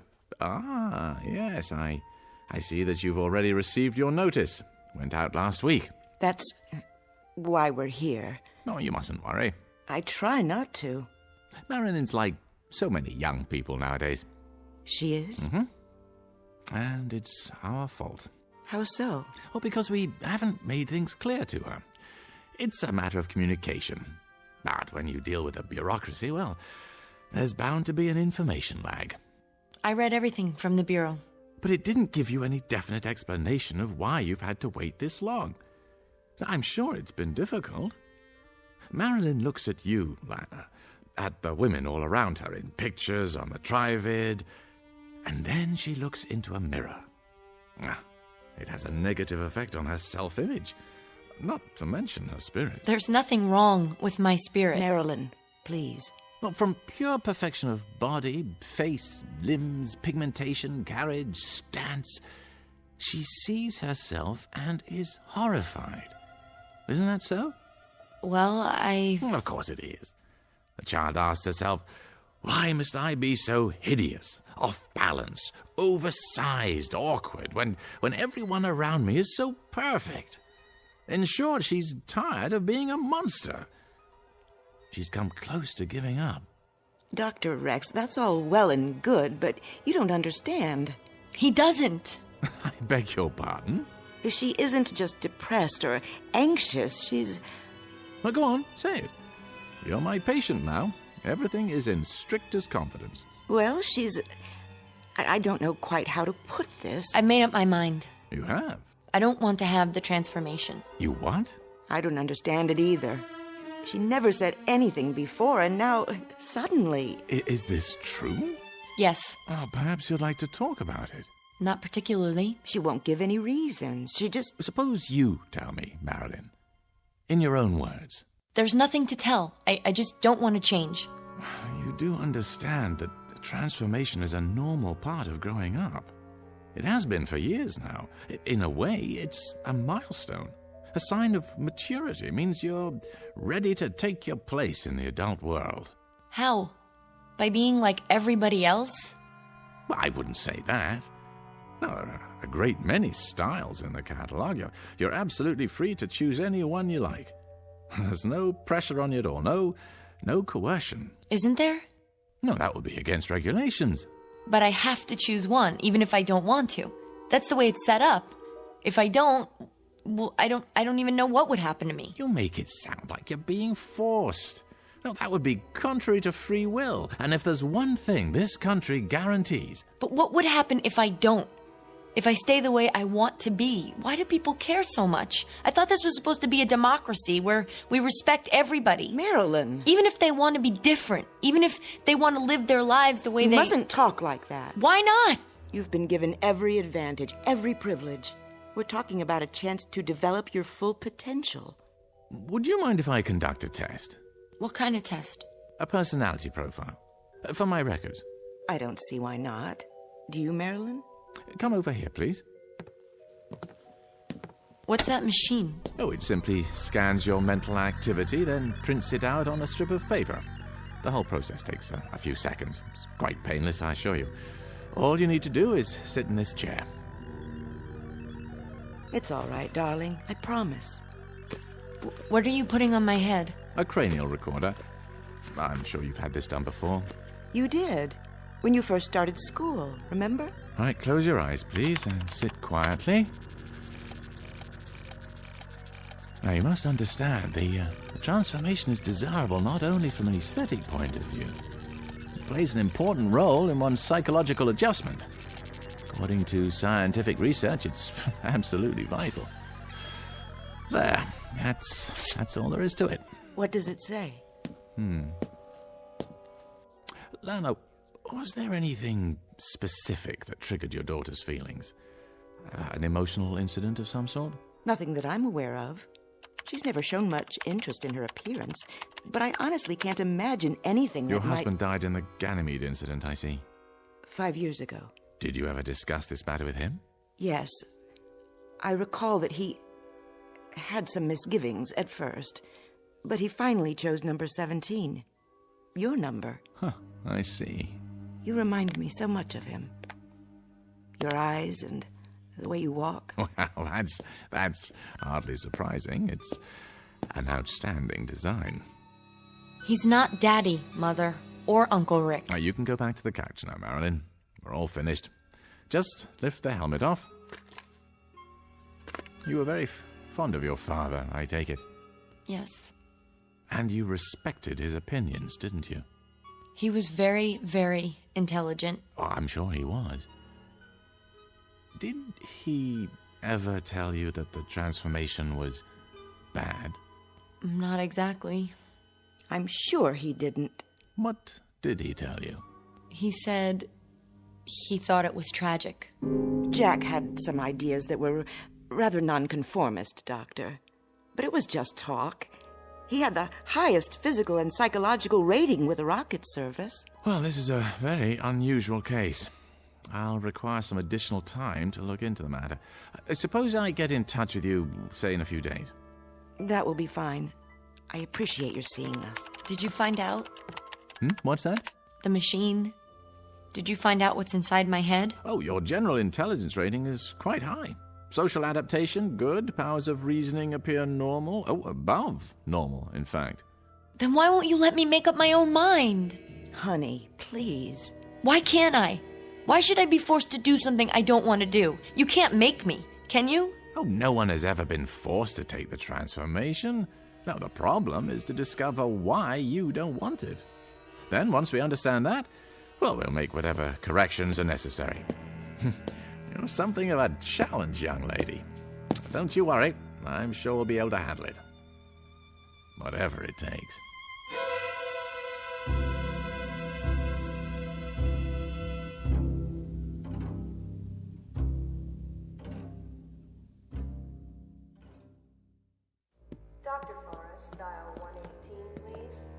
Where are we going? This way, please. It's just at the end of the hall.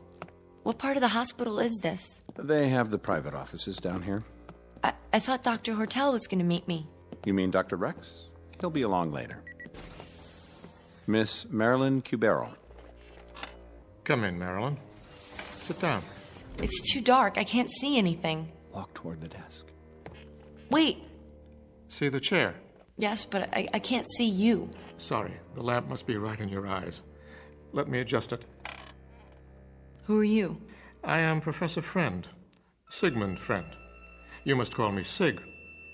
Dr. Rex has told me about you. I'm here to help. Sit, please. Help me? Help rid you of your fears of this necessary and important... No, that isn't true. It's not necessary. This very necessary, very important step in your life. But why? Why does everyone want to force me to do something I don't want to do? Why else but for your own good? That doesn't make sense. Why else would the state go to so much trouble and expense? Many, many years ago, wiser men than I decided to eliminate injustice and inequality from this world. They saw in physical unattractiveness one of the factors that make men hate. And so they charged the finest scientific minds with the task of eliminating, or at least minimizing, ugliness everywhere. But I'm not ugly. I'm not pretty, but I'm not ugly either. To others, you may be. Not to those who love me. There's more to it than that. As we learn to reshape the features, remold the body, we also learn to eliminate most causes of illness, and thereby prolong life. Before the transformation, you might have expected to live 70, 80, perhaps 90 years. Now you may live twice that long, even 3 times. These are good things, don't you agree? Genuine advances for humankind. Yes? Your mother. She's lovely, is she not? At one time, her face and body would already have begun to show the marks of age, of decay. You would not deny her youth and beauty, would you? But you could do that part without changing me, couldn't you? I wouldn't mind just that. Someday you might. And then it would be too late for the transformation. No, I'll never change my mind. I've thought about it, and I'm positive. Why? Did you ever read Shakespeare? Or Shelley? Or Keats? Those books were banned many years ago. Where did you find them? My father gave them to me. And dozens more. Aristotle, Socrates, Dostoevsky. Did you know Dostoevsky was an epileptic? Ugly, deformed, but he wrote about beauty. Real beauty. Marilyn, I warn you. This sort of subversive talk... Those men wrote about life, about the dignity of the human spirit, about love. I've heard enough. Interjecting smut into this interview is not going to help your case, not at all. Then may I go now? I've arranged a room for you. You'll be quite comfortable. But I don't want to stay here. I want to go home. It's only temporary. Your mother will be informed, and you'll be allowed visitors. Mother, did you hear what he said? They want I'm not your mother, dear, but I am a number 12. This way. No, you can't make me stay here. I'm afraid you must let me decide what is best for you. This way. No, please. We're not going to hurt you. We're going to help you. Let me go! Let me go!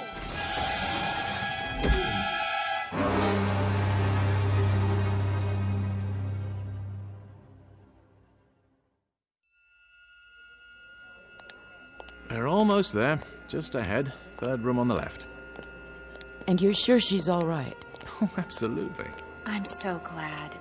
Did you know, Doctor, we've been best friends since preschool? Well, she's lucky to have a friend like you. And a mother who cares so much. Like you, Lana. I hope she's awake. Marilyn. Dr. Rex? You have company. Oh, Mother. She was quite upset last night. I gave her something to help her sleep. Hello, darling. You haven't done anything to her yet. Oh, a mild sedative, nothing more. If you'll excuse me, I have to look in on another patient. Of course, Doctor. Thank you. Hi, Marilyn. Hello, Val. Are you okay? I think so. We'd have been here sooner, only the doctor said you were sleeping. How do you feel? I don't know. What happened? Nothing. They just wouldn't let me go. Oh, Mother, they're gonna do it anyway. They're gonna make me do it. That's not true, Marilyn. Dr. Rex promised, remember? He was lying. Lying? Why should he? I don't know, but I know he has to say that to keep people from finding out. Finding out what? That they do the transformation whether you want it or not. Don't try to sit up. Didn't you hear what I said?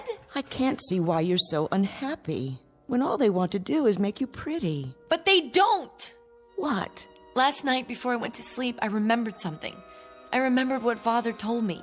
He said, when everyone is beautiful, then no one will be. Because without ugliness, there is no beauty. Oh, Mother, don't you see? They don't care whether you're beautiful. They want everyone to be the same. That's all. They? Who are you talking about? I'm afraid it's time to go now. Already? If it's all right, I'd like to stay and talk to Marilyn some more. Well, just for a few minutes. Don't worry, dear. Everything's going to be fine. You'll see.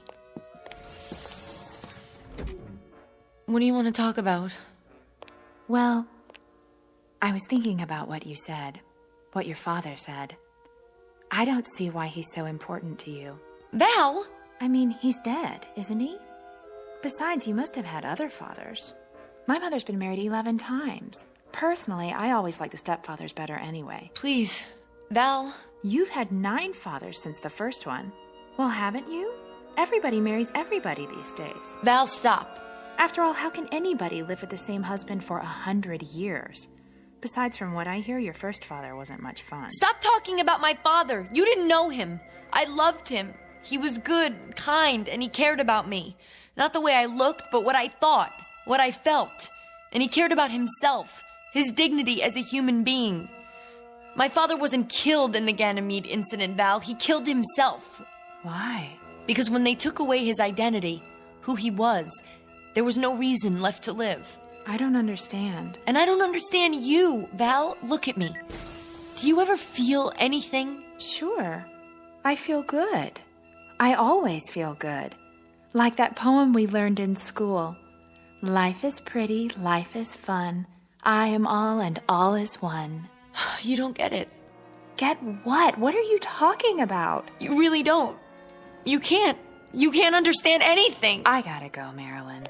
Goodbye.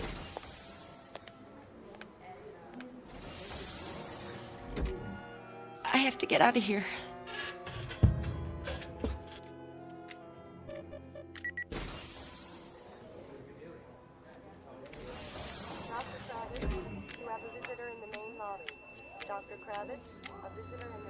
You're number 14, aren't you?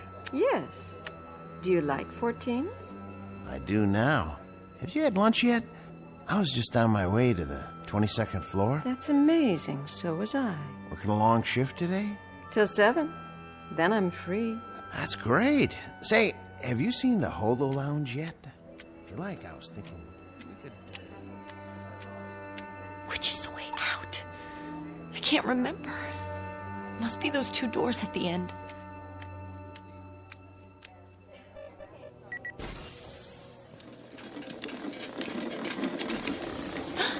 Mother? What's that? Is that my mother on the gurney? Is your mother pregnant? No. Then your mother must be at number 12. Are you all right? Yes, I'm fine. What are you doing in your hospital gown? I was just looking for the nurse. You better stay in your room. Push the button by the bed. The nurse will be along. Okay, I'll do that. Thank you.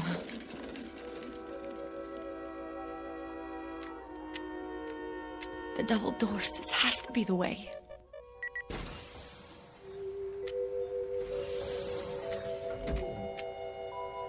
Hello?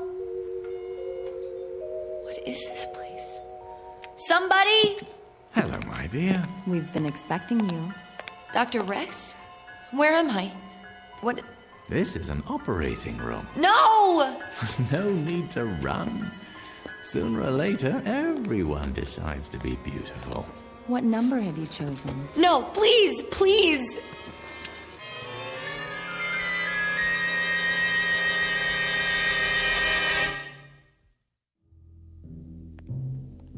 Ah, Mrs. Cubero. Val. Just in time. Is it all over, Doctor? All over. Is she okay? She's fine. You'll see for yourself. I've been so worried the last few days. She seemed in such a state. It's as I told you. Occasionally, a young person has difficulty adjusting to the idea. It always works out fine in the end. It never fails.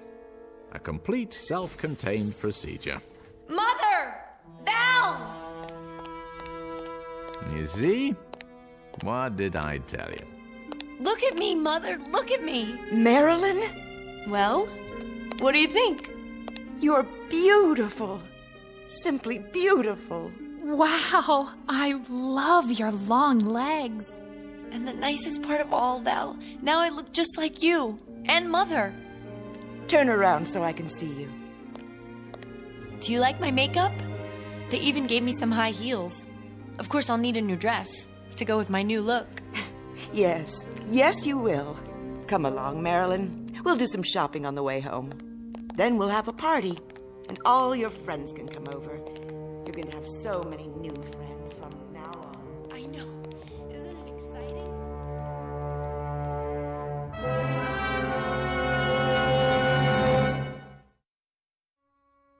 Portrait of a young lady in love for the first time with herself. Improbable? Perhaps. But in an age of plastic surgery, bodybuilding, an infinity of cosmetics, and an obsession with appearance, let us hesitate to say impossible. These and other blessings, some of them decidedly mixed, may await us in the not-too-distant future, or at least a future to be found in the Twilight Zone.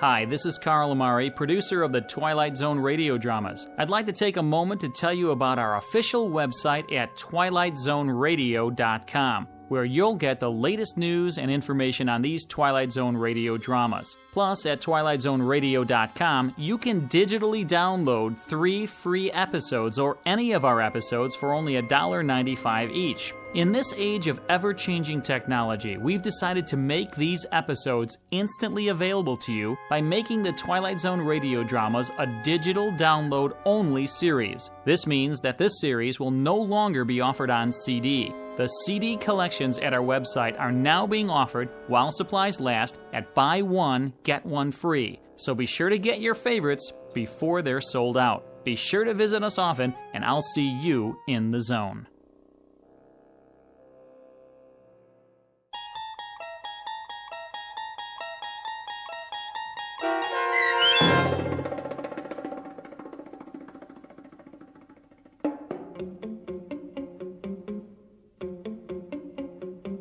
Number 12 Looks Just Like You, starring Bonnie Somerville and Charles Shaughnessy, with Stacy Keach as your narrator, was adapted for radio by Dennis Etchison and written for The Twilight Zone by John Tomerlin from a story by Charles Beaumont. Heard in the cast were Mike Starr, Linda Reiter, Rebecca Spence, David Darlow, Nick Sandys, Nina LaSalle's, Tom McElroy, Rick Arthur, Joby Cerny, Fernette Lebo, and Terry Lopez. This copyrighted radio series is produced and directed by Carl Amari for Falcon Picture Group. Sound design and custom Foley effects for The Twilight Zone by Cerny American creatives Bob Benson, Craig Lee, Michael Slaybach, and Matt Sorrow. To learn more about the Twilight Zone radio dramas and to contact us, visit our official website at twilightzoneradio.com. Doug James speaking.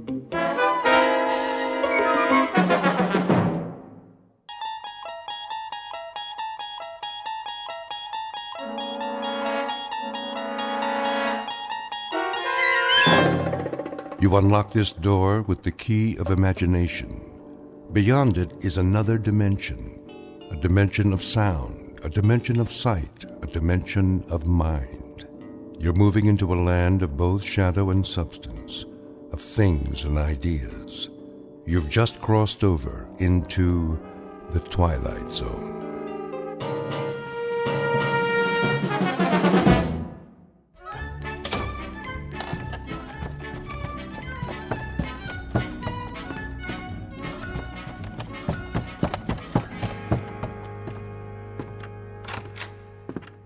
Morning, Mr. Poole. Morning, Mrs. Sullivan.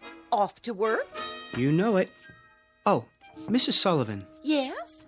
I meant to drop off the rent last night. Oh, no hurry. It isn't due yet. I know, but I don't like debts. I'll make sure you get it this evening. That will be just fine. Well, have a good day at the bank. The same as every other day. Oh, Excuse me, were you going out? Just to bring in the paper. Oh, let me get it for you. You don't have to do that. No problem.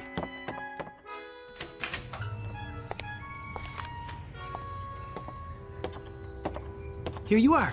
Why, thank you, Mr. Poole. You're the perfect tenant. Absolutely perfect.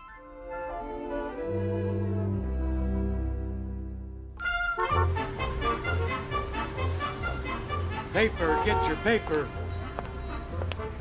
You have the morning sports final? Sure thing. 25 cents, $0.25. Here. Thanks, pal. Paper, get your paper. Who wants a paper, morning final? One here, Marty. Sure thing, Mr. Poole. Always got a copy for you. Let me see if I have the right change. Yep. Here you go. Hey, look at that. Something wrong? Your quarter. It landed on the edge. Didn't even fall over. Well, what do you know? That'll never happen again in a million years. This must be your lucky day. Oh, I hope you're right, Marty. A little luck never hurt anyone.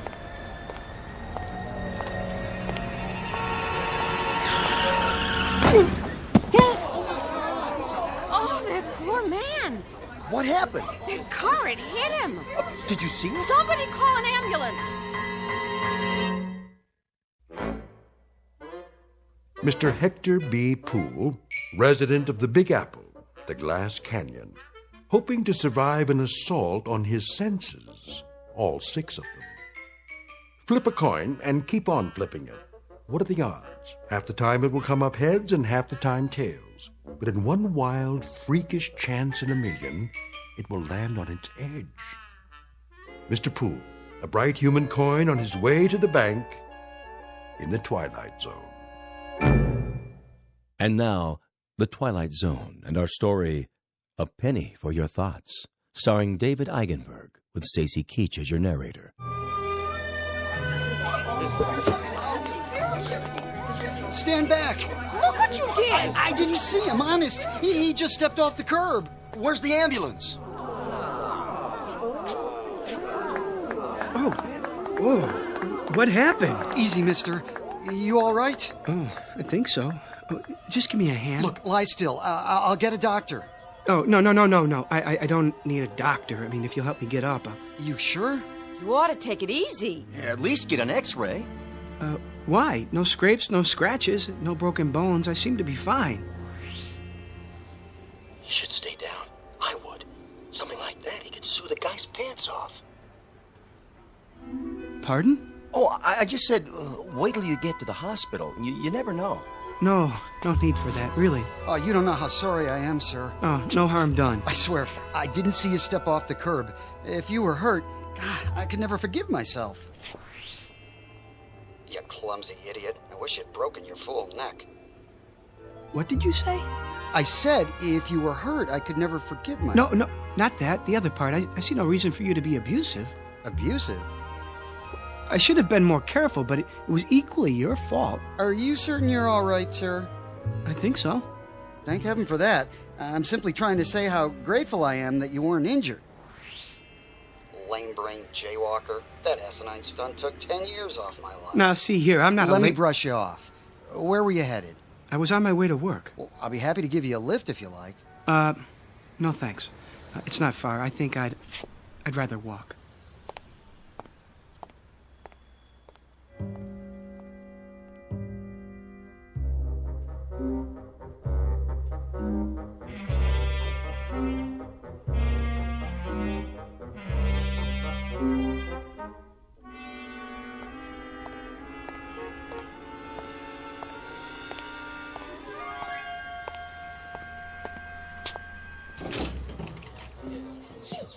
Why do I always pick the line with the slow telling? I've got to borrow against the life insurance as long as they don't call my husband. Wow, I hope they don't check my credit history. Did I turn the iron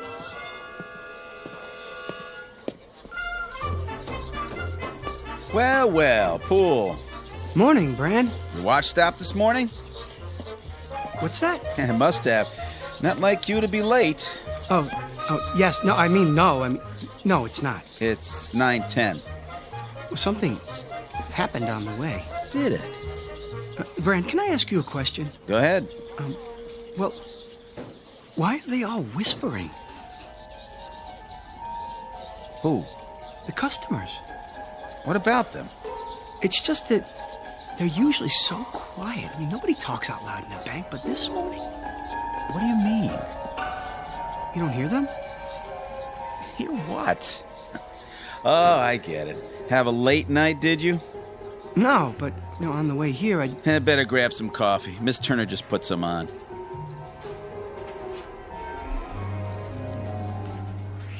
Boy, look at him. Like he doesn't know which end is up. Oh, if Bagby sees him this way, he's finished. Good riddance. Oh, where is he? Huh? Mr. Bagby. In his office. Where else would he be? Oh, thank you, Brand. Well, I better get started. Yes, you do that. Oh, I knew he'd crack sooner or later. Mr. Perfect.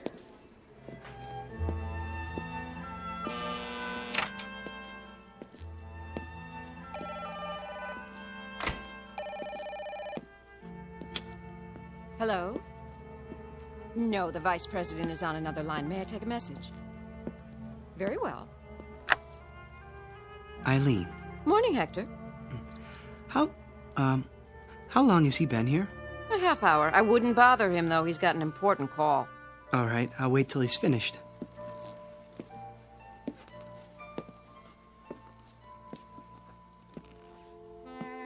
Oh, Felicia, baby! You know I care. But how would it look? And besides, Gladys has a nose for these things. Of course she would. I can see the headlines. Prominent banker divorces wife to marry chorus girl. No, Felicia, you misunderstand. I love chorus girls. I mean, not all of them. Only you. Yes, that's right. Look, how about this weekend? Just you and me. Yes? Mr. Bagby? Come in. Hold on. Someone's at the door. Yes, what is it, Poole? Mr. Bagby, sorry to interrupt you, but I'd like to explain. Explain what?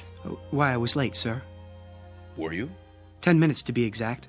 I didn't notice. Well, as you know, sir, my record for being prompt is spotless. I pride myself on attention to duty. Yes, Poole, everyone is aware of your devotion to the bank. Well, you see, a strange thing happened, a very strange thing. Yes, uh-huh. Get on with it, you simpering idiot. You think she's going to stay on the line forever? If you ruin my weekend with Felicia, I'll string you up by the thumbs. Your weekend, sir. What? Spoil your weekend. Oh, I wouldn't want to do that. What are you mumbling about? Look, I've got an important call here. Very pressing matter. Get on with it, man. No, of course, I understand. He said weekend. Good Lord. You don't suppose he knows about Felicia? It's impossible. I've been so careful, so discreet. There. I've placed it on hold. Now then, you had something to tell me? Poole? Another time, sir. I can see that you're busy. I'd better get to my work.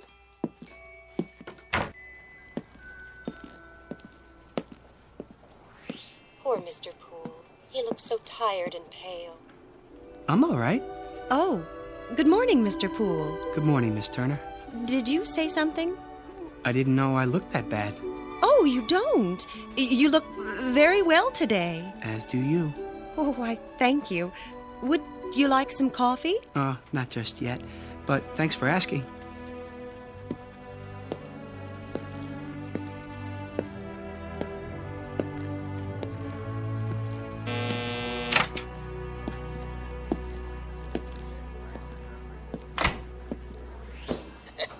Gotta make it to the game on time. Kirsty won't steal a bag of popcorn with that southpaw pitching. Who is pitching today? You say something? No, nothing at all. Good day to you, sir. Everything in apple pie order, I trust? Yes, thank you. Thank you very much. I'll bet you're the one who sent me that overdraft notice. No, sir. No, what? I don't have anything to do with overdrafts. I work over there in the loan department. You do? Just see one of the tellers. I'm sure that they can straighten it out for you. Sure. Sure. I'll do that.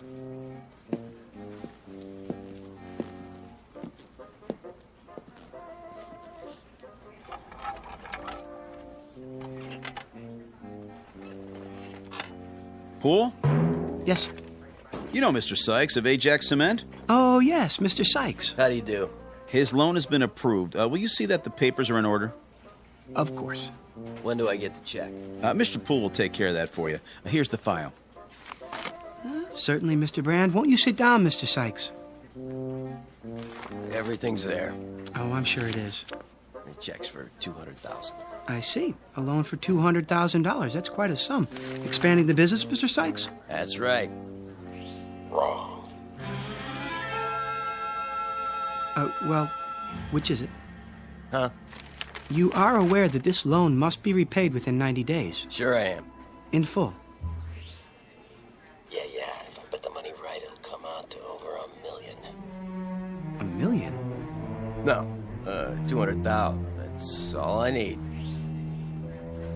Put half on Lucky Lady in the 6. Split the rest between Nimble Runner and Crinoline at 5 to 1. Nobody will ever know I can pay back the loan with enough left over to save the company. It's gotta work. There's no other way. Or what? Bankruptcy? What did you say? Nimble Runner and Lucky Lady. Now look here, young man. And Crinoline at 5 to 1? What? That's a funny name. I don't have time for this. Am I gonna get the check or not? Everything all right here?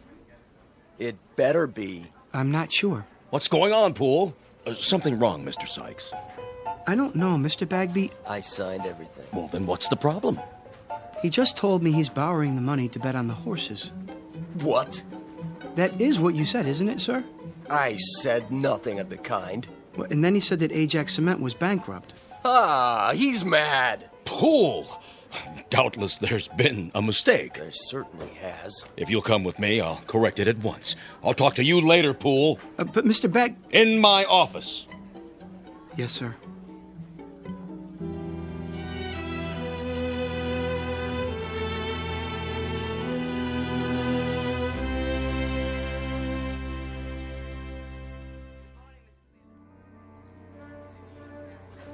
What are you trying to do? My job. He said. I heard the whole thing. I'm the one who took his application. What's going on, Poole? Will you tell me that? What? If I could tell you, I would. But I honestly don't know.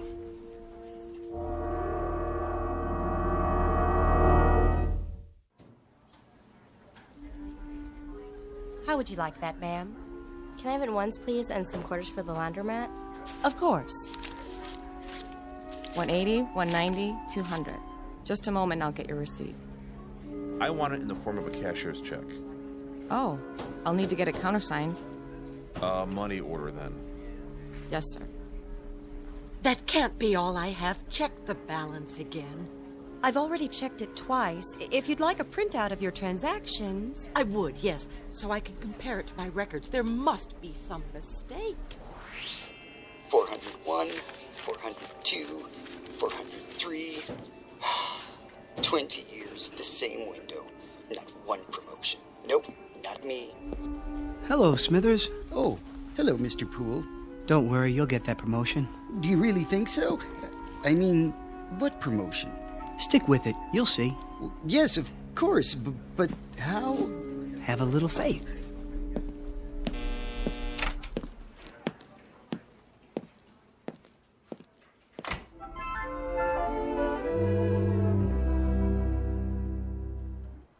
It's finally happening. It is? Yep, old nose of the grindstone seems to have flipped out. Who are you talking about? Poole, who else? He's been acting goofy all morning. Well, why shouldn't he? He's entitled to once in a while. He does all the work around here. Guys like that are all alike, gutless wonders. Put the pressure on and they go to pieces. Know what I mean? I'm not sure that I do. You phony. Don't you know a real gentleman when you see one? Got any of that coffee left? Oh, hi, Poole. Certainly. Here you are. Smells good. It's fresh. Nice and hot, too.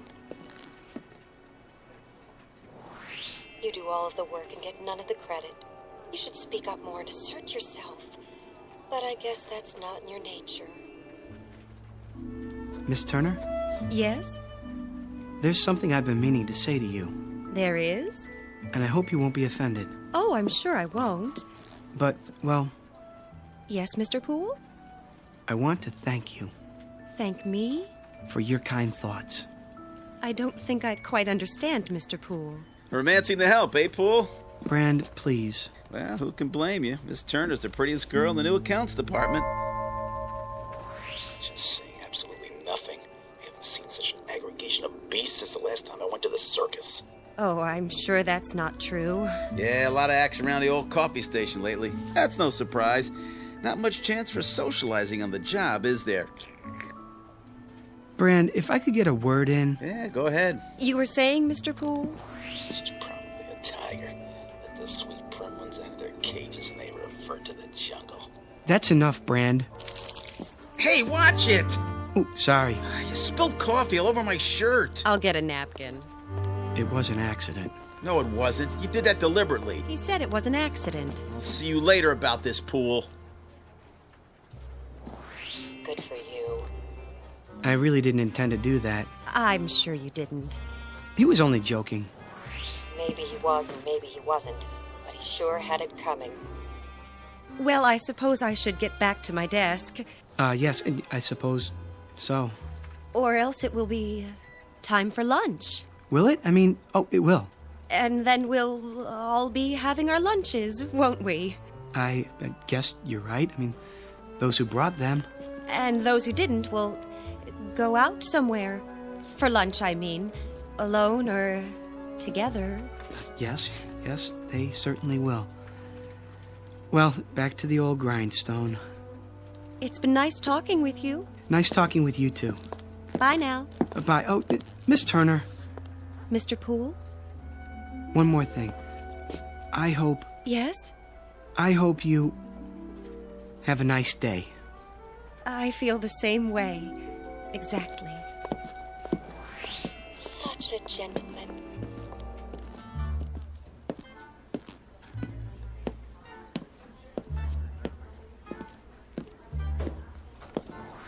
It isn't fair. It just isn't fair. I said, don't worry, Smithers. Who? Oh, Poole, were you speaking to me? Mr. Bagby's a fair man. Mr. Bagby? Yes, I'm sure he is. Good things come to those who wait. What's he watching me for? Oh, no reason. Don't let it distract you. They'll be sorry. Not much longer now. At 4:30 this afternoon, I go into the vault like I always do. I'll take my briefcase with me. No one will suspect a thing. I'll fill it with currency and be on a ship to Bermuda by nightfall. Yes, indeed. All that money. As much as I can carry. I wonder how long it will take them to discover it's gone. It's not possible. Smithers?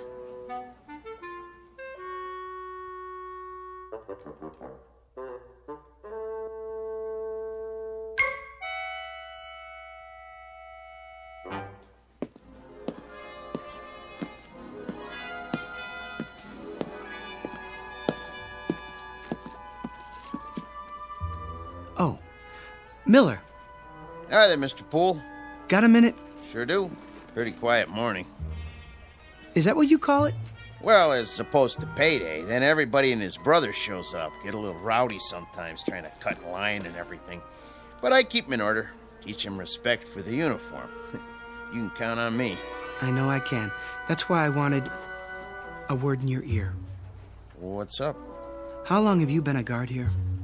Quite a few years now. Get my pension before long. And that gun in your holster, is it the same one you've always had? Sure is. Nothing beats a 38. Keep it oiled up real good. You could use it then. I mean, if you had to. Well, what do you think I got it on my belt for, Hector? To hold my pants up? Good. That's good. Why you ask? I'm not sure, but I'd suggest taking up a post by the door, keep your eyes open, and don't say anything to anyone just yet. I get you. Mum's the word. There he is. Was he waiting for me? Hello again. Miss Turner. I was just going back to my desk. Perfect timing. Isn't it? I mean, it is. Miss Turner, may I speak to you? Anytime at all. What I have to tell you is very important. Yes, Mr. Poole? Not here in front of everyone. Dreadfully important. Come with me. Where are we going? Somewhere private. I like the sound of that. Mr. Jones's office is empty since he transferred. Next to Mr. Bagby's, no one ever goes in there. Perfect. That seems like a good idea. If you're sure you don't mind. As long as you can spare the time. This won't take long. Take all the time you want.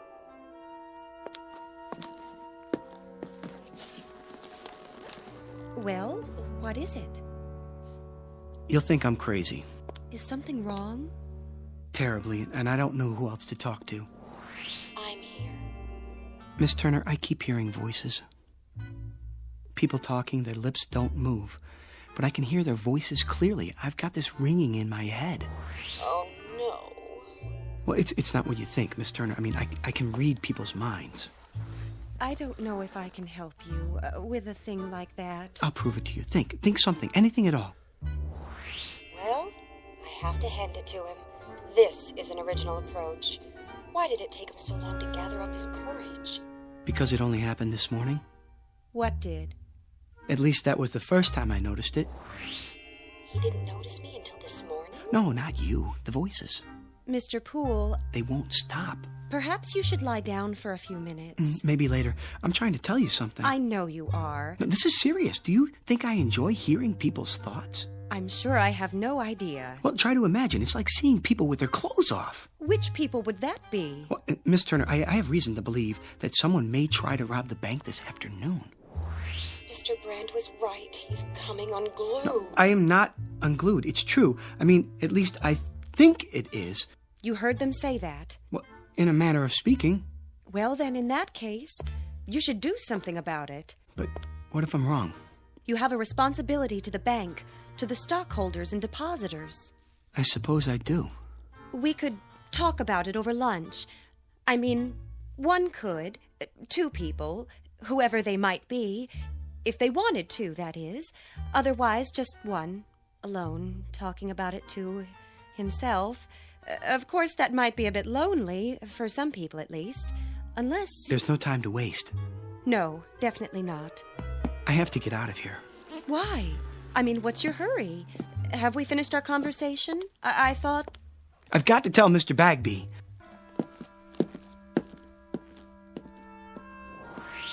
From now on, Mr. Poole, you may call me Helen.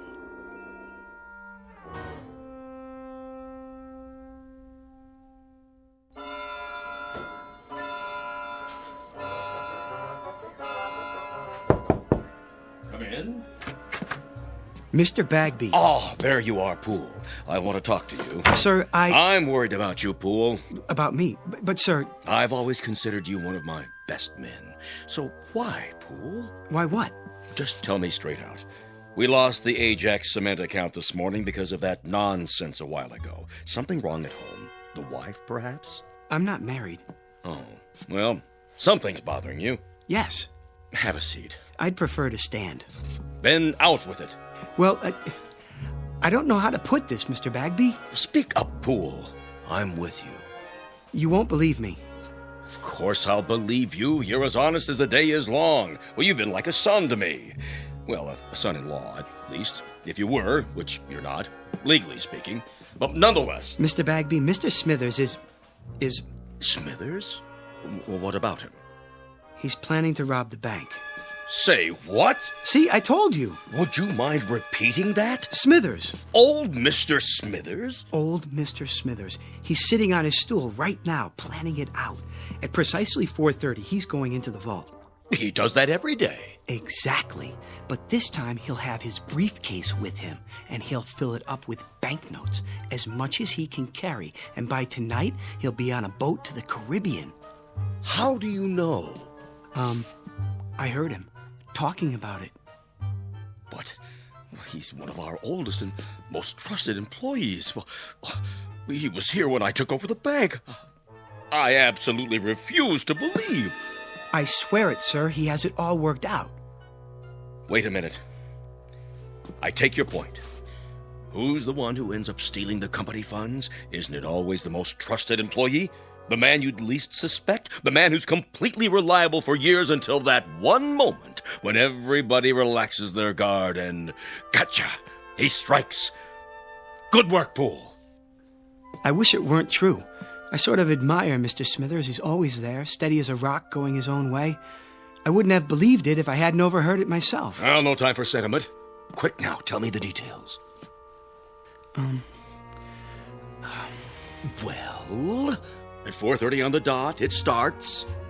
Okay, and Mr. Smithers will finish counting out his drawer as he always does, by the numbers. Thank you, folks. Good night now. Don't work too hard. And as soon as we lock the doors... See you Wednesday. You take care now. Good night, Rich.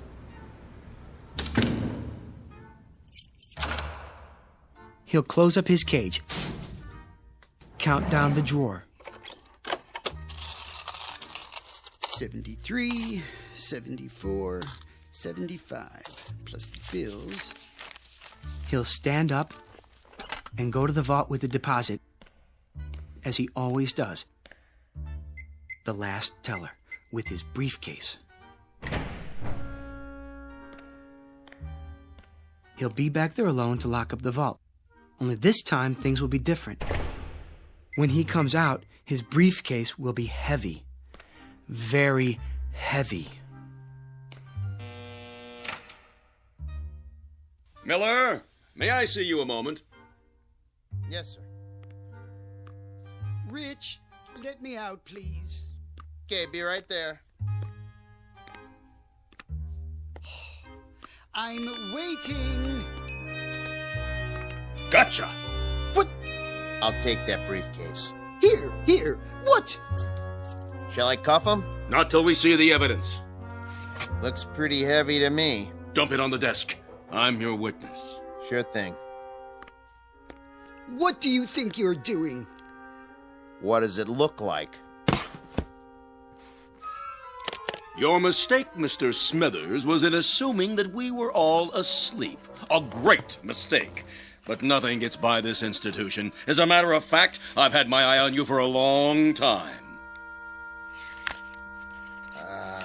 You sure this is his briefcase? Of course it is. Duly noted. He admits it. 1/2 sandwich. Clip-on necktie. Change of socks. Comb. 1 book. How to Profit from Armageddon. And, 7 ballpoint pens. Where's the money? Has everyone gone insane? What money? Poole! Where's that idiot Poole? Here, sir. So he was going to steal the money. He was going to take a trip to Bermuda. That was his story, huh? Mr. Bagby, I heard him. And who was he talking to, Mr. Poole? Well, he wasn't talking to anyone, not exactly. Oh? What was he doing? Sending smoke signals? He was... thinking. He was what? He was thinking. Well, that explains everything. Mr. Smithers, please forgive us all for this unfortunate intrusion. Well, I guess we all make mistakes. I should have known that what I was told was impossible on the face of it. Poole, do you know what I'm thinking? I'm fired. Kindly clear out your desk at once. Mr. Smithers, I don't know what to say. I'm very sorry. Return Mr. Smithers' possessions and let him pass. Right away.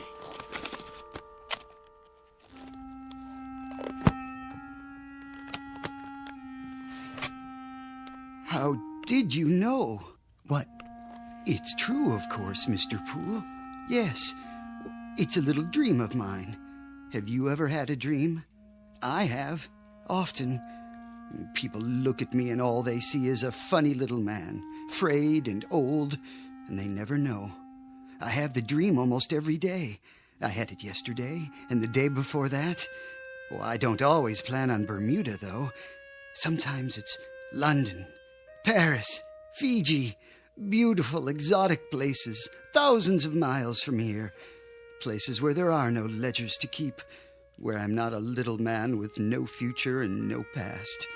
I think of filling my briefcase with the bank's money, but I never go through with it.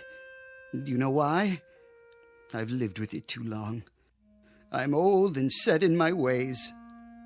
And besides, Mr. Poole, I'm a coward. Smithers, please. Will you open the door now, please, Rich? Sure. Take care of yourself.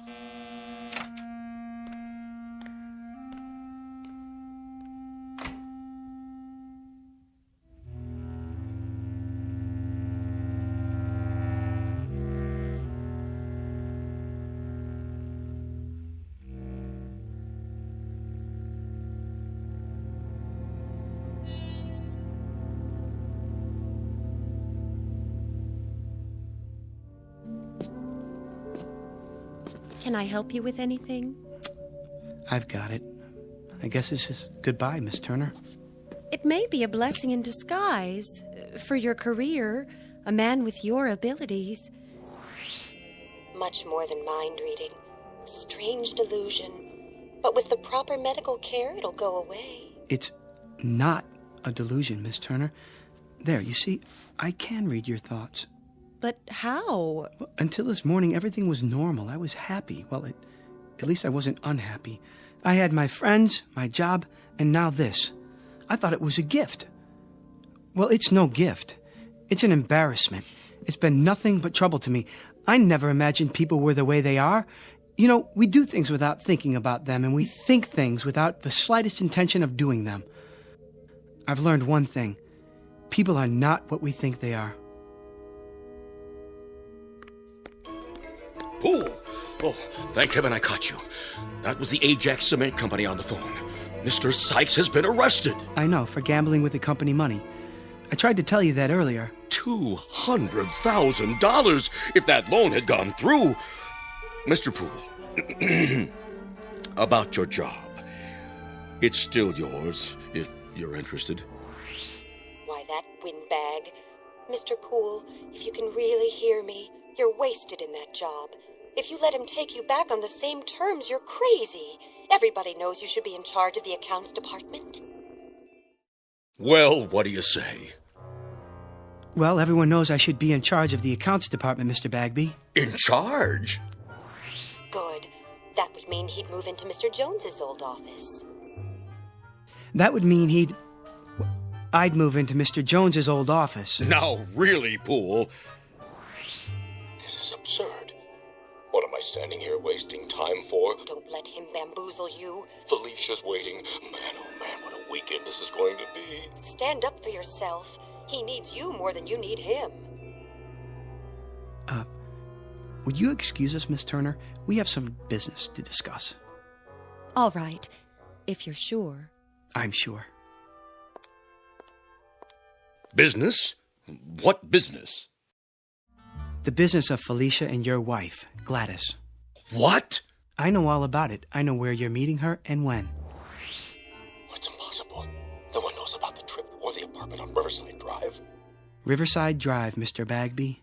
Am I right? Oh, all right, you win. In charge of accounts in the office next to mine. You won't say anything to anyone, will you? Not a word, Mr. Bagby. Not a word. Oh, and I forgot, there's one more thing. At the bank's expense, I'd like you to buy a round-trip ticket to Bermuda. Have it made out in the name of J.L. Smithers.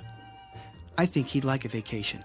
Are you out of your mind? Mr. Bagby? Oh. One ticket to Bermuda. Shall we go, Miss Turner? If you like. I'd go anywhere with you, but I wish you'd call me Helen.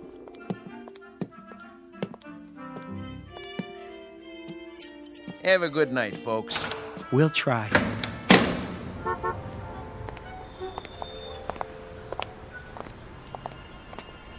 May I see you home, Helen? Well, I don't know. Of course you can, Hector. What do you think I've been waiting for?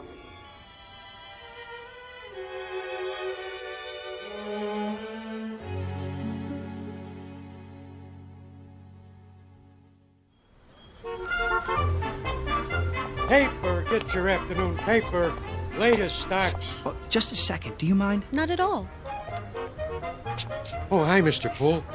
Well, was I right or was I right? Was it your lucky day? I'd say so. Give me a paper, will you? Sure, this one's on the house. Oh, no. I don't like to owe anybody.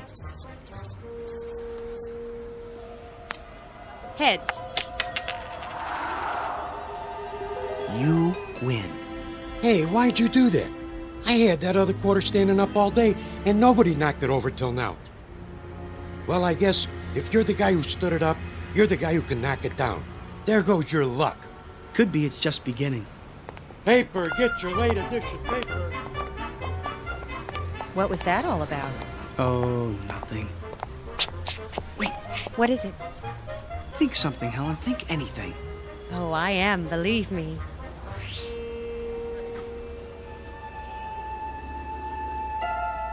Did you get that? No, I didn't. I didn't hear anything at all. It's gone. Isn't that wonderful? If you say so, dear. Toss a coin, any coin, and one time in a million, it will land on its edge.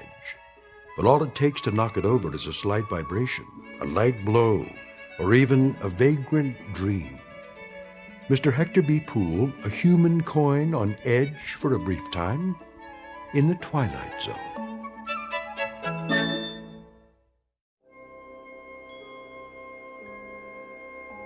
Hi, this is Carl Amari, producer of the Twilight Zone radio dramas. I'd like to take a moment to tell you about our official website at twilightzoneradio.com, where you'll get the latest news and information on these Twilight Zone radio dramas. Plus, at twilightzoneradio.com, you can digitally download 3 free episodes or any of our episodes for only $1.95 each. In this age of ever-changing technology, we've decided to make these episodes instantly available to you by making the Twilight Zone radio dramas a digital download-only series. This means that this series will no longer be offered on CD. The CD collections at our website are now being offered while supplies last at buy one, get one free. So be sure to get your favorites before they're sold out. Be sure to visit us often, and I'll see you in the zone.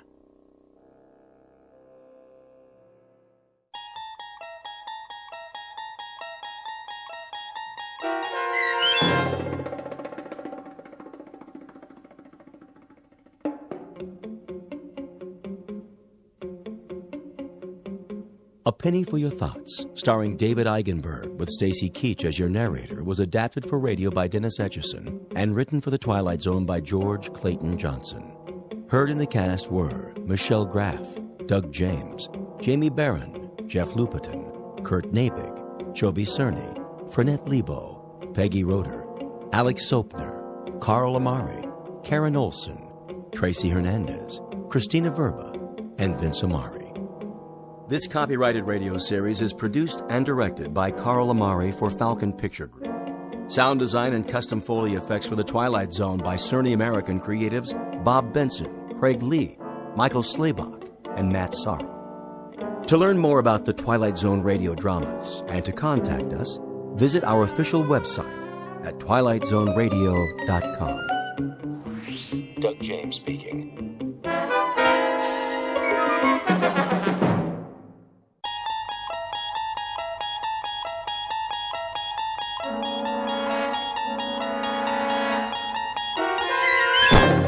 You're traveling through another dimension. A dimension not only of sight and sound, but of mind. A journey into a wondrous land whose boundaries are those of imagination. Your next stop, the Twilight Zone.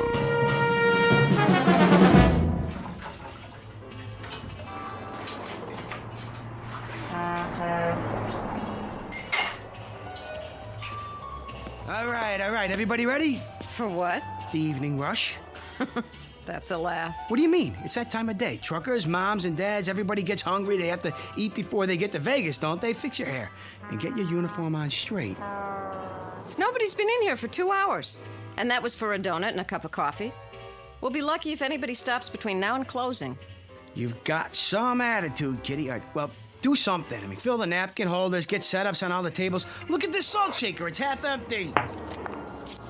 You never give up, do you, Ace? Give up, you kidding? The Happy Days Diner's my livelihood. Yours, too. And don't forget it. All a question of attitude. You gotta think positive. How's that floor coming, Jimbo? There wasn't too much to sweep. Third time I've done it today. Good, good. People like a nice, clean place. I found one French fry and a matchstick by the payphone. You know, Ace, maybe you ought to ease up, sit down, take a load off. Ease up. We gotta be ready for them when they start coming in. Well, I don't know if anybody is coming in. What are you talking about? He's right, Ace. The truckers like to stop at Big Jim's now. And the families, they all go to that chain restaurant by the state line. We'll get them back, you'll see. All we need's a new sign. Some specials on the window. You know how to write with a paintbrush, Jimbo? Big letters they can read from the highway? I guess so. Then you can start on it in the morning. Till then, keep your attitude up. That's what makes the difference. Positive thinking. Get a nice, clear picture in your mind. A big rig's on his way here now. He knows he can't make it without stopping. He sees us, pulls off. He's got a wad of cash big as a hole in his stomach. Give me a quarter. Oh, now, Ace. Come on, come on, come on. It's my lucky day. You keep doing that, the whole cash drawer will be in that slot machine. That's the point. It's never paid off, has it? Not one jackpot. That means the odds are in my favor. Now, Kitty. Make this one count. Sure, sure. Now we're getting serious. Okay, listen to me, machine. This is your old buddy Ace talking to you. We've been together a long time, you and me, and I've been real good to you, haven't I? Dusting you off, keeping you all shiny, getting the customers to feed you their change. I gave you everything you wanted, right? Now it's time to show a little gratitude. You talk to that slot machine like it's got a brain. Oh, it does, a memory at least. And the time's come to pay off.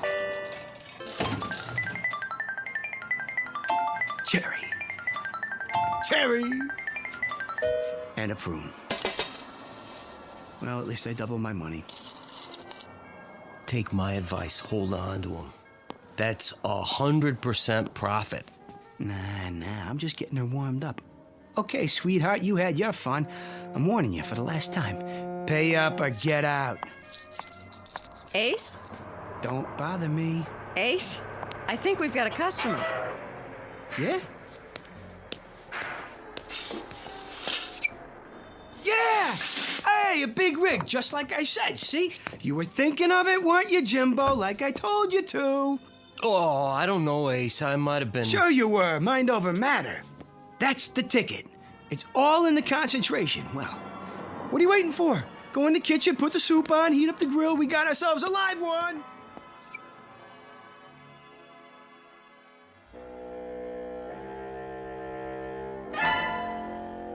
A study in the art of concentration. They say a picture is worth a great many words, especially a mental picture. Perhaps that's what just happened, or perhaps it was a coincidence. One way or the other, our cast of characters will soon find out. Meet Mr. Ace Larson, owner of the Happy Days Diner on Route 15 on the way to Las Vegas, Nevada. He's a sawed-off runt of a man with equal measures of pugnacity and charm. His waitress, Kitty Cavanaugh, almost beautiful, but not quite, who's patient and loyal to a fault. And Jimbo Cobb, fry cook and right-hand man in the quest for the American dream. Whether that quest will become a reality depends on a bit more than luck, because this particular highway leads directly through the Twilight Zone.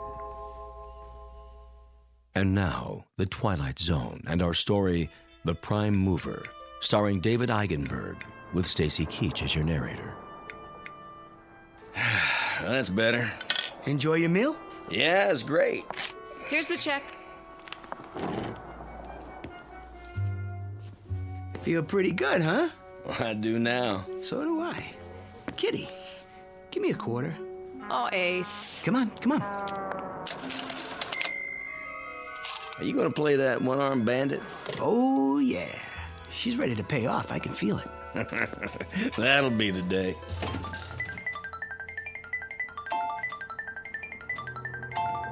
One lemon and 2 prunes. See, what I tell you. You gotta watch yourself with those things. You take it too serious, you'll blow a gasket. Very funny. Here's for the food. You keep the change. Why, thank you. Wait a second. Yeah? Flip you double or nothing for the meal. You sure like getting kicked around, don't you? Never mind what I like. Double or nothing. What do you say? I don't know if that's such a good idea. Quiet, Kitty. Is it a deal? Okay. All right. Got a quarter? Yeah, I think so. Look, Ace, you always have to... Listen to her, Ace. Don't you think we Come ought on, come on. A guy can't keep losing forever. Here we go. Call it. Heads. Heads it is. Thanks, buddy. I don't believe it. No sale. You come back now. I sure will. Seeing as how that's my lucky quarter, I guess I better hold on to it. Go ahead. And while I'm at it, might as well give Lady Luck a whirl.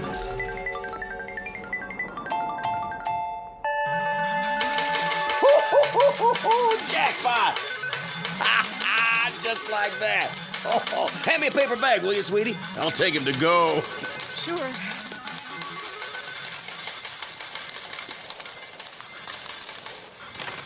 I don't believe it. What's the matter?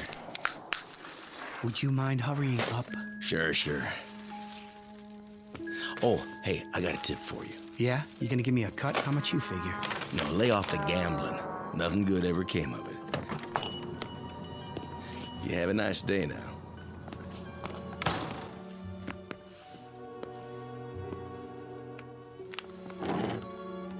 Easy, Ace.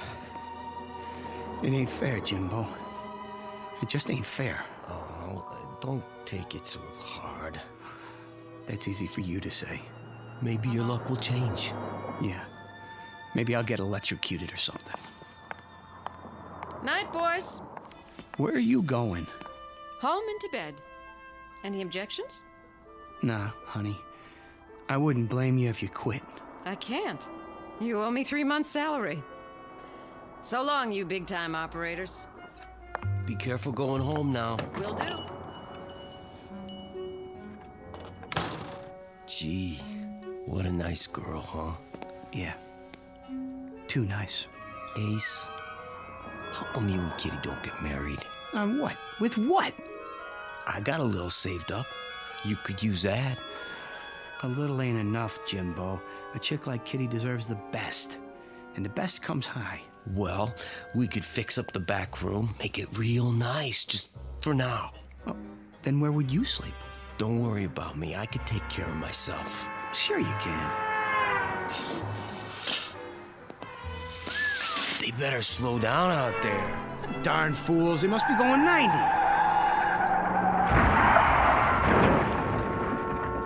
What in the... Jimbo, we gotta do something, quick!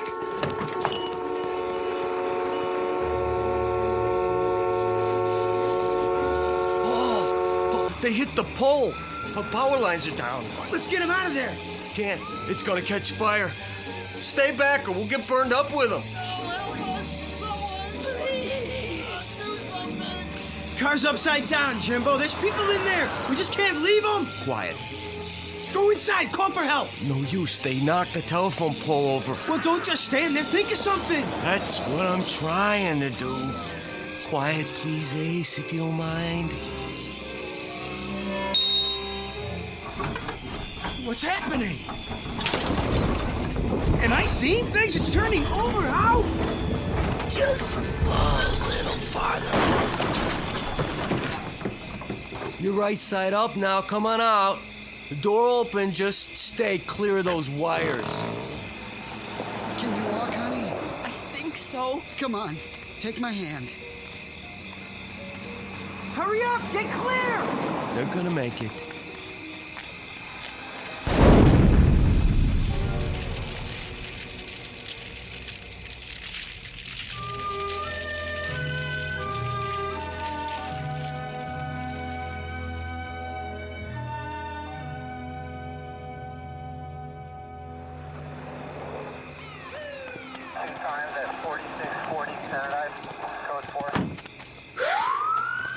taking him to the hospital.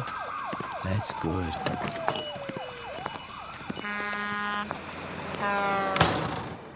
They're gonna be okay, the doc says. A few broken bones, nothing too serious. Thanks to you. Oh, what are you talking about? Jimbo. Yeah? How'd you do it? Do what? You know. That business with the car? Lifting it up and turning it over? Without even touching it? Even with the sparks and all? From 30 feet away?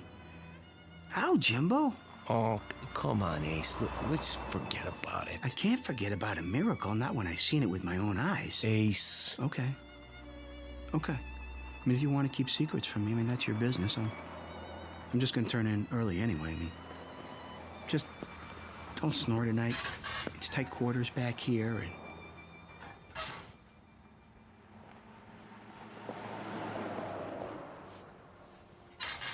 Ace. What? All right, I'll tell you. Yeah, it's up to you. I can't exactly explain it, Ace, but you see, I guess you might say it's a power I got. What kind of power? Well, it seems like I can move things around just by thinking. What? Oh, I know it sounds stupid, but it's true. I don't know how come. I can, that's all. Since when? Since always. You never told me about it. I never thought it was anything special. What? Nothing special? I thought everybody could do it. You know, like breathing. I guess I was wrong. Yeah, I guess you were. How come I never seen you do it before? Oh, I had to give it up. Why? Well, you know. No, I don't. Why don't you tell me? It got me in a lot of trouble at school. Besides, I started getting these real bad headaches after. Like now. Jimbo? Could you do it again? Sure, I suppose. Like right now? Yeah, but... Show me. Oh, Ace, I got a headache. I'll give you an aspirin. Come on. Come on, prove it. Do something to my bed, for instance. If you say so. Well, go on. Just a second.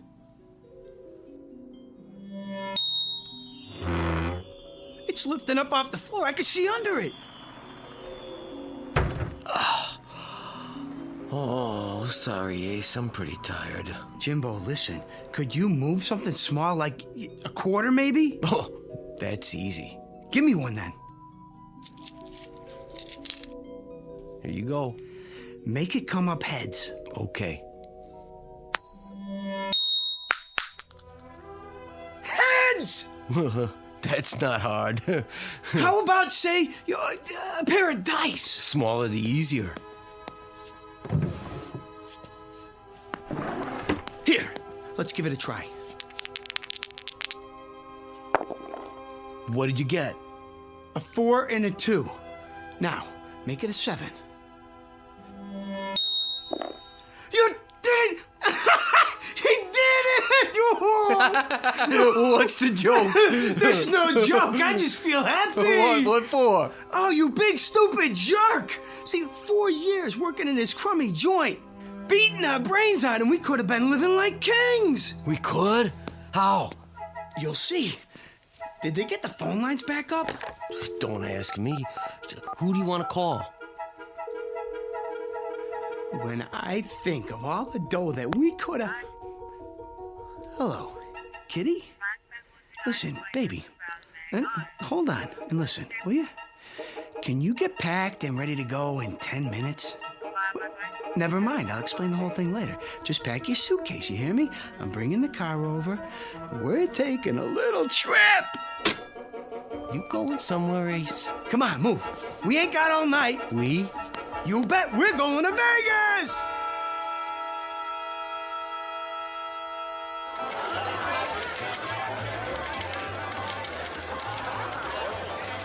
Cigars, cigarettes. Drinks? Bring me a scotch and water. Coming right up, sir. Oh, wait. What are you two doing? We just got here, Ace. Besides, they'll probably charge you an arm and a leg. Ain't you ever been in a casino before? Drinks are on the house. No kidding? Would I kid you? Now let's get to it. Where are we going? Let me see. How about The roulette wheel. Isn't that a little out of our league? I saw some nickel slots when we came in. Forget about it. We're going for the big money. Place your bets, ladies and gentlemen. Place your bets. $100 on number 8. Ace, that's all we've got. Relax. $100. Set your money on the table, sir. Yeah, sure. Here you go. Your chips. All bets down. You got that, Jimbo? Number 8? Yeah, I heard you. What is going on? Watch this. 8. Red. Even. Oh, you see that? I told you. The gentleman wins. Oh, look at all those beautiful chips. 30-something to 1. Ace, how did you do that? Quiet, baby. What's the limit here? Oh, Ace. Huh? Maybe we should take it easy. Why? So we don't draw attention. Oh, yeah. Place your bets. Number, sir? Not this time. We're gonna play something else. Yeah, that's it. So long, and thanks. Kitty, help me with these chips.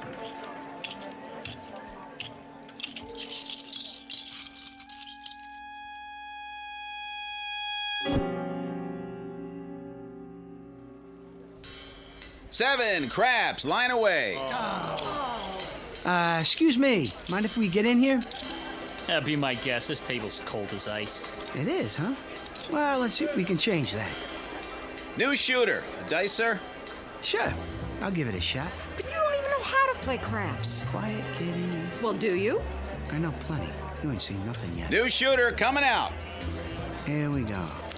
Hey, Jimbo, where are you? Right here, Ace. Hey, good. That's good. Just a minute, sir. What's the matter? You need to have a bet down. Oh, yeah. Kitty, give me those chips. Put them on the table right in front of me. Not all of them. Just do what I say. Line bet? Yeah, why not? $200 limit. Then spread the rest of them around. Play some numbers? Sure, all of them. And give me 2 4s. Hard way 8. And a 6. Let me see. 4, 10. All the hard ways. Got that, Jimbo? Yup, I got it. Then here we go. Everybody ready? Let's roll them. Scooby-Dooby-Doo! 8's the point. Here's for your hard ways, sir. Same bet? You got it. Let him ride. Scooby-Dooby-Doo! And hard 10. Another frontline winner. Oh, yeah. Shovel them my way, boy. Just shovel them over. I don't believe it. He won again. That's 17 passes. I never saw anything like it. It's every proposition there is. Move over. I gotta get in on this. Give me double 6s this time. Sweetheart, don't you think we should quit now? Quit? What are you talking about? But your luck's bound to change. No chance. Jimbo and I got a system worked out, don't we, Jimbo, huh? Ace. Hey, what's the horn bet? I ain't played that yet. Ace, I gotta take a break. Are you out of your mind? We're just getting started. I gotta. My head's killing me. It is? I'm not kidding. Okay, Jimbo. Okay. I wouldn't want you to burn out. Going to roll the dice, sir? Nah, not this time. My arm's getting tired. We'll just cash these in. Oh, did you hear that? They ought to shut down the table till he comes back. I'll change your chips up for color. You do that. Got any aspirin? Sir? For a headache? Try the gift shop. Hear that? Let's go. We'll cash in and then we'll get an aspirin and lie down till you feel better. Thanks, Ace. I appreciate it. Nice going, fella. Hey, don't leave yet. Hey, I made a bundle on you. Hey, when you coming back? In a little while. Wait up for me. Will do. Hey, anything you bet, I'll bet. Me too. All right, place your bets. New good shooter coming out.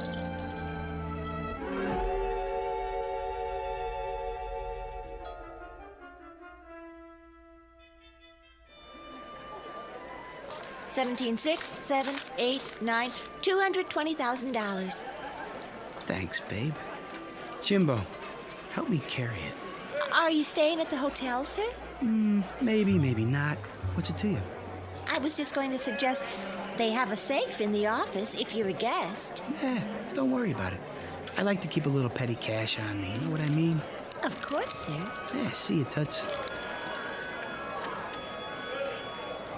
Don't wave it around like that. Not bad, huh? For starters. You did pretty good, I guess. Pretty good. We've got more money here than I've ever seen in my life.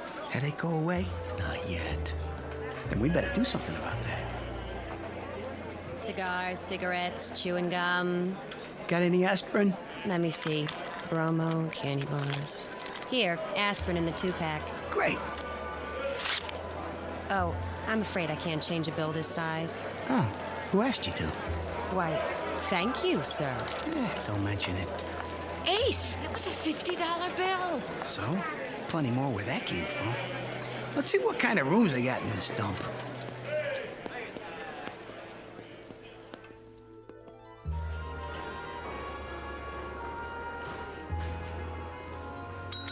Hey, Jack, shake it up over here. We ain't got all night. May I help you? I don't know, can you? We were thinking about cooling our heels for a while. You got something nice like a suite? You know, real class. Our suites run $1,400 a night. There are some very nice motels off the strip. They might be more to your liking. We'll take the suite. I beg your pardon? The biggest one you got. That will be cash in advance? Sure. This enough? Yes, sir. Your name? Benjamin Franklin. All three of us. Yes, Mr. Franklin. Right away. Bellboy.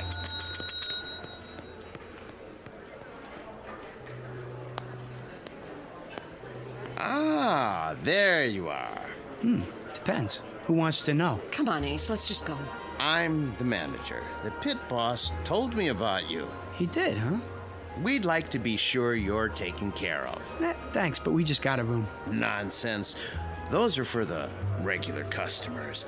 May I offer you our penthouse on the top floor, courtesy of the house? Now you're talking. As long as there's room for my friends here. Oh, plenty, I assure you. 3 king-size beds, plus a sauna and dining area. I can put a car and driver at your disposal as well. I already have a car. Maybe you could have somebody move it, though. It's the Chevy out front, parked in the loading zone. As you wish. I'll send up a fruit basket right away. Anything else you need, just call the concierge. Oh, Ace, should we? Don't think twice, baby. You deserve the best. Where's the elevator? I saw one in the hall. Then let's get moving. A little downtime, Jimbo, and you're gonna feel like $1,000,000. We all will. Guaranteed.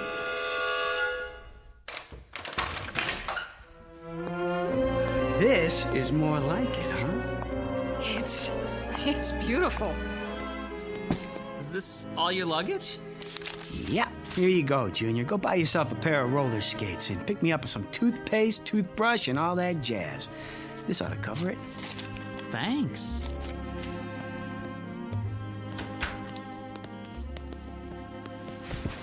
Yeah, not bad at all. I'm tired, Ace. I gotta sleep. Nuts! We're gonna go do the town, have some real fun. We just got here. Ace, I can't go on doing it. Now look, don't you fold up on me. Your head'll be fine. It's cheating. Cheating's wrong, Ace. Jimbo, you're right. You mean it, Ace? We're gonna quit. Sure. We're gonna quit. What are you two talking about? You wouldn't understand it, baby. I mean it, Jimbo. After one more job, okay? Well, then it's all over. No more headaches. Huh? For me, just one more? Okay. One more time. Swell. You rest now. Tomorrow we'll fracture them. Come on, kitty. We're gonna tear this town apart. Ace, please. Let's go home. What, home? What are you thinking? This is our big chance. I don't want to take it.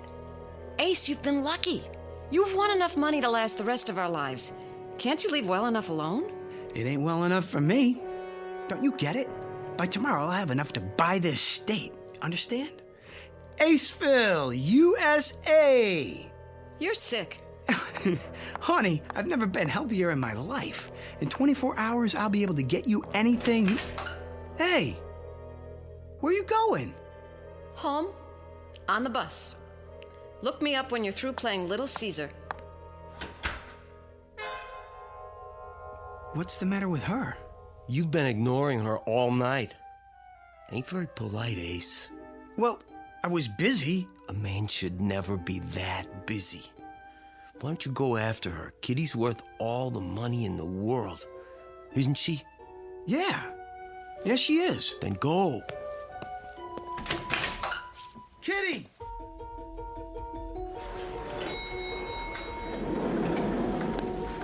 Kitty? Kitty! Cigars, cigarettes. Oh, hi. Something wrong? No, nothing at all. It's... What's your name? Sheila. Sheila, how would you like to quit this crummy job and work for me? Doing what? Spending money. Well? Gosh, I don't know. Here's a little advance, say, $1,000. When do I start? Right now. We'll have a ball. We'll... Everything all right here? I'd like to hire your cigarette girl for the evening. That be okay?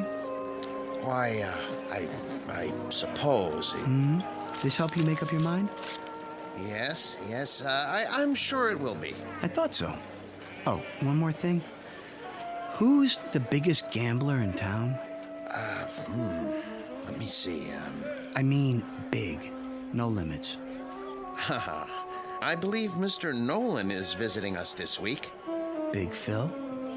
Yes. Well, you tell him to get in touch with Ace Larson tomorrow morning and bring all the lettuce he can carry. You know, greenbacks. Got it? Certainly, sir. Now let's live a little. We're gonna do the town, what'd you say? Great. Can you wait till I get dressed? Sure. Just not too much. Nice and easy does it.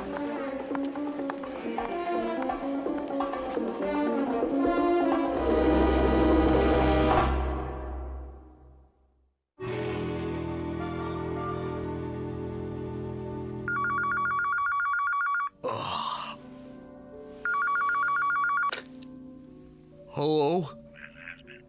Yeah, he's here. Just a minute.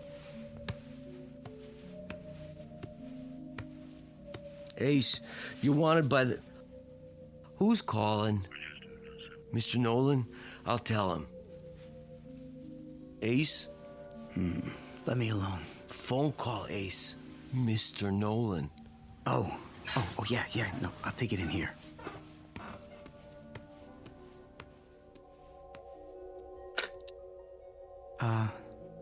Phil? Good to hear from you, baby. This is Ace Larson. From where? Right here in Nevada. Now, wait a minute, Phil. That ain't the way to talk to a... All right. So you never heard of me? You will. Now, you listen to me, Buster. I got 200,000 and I'm hot for a game. Of course, if the stakes are too high for you, I can always call somebody else. That's more like it. The penthouse. Right away. Oh, and Phil, bring some friends. Ace, Mr. Nolan from Chicago. Yeah. He's a gangster, isn't he? So what? I hear he's awful mean. Don't worry about it. These guys got a code of honor. They'll knock off a bank, but they don't welsh on a gambling debt.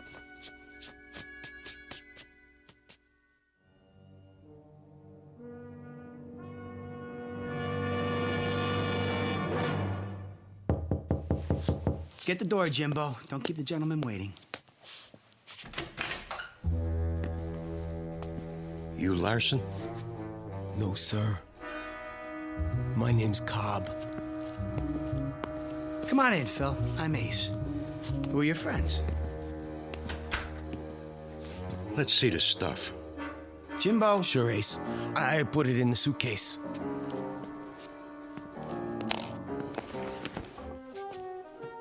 Looks good, boss. You want I should count it?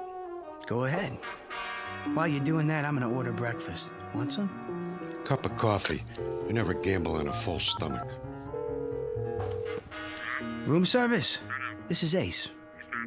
Ace Larson. I want Larsen. Send up a big breakfast, the works, and some coffee. How about you boys? You want anything? They don't eat. That's it. And make it fast, or you're out of a job. All here, boss. Suppose we start off with 10 big ones. 10 grand? What's the matter? Too high for you? No, 10's fine. Yeah. First, let's take a look at your stuff. I don't play for peanut shrimp. But then, you ain't gonna see none of it. Okay, I'll take your word for it. We can set up the table over here. I got some dice and everything. How about we use my dice? Be my guest. Jimbo, smooth out the tablecloth. Sure, Ace.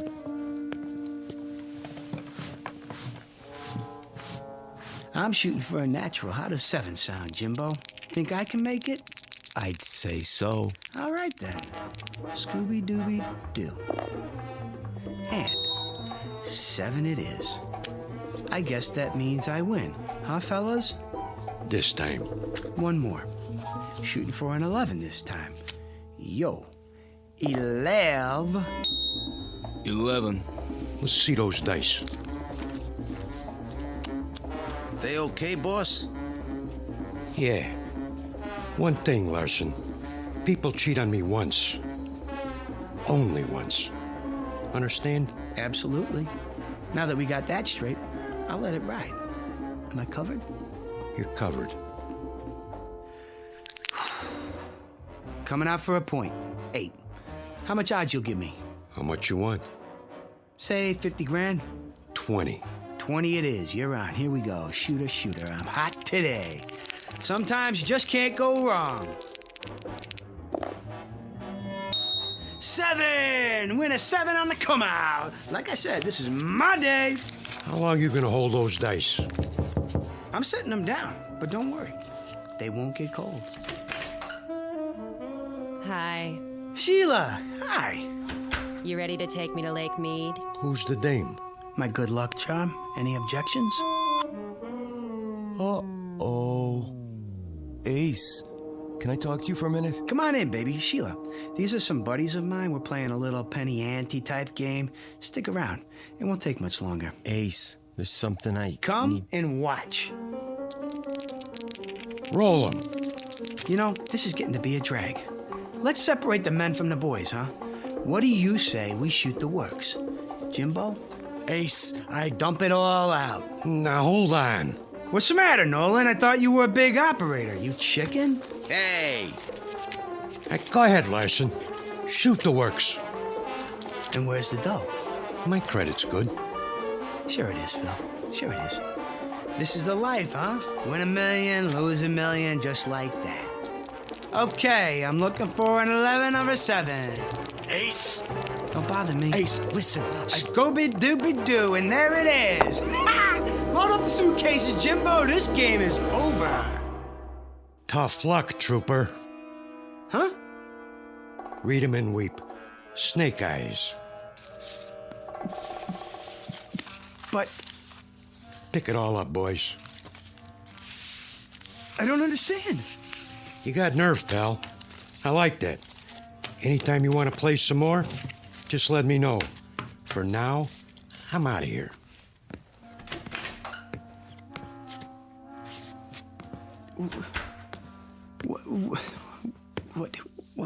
What happened?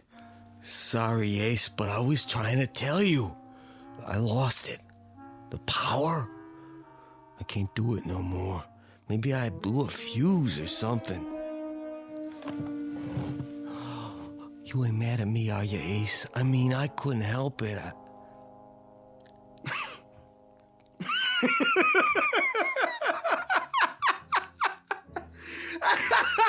He blew a fuse! Oh, man!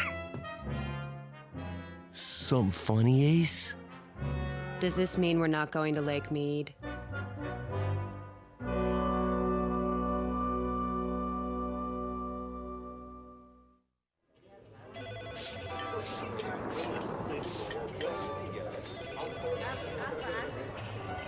We did okay, Ace.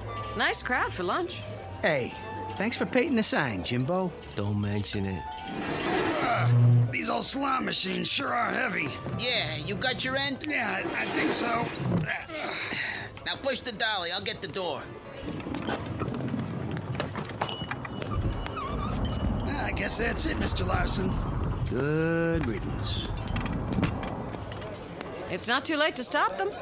What are you talking about? Who needs that hunk of junk anyway? You had it a long time. Too long. It's strictly for suckers. Let it rob somebody else for once. Go on, get it out of here!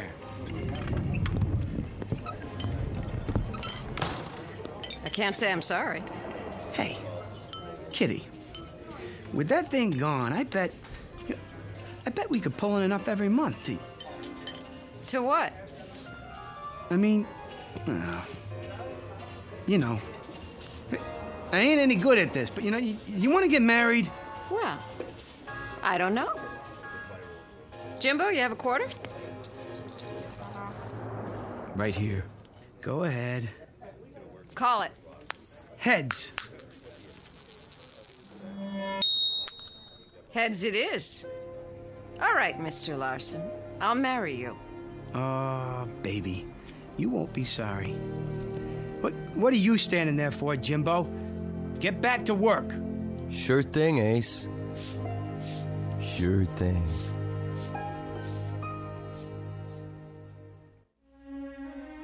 Some people possess talent, others are possessed by it. When that happens, the talent becomes a curse. Jimbo Cobb knew right from the beginning. But before his friend Ace learned that simple truth, he had to take a short trip through the Twilight Zone.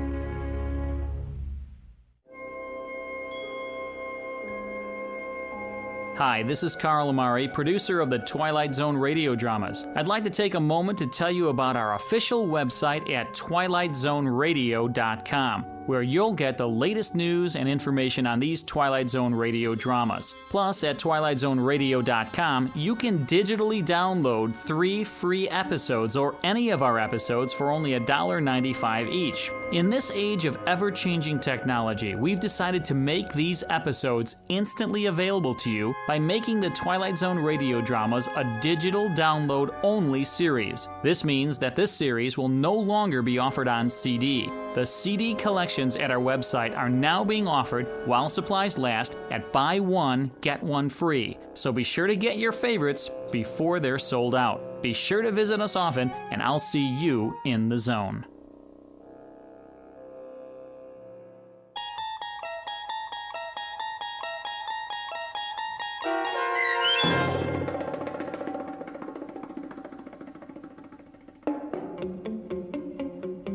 The Prime Mover, starring David Eigenberg with Stacy Keach as your narrator, was adapted for radio by Dennis Etchison and written for The Twilight Zone by Charles Beaumont, based on a story by George Clayton Johnson.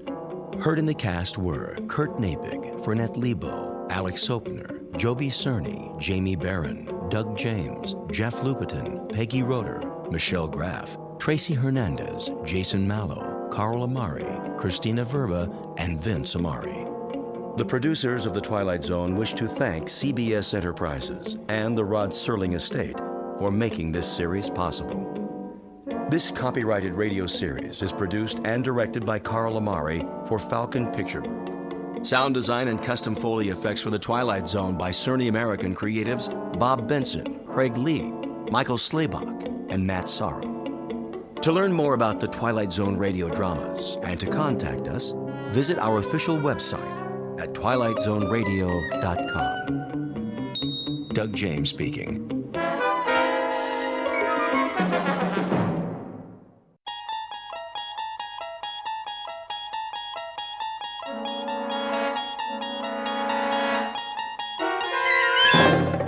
You unlock this door with the key of imagination. Beyond it is another dimension, a dimension of sound, a dimension of sight, a dimension of mind. You're moving into a land of both shadow and substance, of things and ideas. You've just crossed over into the Twilight Zone.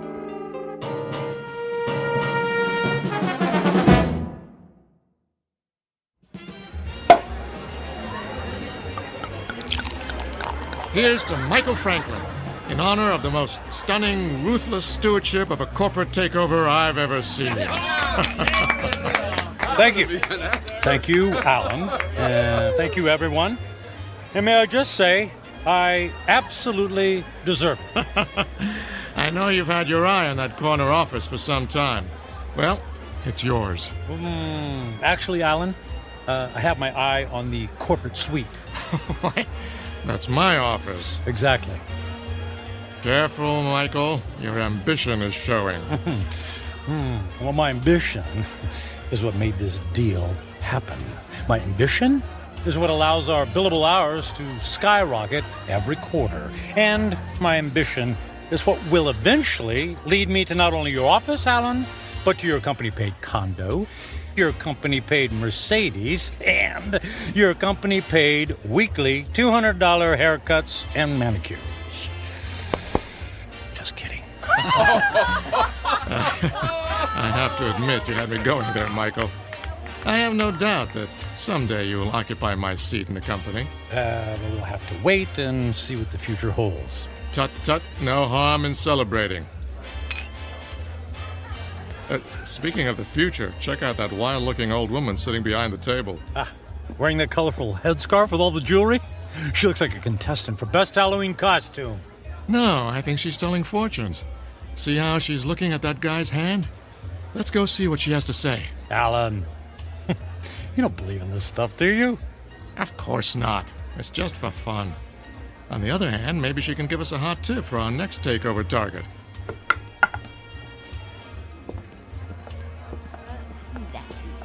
The warnings of the tea leaves, for they are never wrong.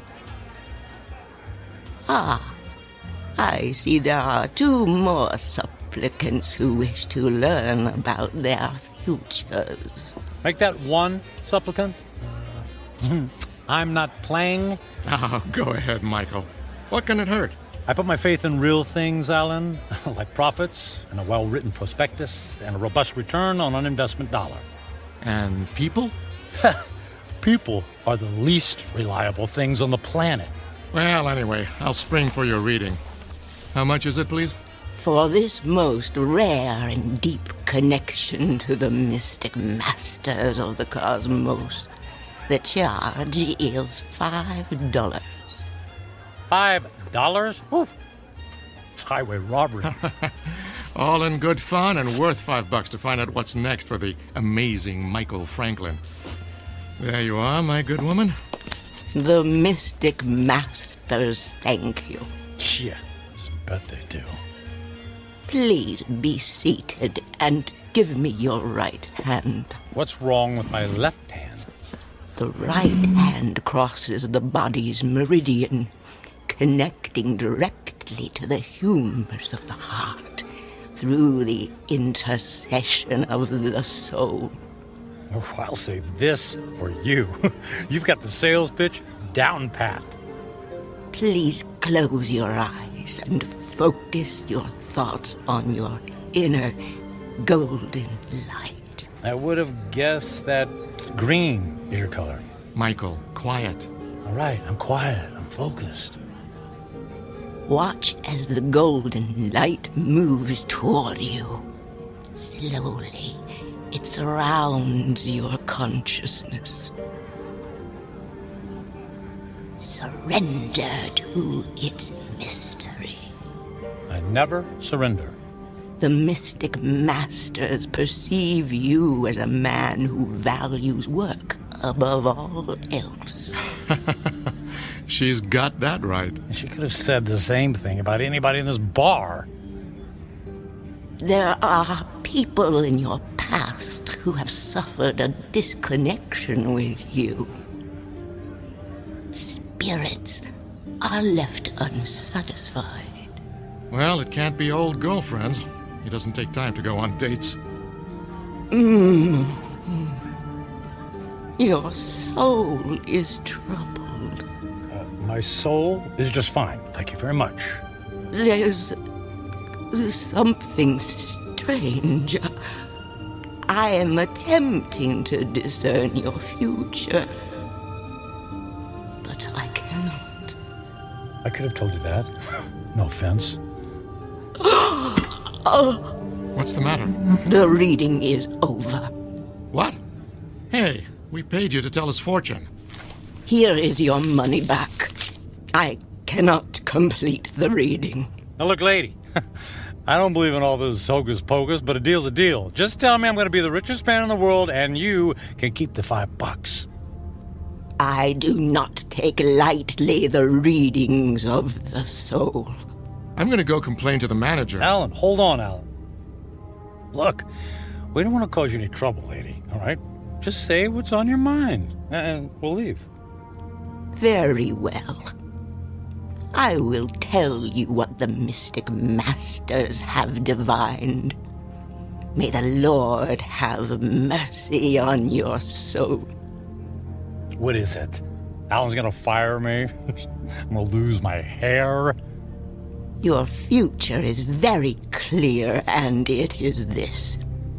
In 10 days, you will be dead.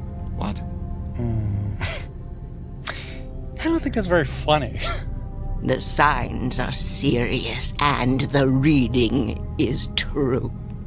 What kind of scam is this? Come on, Michael. Don't let her ruin your night. You know, lady, we were humoring you by coming over here. The least you could do is play along and not be such a downer. I did not wish to reveal your fate. You insisted that I do. When the clock strikes midnight on the 10th day to come, you will be dead. And now what? And no. Don't tell me. Let me guess. I pay you another $5, and you tell me how I can avoid this terrible fate. That is impossible. Your fate is sealed. Let's go get a beer. Come on, Michael. Fine. It's been a real pleasure spending time with you, ma'am. Alan, I'm heading home. I got some paperwork to finish anyway. Are you sure? Oh, yeah. Yep. Suddenly, I don't know, I just lost my desire for celebration. Okay, buddy. See you tomorrow. Yeah, see you tomorrow.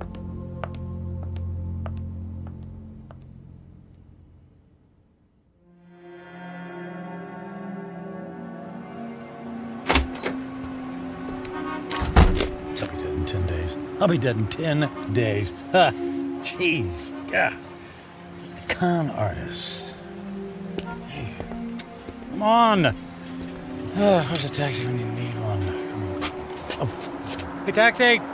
Taxi over here!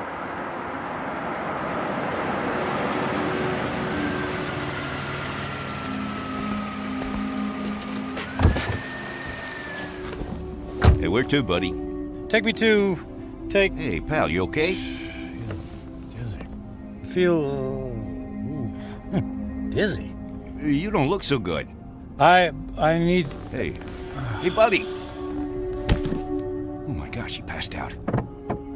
Gotta get him to the hospital.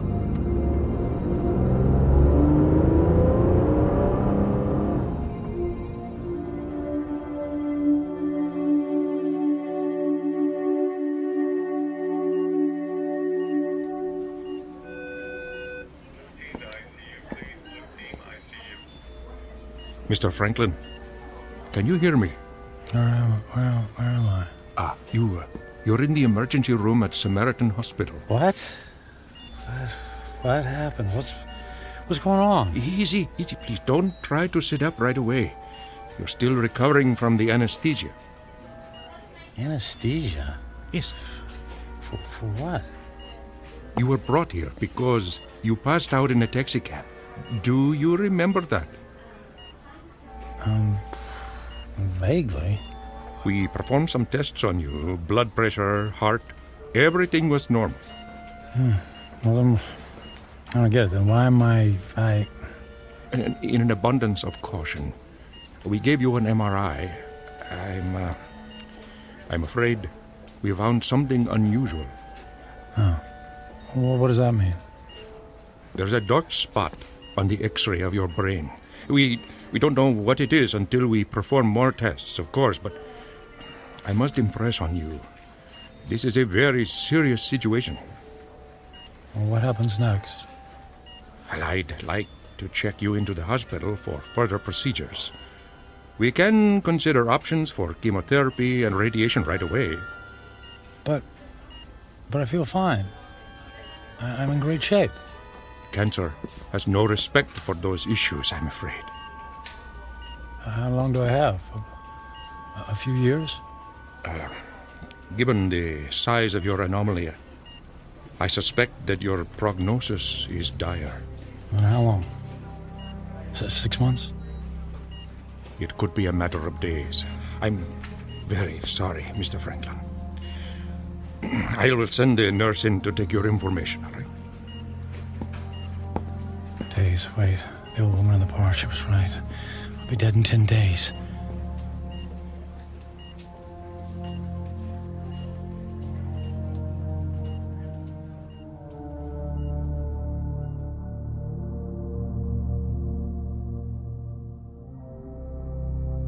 Portrait of a man frozen in the amber of fear.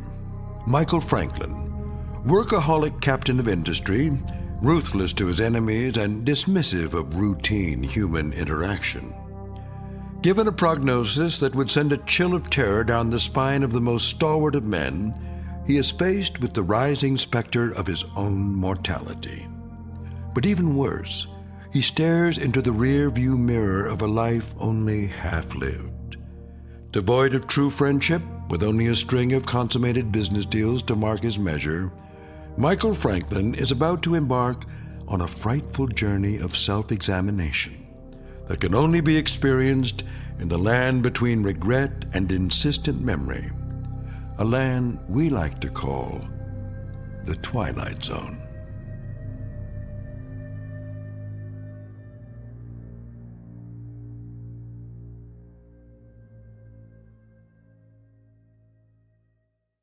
And now, The Twilight Zone and our story, 10 Days, starring Ned Bellamy with Stacy Keach as your narrator.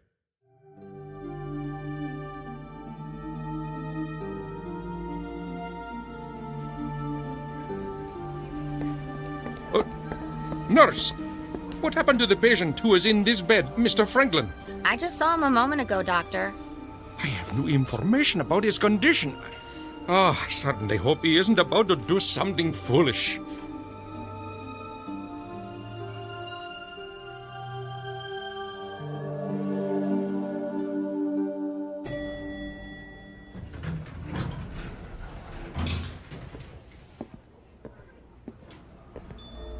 Is Alan in yet? Oh, yes, Mr. Franklin. Are you all right, Mr. Franklin? I'm fine. I don't believe I've ever seen you in the office without shaving or changing your clothes from yesterday. I was in a hurry this morning. Is he in a meeting? He just finished a call. Fine. I'll only need a minute. Oh, but he's got another appointment at... I'll only be a minute.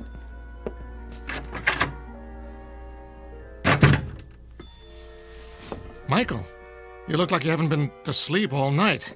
Isn't that the suit you wore yesterday? Don't tell me you went out to celebrate without me. Alan, I quit. Yeah, me too. Alan, listen to me. I'm quitting. This is some kind of joke, right? I would appreciate it if you would expedite the disposition of my account. I want to close out my portfolio. I'm cashing in my stocks. I need my retirement funds and my annual bonus, every bit of it. Michael, you're talking crazy. What are you doing? What's this all about? What part didn't you understand? I mean, you can't just quit. But I just did. What on earth for? Personal reasons. Personal reasons? After all these years of working together, you offer me that? Correct. Michael, if this has something to do with that crazy old woman who told your fortune last night... It's not that. I just decided to take my career in a different direction. I've just been thinking about making this move for a long time. I don't believe you. Alan, no offense, but I don't care if you believe me or not. I've made my decision, and I'd like you to honor it. You realize that if you disassemble your corporate portfolio early, there will be substantial penalties. Not to mention the perks you'll be losing. The company car, the country club membership, the center court basketball tickets. Can you have the accounting department wrap everything up right away? Oh, and I'd appreciate all of the various income streams to be folded into one check. That check will be worth several $1 million. Yes. Well, I can't say I approve of what you're doing, and I can only hope you have a good reason, even if you won't tell me. Could you make the call, please? I'm in a bit of a hurry.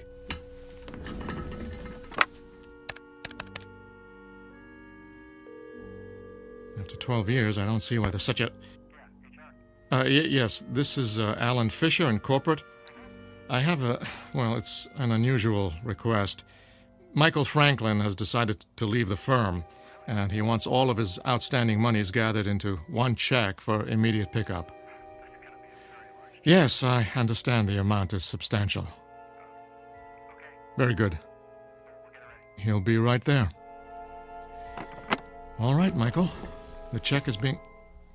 Michael? Michael? Where did he go?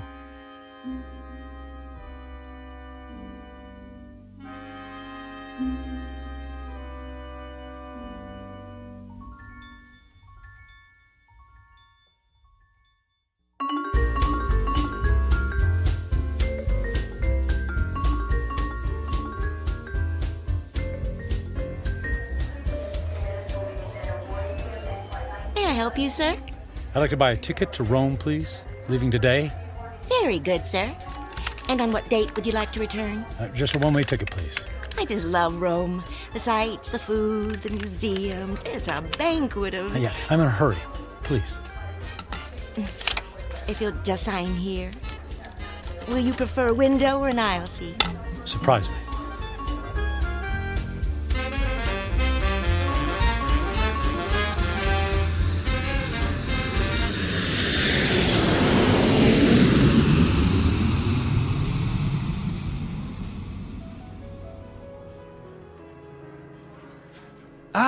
Mr. Franklin, welcome to the Grand Hotel, Rome's premier destination. Our presidential suite has been prepared. All 3 fireplaces are ablaze, the champagne is on ice, and your veranda opens onto the courtyard where Rome's finest string quartet is waiting to play for you. And of course, an entire staff of valets are at your disposal. And the concert tickets for this evening? The limousine will gather you at 6 o'clock. You will be driven directly to the private entrance where a personal elevator will whisk you to the ambassador's box. Only the finest for you, Mr. Franklin. Bravo! Wonderful!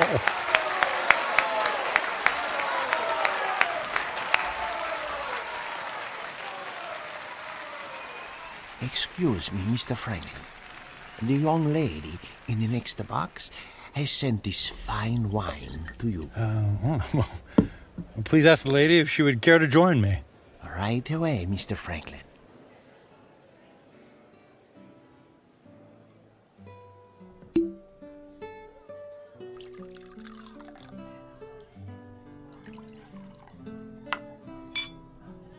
I haven't seen you at the theater before. Do you come to Roma very often? You might say this is a once-in-a-lifetime vacation. I want to see and do everything. All the finest foods, all the finest wines. I want to hear the best music and experience all the riches the world has to offer. All at once? Why settle for the ordinary when we can fill our lives with the amazing? Oh, you are a man of action. Speaking of action, would you care to dance? I would love to dance, but not here. There's a fabulous nightclub in the center of the city, very exclusive. The limousine awaits.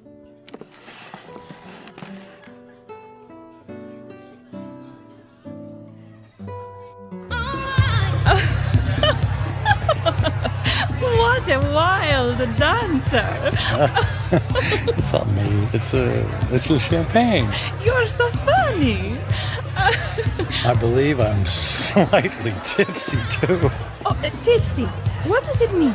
It means I've had too much to drink, which means I'll probably have a ferocious hangover tomorrow. Oh, that is too bad. But no worries. The way to prevent a hangover is to keep drinking.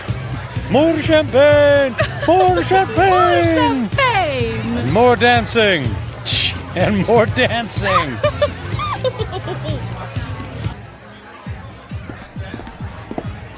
Michael, are you sure you can afford to buy drinks for the whole restaurant? That's only money. And look how much fun they're having. Look how much fun I'm having. Waiter! Another round for my friends. 3 cheers for a friend of Matthew. It's Michael. Okay. Cheers for Michael.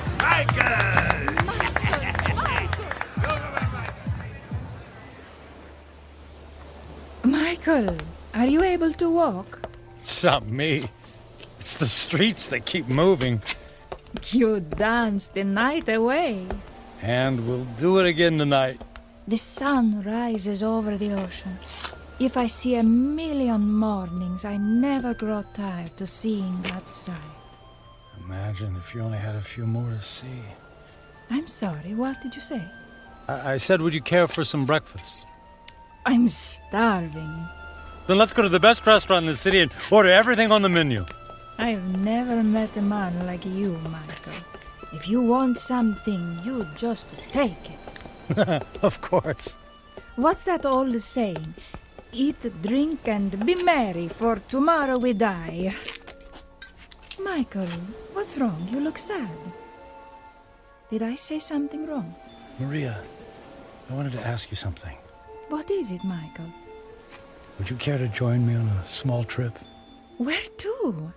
Oh, I know a charming village near here. We could have a picnic. Actually, what I had in mind was Paris. Paris, France. And then London.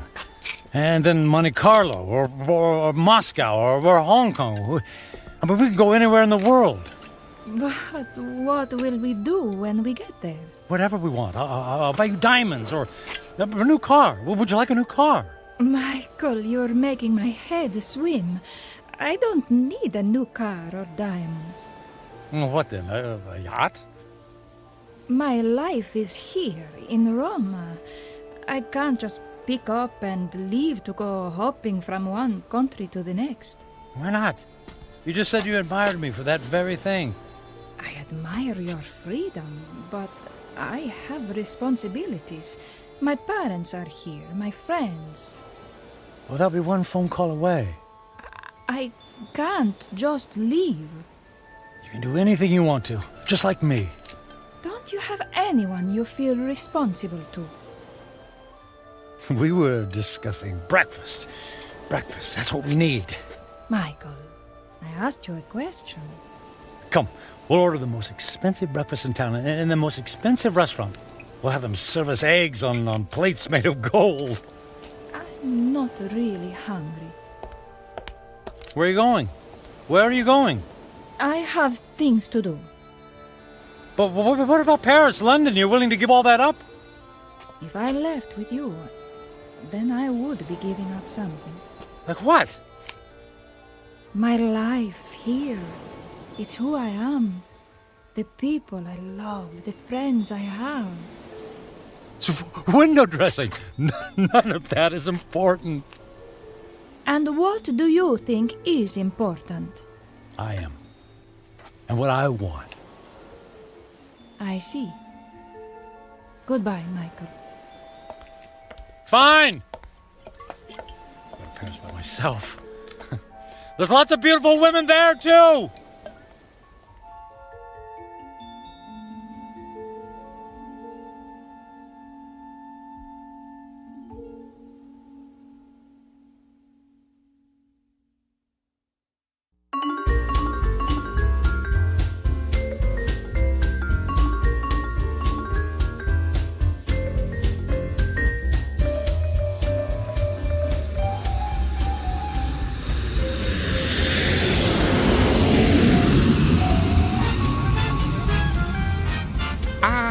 Bonsoir, Monsieur Franklin.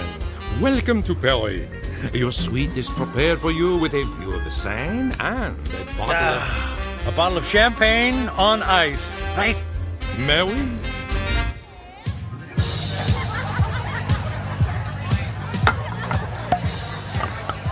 What'd you say your name was? My name is Angelique. I'll call you Angel, my beautiful French angel. What about you, my dear? I am called Giselle. Giselle. Giselle, I knew her well. Oh, you are so silly. I'm Michael. But why don't you call me Mike? Nobody ever calls me Mike anymore. Not since I was a little boy. Were you as naughty then as you are now? I was a good boy. Very smart. In fact, I was smarter than everybody. Did you know that? I was better than all of them. Oh, you are a good person, Mike. Nobody ever bought me a pearl necklace on the same day I met them. I'll buy you another one tomorrow. Hey, we need more caviar here. Garçon! More caviar, s'il vous plaît. But Mike, we have 2 bowls full on the table already. They're 10 minutes old. We need fresh caviar. Freaking caviar. Let's dance. Mike.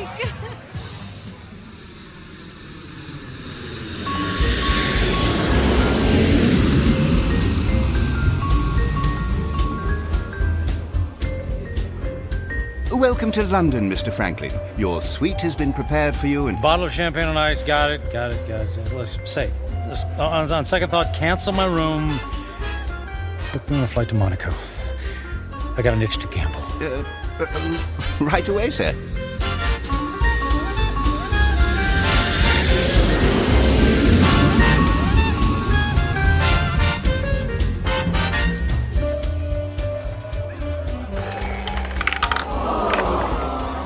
And the number is 29. Red. Don't worry about it. It's only money, and there's plenty where that came from. Another 10,000 in chips, please. Is the gentleman sure he has already lost several $100,000? If the gentleman wanted to hire a babysitter, the gentleman would have done so. You understand? As the gentleman wishes.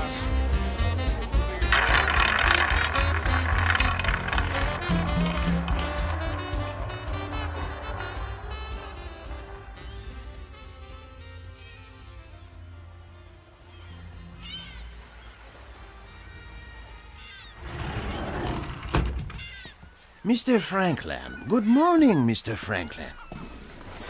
Mr. Franklin? Hello? Mr. Franklin, your branch is here, sir. Shall I place the champagne bottle next to the bed? Shall you... Who are you? Where am I? I am Captain Philippe Duchette. This is the Fandango Dancer, the luxury yacht you rented last evening. I rented? Was I alone? The gentleman was escorted by several very attractive ladies, and there was a request for the boat to take you to Australia. But, as you may know, that trip is beyond the range of this vessel. Wanted you to take me to Australia. After we received the Alaskan crab, Russian caviar, and of course, the champagne. I hope I never see another glass of champagne. What shall I do with the cases that are on the deck? How many cases did I order? 10. They're yours. Merry Christmas. Do you wish to proceed with the cruise? No, I don't think so. Very good, sir. All right. For a week, I've eaten the finest foods, drunk the most expensive champagne. I've slept in the most exquisitely comfortable beds with the most luxurious silk sheets. I've held beautiful women in my arms. I should be the happiest man on earth. I should have a permanent grin tattooed on my face. Why am I so miserable? I'll have a few days left to live. A few days. I need to be somewhere where someone knows me, where I don't have to pay for the company of people. I need to go home. I need to go home.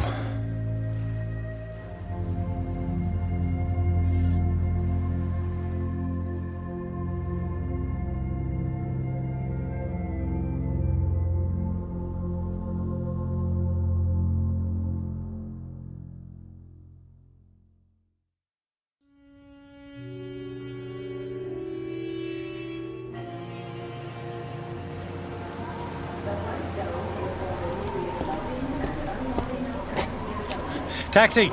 Taxi, over here!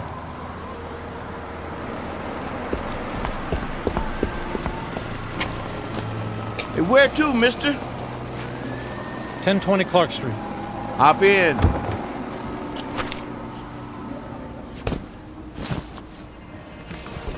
Looked like that wind was gonna take you away, mister.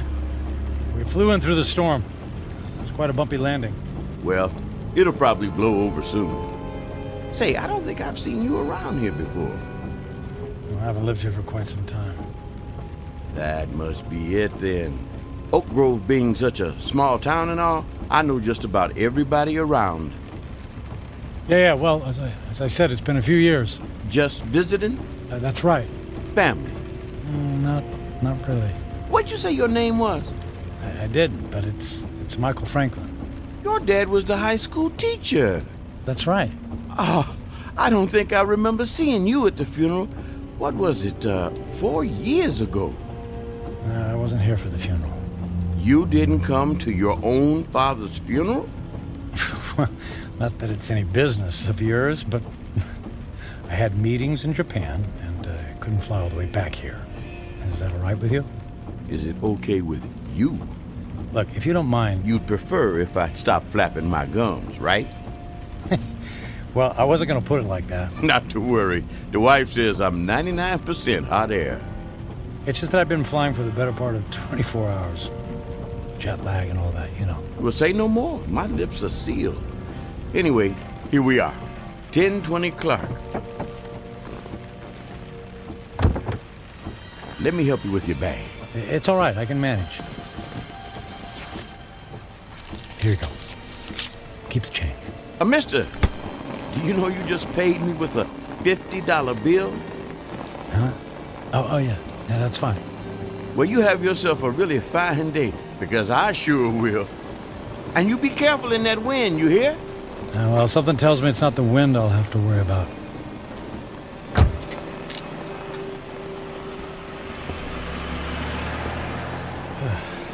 Here goes.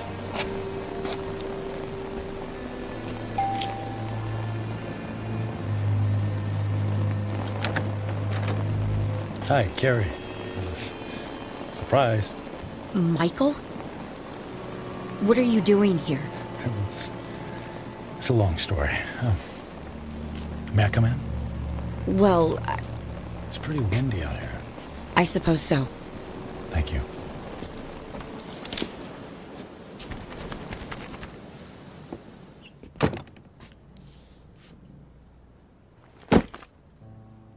Michael, what's going on? You just show up on my doorstep after 4 years? Well, you know me. Spur of the moment. You are not a spur-of-the-moment person. You plan everything in your life. I wouldn't be surprised to find that you plan how many times you blink every day. Well, the truth is, I don't have any place else to go. That sounds dramatic. It's true. What about the penthouse? It's gone. The beach house? Gone. They're all gone. I sold everything. I thought you went through your midlife crisis when you left me. Apparently, it's still going on.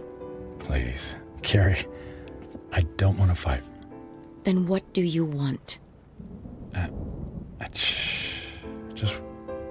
just wanted to see you again. You just wanted to see me. Okay, you see me. Now what? Do you mind if we sit down? Michael, I have to be at work in an hour, and I'm in the middle of a term paper. You went back to school. I'm getting my master's. That's wonderful. Congratulations. Thank you. I mean, you planned it for years. It's great that you finally decided to do it. Yeah, well, if there's nothing else on your mind... So, how have you been? Busy. I don't have a lot of downtime, but that's how I like it. You redecorated things here. You redecorated the house. I needed a fresh start after you left. Carrie, about that, I'm so... If you're about to apologize, please don't. I've already more than paid you back by thinking the most horrible thoughts any person could think about another person. I guess I deserve that. Oh, you have no idea. How could you just walk away from a marriage, Michael? What was so terrible that you couldn't stand up like a man and fight for me? For us? It wasn't about you, Carrie. Oh, that's good to know. Because when I was picking up the pieces, when you left, it sure felt like it was about me. What I mean is that I wasn't a good husband. True. You were always working. And I knew that I wouldn't be a good father. True. You never even walked the dog. So, I didn't give up on you. Or us. I gave up on myself. Well, that makes everything all better. You can go now. Carrie, please. Oh, I could just clobber you for coming back here. It isn't fair for me to have to dredge up these old feelings again. Well, maybe a civilized conversation without any bickering would do both of us some good. I don't think so. Please, Carrie, it's more important than you know. For what purpose, Michael? So you can go back to your high-powered, big-shot job in the city and feel good about yourself? I just don't want to leave loose ends. Please, for better or for worse, can we just talk? I'm not looking for forgiveness, just closure. Well... One cup of coffee? I'll even make it. All right. 1 cup, and I'll make the coffee. Yours always tasted like motor oil. Thank you. Thank you so much. Thank you.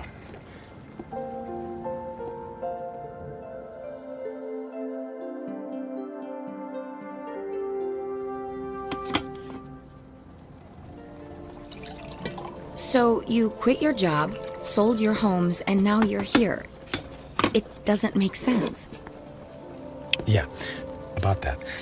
I guess I just realized that being a workaholic isn't very much fun, after all. But that's all you know. When we were married, you barely slept at night. You were up early to track the Asian stock market. You stayed up late to finish paperwork. I can count on one hand the number of times we actually went out on anything resembling a date. And even when we did go out, you acted like it pained you to be away from your business calls. That is all over now, Carrie. Money doesn't mean a thing to me. I find that hard to believe. Believe it. It's true. So, what? You're gonna take up oil painting? Or become the stand-up comedian you always wanted to be? Nothing like that. Actually, it's quite serious. Last week, What was that? It came from the living room. Oh, the tree! The wind knocked the tree into my house! Carrie, wait a sec, Carrie, don't go over there. It might be dangerous. That's a tornado warning! Oh my god! The house across the street! The roof just caved in! Alright, look, let's get into the basement. The power just went out! I have flashlights downstairs. Wait, outside, look. What? Michael, come on, there's no time! Oh, look, in the street, there's a kid in a bike. Oh no! That's Jimmy from next door! He doesn't know which way to go. Oh, Michael, he's going to be hurt. I'll get him. Michael! What are you doing? Michael! Jimmy, keep your head down. Jimmy, I'm coming for you. Help me! I'm right here, buddy. I'm right here. I'm gonna carry you into the house, okay?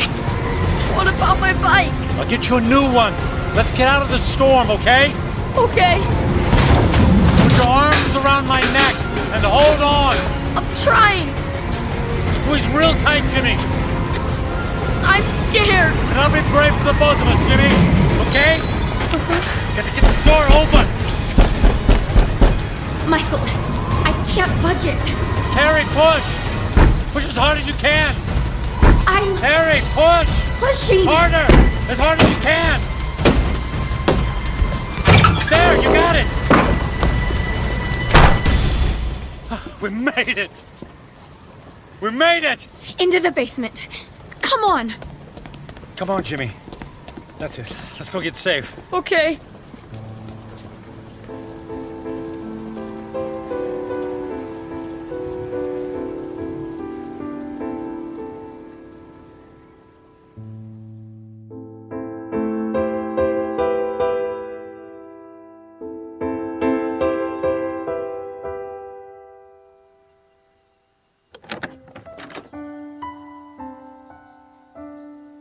storm's cleared. It's over. Is the wind gonna get me? No, honey. You're safe. Look. That car. It's been overturned. At least there's no more damage to the house. Mom! Jimmy! Jimmy! Oh, Jimmy, we didn't know where you were. We had him in the basement with us. I was so scared. And then the wind came, and then this man came and saved me. You saved my Jimmy? Well, not really. Yes, you did, Michael.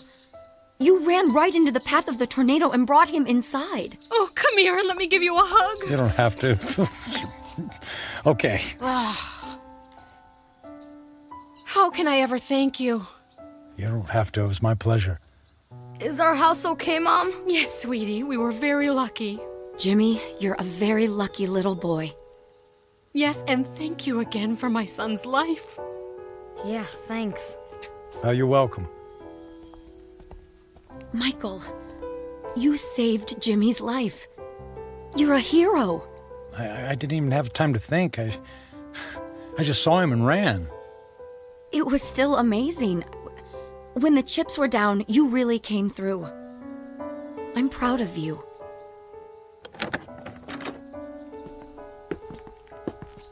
Oh, look. Look at the damage in your living room. No, it's okay. All of that can be fixed. The main thing is that we're all safe and healthy. Right. Listen, Carrie. Those repairs, they're going to be expensive. I have insurance. Yeah, but that will only cover the basics. Let me take care of the costs. Michael, you don't have to do that. No, but I want to. And I can afford it. But you can't just drop that kind of money on a problem that isn't yours. And listen, all I know is that when I helped Jimmy just now, it felt good. It felt better than anything I've done for a long time. And the idea of helping you out with bills feels good, too. So please, just let me do this. Well, I'm not in a position to turn down a gift like that. But what about you? Before the storm hit, you were about to tell me something. You said it was serious. It doesn't matter now. Are you sure? Yes, I'm sure. Here, let me write you a check before I leave. Are you going so soon? You just got here. Yes, I think I got what I was looking for. Here you go. Now listen, don't you look at it until I leave, okay? I promise. Where are you going? I have some business to finish. Goodbye, Carrie. Goodbye, Michael.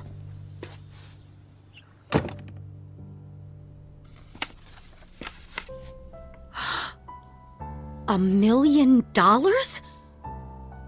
Michael! Michael!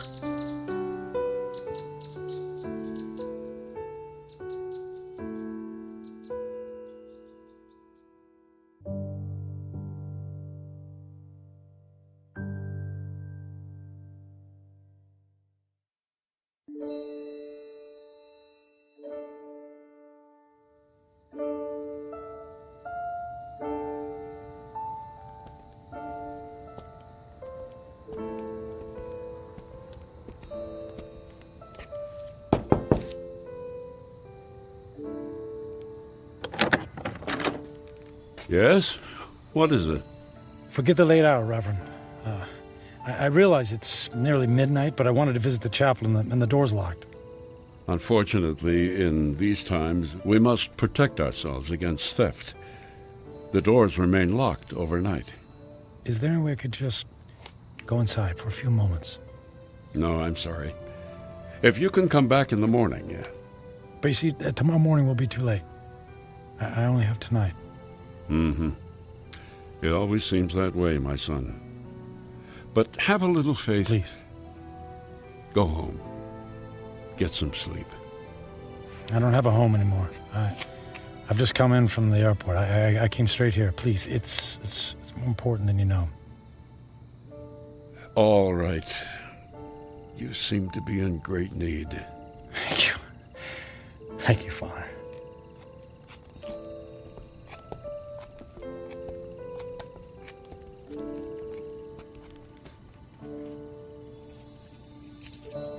Yeah, it's one of these.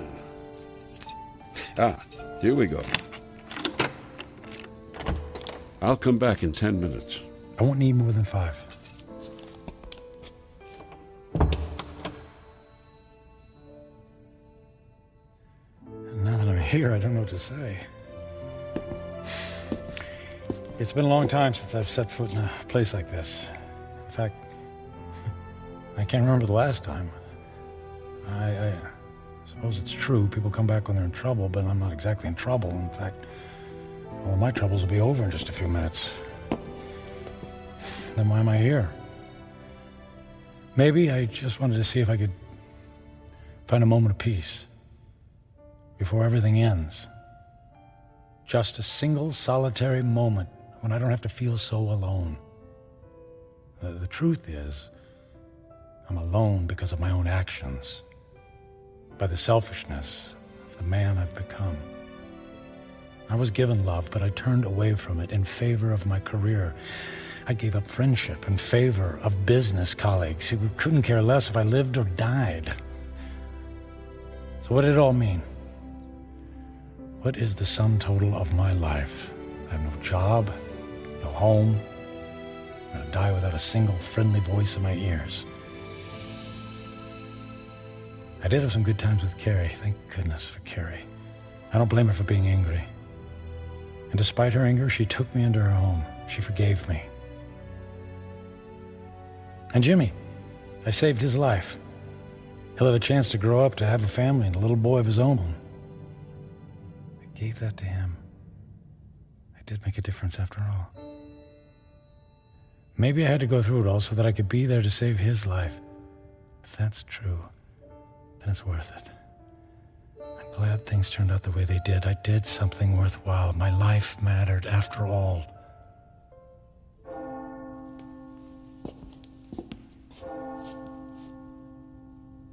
Nearly midnight on the 10th day, just like the old lady said.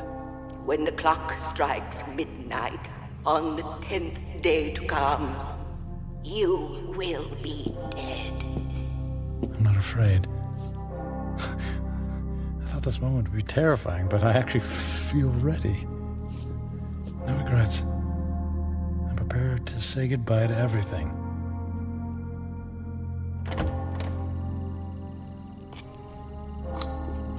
Excuse me, sir. I'll have to ask you to leave now.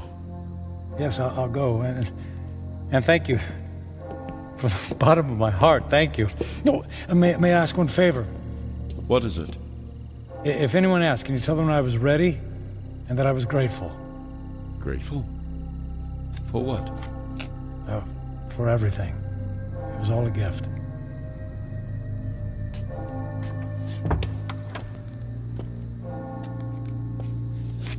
Okay, it's time. I don't know what to do. I mean, if I should... How do I... Church bells. They stopped. Okay. It's midnight on the 10th day. And I'm still alive. Nothing happened. Okay. Nothing's happening. The old woman said I had 10 days to live, that I would die at the stroke of midnight. She lied. She lied.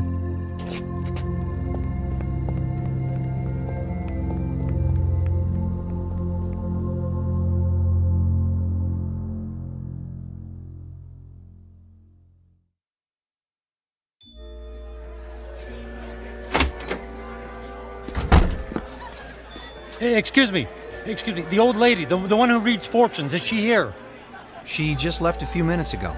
She walks to the bus stop down in the corner. Oh, which corner? Which way? Up that way, go left.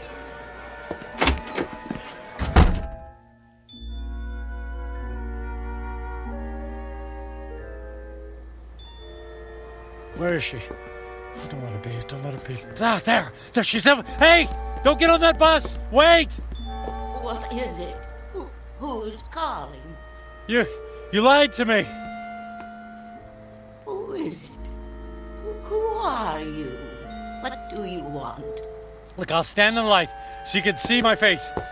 Now, do you remember me? Ah, yes. The angry man. And I'm still angry. You told me in 10 days, at the stroke of midnight, I'd be dead. 10 days are now over. I sold my home. I shut my life down because I believed in you. Yes. I told you that in 10 days you would be dead. So? And I was correct.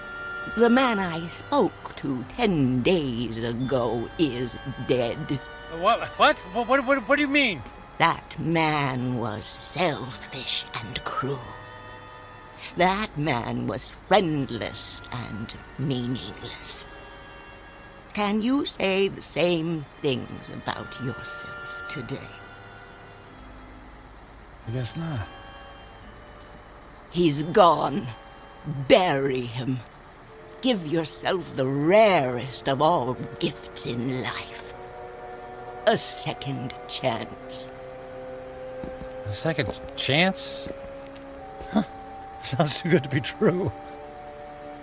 And yet, here it is, yours for the taking. You're right, things are different now. I don't know how to thank you. Live for someone other than yourself. That's the best thing any of us can do. Actually, there might be someone willing to let me try. And her name is Carrie. Thank you. Thanks for the second chance. Thank you.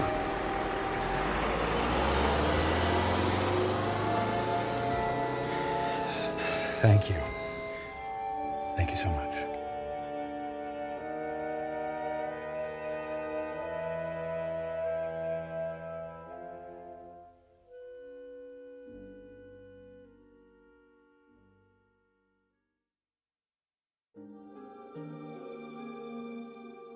Michael Franklin, a man on a mission to burn every bridge even before he made his way across. Stung by the terrible knowledge of his impending demise, his journey toward redemption faced a detour of intoxication and self-indulgence. As he now knows, such things are not the stuff of satisfaction, only empty calories and heartache. Ironic, then, that a man who placed such a premium on personal wealth could only feel full upon losing everything. A stark, lonely truth, but an eternal one. Upon such truths are built second chances, here in the Twilight Zone.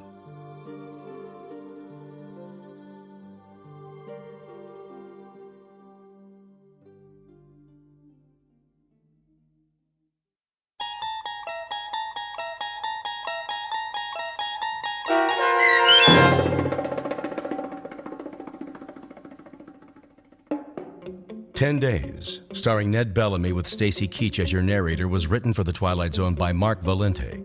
Heard in the cast were Linda Ryder, David Darlow, Ernest Berry Jr., Roger Mueller, Tony Makis, Saskia Balori, Joby Cerny, Elizabeth Lido, Martin A. Strope, C.J. Amari, Molly Glynn, and David Pasquesi. The producers of The Twilight Zone wish to thank CBS Enterprises and the Rod Serling Estate for making this series possible. This copyrighted radio series is produced by Carl Amari and directed by Joby Cerny for Falcon Picture Group. Sound design, custom Foley effects, recording, and editing are produced in the Cerny American Sound to Picture Theater by sound designers Craig Lee and Todd Beyer. Music for The Twilight Zone is provided by CBS and American Music Incorporated, New York. To learn more about the Twilight Zone radio dramas and to download episodes, including 6 free episodes on our homepage, visit our official website at twilightzoneradio.com. Doug James speaking.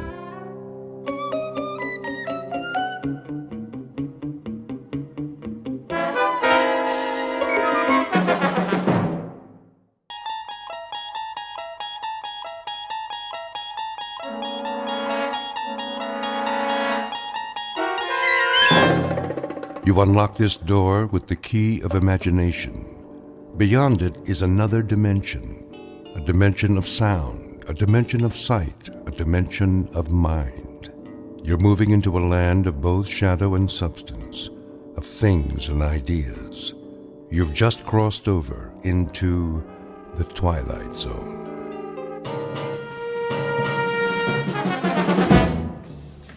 Westbound monorail will be departing on track 10 in 3 minutes. Hurry. We can't miss the monorail. Make way! Coming through!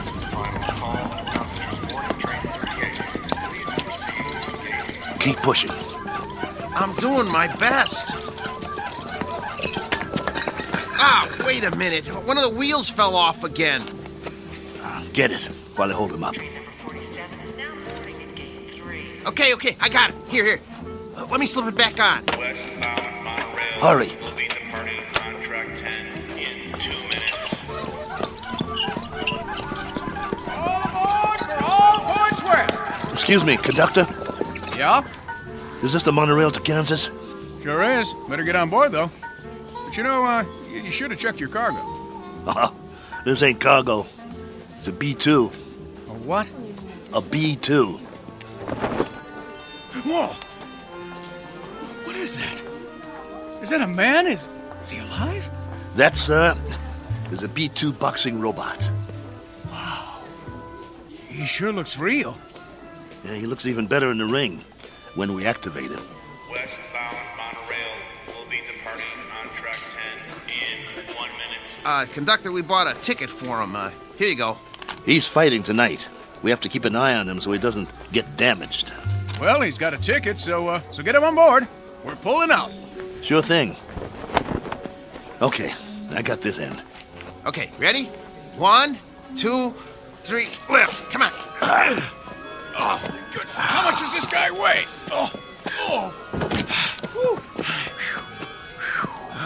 Next time, let's get a lightweight instead of a light heavyweight. All aboard!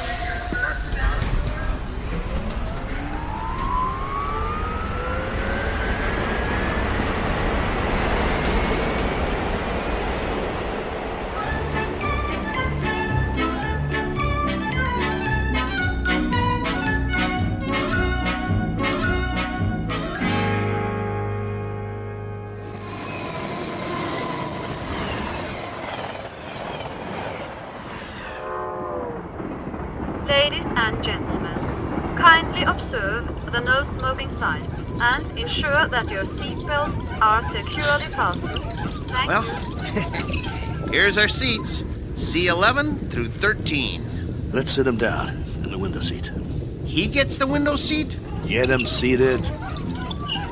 Hey, you hear him squeaking? Not only is he saying he doesn't want the window seat, he's saying he doesn't want to sit down, period. He needs his silicone Teflonic joint lubricant changed. We'll pick up some as soon as we get paid. Well, first we gotta find some. Shouldn't be no problem. Come on, I told you. They don't make it anymore. Well, that's crazy. Still plenty of B2s in the business. Name one. This one. We'll find some. All right. Wow. Sure is hot. It'll be hotter where we're going. Wish I had a beer. Well, it wouldn't do you any good.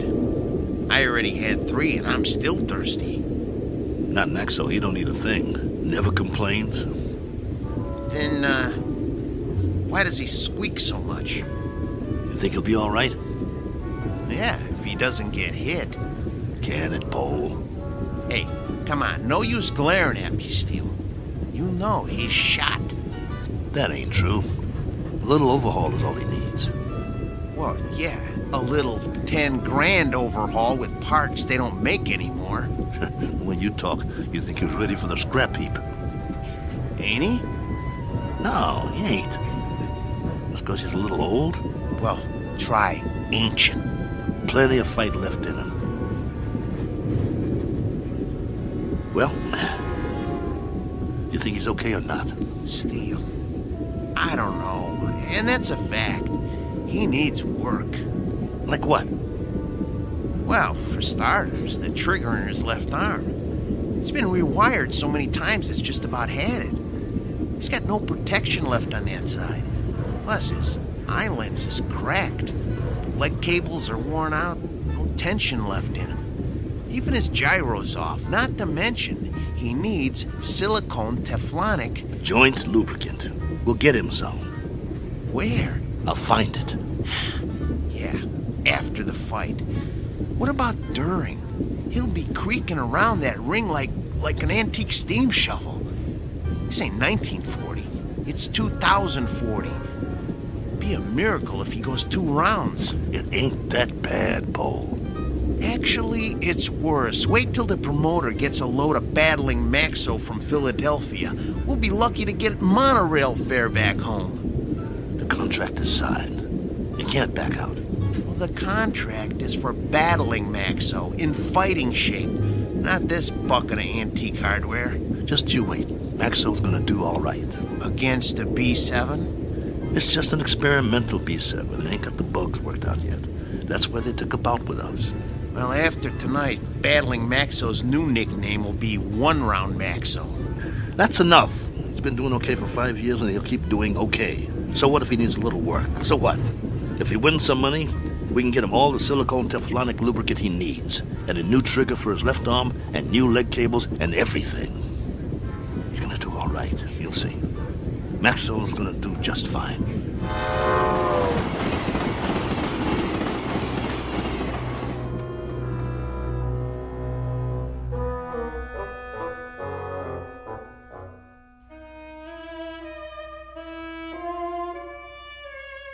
Sports item from the not-too-distant future. Battling Maxo, B2, light heavyweight, accompanied by his manager and handler on his way to Maynard, Kansas for a scheduled 10-round bout. Battling Maxo is a robot, or to be exact, an android, resembling a human being. Only androids have been permitted in the ring since prize fighting was legally abolished. This is the story of that 10-round bout. More specifically, the story of 2 men shortly to face the remorseless truth that no law can be passed to abolish cruelty or desperate need, or, for that matter, blind animal courage. Location for the facing of said truth? A small, smoke-filled arena just this side of the Twilight Zone. And now The Twilight Zone and our story, Steel, starring Lou Gossett Jr. with Stacy Keach as your narrator. You were right. It is hotter here. Told you. Hey, taxi! What are you doing? It's 6 o'clock already. We better get a move on. Well, we got no money for a taxi. We can't push him through the streets. We don't even know where the stadium is. What are we supposed to eat with then? We'll be loaded after the fight. I'll buy you a steak 3 inches thick. Hey, fellas, need a taxi? Thanks, pal, but no thanks. Oh, come on, where are you headed? Stadium. The stadium? That's 6 miles away. You can't push that thing that far. He's right. I told you, we ain't got the dough. Ooh-wee, what is that thing? A boxing robot. Oh, man. He is something. I've never seen one up close. Come on, I'll drive you to the stadium for free. It's on my way. You want a hand with it? Careful. He's got a bum wheel on the bottom. He's real heavy.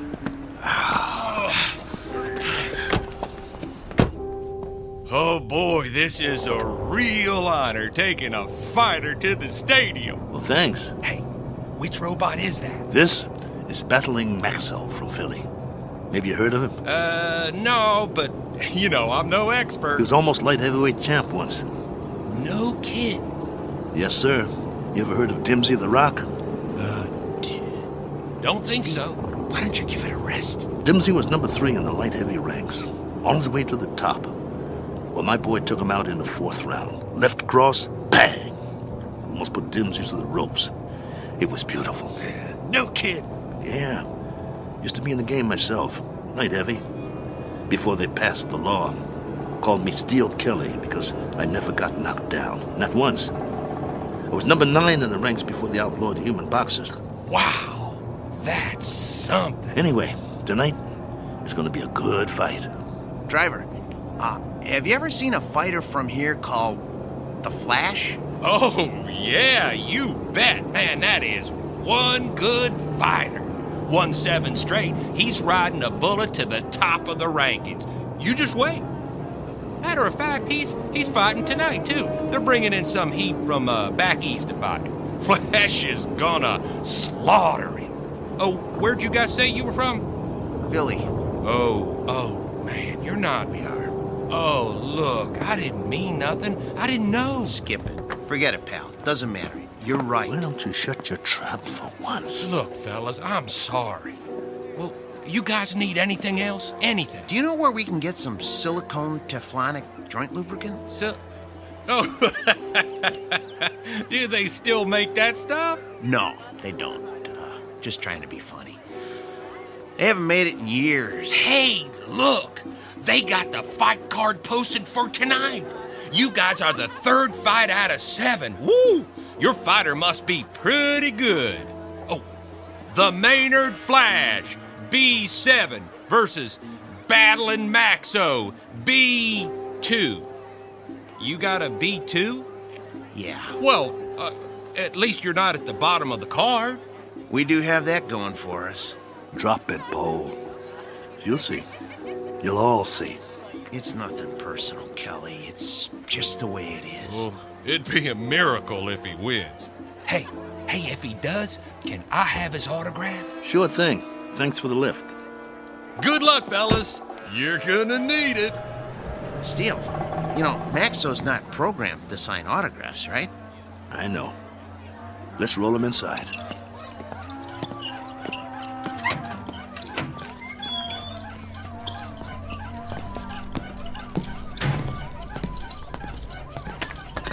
The wheel fell off again. I got it. I got it. Keep pushing. Put it back on. Well, what's the point? Put it back on. The office is just down the hall. I want Maxo to make a good first impression. Well, let's just hope his head don't fall off next. Keep quiet and let me do all the talking. What's wrong with you anyway? After 7 months, we finally get about, and all you can do is complain? Some bout. We're in Maynard, Kansas. What's this, the prize-fighting center of the nation? It's a start, ain't it? It's our first step on the comeback trail. The purse will give us enough to get Maxo back in shape. And if we win, it would mean we get fights all over the place. Oh, spare me. We don't have a chance. I don't get you. He's our fighter, and we stick behind him no matter what. Why are you writing him off before he even gets in the ring? Don't you want him to win? I'm a Class A mechanic, Steele. I'm not some daydreaming kid. I know machinery. We got a piece of dead iron here. Technology always moves forward. We got a B2, not a B7. No way he's gonna win this fight. Shh, keep your voice down. It's simple engineering, that's all. Maxo will be lucky to get out of the ring with his head on. Bull! It's an experimental B7. It's probably full of bugs, full of them. They always are. That's why they take a first fight in the middle of nowhere. We've got a chance. Yeah, sure we do. Remember, keep your mouth shut. Yeah. Mr. Nolan? Nah, I'm Oscar. Mr. Nolan will be back in a couple of minutes. I'm Steele Kelly, battling Maxo's owner. Oh, yeah, I heard of you. You were one of the last human fighters. This is Paul, Maxo's mechanic. Hi. It was getting late. We were wondering if you'd make it. Never missed a fight. Yeah, pull up a chair. I got some paperwork to do. Thanks. What was that? It was this folding chair. Okay. Sign on all the X's. You heard of my fighter, Mr. Oscar? What's his name? Battling Maxo. You must have heard about him. Can't say as I have. He knocked out Dimsy the Rock, a ranked fighter in his prime. Uh-huh. Sign here, too. It was all in the East Coast papers. New York, Boston, Philly. Got quite a spread. Biggest upset of the year. Good. Initial here. And here. And a couple more here. Right here. And over there. He's a B2, you know. That's the second model Mauling put out. The B2 is one of the best fighters they ever built. The best in my opinion.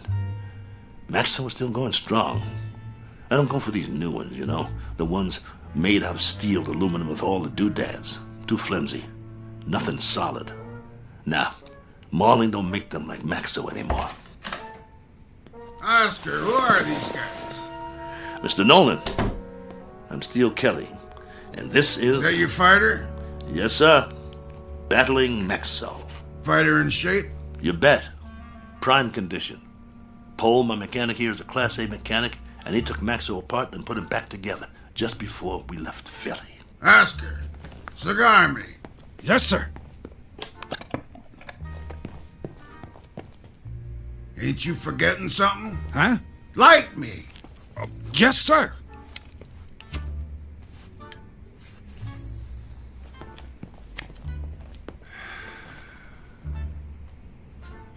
You know, Steele, you're lucky to get this bout.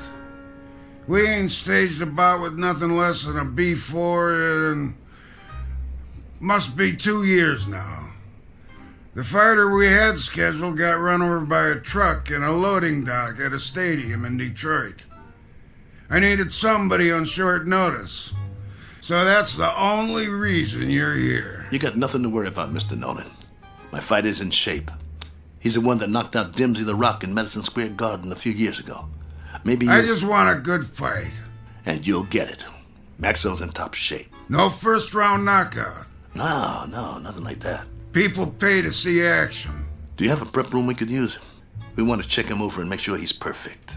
Down the hall, third door on the right, next to the janitor's closet. Thanks. Your bout is at 9. Got it. You won't be sorry, Mr. Nolan. I don't like guys that are late. Understood. Poe, let's get Maxwell to his prep room. Mr. Nolan, I was wondering... I know what you're wondering. You get your money after you deliver a good fight, not before. No problem. We'll get him ready. And Steele. Yeah? Don't slam the door. I hate loud noises. Come on. I'm coming. Oh, my stomach hurts. Don't be scared. It'll be okay. Oh, I ain't scared. I'm hungry. I haven't eaten all day. How can you think of food at a time like this? This one counts. It's our chance for a comeback. We've got to get him in that room, and we've got to check him out real good. What time is it? I'm busy pushing. Come on, check your own watch. I don't have a watch anymore. I had to pawn it. The one your wife gave you? Ex-wife. Hey, look, we got 2 hours before the bout begins. Have we got time for a sandwich? I want you to check him out real good. His arm, his gyro, everything. What for? Did you hear me? Yeah, but I work better on a full stomach. You get to work. I'll get you a sandwich. Maxwell's going to take that B7, but good.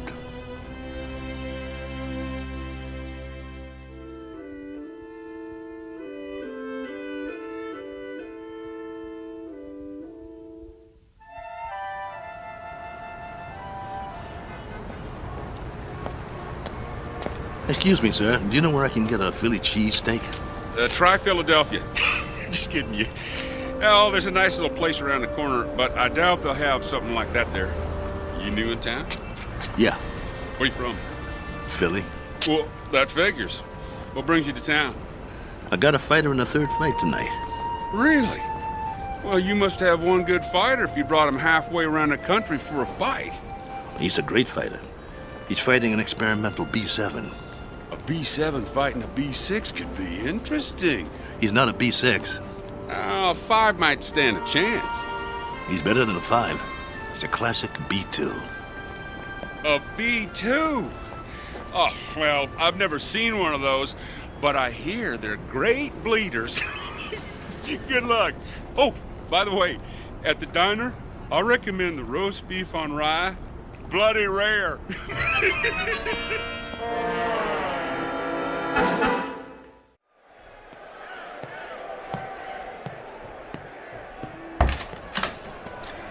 We got a big crowd out there tonight. What took you so long, Steele? I'm starving. Here's your sandwich. How's Maxo? What kind of sandwich did you get me? Roast beef on rye.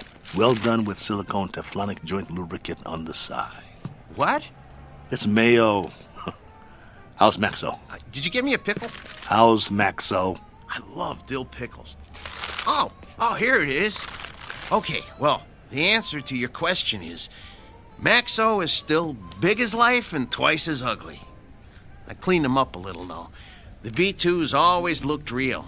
Look at him. You'd swear he was real, wouldn't you? He's got that natural-looking flesh, great muscle tone.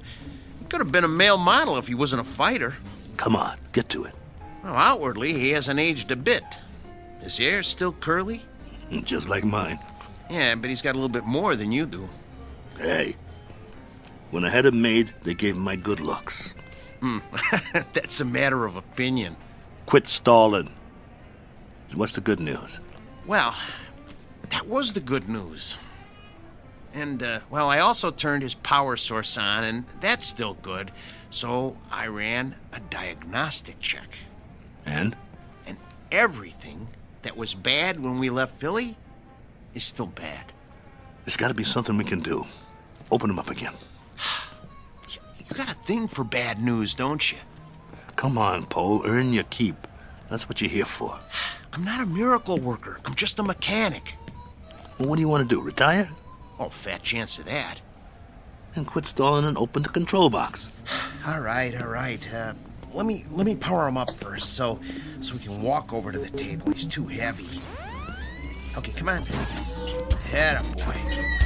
There you go. All right. Okay. Here, help me get him up on the table.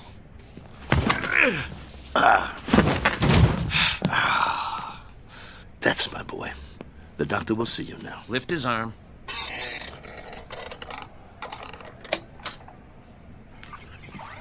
What's all that corrosion around the access panel? Dried sweat. All the B2s sweat like bulls. It's nothing to worry about, though. You hear that, Maxo? Nothing to worry about. We'll get you cleaned up. Hand me that probe.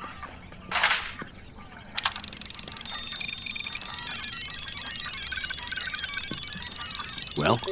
Well, all electronic systems are functional. Well, I hope the circuit board doesn't blow. Why should it? Well, if you recall, he got knocked out of the ring in the last fight 8 months ago. It jarred all his electronic systems. The connections are all still operational, but, boy, I wish I had more time to manually double-check the connections. Well, you don't have time. Sometimes you just have to suck it up and have some faith in your fighter. All right, then. Okay.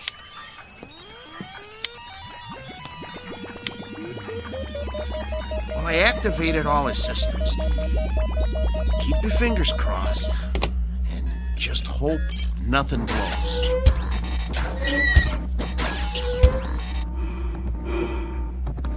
See, his breathing sounds good. His arms are creaky, but they'll quiet down when he warms up. Look, beads of sweat are forming on his forehead. I told you these were good sweaters. Can you hear me, Max? Relax, boy. Let him warm up good, Paul. I'll tell you, the mechanical part is what worries me. I need to check his reflexes. Look, Steele, go put on the gloves, will you? Let's see if he can zero in on you, okay? Maxo, get your legs loosened up. Move around a little. Loosen up your jab, big boy. Don't rush him. If it don't work now, it won't work in the ring. All right. But just enough to check the jab. Set his controls so he doesn't counter punch. Good idea. Okay, hold still, Maxo. This won't hurt a bit. Okay. That's as low as it'll go. I don't think his systems like it, though. You know, if that cracked eye quits, he'll be very vulnerable. Look, Steele, start circling him and see if he can follow you. Come on, Maxo. Look at me. I'm moving in. I want to get you. Block my punch. Oh, man, they're gonna hear that in the back row. That's good enough for now. We know it works.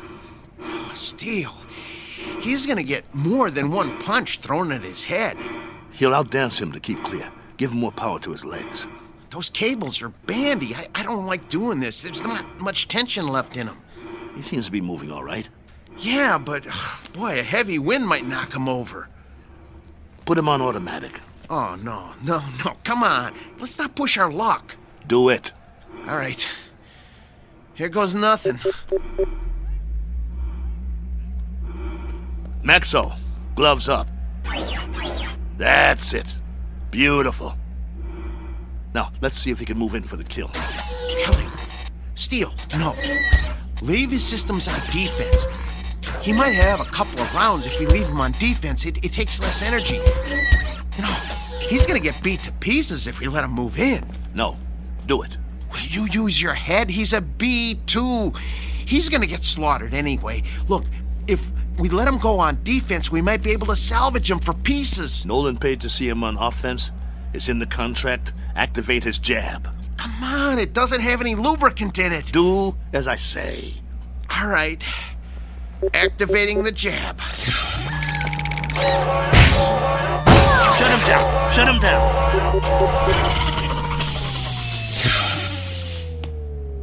What did you do? What did I do?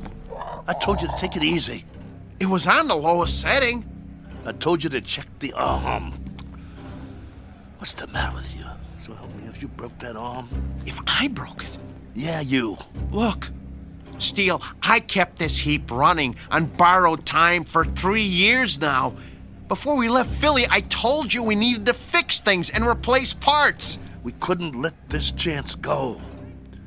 Please, open him up and see what you can do. Steele, try finding another mechanic that could have kept this antique working as long as I have. I dare you to. Please, see what you can do. Hold the arm up. Oh, man. Oh, no. Ugh. Come here. Take a look. You see that? The trigger spring came right off. Can you reattach it? I can try, but, it's just gonna pop off again. That's what happens when a joint doesn't get enough lubricant. Well, I'll try to stretch it.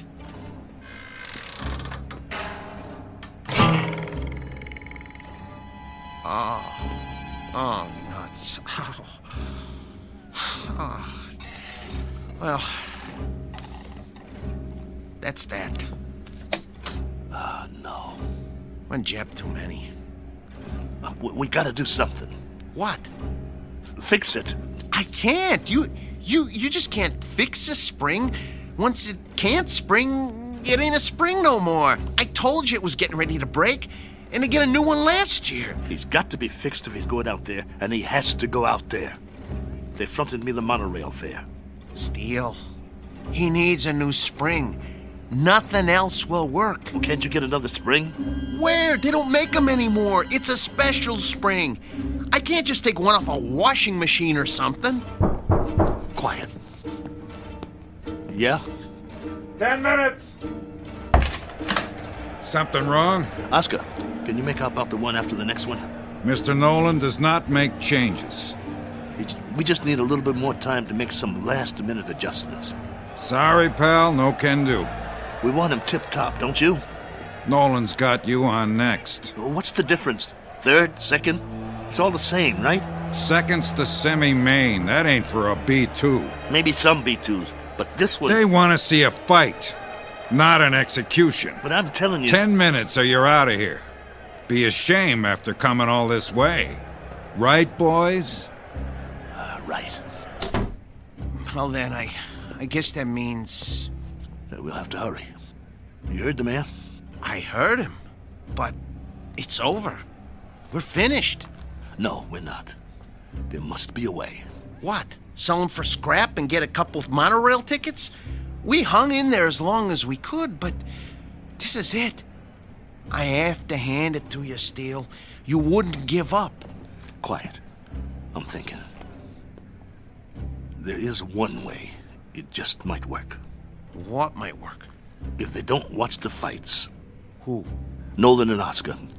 Maybe they don't even come out of their office. What are you talking about? Oh, no. Oh, no. Oh, no, no, no, no, no, no, no. No, you can't do this. Get the trunks and robe off Maxwell. I'll change my clothes. Steele, you are out of your mind. You can't go into a ring against a B7. I used to be pretty good. I can get through a couple of rounds. Just bob and weave, throw a punch every once in a while. You'll get killed. You heard that, Tub. We deliver a fight or we don't get paid. Steele, come on. You're never gonna get away with this. They won't let you. Who's gonna stop me? You can't make them think you're...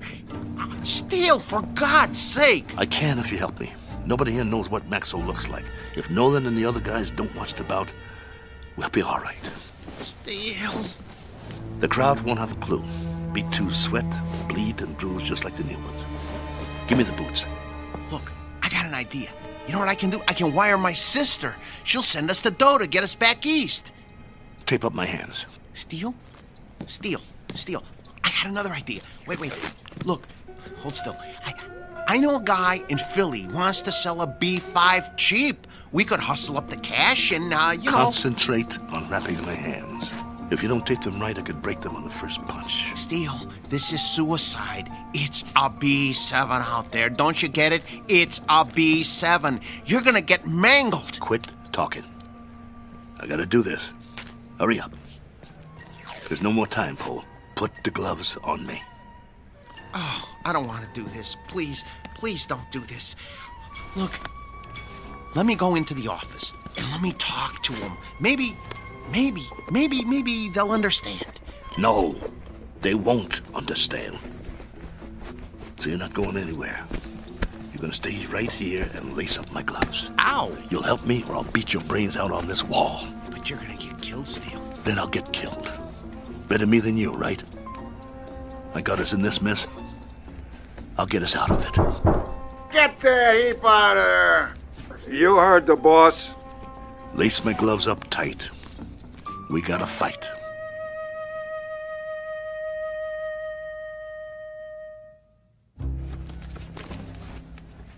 That's it, Paul. Tie him off tight. Oh, you really want to go through with this? Yes.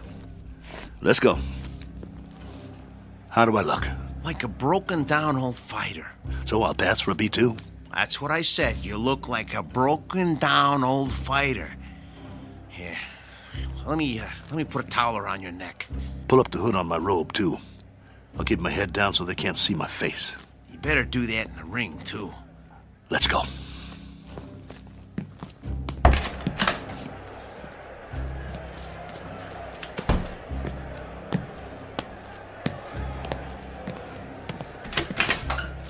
You're late. Just gamesmanship, Mr. Nolan. Making a late entrance, trying to get Max over the edge. Just like the old days, huh? Maybe I underestimated you guys. Nice robe. It's old school, you know? Genuine satin. No more stalling. I got a full house out there. Right. Come on, Maxo. Let's show him what you can do. Hey! What? Where's that... What's his name? The owner. Oh, you mean Steele? He's already out there. One step ahead of you. I didn't see him pass my door. Well, he went a few minutes ago. He likes to check out the crowd. You boys better put on a good show. Yes, sir. Let me know when we get to the stairs. I got sweat in my eyes. I should have told him. If you had, I'd killed you. Okay, first step. Careful, Steele. Grab my waist. Wipe my eyes. Can't see my feet. Geez, Steele. You're already sweating like a pig. You'll have to towel me off between rounds, just like a real B2. Between what rounds? You won't last long. Whose side are you on? Steele, you're not up against some punch-drunk fighter. You're up against a machine. I said shut up. You're not gonna get away with it, though. They ain't seen a B2 in years. Nolan said so.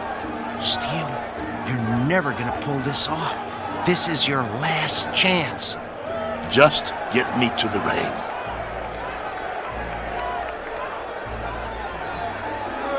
Hey, if it ain't battling Maxo!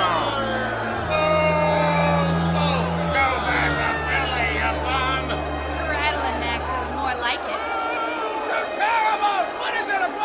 Okay, Steele, here's the ring. 2 steps to the apron. I can see them. Okay, I'm gonna pull the ropes apart. Hey, send him back to the junkyard!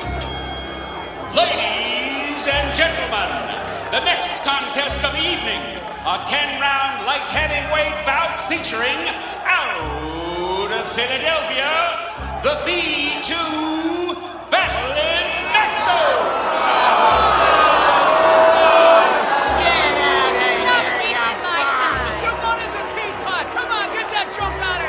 I'm gonna take your rope off now. Keep looking at your shoes. Try not to blink.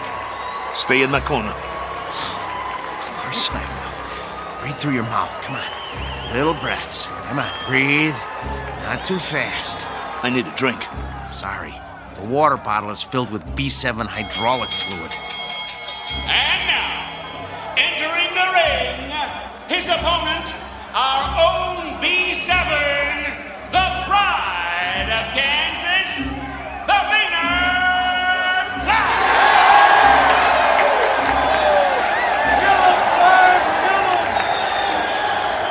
What's he doing? He's jumping up and down on his toes. I never saw a robot do that before. Must be a new gimmick. Big deal. Well, this ain't kickboxing, so he's not scaring me. You should be scared, Steele. Come on. Get out of the ring now while you still can. You get out, pal. See you at the end of the round. Steele, stay away from him. And there's the bell. The fighters come out of their corners quickly. They size each other up.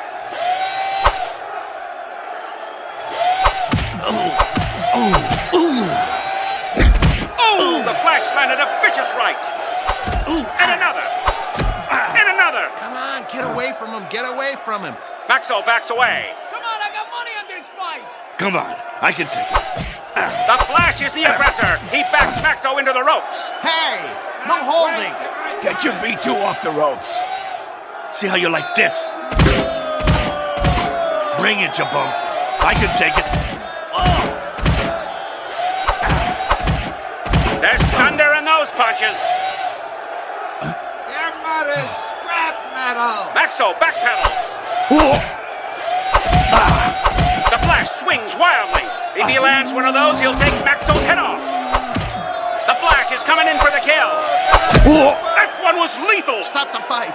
Come on, somebody stop it. Stop it. Maxo is down. It's over. It's over. It's over.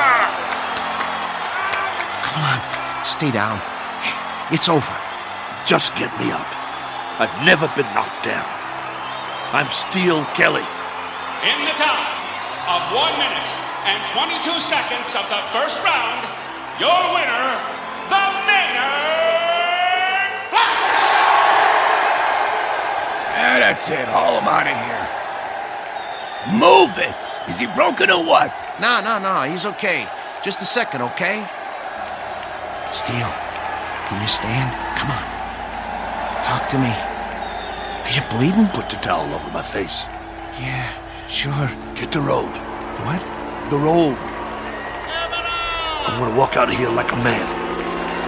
Come on, before they start throwing things.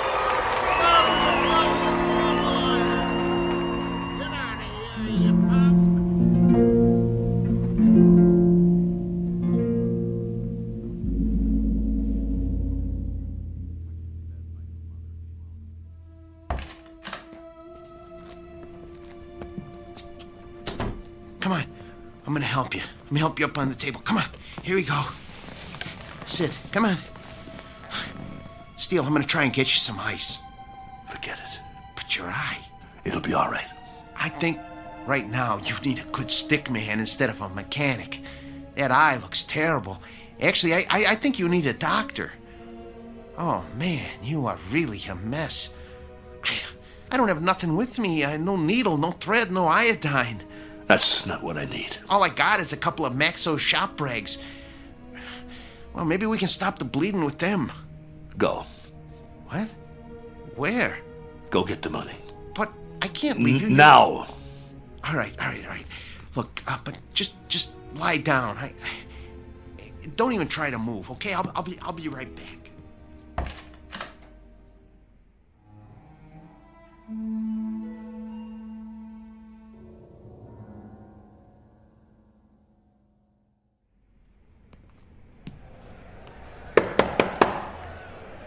Yeah?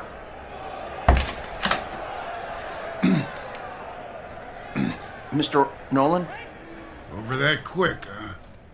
Yeah, I guess. Maxo did the best he could, though, Mr. Nolan. Your strategy didn't work. Did you really think arriving in the ring late would upset a robot? Well, you never know. But that B7, it must have been tweaked or something. I never saw anything like that. Me neither, and I hope I never do again. Get your boy and clear out. Yeah, we will. Only first. You heard the boss. Well, you see, my boss Hiding out, huh? Don't even want to show his face. Something like that. Come here. What? Mr. Nolan says you should come over to the desk. Okay. I want you to deliver something to your boss. Yeah? Piece of advice. Can you handle that? Yes. Now listen real close.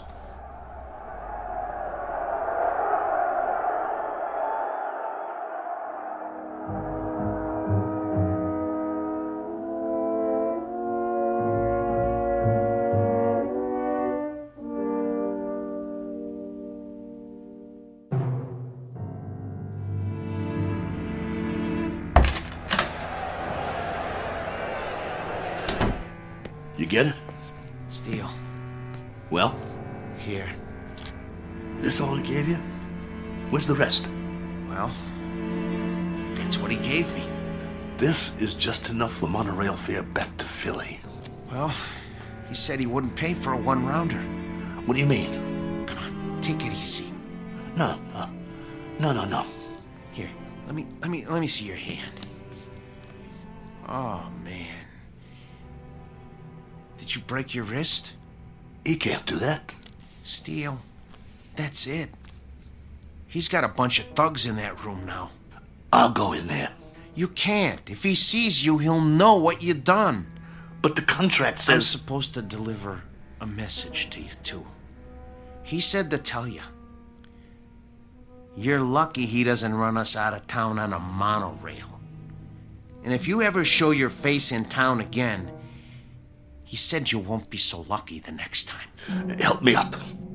Just stay seated. I'll get you a drink of water. I don't need water. That's all there is. Look, we gotta get that wrist set. I can make you a sling. For now, just try not to move it. We'll go back by bus. By bus? Come on, you're not listening to me. Look, just hold still. If we go by bus, we'll save money. We'd have enough to get Maxo a new trigger spring and a lens for his eye and some silicone teflonic joint lubricant. He'll be good as new again. All right, Steel. Anything you say. Then we'll be all set. Maxo will be in shape again and we can get us some decent bouts. That's all he needs. A little work, huh? That'll shape him up. We'll show him what a top B2 can do. Old Maxo will show him. He'll show everybody. Right? Right? Sure, Steel. Sure. Now let's get out of here. Take it slow. I can walk. I know you can. You're a tough guy. But put your hand on my shoulder. That's it. Don't worry about Max.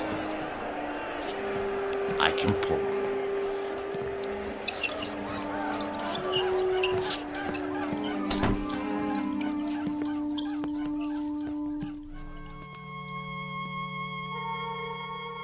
Portrait of the losing side. Proof positive that you can't outpunch machinery. Proof also of something else. That no matter what the future brings, man's capacity to rise to the occasion will remain unaltered. His potential for tenacity and optimism continues as always to outfight, outpoint, and outlive any and all changes made by his society. For which 3 cheers and a unanimous decision rendered in the Twilight Zone.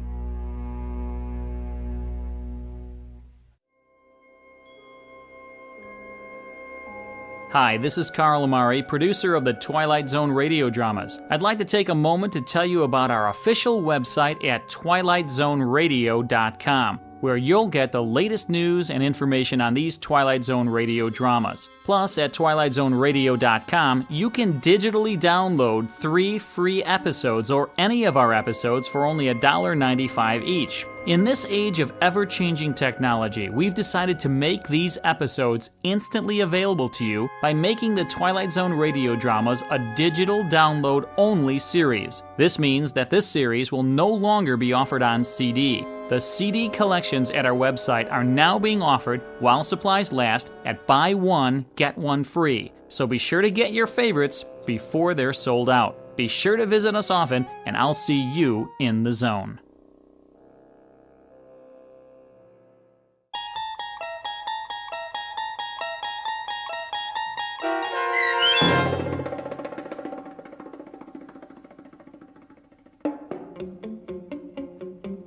Steel, starring Lou Gossett Jr. with Stacy Keach as your narrator, was adapted for radio by Dennis Etchison and Joby Cerny, and written for The Twilight Zone by Richard Matheson. Heard in the cast were Joby Cerny, Danny Goldring, Rich Komenich, Sam Darrence, Pat Fraley, Tim DiDavo, and Jennifer Joy. This copyrighted radio series is produced and directed by Carl Amari and Joby Cerny for Falcon Picture Group. Custom Foley effects, sound design, and mixing are done in the Cerny American Sound to Picture Theater by Cerny American creatives Bob Benson, Matt Sorrow, Tim Cerny, and Todd Beyer. To learn more about the Twilight Zone radio dramas and to contact us, visit our official website at twilightzoneradio.com. Doug James speaking.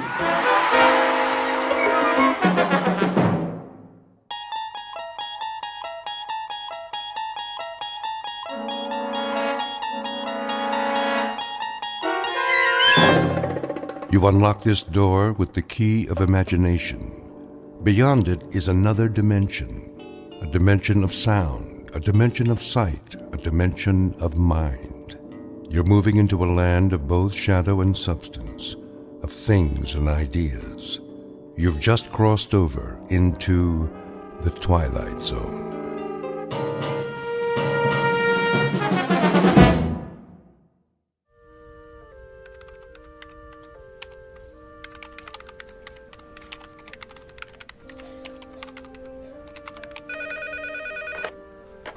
Northwest Medical Clinic, how can I help you? I'm sorry, Dr. Matheson is unavailable. He's taken a temporary assignment out of town. Can I make an appointment for you with one of our other physicians? Fine. Okay, let's see. How about next Tuesday at 2:45? Great. You'll be seeing Dr. Kyle Powers. You're welcome. Goodbye. Psst, Dorothy. What is it, Millie? Kyle gets another victim, eh?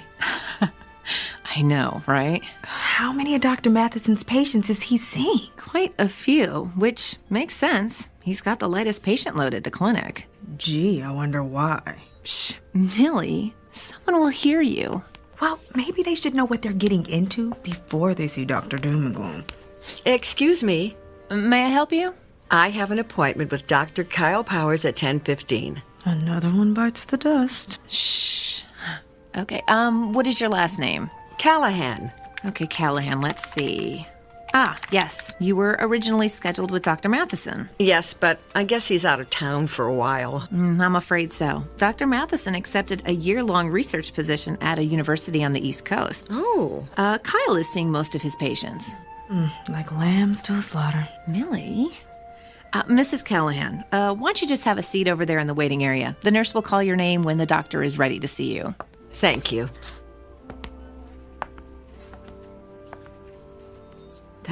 Poor woman.